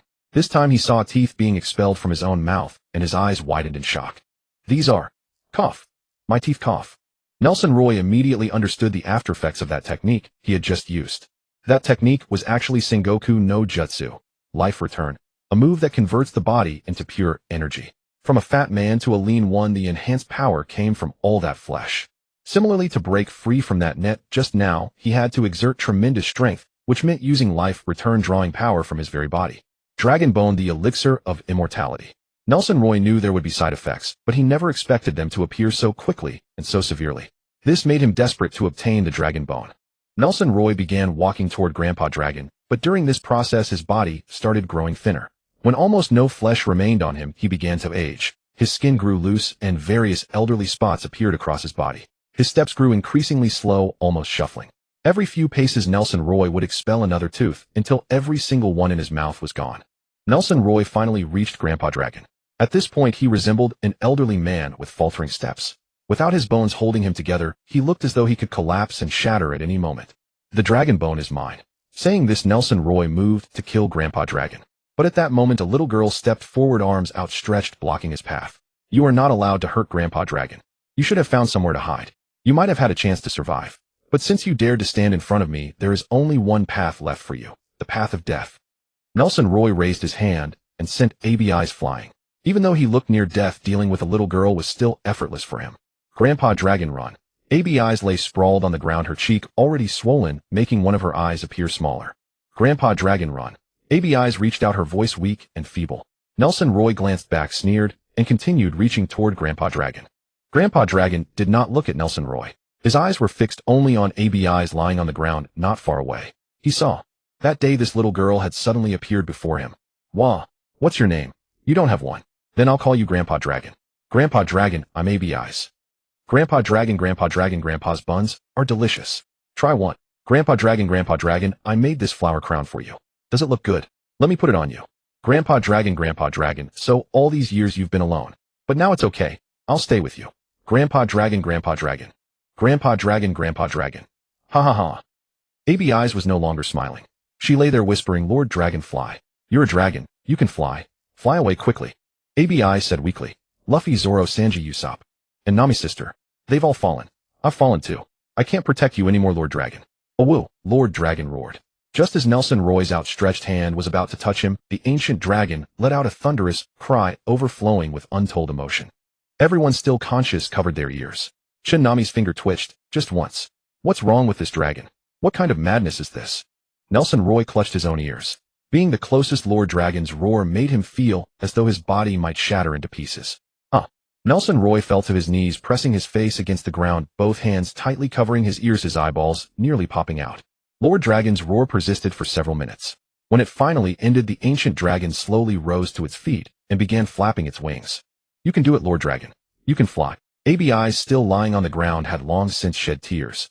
No. Watching the Millennium Dragon prepare to take flight, Nelson Roy straightened his body. He felt his aging had stopped and a faint strength was returning. It was no different from ordinary recovery, yet it filled him with immense joy. This proved he would not die of old age. He had genuinely feared he would grow old forever and perish right here. But his body's aging had halted and his strength was recovering. Even slowly, even if he eventually became an ordinary man, it didn't matter. At least he was still alive. At least he remained a Marine Admiral. Even if stripped of power, he could still obtain what he desired through this. Lord Dragon flapped its wings. Having not done so in far too long, and with its advanced age, attempting to fly again was a tremendous challenge for the ancient dragon. Come on, Lord Dragon. You can do it, Lord Dragon. Abi's lips moved faintly. Once, twice. Increasingly forceful, increasingly rapid. A woo. Lord Dragon let out another cry, though softer this time, as though conveying some signal. As expected, after that cry, Lord Dragon's feet gradually left the ground. With one more flap, it would soar into the sky. But at that very moment, someone was dangling from its foot. It was Nelson Roy. No one knew where he had produced a dagger, but after securely gripping one of Lord Dragon's legs with his arms, the other hand drove the blade deep into the dragon's foot. You think you can fly? Get down from here. His dragon bone must never disappear. A woo. Lord Dragon cried out, but it did not land. Instead, its great wings beat downward with immense force, propelling its entire body skyward in a single powerful surge. Damn it, it's actually flying. No, you can't fly.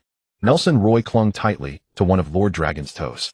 As the dragon ascended, he scrambled across its foot, wrapping his arms around its thigh, the dagger still clenched between his teeth, his eyes blazing with malice. If it weren't for those damn pirates, how could I end up struggling against even a mere dragon? Lord Dragon soared to thousands of meters altitude in one breath, its speed gradually slowing. Nelson Roy steadied himself, removed the dagger from his mouth, and with an evil grin began stabbing Lord Dragon's thigh repeatedly and savagely. Die. A woo. Lord Dragon let out a long cry. Hearing the dragon's roar, ABI's murmured, Lord Dragon, it really flew up. Each strike drove the blade deep into flesh. Each withdrawal dragged forth rivers of blood. Some of it splashed onto Nelson Roy's lips. He ran his tongue across them and immediately felt a surge of vitality course through him. The elixir of immortality, of course. Only a legendary creature like this could be used to brew such a potion. If I consume it. A gleam flashed in Nelson Roy's eyes and he stabbed even harder. Lord Dragon seemed lost in thought. Though its feet were riddled with wounds, it did not cry out again. Instead, it hovered at thousands of meters altitude, seemingly gazing at something. Perhaps what it sought was nowhere to be seen. Disheartened, the ancient dragon folded its wings and closed its eyes. Sensing Lord Dragon suddenly fold its wings, Nelson Roy barely had time to react before he and the dragon began plummeting together. As they fell, Nelson Roy smirked triumphantly. It's dead. Ha ha ha. Now the dragon bone is mine. I'll consume the elixir of immortality. I'll become a heavenly dragon. Know something far above them. I will become the sky upon which all beings bow. Though Nelson Roy loudly proclaimed his delusions, no one heard him. He and Lord Dragon were falling at tremendous speed. At that moment, Lord Dragon opened its eyes. It was not dead. It did not know what the creature on its foot was muttering, but it heard the man's laughter, and it detested the sound. Lord Dragon understood it truly still loved. Lord Dragon, you want to return to your homeland? Then let me help you. I will definitely help you go home, Lord Dragon. Ha ha ha. With a sudden acceleration, the violent impact nearly caused Nelson Roy's heart to leap from his chest. He realized then, the Millennium Dragon was speeding up. You bastard, what are you doing? Seeking death. Nelson Roy refused to believe Lord Dragon would choose suicide. No, it's trying to kill me by crashing. Earlier Nelson Roy had not worried about dying in the fall. With a Millennium Dragon's massive body acting as a cushion, he would survive. But now with Lord Dragon diving ever faster, this impact would surely be fatal. No, I cannot die. I must climb onto this dragon's back. Thinking this, Nelson Roy acted immediately. Sensing Nelson Roy's intention, Lord Dragon accelerated its descent even further while using its other foot to clamp Nelson Roy firmly against its soul. You damn beast. Nelson Roy cursed furiously, realizing the dragon truly intended to kill him. But trapped beneath its foot, he could not move. Only his mouth remained free. If you do this, you'll die first. And I will not die. I will certainly not die. I will claim your dragon bone, consume the elixir of immortality, and become the supreme existence. Ha ha ha. ABC crawled toward Lord Long with both hands and feet. Lord Long, Lord Long, Lord Long. She still believed that as long as Lord Long had flown away, he would be safe. But what ABC never expected was that she would next witness Lord Long falling from the vast height of the sky and crashing onto the ground. With a thunderous boom, the dust kicked up by the impact swirled around them. Lord Long, Lord Long, Lord Long.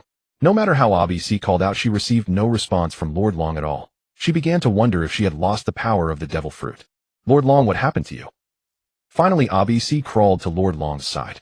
She held him in her arms, calling out ceaselessly and weeping. Her small hand patted his cheek, her face tear-stained and heartbreakingly pitiful to behold. Roar.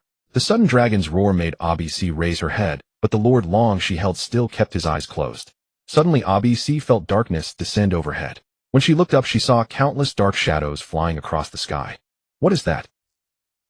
ABC could not see clearly, so she wiped her tears and widened her eyes to look harder. As she watched, joy began to dawn on her face. Those are. Many sounds reached ABC's ears, all coming from the dark shadows in the sky. Gradually, as those dark shadows descended to a lower altitude, ABC could finally make them out clearly. Each one was a Millennium Dragon, Lord Long's own kin. Lord Long, look. It's your family. ABC nudged the Lord Long beside her, but he showed no reaction whatsoever, let alone opening his eyes to take a look. Lord Long, please wake up. This is not the time to sleep. Your family has come to take you home. Please open your eyes and look, Lord Long. Haven't you always been complaining about wanting to go home? Now your family. Oh, your family. They've come to take you, Lord Long. Wailing as she spoke, ABC broke down, crying again, her head bowed, tears streaming endlessly as if they would never dry up. Lord Long, your family has come to take you home. I beg you, just open your eyes and take a look. Just one glance, please, just one look, and then you can sleep. As long as you look once, I won't disturb your sleep anymore. Lord Long, please open your eyes. Oh. As ABC buried her face and wept bitterly, one dragon settled beside her, then a second, then a third, then a fourth, and finally a fifth surrounding ABC and Lord Long. ABC looked up in astonishment at the 5 Millennium Dragons. Are you going to take Lord Long home?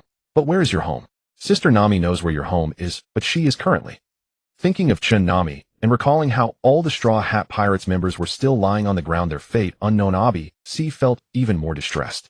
Roar.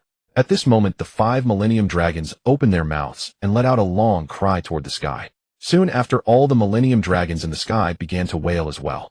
Originally, ABC did not fully understand their behavior, but she soon discovered that the ground began to tremble and the sea surface over there was actually surging upward. An earthquake and also a tsunami. ABC exclaimed in shock. From her vantage point, she could not see the full picture. In truth, on all sides of this island, the seawater was surging upward, making it appear very much like an earthquake was about to strike. The earth is shaking. Sister Nami, Luffy, Zoro, Sanji, Usopp, what about them? What should we do now? ABC worried, panic-stricken before such a natural disaster. What had an 8-year-old girl ever seen that was so terrifying? But at that moment, she heard a Millennium Dragon speaking to her in comfort. You mean a small island is emerging from the sea, and the island that is about to surface is your homeland? As if to validate ABC's words, when the seawater surged over 100 meters high, it revealed a pointed tip after receding, the peak of a mountain. That mountain continued to rise steadily. Not just that mountain, soon other pointed peaks broke through the sea surface as well. The tremors on the ground grew increasingly violent. At the same time, on Warship Island, the exact same thing occurred. The villagers rushed out of their homes as fast as they could. What is happening? It's an earthquake. Look over there, it's a tsunami. Get the children to the mountain quickly. An experienced adult urged, seizing any child who could not run fast enough, tucking one under each arm, and carrying them up the hill. When they saw a mountain emerge from the sea, they knew immediately this was no tsunami, though no one could guarantee what would happen next. Every face bore an expression of utter panic and confusion. Amidst the violent tremors, villagers who could no longer stand simply dropped to the ground. Then they watched as peaks broke through the sea surface and rose straight up. When the ground finally ceased its quaking, they discovered that Warship Island, once surrounded by seawater, had become nothing more than an ordinary mountain upon a much larger landmass. Someone scrambled to the highest point of Warship Island and gazed around. His look caused him to cry out in surprise, "Dragons!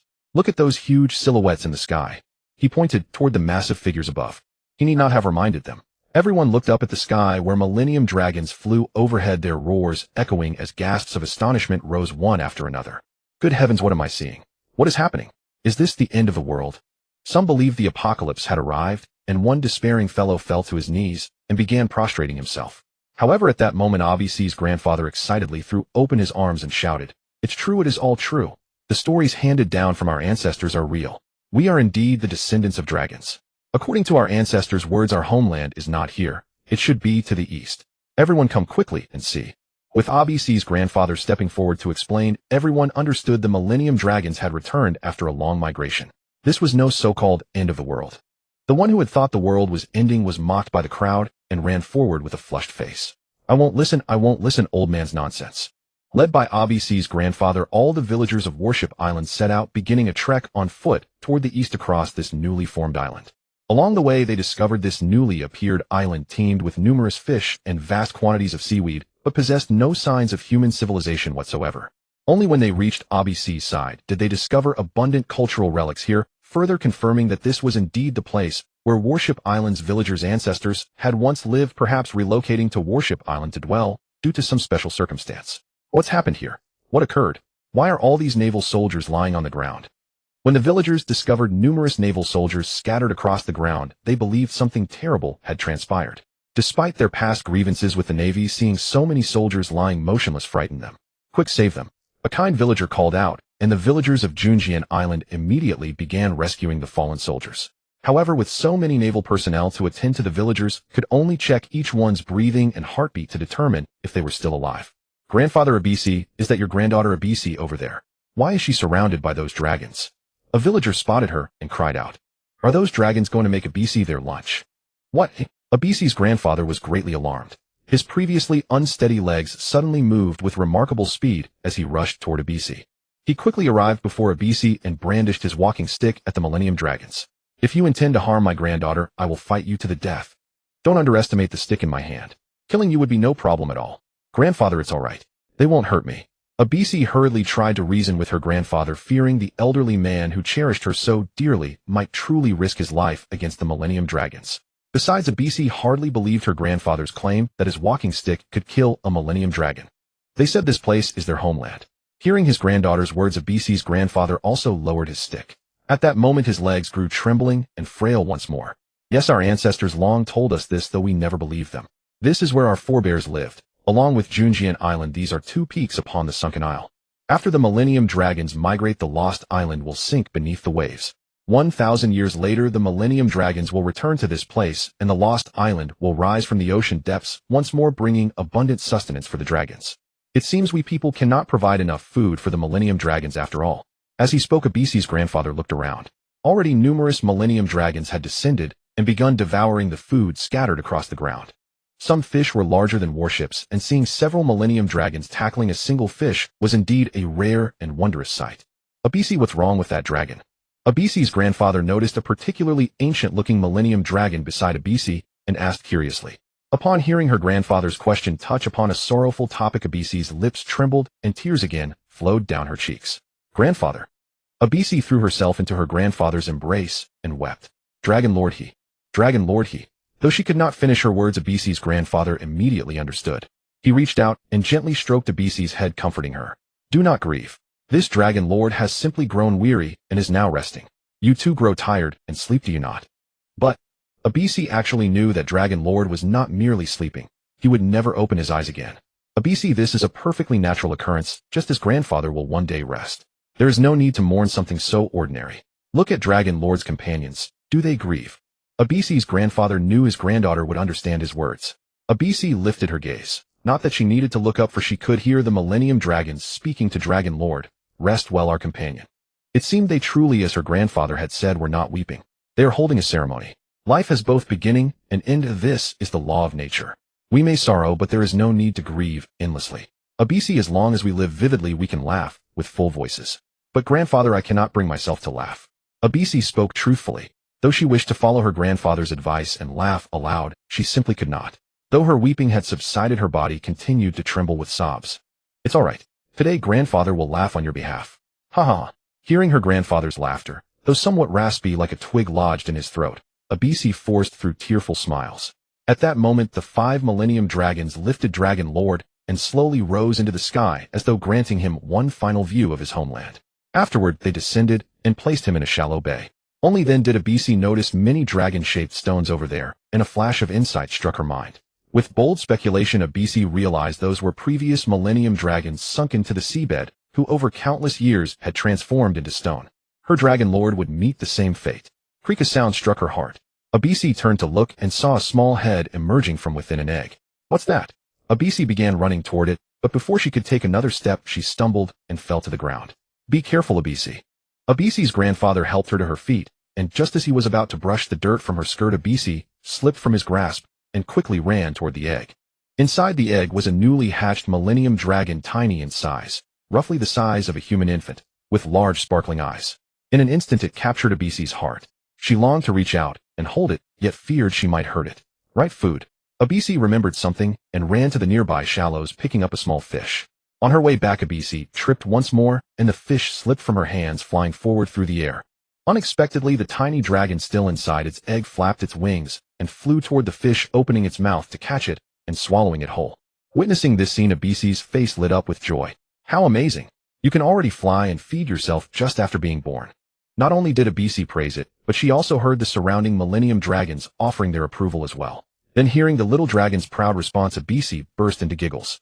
Her laughter drew the attention of many villagers on Junjian Island. When they saw it was Abisi laughing, they joined in with smiles of their own. Most of the naval soldiers were still alive, which was good news for everyone. If many naval personnel had died here, it would have attracted higher-ups' attention, and these Millennium Dragons would have been in danger. Though not certain, the villagers of Junjian Island had already resolved in their hearts upon seeing these Millennium Dragons to protect these living creatures.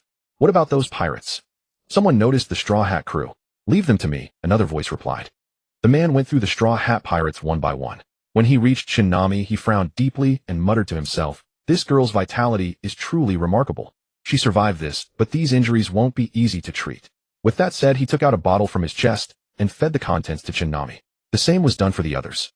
When it came to Luffy, the fellow poured all the liquid from the bottle into him, then sighed and said, "Why did you have to become a pirate?"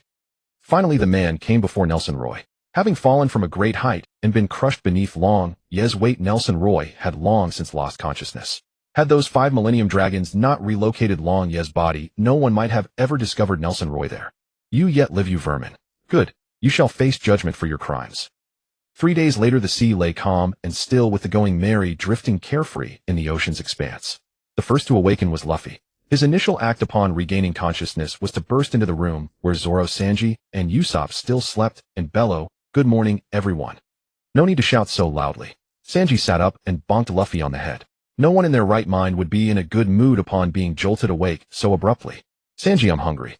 Unfazed by the blow, Luffy continued, "Zoro, Usopp, you two are so lazy. The sun's been up for ages, and you're still asleep. You just got lucky being the first to wake up." Usopp hopped out of bed and launched into a spit-flying argument with Luffy. "And keep it down. Don't you know I suffer from a condition where being loudly awakened in the morning causes paralysis?" "Nanny." Believing it wholeheartedly, Luffy genuinely praised him. "You've got such a serious illness. If you end up paralyzed, I'll hang you at the bow. The biggest fish will definitely bite." Smack. Usopp dealt him a sharp knife hand strike. "You're the one who should be hanging at the bow as bait." "This early, and already so noisy," Zoro muttered, rubbing his head. "Hey, do any of you remember what we were just doing?" He paused, then added with shock. "Sleeping, Zoro. You're not suffering from sleep confusion, are you?" "I'd say you're showing early symptoms of dementia," Luffy teased. "You're the one with dementia." Zoro shot back. "Think carefully. Doesn't anything seem off to you?" Sanji and Usopp also came to their senses. Under normal circumstances, Sanji, the crew's cook, would always rise first to prepare breakfast. That Luffy had woken first was deeply unusual. "These injuries on us." Usopp noticed the anomaly too. Both Zoro and Sanji bore wounds, yet Luffy was completely unharmed. "I remember now. Weren't we fighting Nelson Roy? Did we win?" Sanji's expression darkened as memories surfaced. He pressed a hand to his forehead, noting how cold his palm felt. Why would he doubt whether they had won? If they had lost, they wouldn't be here discussing it so casually. Could it have been a dream? Usopp speculated. He loved dreaming, particularly about a captain named Usopp, whose towering figure dominated Kai's every thought. How could it be a dream? If we dreamed, how would we all share the same one? We were definitely fighting Nelson Roy. Sanji stated with conviction, his reasoning sound, and earning the others' agreement. Yet privately he harbored genuine doubts about their victory. Who's this Nelson Roy you're talking about? Luffy raised his hand and asked. Are you an idiot? We just fought that Marine Fleet Admiral Nelson Roy, and you've already forgotten. The fat bastard who somehow slimmed down afterward. Sanji cursed. How could this guy lack any sense of urgency whatsoever? If someone had tampered with things aboard the ship, they'd all be finished. Sorry, I really did forget. Luffy shrugged offhand. Sanji, I'm hungry. When's dinner? Eat, eat, eat. We haven't even figured out what's going on, and all you think about is eating. Usopp smacked Luffy on the head, and it bounced right back. Socio ichi ni nani ga okada no. The vibrating inflection accompanied his words. Luffy, do you remember your last clear memory before this? Sanji asked, his fist resting against his chin in thought. They desperately needed to understand what had happened. Otherwise the uncertainty would plague them all, except Luffy, who probably thought he'd simply dreamed the whole thing. Hearing Sanji's question, Luffy actually gave it serious thought. Let me think. Oh right, meat. I was thinking about wanting to eat meat. Thud thud thud. 3 consecutive punches layer after layer. I move we convene a meeting to expel this idiot captain. If such a vote were held, it would likely pass unanimously. I recall we successfully captured Nelson Roy, but then he erupted with sudden force and sent us all flying. I lost consciousness at that point. Zoro had been reconstructing events since earlier. Though he wasn't exactly known for his intellect, he certainly didn't appreciate being manipulated without understanding why. Indeed, I remember as well. Under your brilliant, far-sighted, perceptive, and infallible leadership, we captured Nelson Roy. After that I was blown away, just like Zoro, and lost consciousness. Usopp spoke with a straight face, attempting to mask his true intentions. Yes, you contributed the most, but you don't need so many embellishments, Sanji said, utterly exasperated by Usopp's self-aggrandizing remarks. Didn't he realize the gravity of their situation? No. Usopp waved his hands rapidly in denial, then clarified. What I'm trying to say is that after Nelson Roy's sudden burst of power knocked me away, I lost consciousness too. Yes, that's correct. Sanji couldn't be bothered to engage with this imbecile and simply told Zoro, same here. Oh, I remember now. As he spoke, Luffy dramatically held one hand out flat while tapping his fist against his palm. I think I passed out right after saying I wanted to eat meat. Sanji closed his eyes, still harboring a faint hope that perhaps his own stupidity was to blame. What an idiot. Sanji, when are we eating? Why don't we just ask Nami? Zoro suddenly suggested. The mention of Nami instantly electrified Sanji. Indeed, only Nami had remained unharmed during Nelson Roy's outburst. He was somewhat worried about her condition as well. But there was something even more crucial. Self-reproachful upon realizing it, Sanji thought, how could I fail to think of my goddess at the very first moment after waking? I am guilty. I repent. I'll go check on Nami, Sanji declared immediately after his self-flagellation. I'm coming too, Usopp chimed in, also somewhat concerned about Nami. Me too, Luffy agreed. Maybe Nami is already preparing something delicious. No one could fathom how he connected the two ideas. You fools, Nami charges for her cooking, Zoro jeered. Expecting her to cook without even discussing the price. Ridiculous. A man like him, Zoro, would never dine and dash. Before Nami's door, Sanji adjusted his breathing, composed himself, glanced down at his attire, lifted his collar and sniffed, and was immediately assaulted by a foul odor. Terrible. Sanji promptly turned around and headed back. Huh. Didn't Sanji say he was coming to see Nami? Why is he going back? Usopp puzzled, watching Sanji retreat toward the boy's bedroom. Guess he's got the runs or something. Only Luffy could come up with such an explanation. Moments later, Usopp and Luffy watched Sanji emerge from the boys' bedroom, approach them from behind, grab both of them by the back of their collars, and drag them inside. I can't let you two stink bombs see Nami like this. Change your clothes. Too bad I'm in such a rush to see my goddess, or I'd take a bath first. Only after Sanji changed into fresh clothes, and even sprayed some perfume, did he return to stand before Nami's door. Confident Sanji, today my goddess shall witness my most gentlemanly side. Knock knock knock. Crisp and deliberate. After knocking, Sanji softly inquired, my dear, my goddess Nami, may I come in? When no response came, Sanji's brows furrowed. Was Nami not in the room? Still he waited a moment. Perhaps his goddess was enjoying a beauty sleep and hadn't heard him. Relaxing his brow, Sanji gently rapped on the door once more, speaking in the same soft tone, my dearest Nami, my goddess, may I come in? After waiting a while longer and receiving no answer, Sanji reluctantly prepared to push the door open. Before doing so, he called out, Nami, I'm coming in. Sanji carefully cracked the door open, intending to peek inside first. But before he could act, the two fools behind him charged forward and shoved him straight into the room. He landed face down on the floor, with Luffy and Usopp landing squarely on his back. Ard bastard. The two of you will answer for this right now. Sanji had planned to enter quietly only for these two idiots to ruin everything. How cruel, Sanji, Luffy said nonchalantly. Exactly, Usopp added, stoking the flames. You two idiots get off me at once. Sanji cursed. Make your choice. 1. Immediately rise and beat each of them for disturbing your rest. Strength 1. 2. Forgive their intrusion and politely tell them that disturbing your sleep requires compensation. 1,000,000 berries per person. Nami sat upright in bed.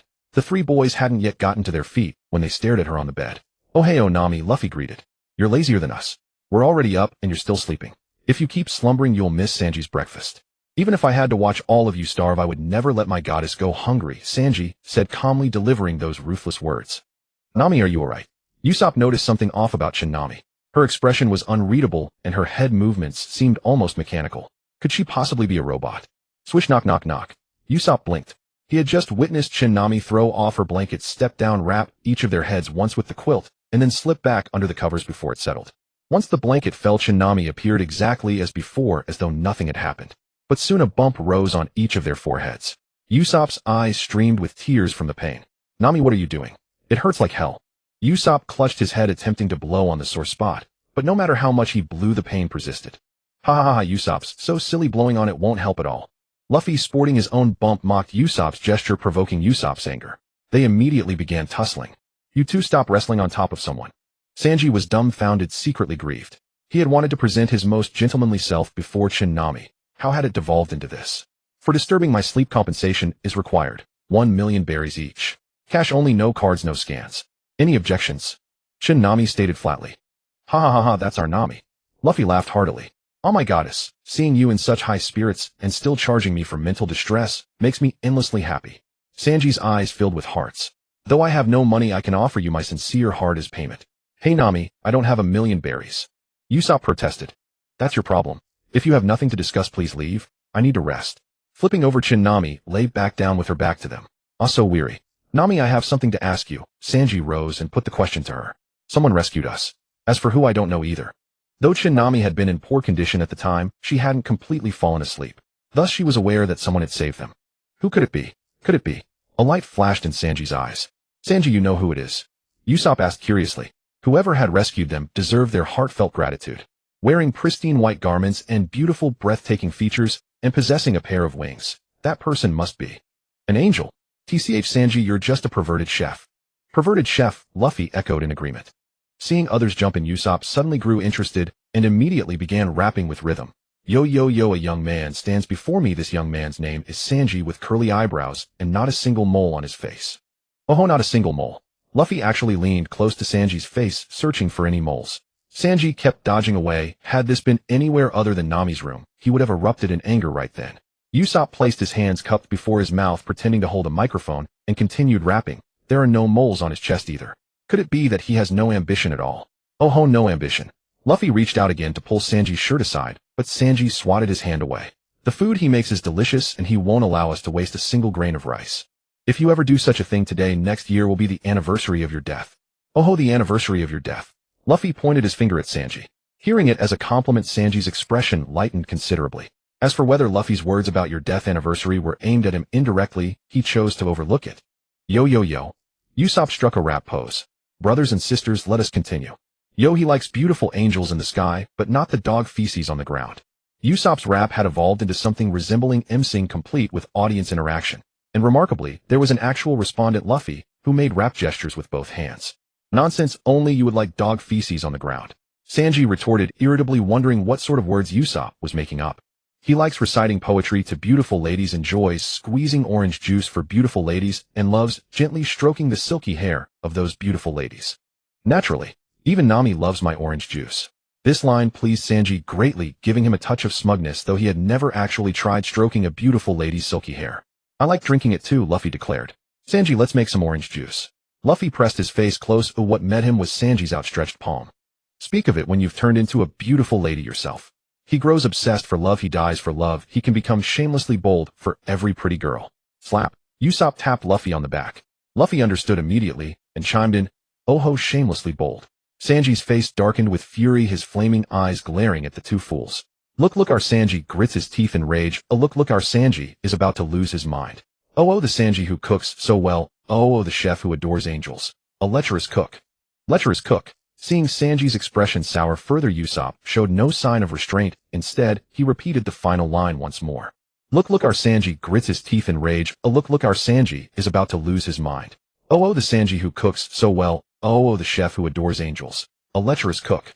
Lecherous cook. Luffy couldn't keep up with all the lines, but he still knew to echo the last phrase. I'm going to beat the living daylights out of you two idiots. Finally, Sanji could contain himself no longer. Clenching his fists, fire blazing in his eyes, he lost his temper completely. Usopp and Luffy were not foolish. They stood their ground waiting for Sanji to charge, then began circling each other right inside Nami's room. Oh, Sanji is angry now. Luffy seemed the most delighted. Yo. Usopp felt he might still come up with some more rhyming lines. Angry Sanji, the lecherous cook chasing behind us as we run. 34. Angry Sanji, the lecherous cook chasing behind us as we run. Luffy picked up that line directly. The three of them darted from one side of the room to the other, then back again. As they zigzagged back and forth, Zoro on the deck outside glanced toward the girls' quarters with confusion. Nami sat straight up in bed. Thump, thump, thump, thump, thump, thump, thump, thump, thump. Get on your knees now. Nami crossed her arms and ordered. Yes. The three of them dropped to their knees in unison, each sitting on a washboard beneath them. One washboard wasn't enough for three people, so Nami snapped it into three pieces, one for each, fair and impartial, showing no favoritism. One day without discipline, and you'd tear the roof off. Oh, and you still had the nerve to rap. Nami, those two lines you just said actually rhymed. Luffy chimed in cheerfully. Kneeling on a washboard didn't hurt him anyway. With his rubber body, pain was irrelevant. Nami shot him a single glance that silenced Luffy instantly. And you're the captain. You kept talking about heading to the Grand Line. Why haven't you paid more attention to this? Nami began her scolding. Nami, but your injuries. Nami was still wounded, which is why Luffy had kept quiet, hoping to wait until she had fully recovered. Yes, I am wounded, but does that mean we shouldn't go to the Grand Line? Nami didn't want to become a burden to everyone, but who could have predicted that after the battle with Ward, before her wounds had healed, they would encounter such formidable foes as Nelson Roy and Eric, the user of the Scythe Fruit power, the latter being a notoriously difficult opponent when serious. Don't worry, Luffy. These injuries aren't fatal. Set sail for the Grand Line with confidence. I want to go just as badly as you do. If you're truly concerned about my condition, find a doctor to join the crew as soon as possible. Once inside the Grand Line, battles like these were bound to multiply and injuries would become inevitable. Bringing aboard a ship's doctor was absolutely necessary. All right, Nami. Luffy agreed, though what he truly desired most was to recruit a musician first. Nami turned her gaze toward Sanji. Sanji carefully absorbed her look, that of concern for him, of forgiveness. In reality, it was nothing of the sort. Nami knew Sanji was somewhat innocent in this matter, but disturbing her was an undeniable fact. He could have simply left her room, Usopp and Luffy would have followed anyway, and the room would have fallen silent. But Sanji hadn't done that. Considering this, Sanji wasn't entirely innocent after all. Sanji, go prepare the meal first. Receiving the order, Sanji's heart leaped with joy, believing that Nami felt sorry for him kneeling on the washboard and had forgiven him. Yes, Nami. I'll make you an incredibly delicious feast. Sanji turned to leave. But before he could reach the door, Nami's calm voice drifted from behind him. After you finish cooking, come back and continue kneeling. Sanji's steps faltered for a moment, then he smiled bitterly and went to prepare the delicious meal for Nami. Days later, the Red Line came into view. However, as the old saying went, seeing a mountain from afar did not mean reaching it quickly. Even that visible distance required nearly an hour of sailing to approach. The Red Line was a ring-shaped continent that intersected with the Grand Line in a cross pattern named for its red soil coverage. The entrance to the Grand Line was Reverse Mountain. The towering mountain was a passage all pirates had to traverse. Together with the Grand Line, it divided the seas into four regions: East Blue, South Blue, West Blue, and North Blue. No matter which of the four seas a pirate came from, if they wished to enter the Grand Line, they had to cross the Red Line for the first time. They needed to ride the currents of Reverse Mountain upward. At the summit, the four major sea currents converged into one. Following that current downward would lead them officially into the Grand Line. Nami, we're almost at the Grand Line, right? Luffy asked loudly. When he could see the Red Line, Luffy was the most excited, spinning around on the deck of the Thousand Sunny like a monkey. At this moment, the current was quite swift. Even without raising the sails, the Thousand Sunny would gradually approach the Grand Line by following the current. Yes, being able to enter the Grand Line and witness the vast world beyond filled Nami with excitement. Her body had recovered significantly, and her eyes as well. Yet Nami had not removed the bandages. Although she did not care about her appearance and was a strong-willed girl, she dared not look terrified of discovering her eyes were blind. Without being mentally prepared, Nami truly could not bring herself to remove the bandages. In her impression, pirates were typically one-eyed, with parrots that could speak human language perched on their shoulders, and instead of hands they had iron hooks. One leg was missing, replaced by a wooden prosthetic. Nami had no desire to become such a pirate. Everyone come over here.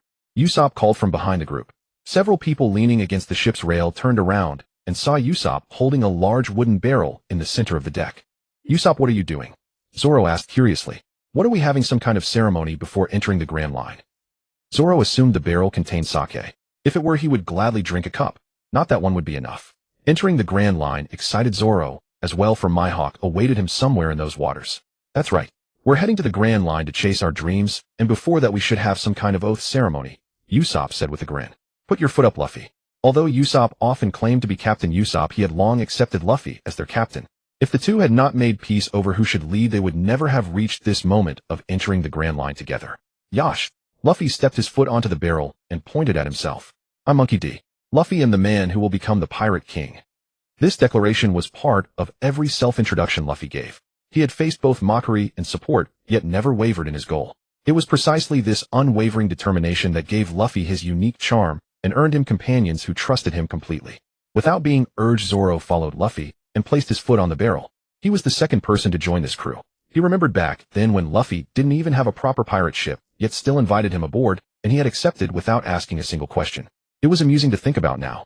Ha ha ha. Thinking about that moment, he wondered what had made him decide to follow Luffy. Right, it was because Luffy had said he would become the Pirate King. Wano's Kozo destined to become the world's greatest swordsman. With a sharp sound, Zoro drew Wado Ikemanji and raised it high above his head, blocking out half the sky. Zoro stared deeply at the blade. Kuina, I will carry your name and become the world's greatest swordsman together.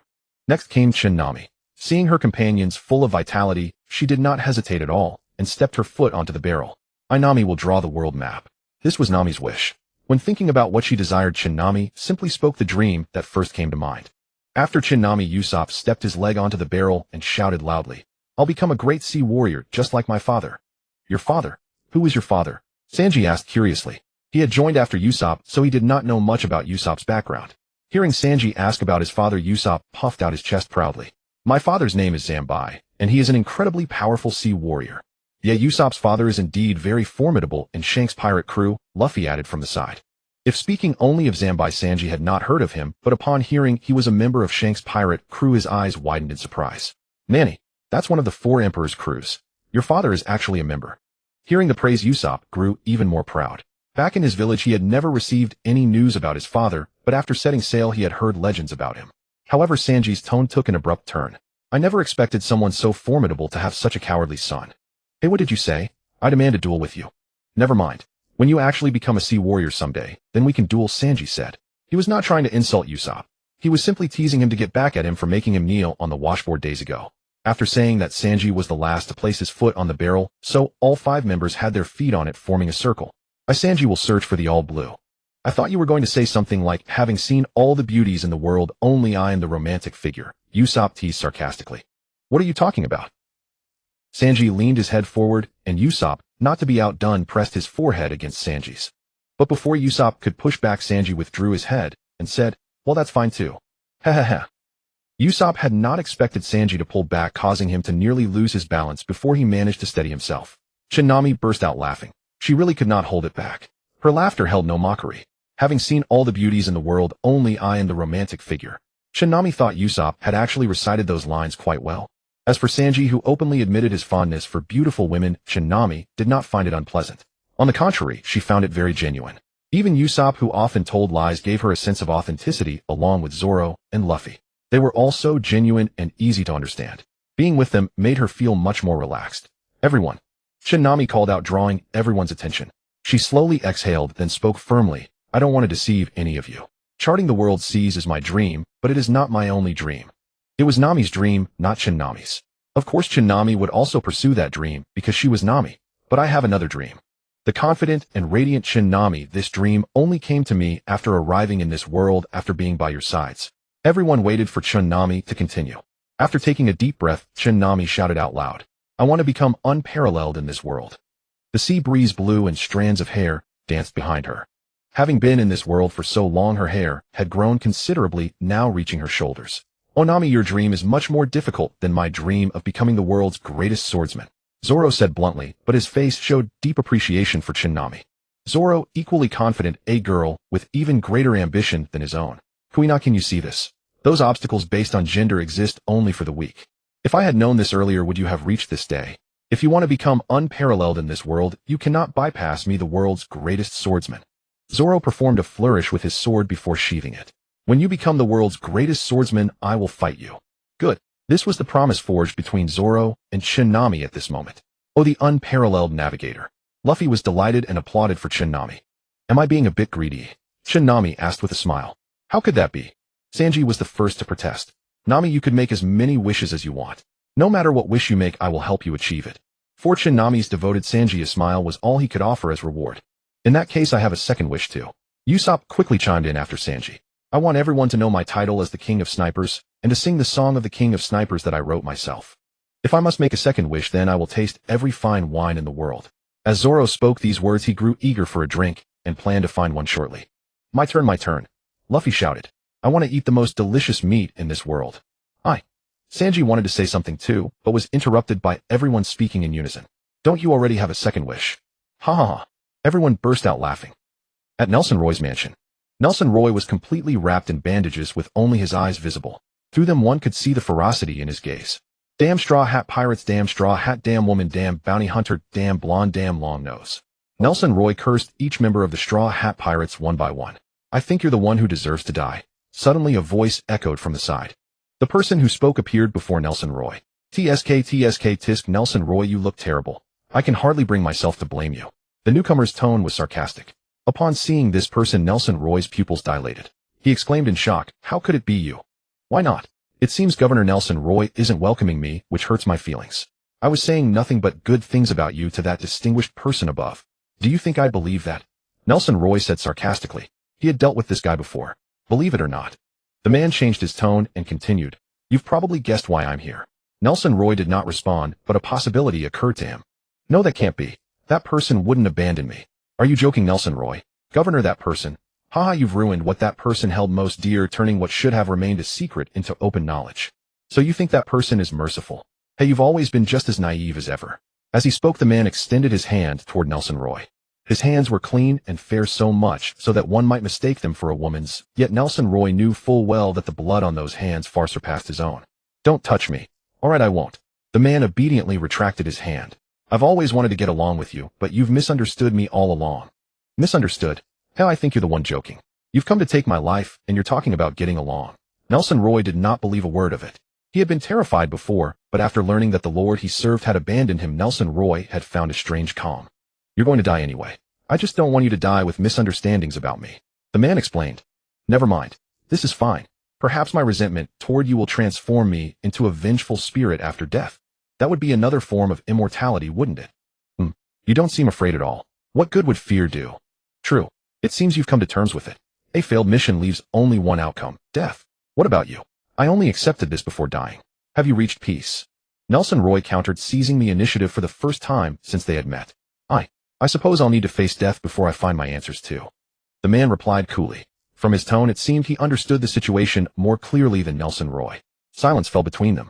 After a long pause, Nelson Roy finally broke it. What method will you use to take my life? Nelson Roy asked, never imagining he would face death with such composure. You want to know what method I'll use? The man responded with a smile. It was as though they were not discussing one man's death, but rather two old friends catching up after years apart. As you wish. After a moment, Nelson Roy slowly requested, use poison, the kind that won't cause suffering. Very well. Thank you. Everyone hold on tight. The faster we go down, the more danger we'll be in, Nami called out loudly, swallowing a mouthful of seawater as she spoke.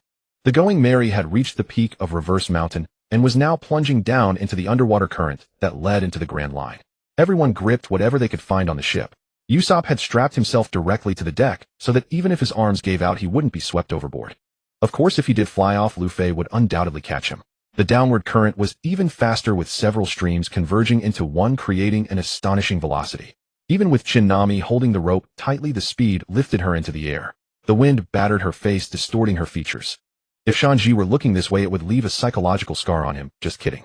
Breaking through layer after layer of clouds felt like a roller coaster, but far more thrilling. For the others, this was a challenge, but for Luffy, it was just play. He was already shouting with excitement. Ea! He imitated the call of Tarzan. If it weren't for the dire situation, Nami would have made him shut up.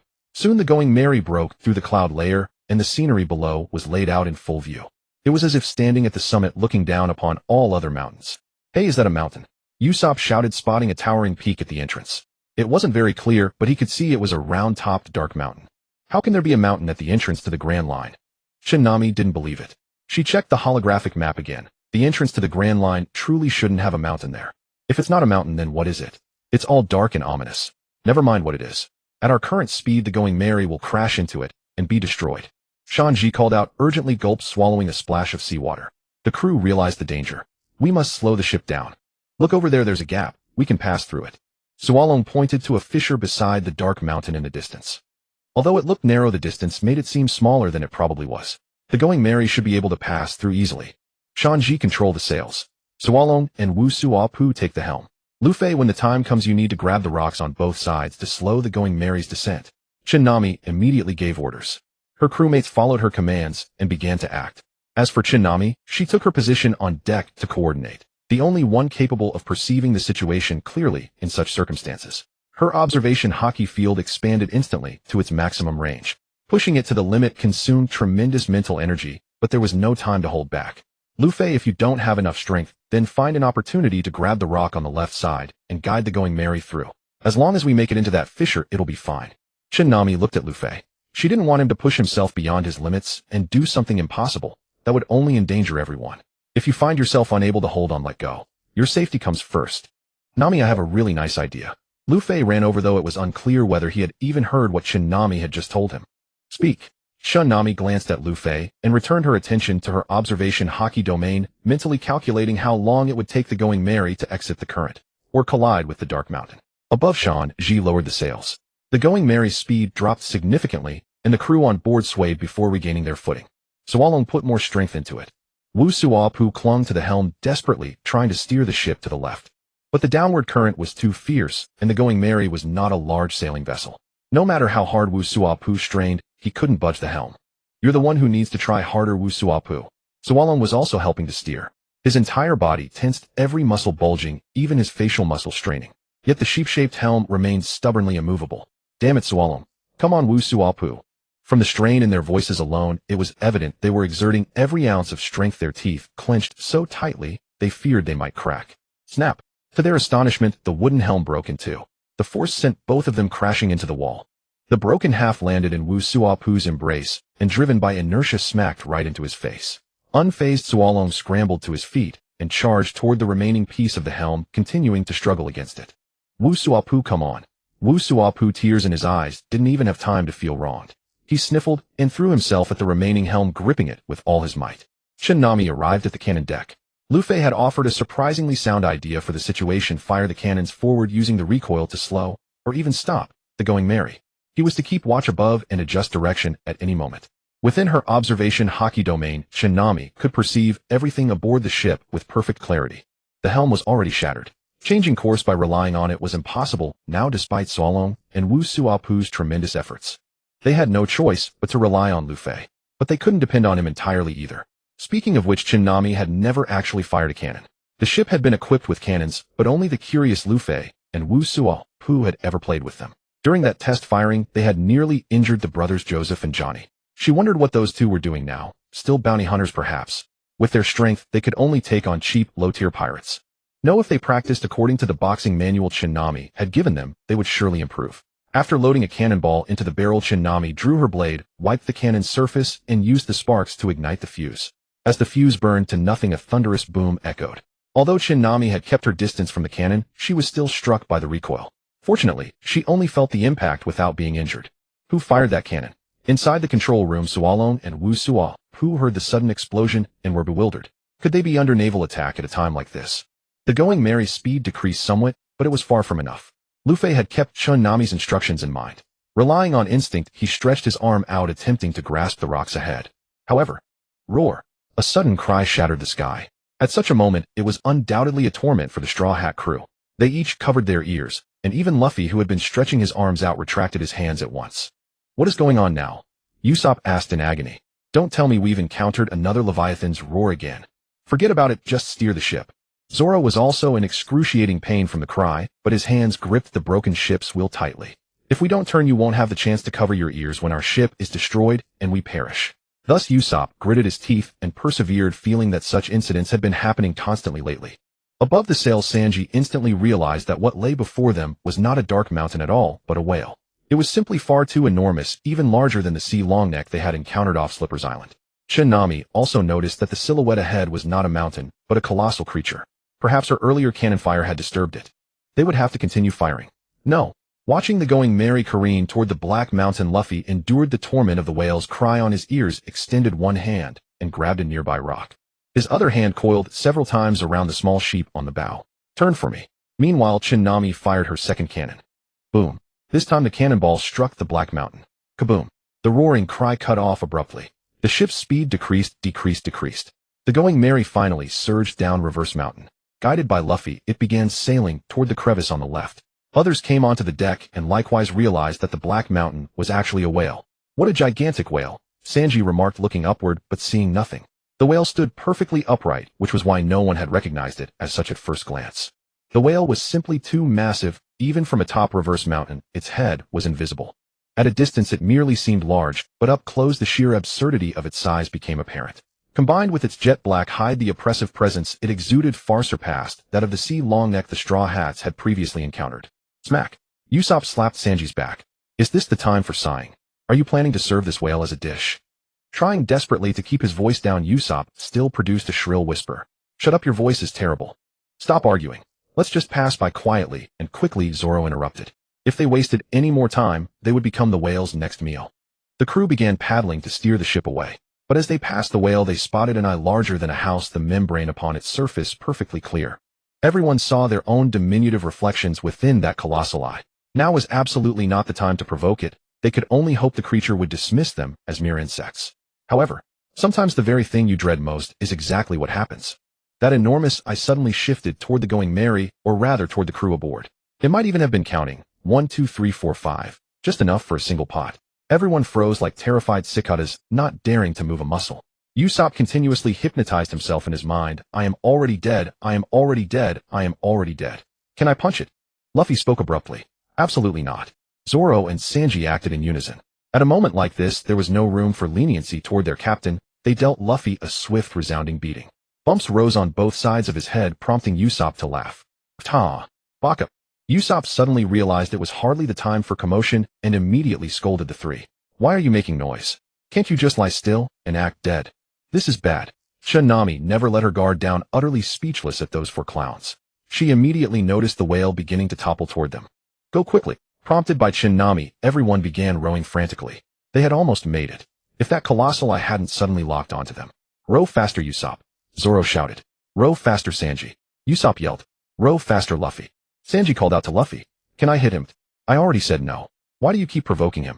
Sanji delivered another punch. How could the guy never learn? It wasn't me who provoked him, it was Nami who fired the cannon. Luffy attempted to defend himself, but upon seeing the four others glare at him, he immediately began paddling both hands furiously. Stop dawdling. Hurry, Sanji, Usopp, Zoro. Who gave you the right to urge us on? The three barked in unison. Still too slow? Pick up the pace. Nami scolded. Calculating in her mind the whale's colossal size meant the Going Merry was far too close. At this speed, escape seemed impossible. Nami knew her cannon fire had undoubtedly angered the beast, yet she had no other choice. Who could have predicted such a monstrous whale lurking at the entrance to the Grand Line?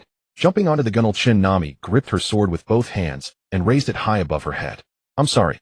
Gathering all her strength, Nami brought the blade down upon the whale. Slash. A strike far greater than before shot forth, slicing across the sea surface straight for the whale, instantly carving a gash several meters long.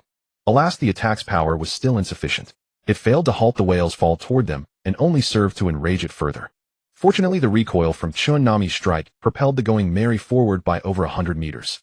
By the time the whale crashed down, the ship had already cleared the danger zone. Yet the massive body crashing into the sea generated towering waves, its force comparable to dozens of cannonballs detonating simultaneously underwater. The churning, turbulent sea kept the Going Merry rocking uncontrollably. When a colossal wave struck, it flipped the vessel entirely. Nami, standing on the gunwale with no warning whatsoever, was catapulted skyward. Nami! Luffy roared, reaching out toward Nami. But at that very moment, a maw like an endless abyss descended upon her. Nami! Luffy's eyes welled with anguish as he stretched his arm to its fullest extent, yet even as Nami was swallowed by that enormous maw, he could not reach her in time. The colossal whale dove headfirst into the sea, and a moment later a tail, as vast as a commercial airliner, crashed down from above like a tidal wave. Fortunately, the whale's tail did not strike the Going Merry directly, but the violent waves it generated swept the vessel sideways. The sudden jolt sent everyone aboard crashing against the ship's walls. Once the ship steadied, the entire crew gathered at the railings to peer into the distance, but the ocean's surface had grown empty. Without a doubt, the great whale had already descended into the deep. Nami, Luffy made to leap overboard. The others rushed to restrain him at once. By then, Luffy already had one leg dangling over the edge. Had they not stopped him, he would have plunging in like a complete fool. On one hand, sending him down would accomplish nothing. He would merely become someone else's rescue target. On the other hand, he had risked his very life for her. How could anyone bear to stay angry at such devotion? Are you out of your mind? Don't you realize you're a devil fruit user? The sea is a death sentence for you. Sanji roared. Usopp, keep an eye on Luffy. Zoro, you and I. Without waiting for Sanji to finish, Zoro had already shed his coat bearing his muscular torso and launched himself into the water with a mighty splash. Sanji hesitated not a moment, stripping off his shirt to reveal his lean, athletic frame. Compared to Zoro's burly build, Sanji's physique was slimmer, but equally defined. He set his shoes neatly aside, leapt into the air, and dove into the sea. Wrapped in the cold embrace of seawater, Nami had no idea what awaited her, but she could only imagine the grim fate that lay ahead, slowly being digested until nothing remained but bone. Moi. Nami suddenly realized she was not struggling to breathe at all. Her respiration flowed as smoothly as it did on land, with no sensation of crushing water pressure whatsoever. Moreover, as a devil fruit user, contact with seawater should have rendered her utterly powerless, reducing her to a helpless landlubber. Luffy's own ridiculous predicaments had already taught Nami that this was indeed a genuine vulnerability of devil fruit users. Yet not only did she breathe freely underwater, but she felt no trace of the weakness that should have gripped her entire body. This reminded Nami of her underwater breathing ability, but even with that gift, the devil fruit's side effects should not have been nullified. Why were they ineffective against her? Nami recalled that she had obtained this devil fruit power, the Chiha bloodline, by drinking the beverage Ward had given her. Yet this fact had always struck her as deeply peculiar. It was said that every devil fruit bore a distinctive swirling pattern, each one unique. The very first glance would tell you without a doubt that you were looking at a devil fruit. Given their extraordinary nature, no two fruits could grant identical abilities. Naturally, no two devil fruits in this world could ever be exactly alike. There was another detail: devil fruits tasted absolutely dreadful. Even Luffy, whose sense of taste was anything but ordinary, found them unbearable. One could only imagine how repulsive they truly were. But the drink Nami had consumed, while not particularly delightful, was hardly as foul as one might expect. Had Ward somehow masked the taste with honey or some other sweetener? Besides, could devil fruits even exist in liquid form? Had Ward somehow pressed a devil fruit into juice and managed such an operation? If it were not truly a devil fruit power, she might explain it away as some kind of functional beverage. But the system had made it unequivocally clear. It was undeniably devil fruit fluid. If she could not fathom the answer, she would simply stop searching. Accepting the situation, Nami reasoned that since she could breathe underwater and move her body freely, she might yet have a slim chance of survival. Nami began swimming upward. After some time, she suddenly felt a dull ache spreading through her entire body. It was subtle, yet unmistakably present. The pain was like countless needles piercing her skin. Hastening her ascent, Nami pushed herself harder. A while later, she broke through the surface and beheld something she could scarcely believe. A vivid blue sky, fluffy white clouds, and seabirds gliding overhead. Nami stood frozen in shock. Shouldn't she still be trapped inside the whale's stomach?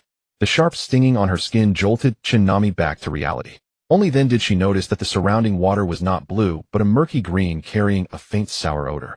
If you continue soaking there any longer, you will become nothing but nutrient within a day. Turning her head, Nami saw a figure standing beside a small island no larger than a few square meters. A flower. You young ladies certainly lack any sense of courtesy. The man muttered irritably, sinking into a lounge chair in front of the small cottage and picking up a newspaper to read. Nami climbed onto the tiny island. At that moment, she finally understood the green sea before her was nothing more than the whale's gastric fluid. She was still inside the whale's stomach. As for the blue sky, the white clouds, the seabirds gliding overhead, upon closer inspection, she realized they were all painted. Who could possibly possess such leisure to paint an entire world inside a whale's belly? Within the whale's stomach lay a tiny island no larger than a few square meters where an old man resided. Nami finally made out his features clearly. The so-called flower was merely a decoration reminiscent of Native American style, and that painted sky above, every inch of it radiating an air of strangeness. An old man living inside a whale's stomach. Who had penned such a fairy tale?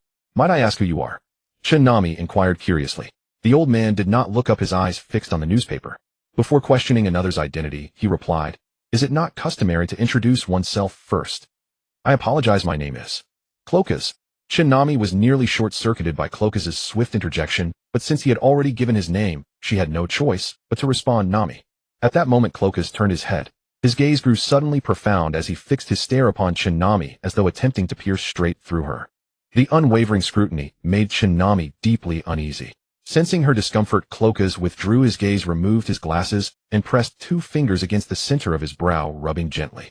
"Forgive me, miss. You remind me greatly of an old acquaintance, not only in appearance, but in name as well." Her name was Quintina. Nami, at a loss for words, thought that if Usopp were here, he would certainly retort that those 2 names bore absolutely no resemblance whatsoever. Would you care to listen to an old man recount the story of himself and his late companion? Cloak adjusted his glasses and looked at Nami once more. Could she truly choose to refuse? Nami was being closely watched by the old man. Just as she was about to say yes, Cloak began recounting the story of him and Kundina. Lying on the recliner, his gaze drifted back to that day. Kundina's beauty was ethereal and refined, unfolding like a slowly opening scroll impossible to look away from. Her eyes were as deep as obsidian, as if they could pierce through one's heart, yet like a pool of autumn water, calm and profound.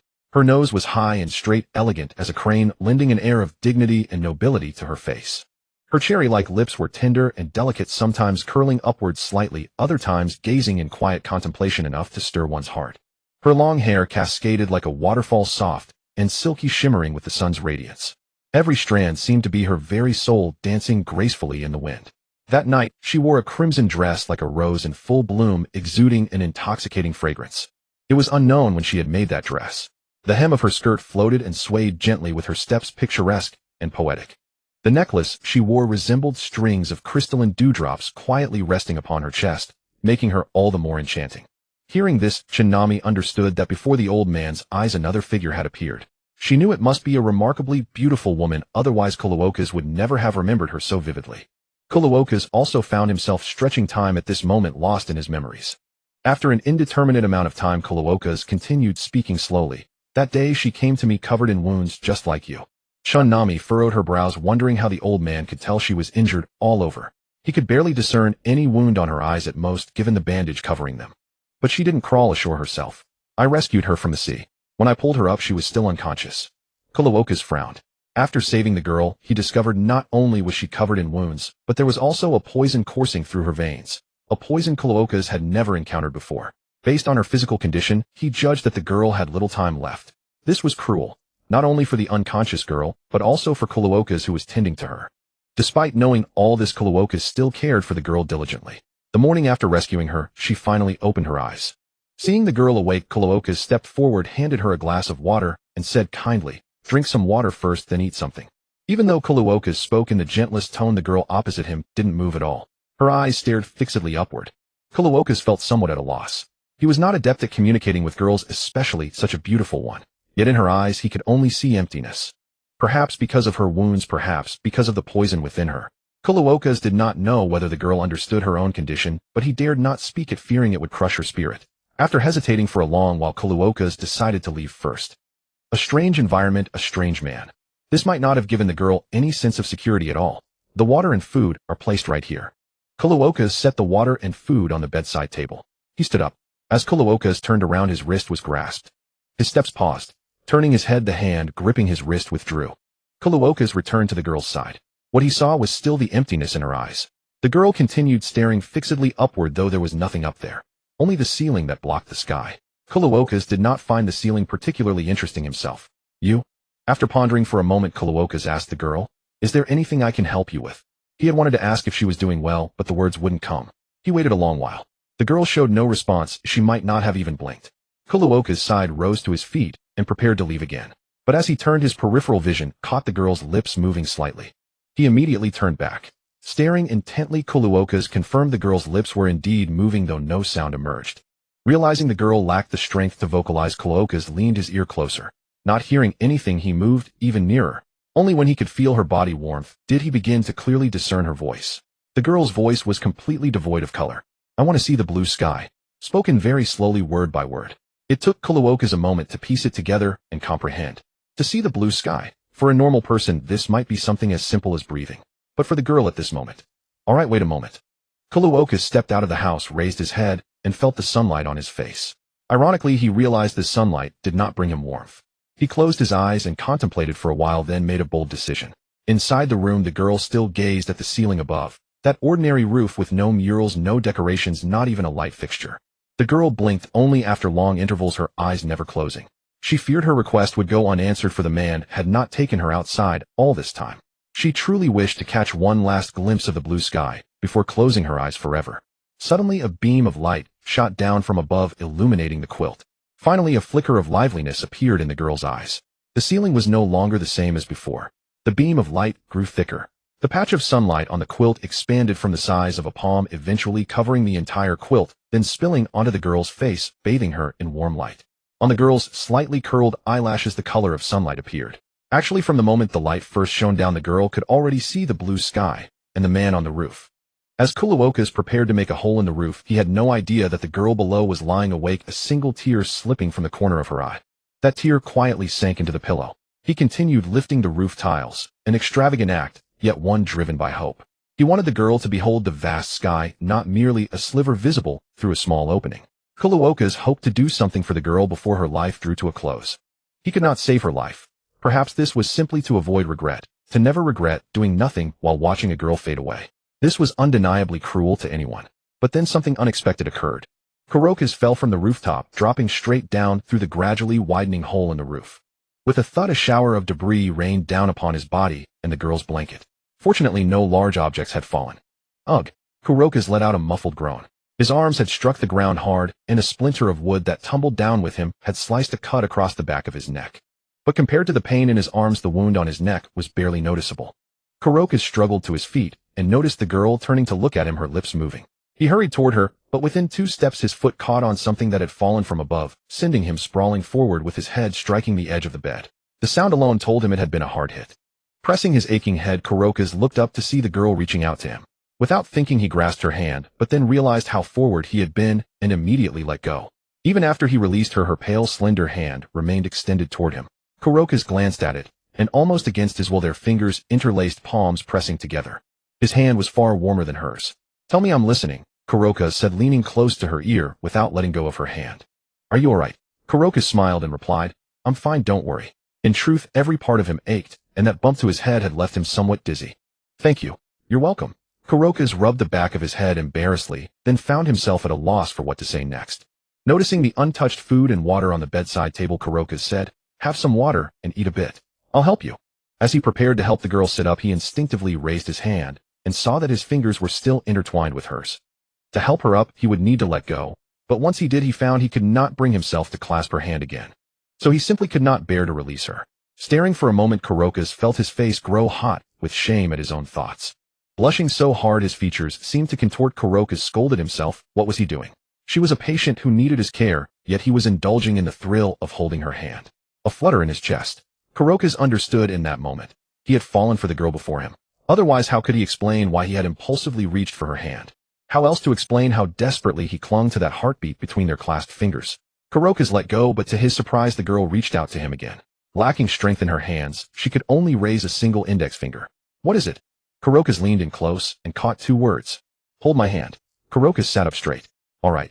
Now let me help you sit up first and have something to eat." He went over and assisted her into a sitting position against the wall. He then fed her slowly, bite by bite, giving her water between each spoonful. When he finished, Kuroka stood awkwardly, unsure of what to do next. Do not blame his clumsiness. He had never experienced this before. The fact that he had held her hand without permission was already the boldest act he had ever mustered, spending every ounce of courage he possessed. At that moment the girl placed her hand in Kuroka's palm. Having eaten, she had regained some strength. Cold. Warm. Their fingers intertwined once more. "Fate is a remarkable thing." Kuroka spoke these words with tears welling in his eyes. He lifted his glasses to wipe them away, then said to Chinami, "I'm sorry, miss. I've lost my composure. I always thought I'd kept those things buried deep within me. I'm sorry, miss. You've brought her to mind, and I couldn't help but speak. Thank you for being willing to listen to an old man's worthless past." "Not at all, it's hardly worthless. I also think fate is a remarkable thing." Nami agreed. That she had come to this world and experienced an adventure inside a whale's belly was itself a strange twist of fate. Those outside could never imagine she was currently inside a whale's stomach, listening to an old man recount his youthful romance. "Where was I?" Kuroka asked, seeming somewhat forgetful. "You mentioned that under your care Cantina could stand and walk," Nami reminded him. "Yes, that's right. She stood up that day and walked out of the house while I was outside fishing, completely unaware she appeared behind me. She suddenly threw herself onto my back. I was so startled that my fishing rod slipped from my trembling hand and fell into the sea. Then from beside him Kuroka's heard Kuntina's greeting, "Good morning, Kurokas." Although it was no longer morning, the sky would darken soon. Kurokas still responded to Kuntina, "Good morning, Kuntina." Kuntina could not only walk, but her personality was gradually returning as well. If Kurokas had not known that poison continued to erode Kuntina's body from within, anyone seeing her now would have believed she was a healthy, lively girl. But how could they know the suffering she endured? "I'm sorry, Kurokas. I made you drop your fishing rod into the sea." As Kuntina spoke, she tightened her arms around him, accidentally brushing his chin, but she did not let go. "It doesn't matter, Kuntina. I'll just make another one." Kurokas said it lightly, breathing in the fragrance she carried. Seeming to sense his intention, Kuntina quickly pulled away and said, "Don't smell me. I stink."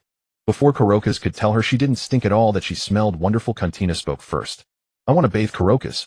Help me." Facing the slightly startled Kuntina, she repeated, "I want to bathe. Help me." "But Kuntina, I want to bathe. Help me." The stubborn girl, stubborn Kuntina, stood there pouting. Kurokas could already see the blush on her face and the tears beginning to well at the corners of her eyes. With a parched throat, Kurokas licked his lower lip and said to her, "I will help you heat some water." Soon Kurokas had prepared a bathtub and hot water inside the room. He even scattered rose petals in the tub, believing she would appreciate his thoughtful arrangement. Indeed, when Kuntina saw the rose petals in the bathtub, she was slightly surprised. In the past, if there were no rose petals during her bath, she would punish the servant who had prepared the bathwater. He was about to turn and leave, but Kurokas felt that if he stayed any longer, his hands would have nowhere to rest. He could no longer slow the racing of his heart. The air carried not only the scent of steam, but also the fragrance of roses. "Don't leave." Kunitina's voice came from behind him, firm and undeniable. His footsteps halted. Kurokas' mind went blank for several seconds before he slowly turned his head. Without a roof, overhead moonlight poured down, and the wall lamps cast a dim yellow glow. Kurokas gazed at Kunitina, who stood less than 2 meters away, his pupils gradually widening. The silver moonlight only enhanced her beauty, which was already extraordinary, beautiful beyond measure, beautiful beyond words. When her garments slipped to the floor beside her, Kurokas forgot who he was. Logically, he should not have been so affected. The person before him was merely a patient. It was after all the stirring of his heart. Amidst the swirling mist, Kurokas gently wiped Kunitina's back with tender care. Only he knew how fragile her body was. Even the slightest firm touch would cause her pain, so he dared not press too hard. Kunitina soaked in the bathtub, truly unable to bathe by herself. Feeling the gentleness upon her back, Kunitina allowed herself to weep, concealed by the steam, perhaps also deceiving herself, telling herself she was not crying, that there was merely water on her face. Not wanting the man behind her to notice, she made not a single sound. These tears were warmer even than the bathwater, though they could not match its heat. Kurokas, do you know how desperate I was back then? I considered simply closing my eyes and never opening them again, but I was truly afraid. Noticing something amiss with Kunitina, Kurokas quickly asked, "Kunitina, what is wrong?" Kunitina also realized her state was abnormal and that he had perceived it. She quickly shook her head and said, "I am fine, Kurokas. Let me tell you, I was once a young miss. Every day brought new and unrepeated tea treats. When I traveled, an exquisite carriage was always at my disposal, and with a casual word, servants attended to my every need." From Kunitina's description, Kurokas could envision a carefree girl in an exquisite princess dress during those days. Kunitina spoke at length about her past, and from her tone, it was clear she cherished that life. Her family never disciplined her strictly, and she herself was not the type to cause trouble. As she spoke, Kunitina fell silent. An abrupt quietness settled. She stopped because the girl she had described could never return to such a life. Ever since a certain mark had appeared upon her back. Kurokas. After a moment, it was Kunitina who broke the silence. "What is it?" Kurokas was puzzled as to why Kunitina was calling him now. "Will you marry me?" Kunitina's words caused Kurokas' hands to pause. "Never mind." Kunitina was clearly dejected, and her wiping motion suddenly stopped. How could she not feel it? Never mind, never mind. Kurokas, just pretend I did not say that." Kurokas opened his mouth, but did not know what words to use in response. He resumed wiping. For a moment neither spoke, and the water in the bathtub gradually cooled. Kurokas touched the water in the tub and said to Kunitina, "Let us get out, the water is cooling." Kunitina softly acknowledged, raising her arms and waiting for Kurokas to carry her. Previously, it was also Kurokas who had placed Kunitina into the bathtub in this same manner. "You can dry yourself, can you not?" "No, I have no strength. Simply standing here has exhausted all my energy." Kunitina said this earnestly. Kurokas, taking her at her word, dried her with a clean towel, careful not to entertain any improper thoughts. After drying the last spot, Kunitina leaned weakly against Kurokas, drained of strength. "I have no energy left, so I must trouble you." Konotina whispered softly near Koloka's ear. Pressed against his chest, she listened carefully to his heartbeat, calculating its rhythm in her mind. Did every girl do this after being carried in a princess hold? After carrying Konotina to the bed and tucking her in, Koloka's turned to leave. Konotina called out to him, "Don't go, please." Her tone pleaded. She feared rejection, for she too longed for the thrill of intertwined fingers. "All right, I will stay with you a little longer." Koloka's remained. "Come lie over here." Konotina deliberately shifted further inward. "Don't be like this, Konotina." Koloka's refused, having perceived her implication. "What do you mean, don't be like this? What is wrong with me?" As she spoke, Konotina grew agitated. "Tell me what is wrong, Koloka's. Tell me, what am I doing wrong? Tell me." "Do not excite yourself, Konotina. Your wounds have not healed yet." Koloka's did his utmost to soothe her, pressing down on her shoulders to prevent her from rising. "What do you want from me, Koloka's? I have done all this. Do you need me to speak more plainly?" Agitated Konotina directly threw off the covers. In that moment, she was a beauty beneath the moonlight. "Do not do this." Koloka's quickly covered Konotina again. But Konotina insisted on throwing off the covers. Yet she lacked his strength, and the blanket remained draped over her, with Koloka's hands pressing on both sides. "You are humiliating me. You worthless bastard, you are not a man." Konotina cursed, and with each forceful breath her words sprayed against Koloka's face. "Yes, I am not a man," Koloka's admitted calmly. "You are not a man. You are not even human. You are nothing but a filthy bug. No matter where you go, that fact will never change. You." Konotina continued hurling insults. Yet Koloka's pretended not to hear, showing no other emotion upon his face, simply listening as Konotina cursed him. She continued until she ran out of strength, her chest heaving and her face flushed. And then,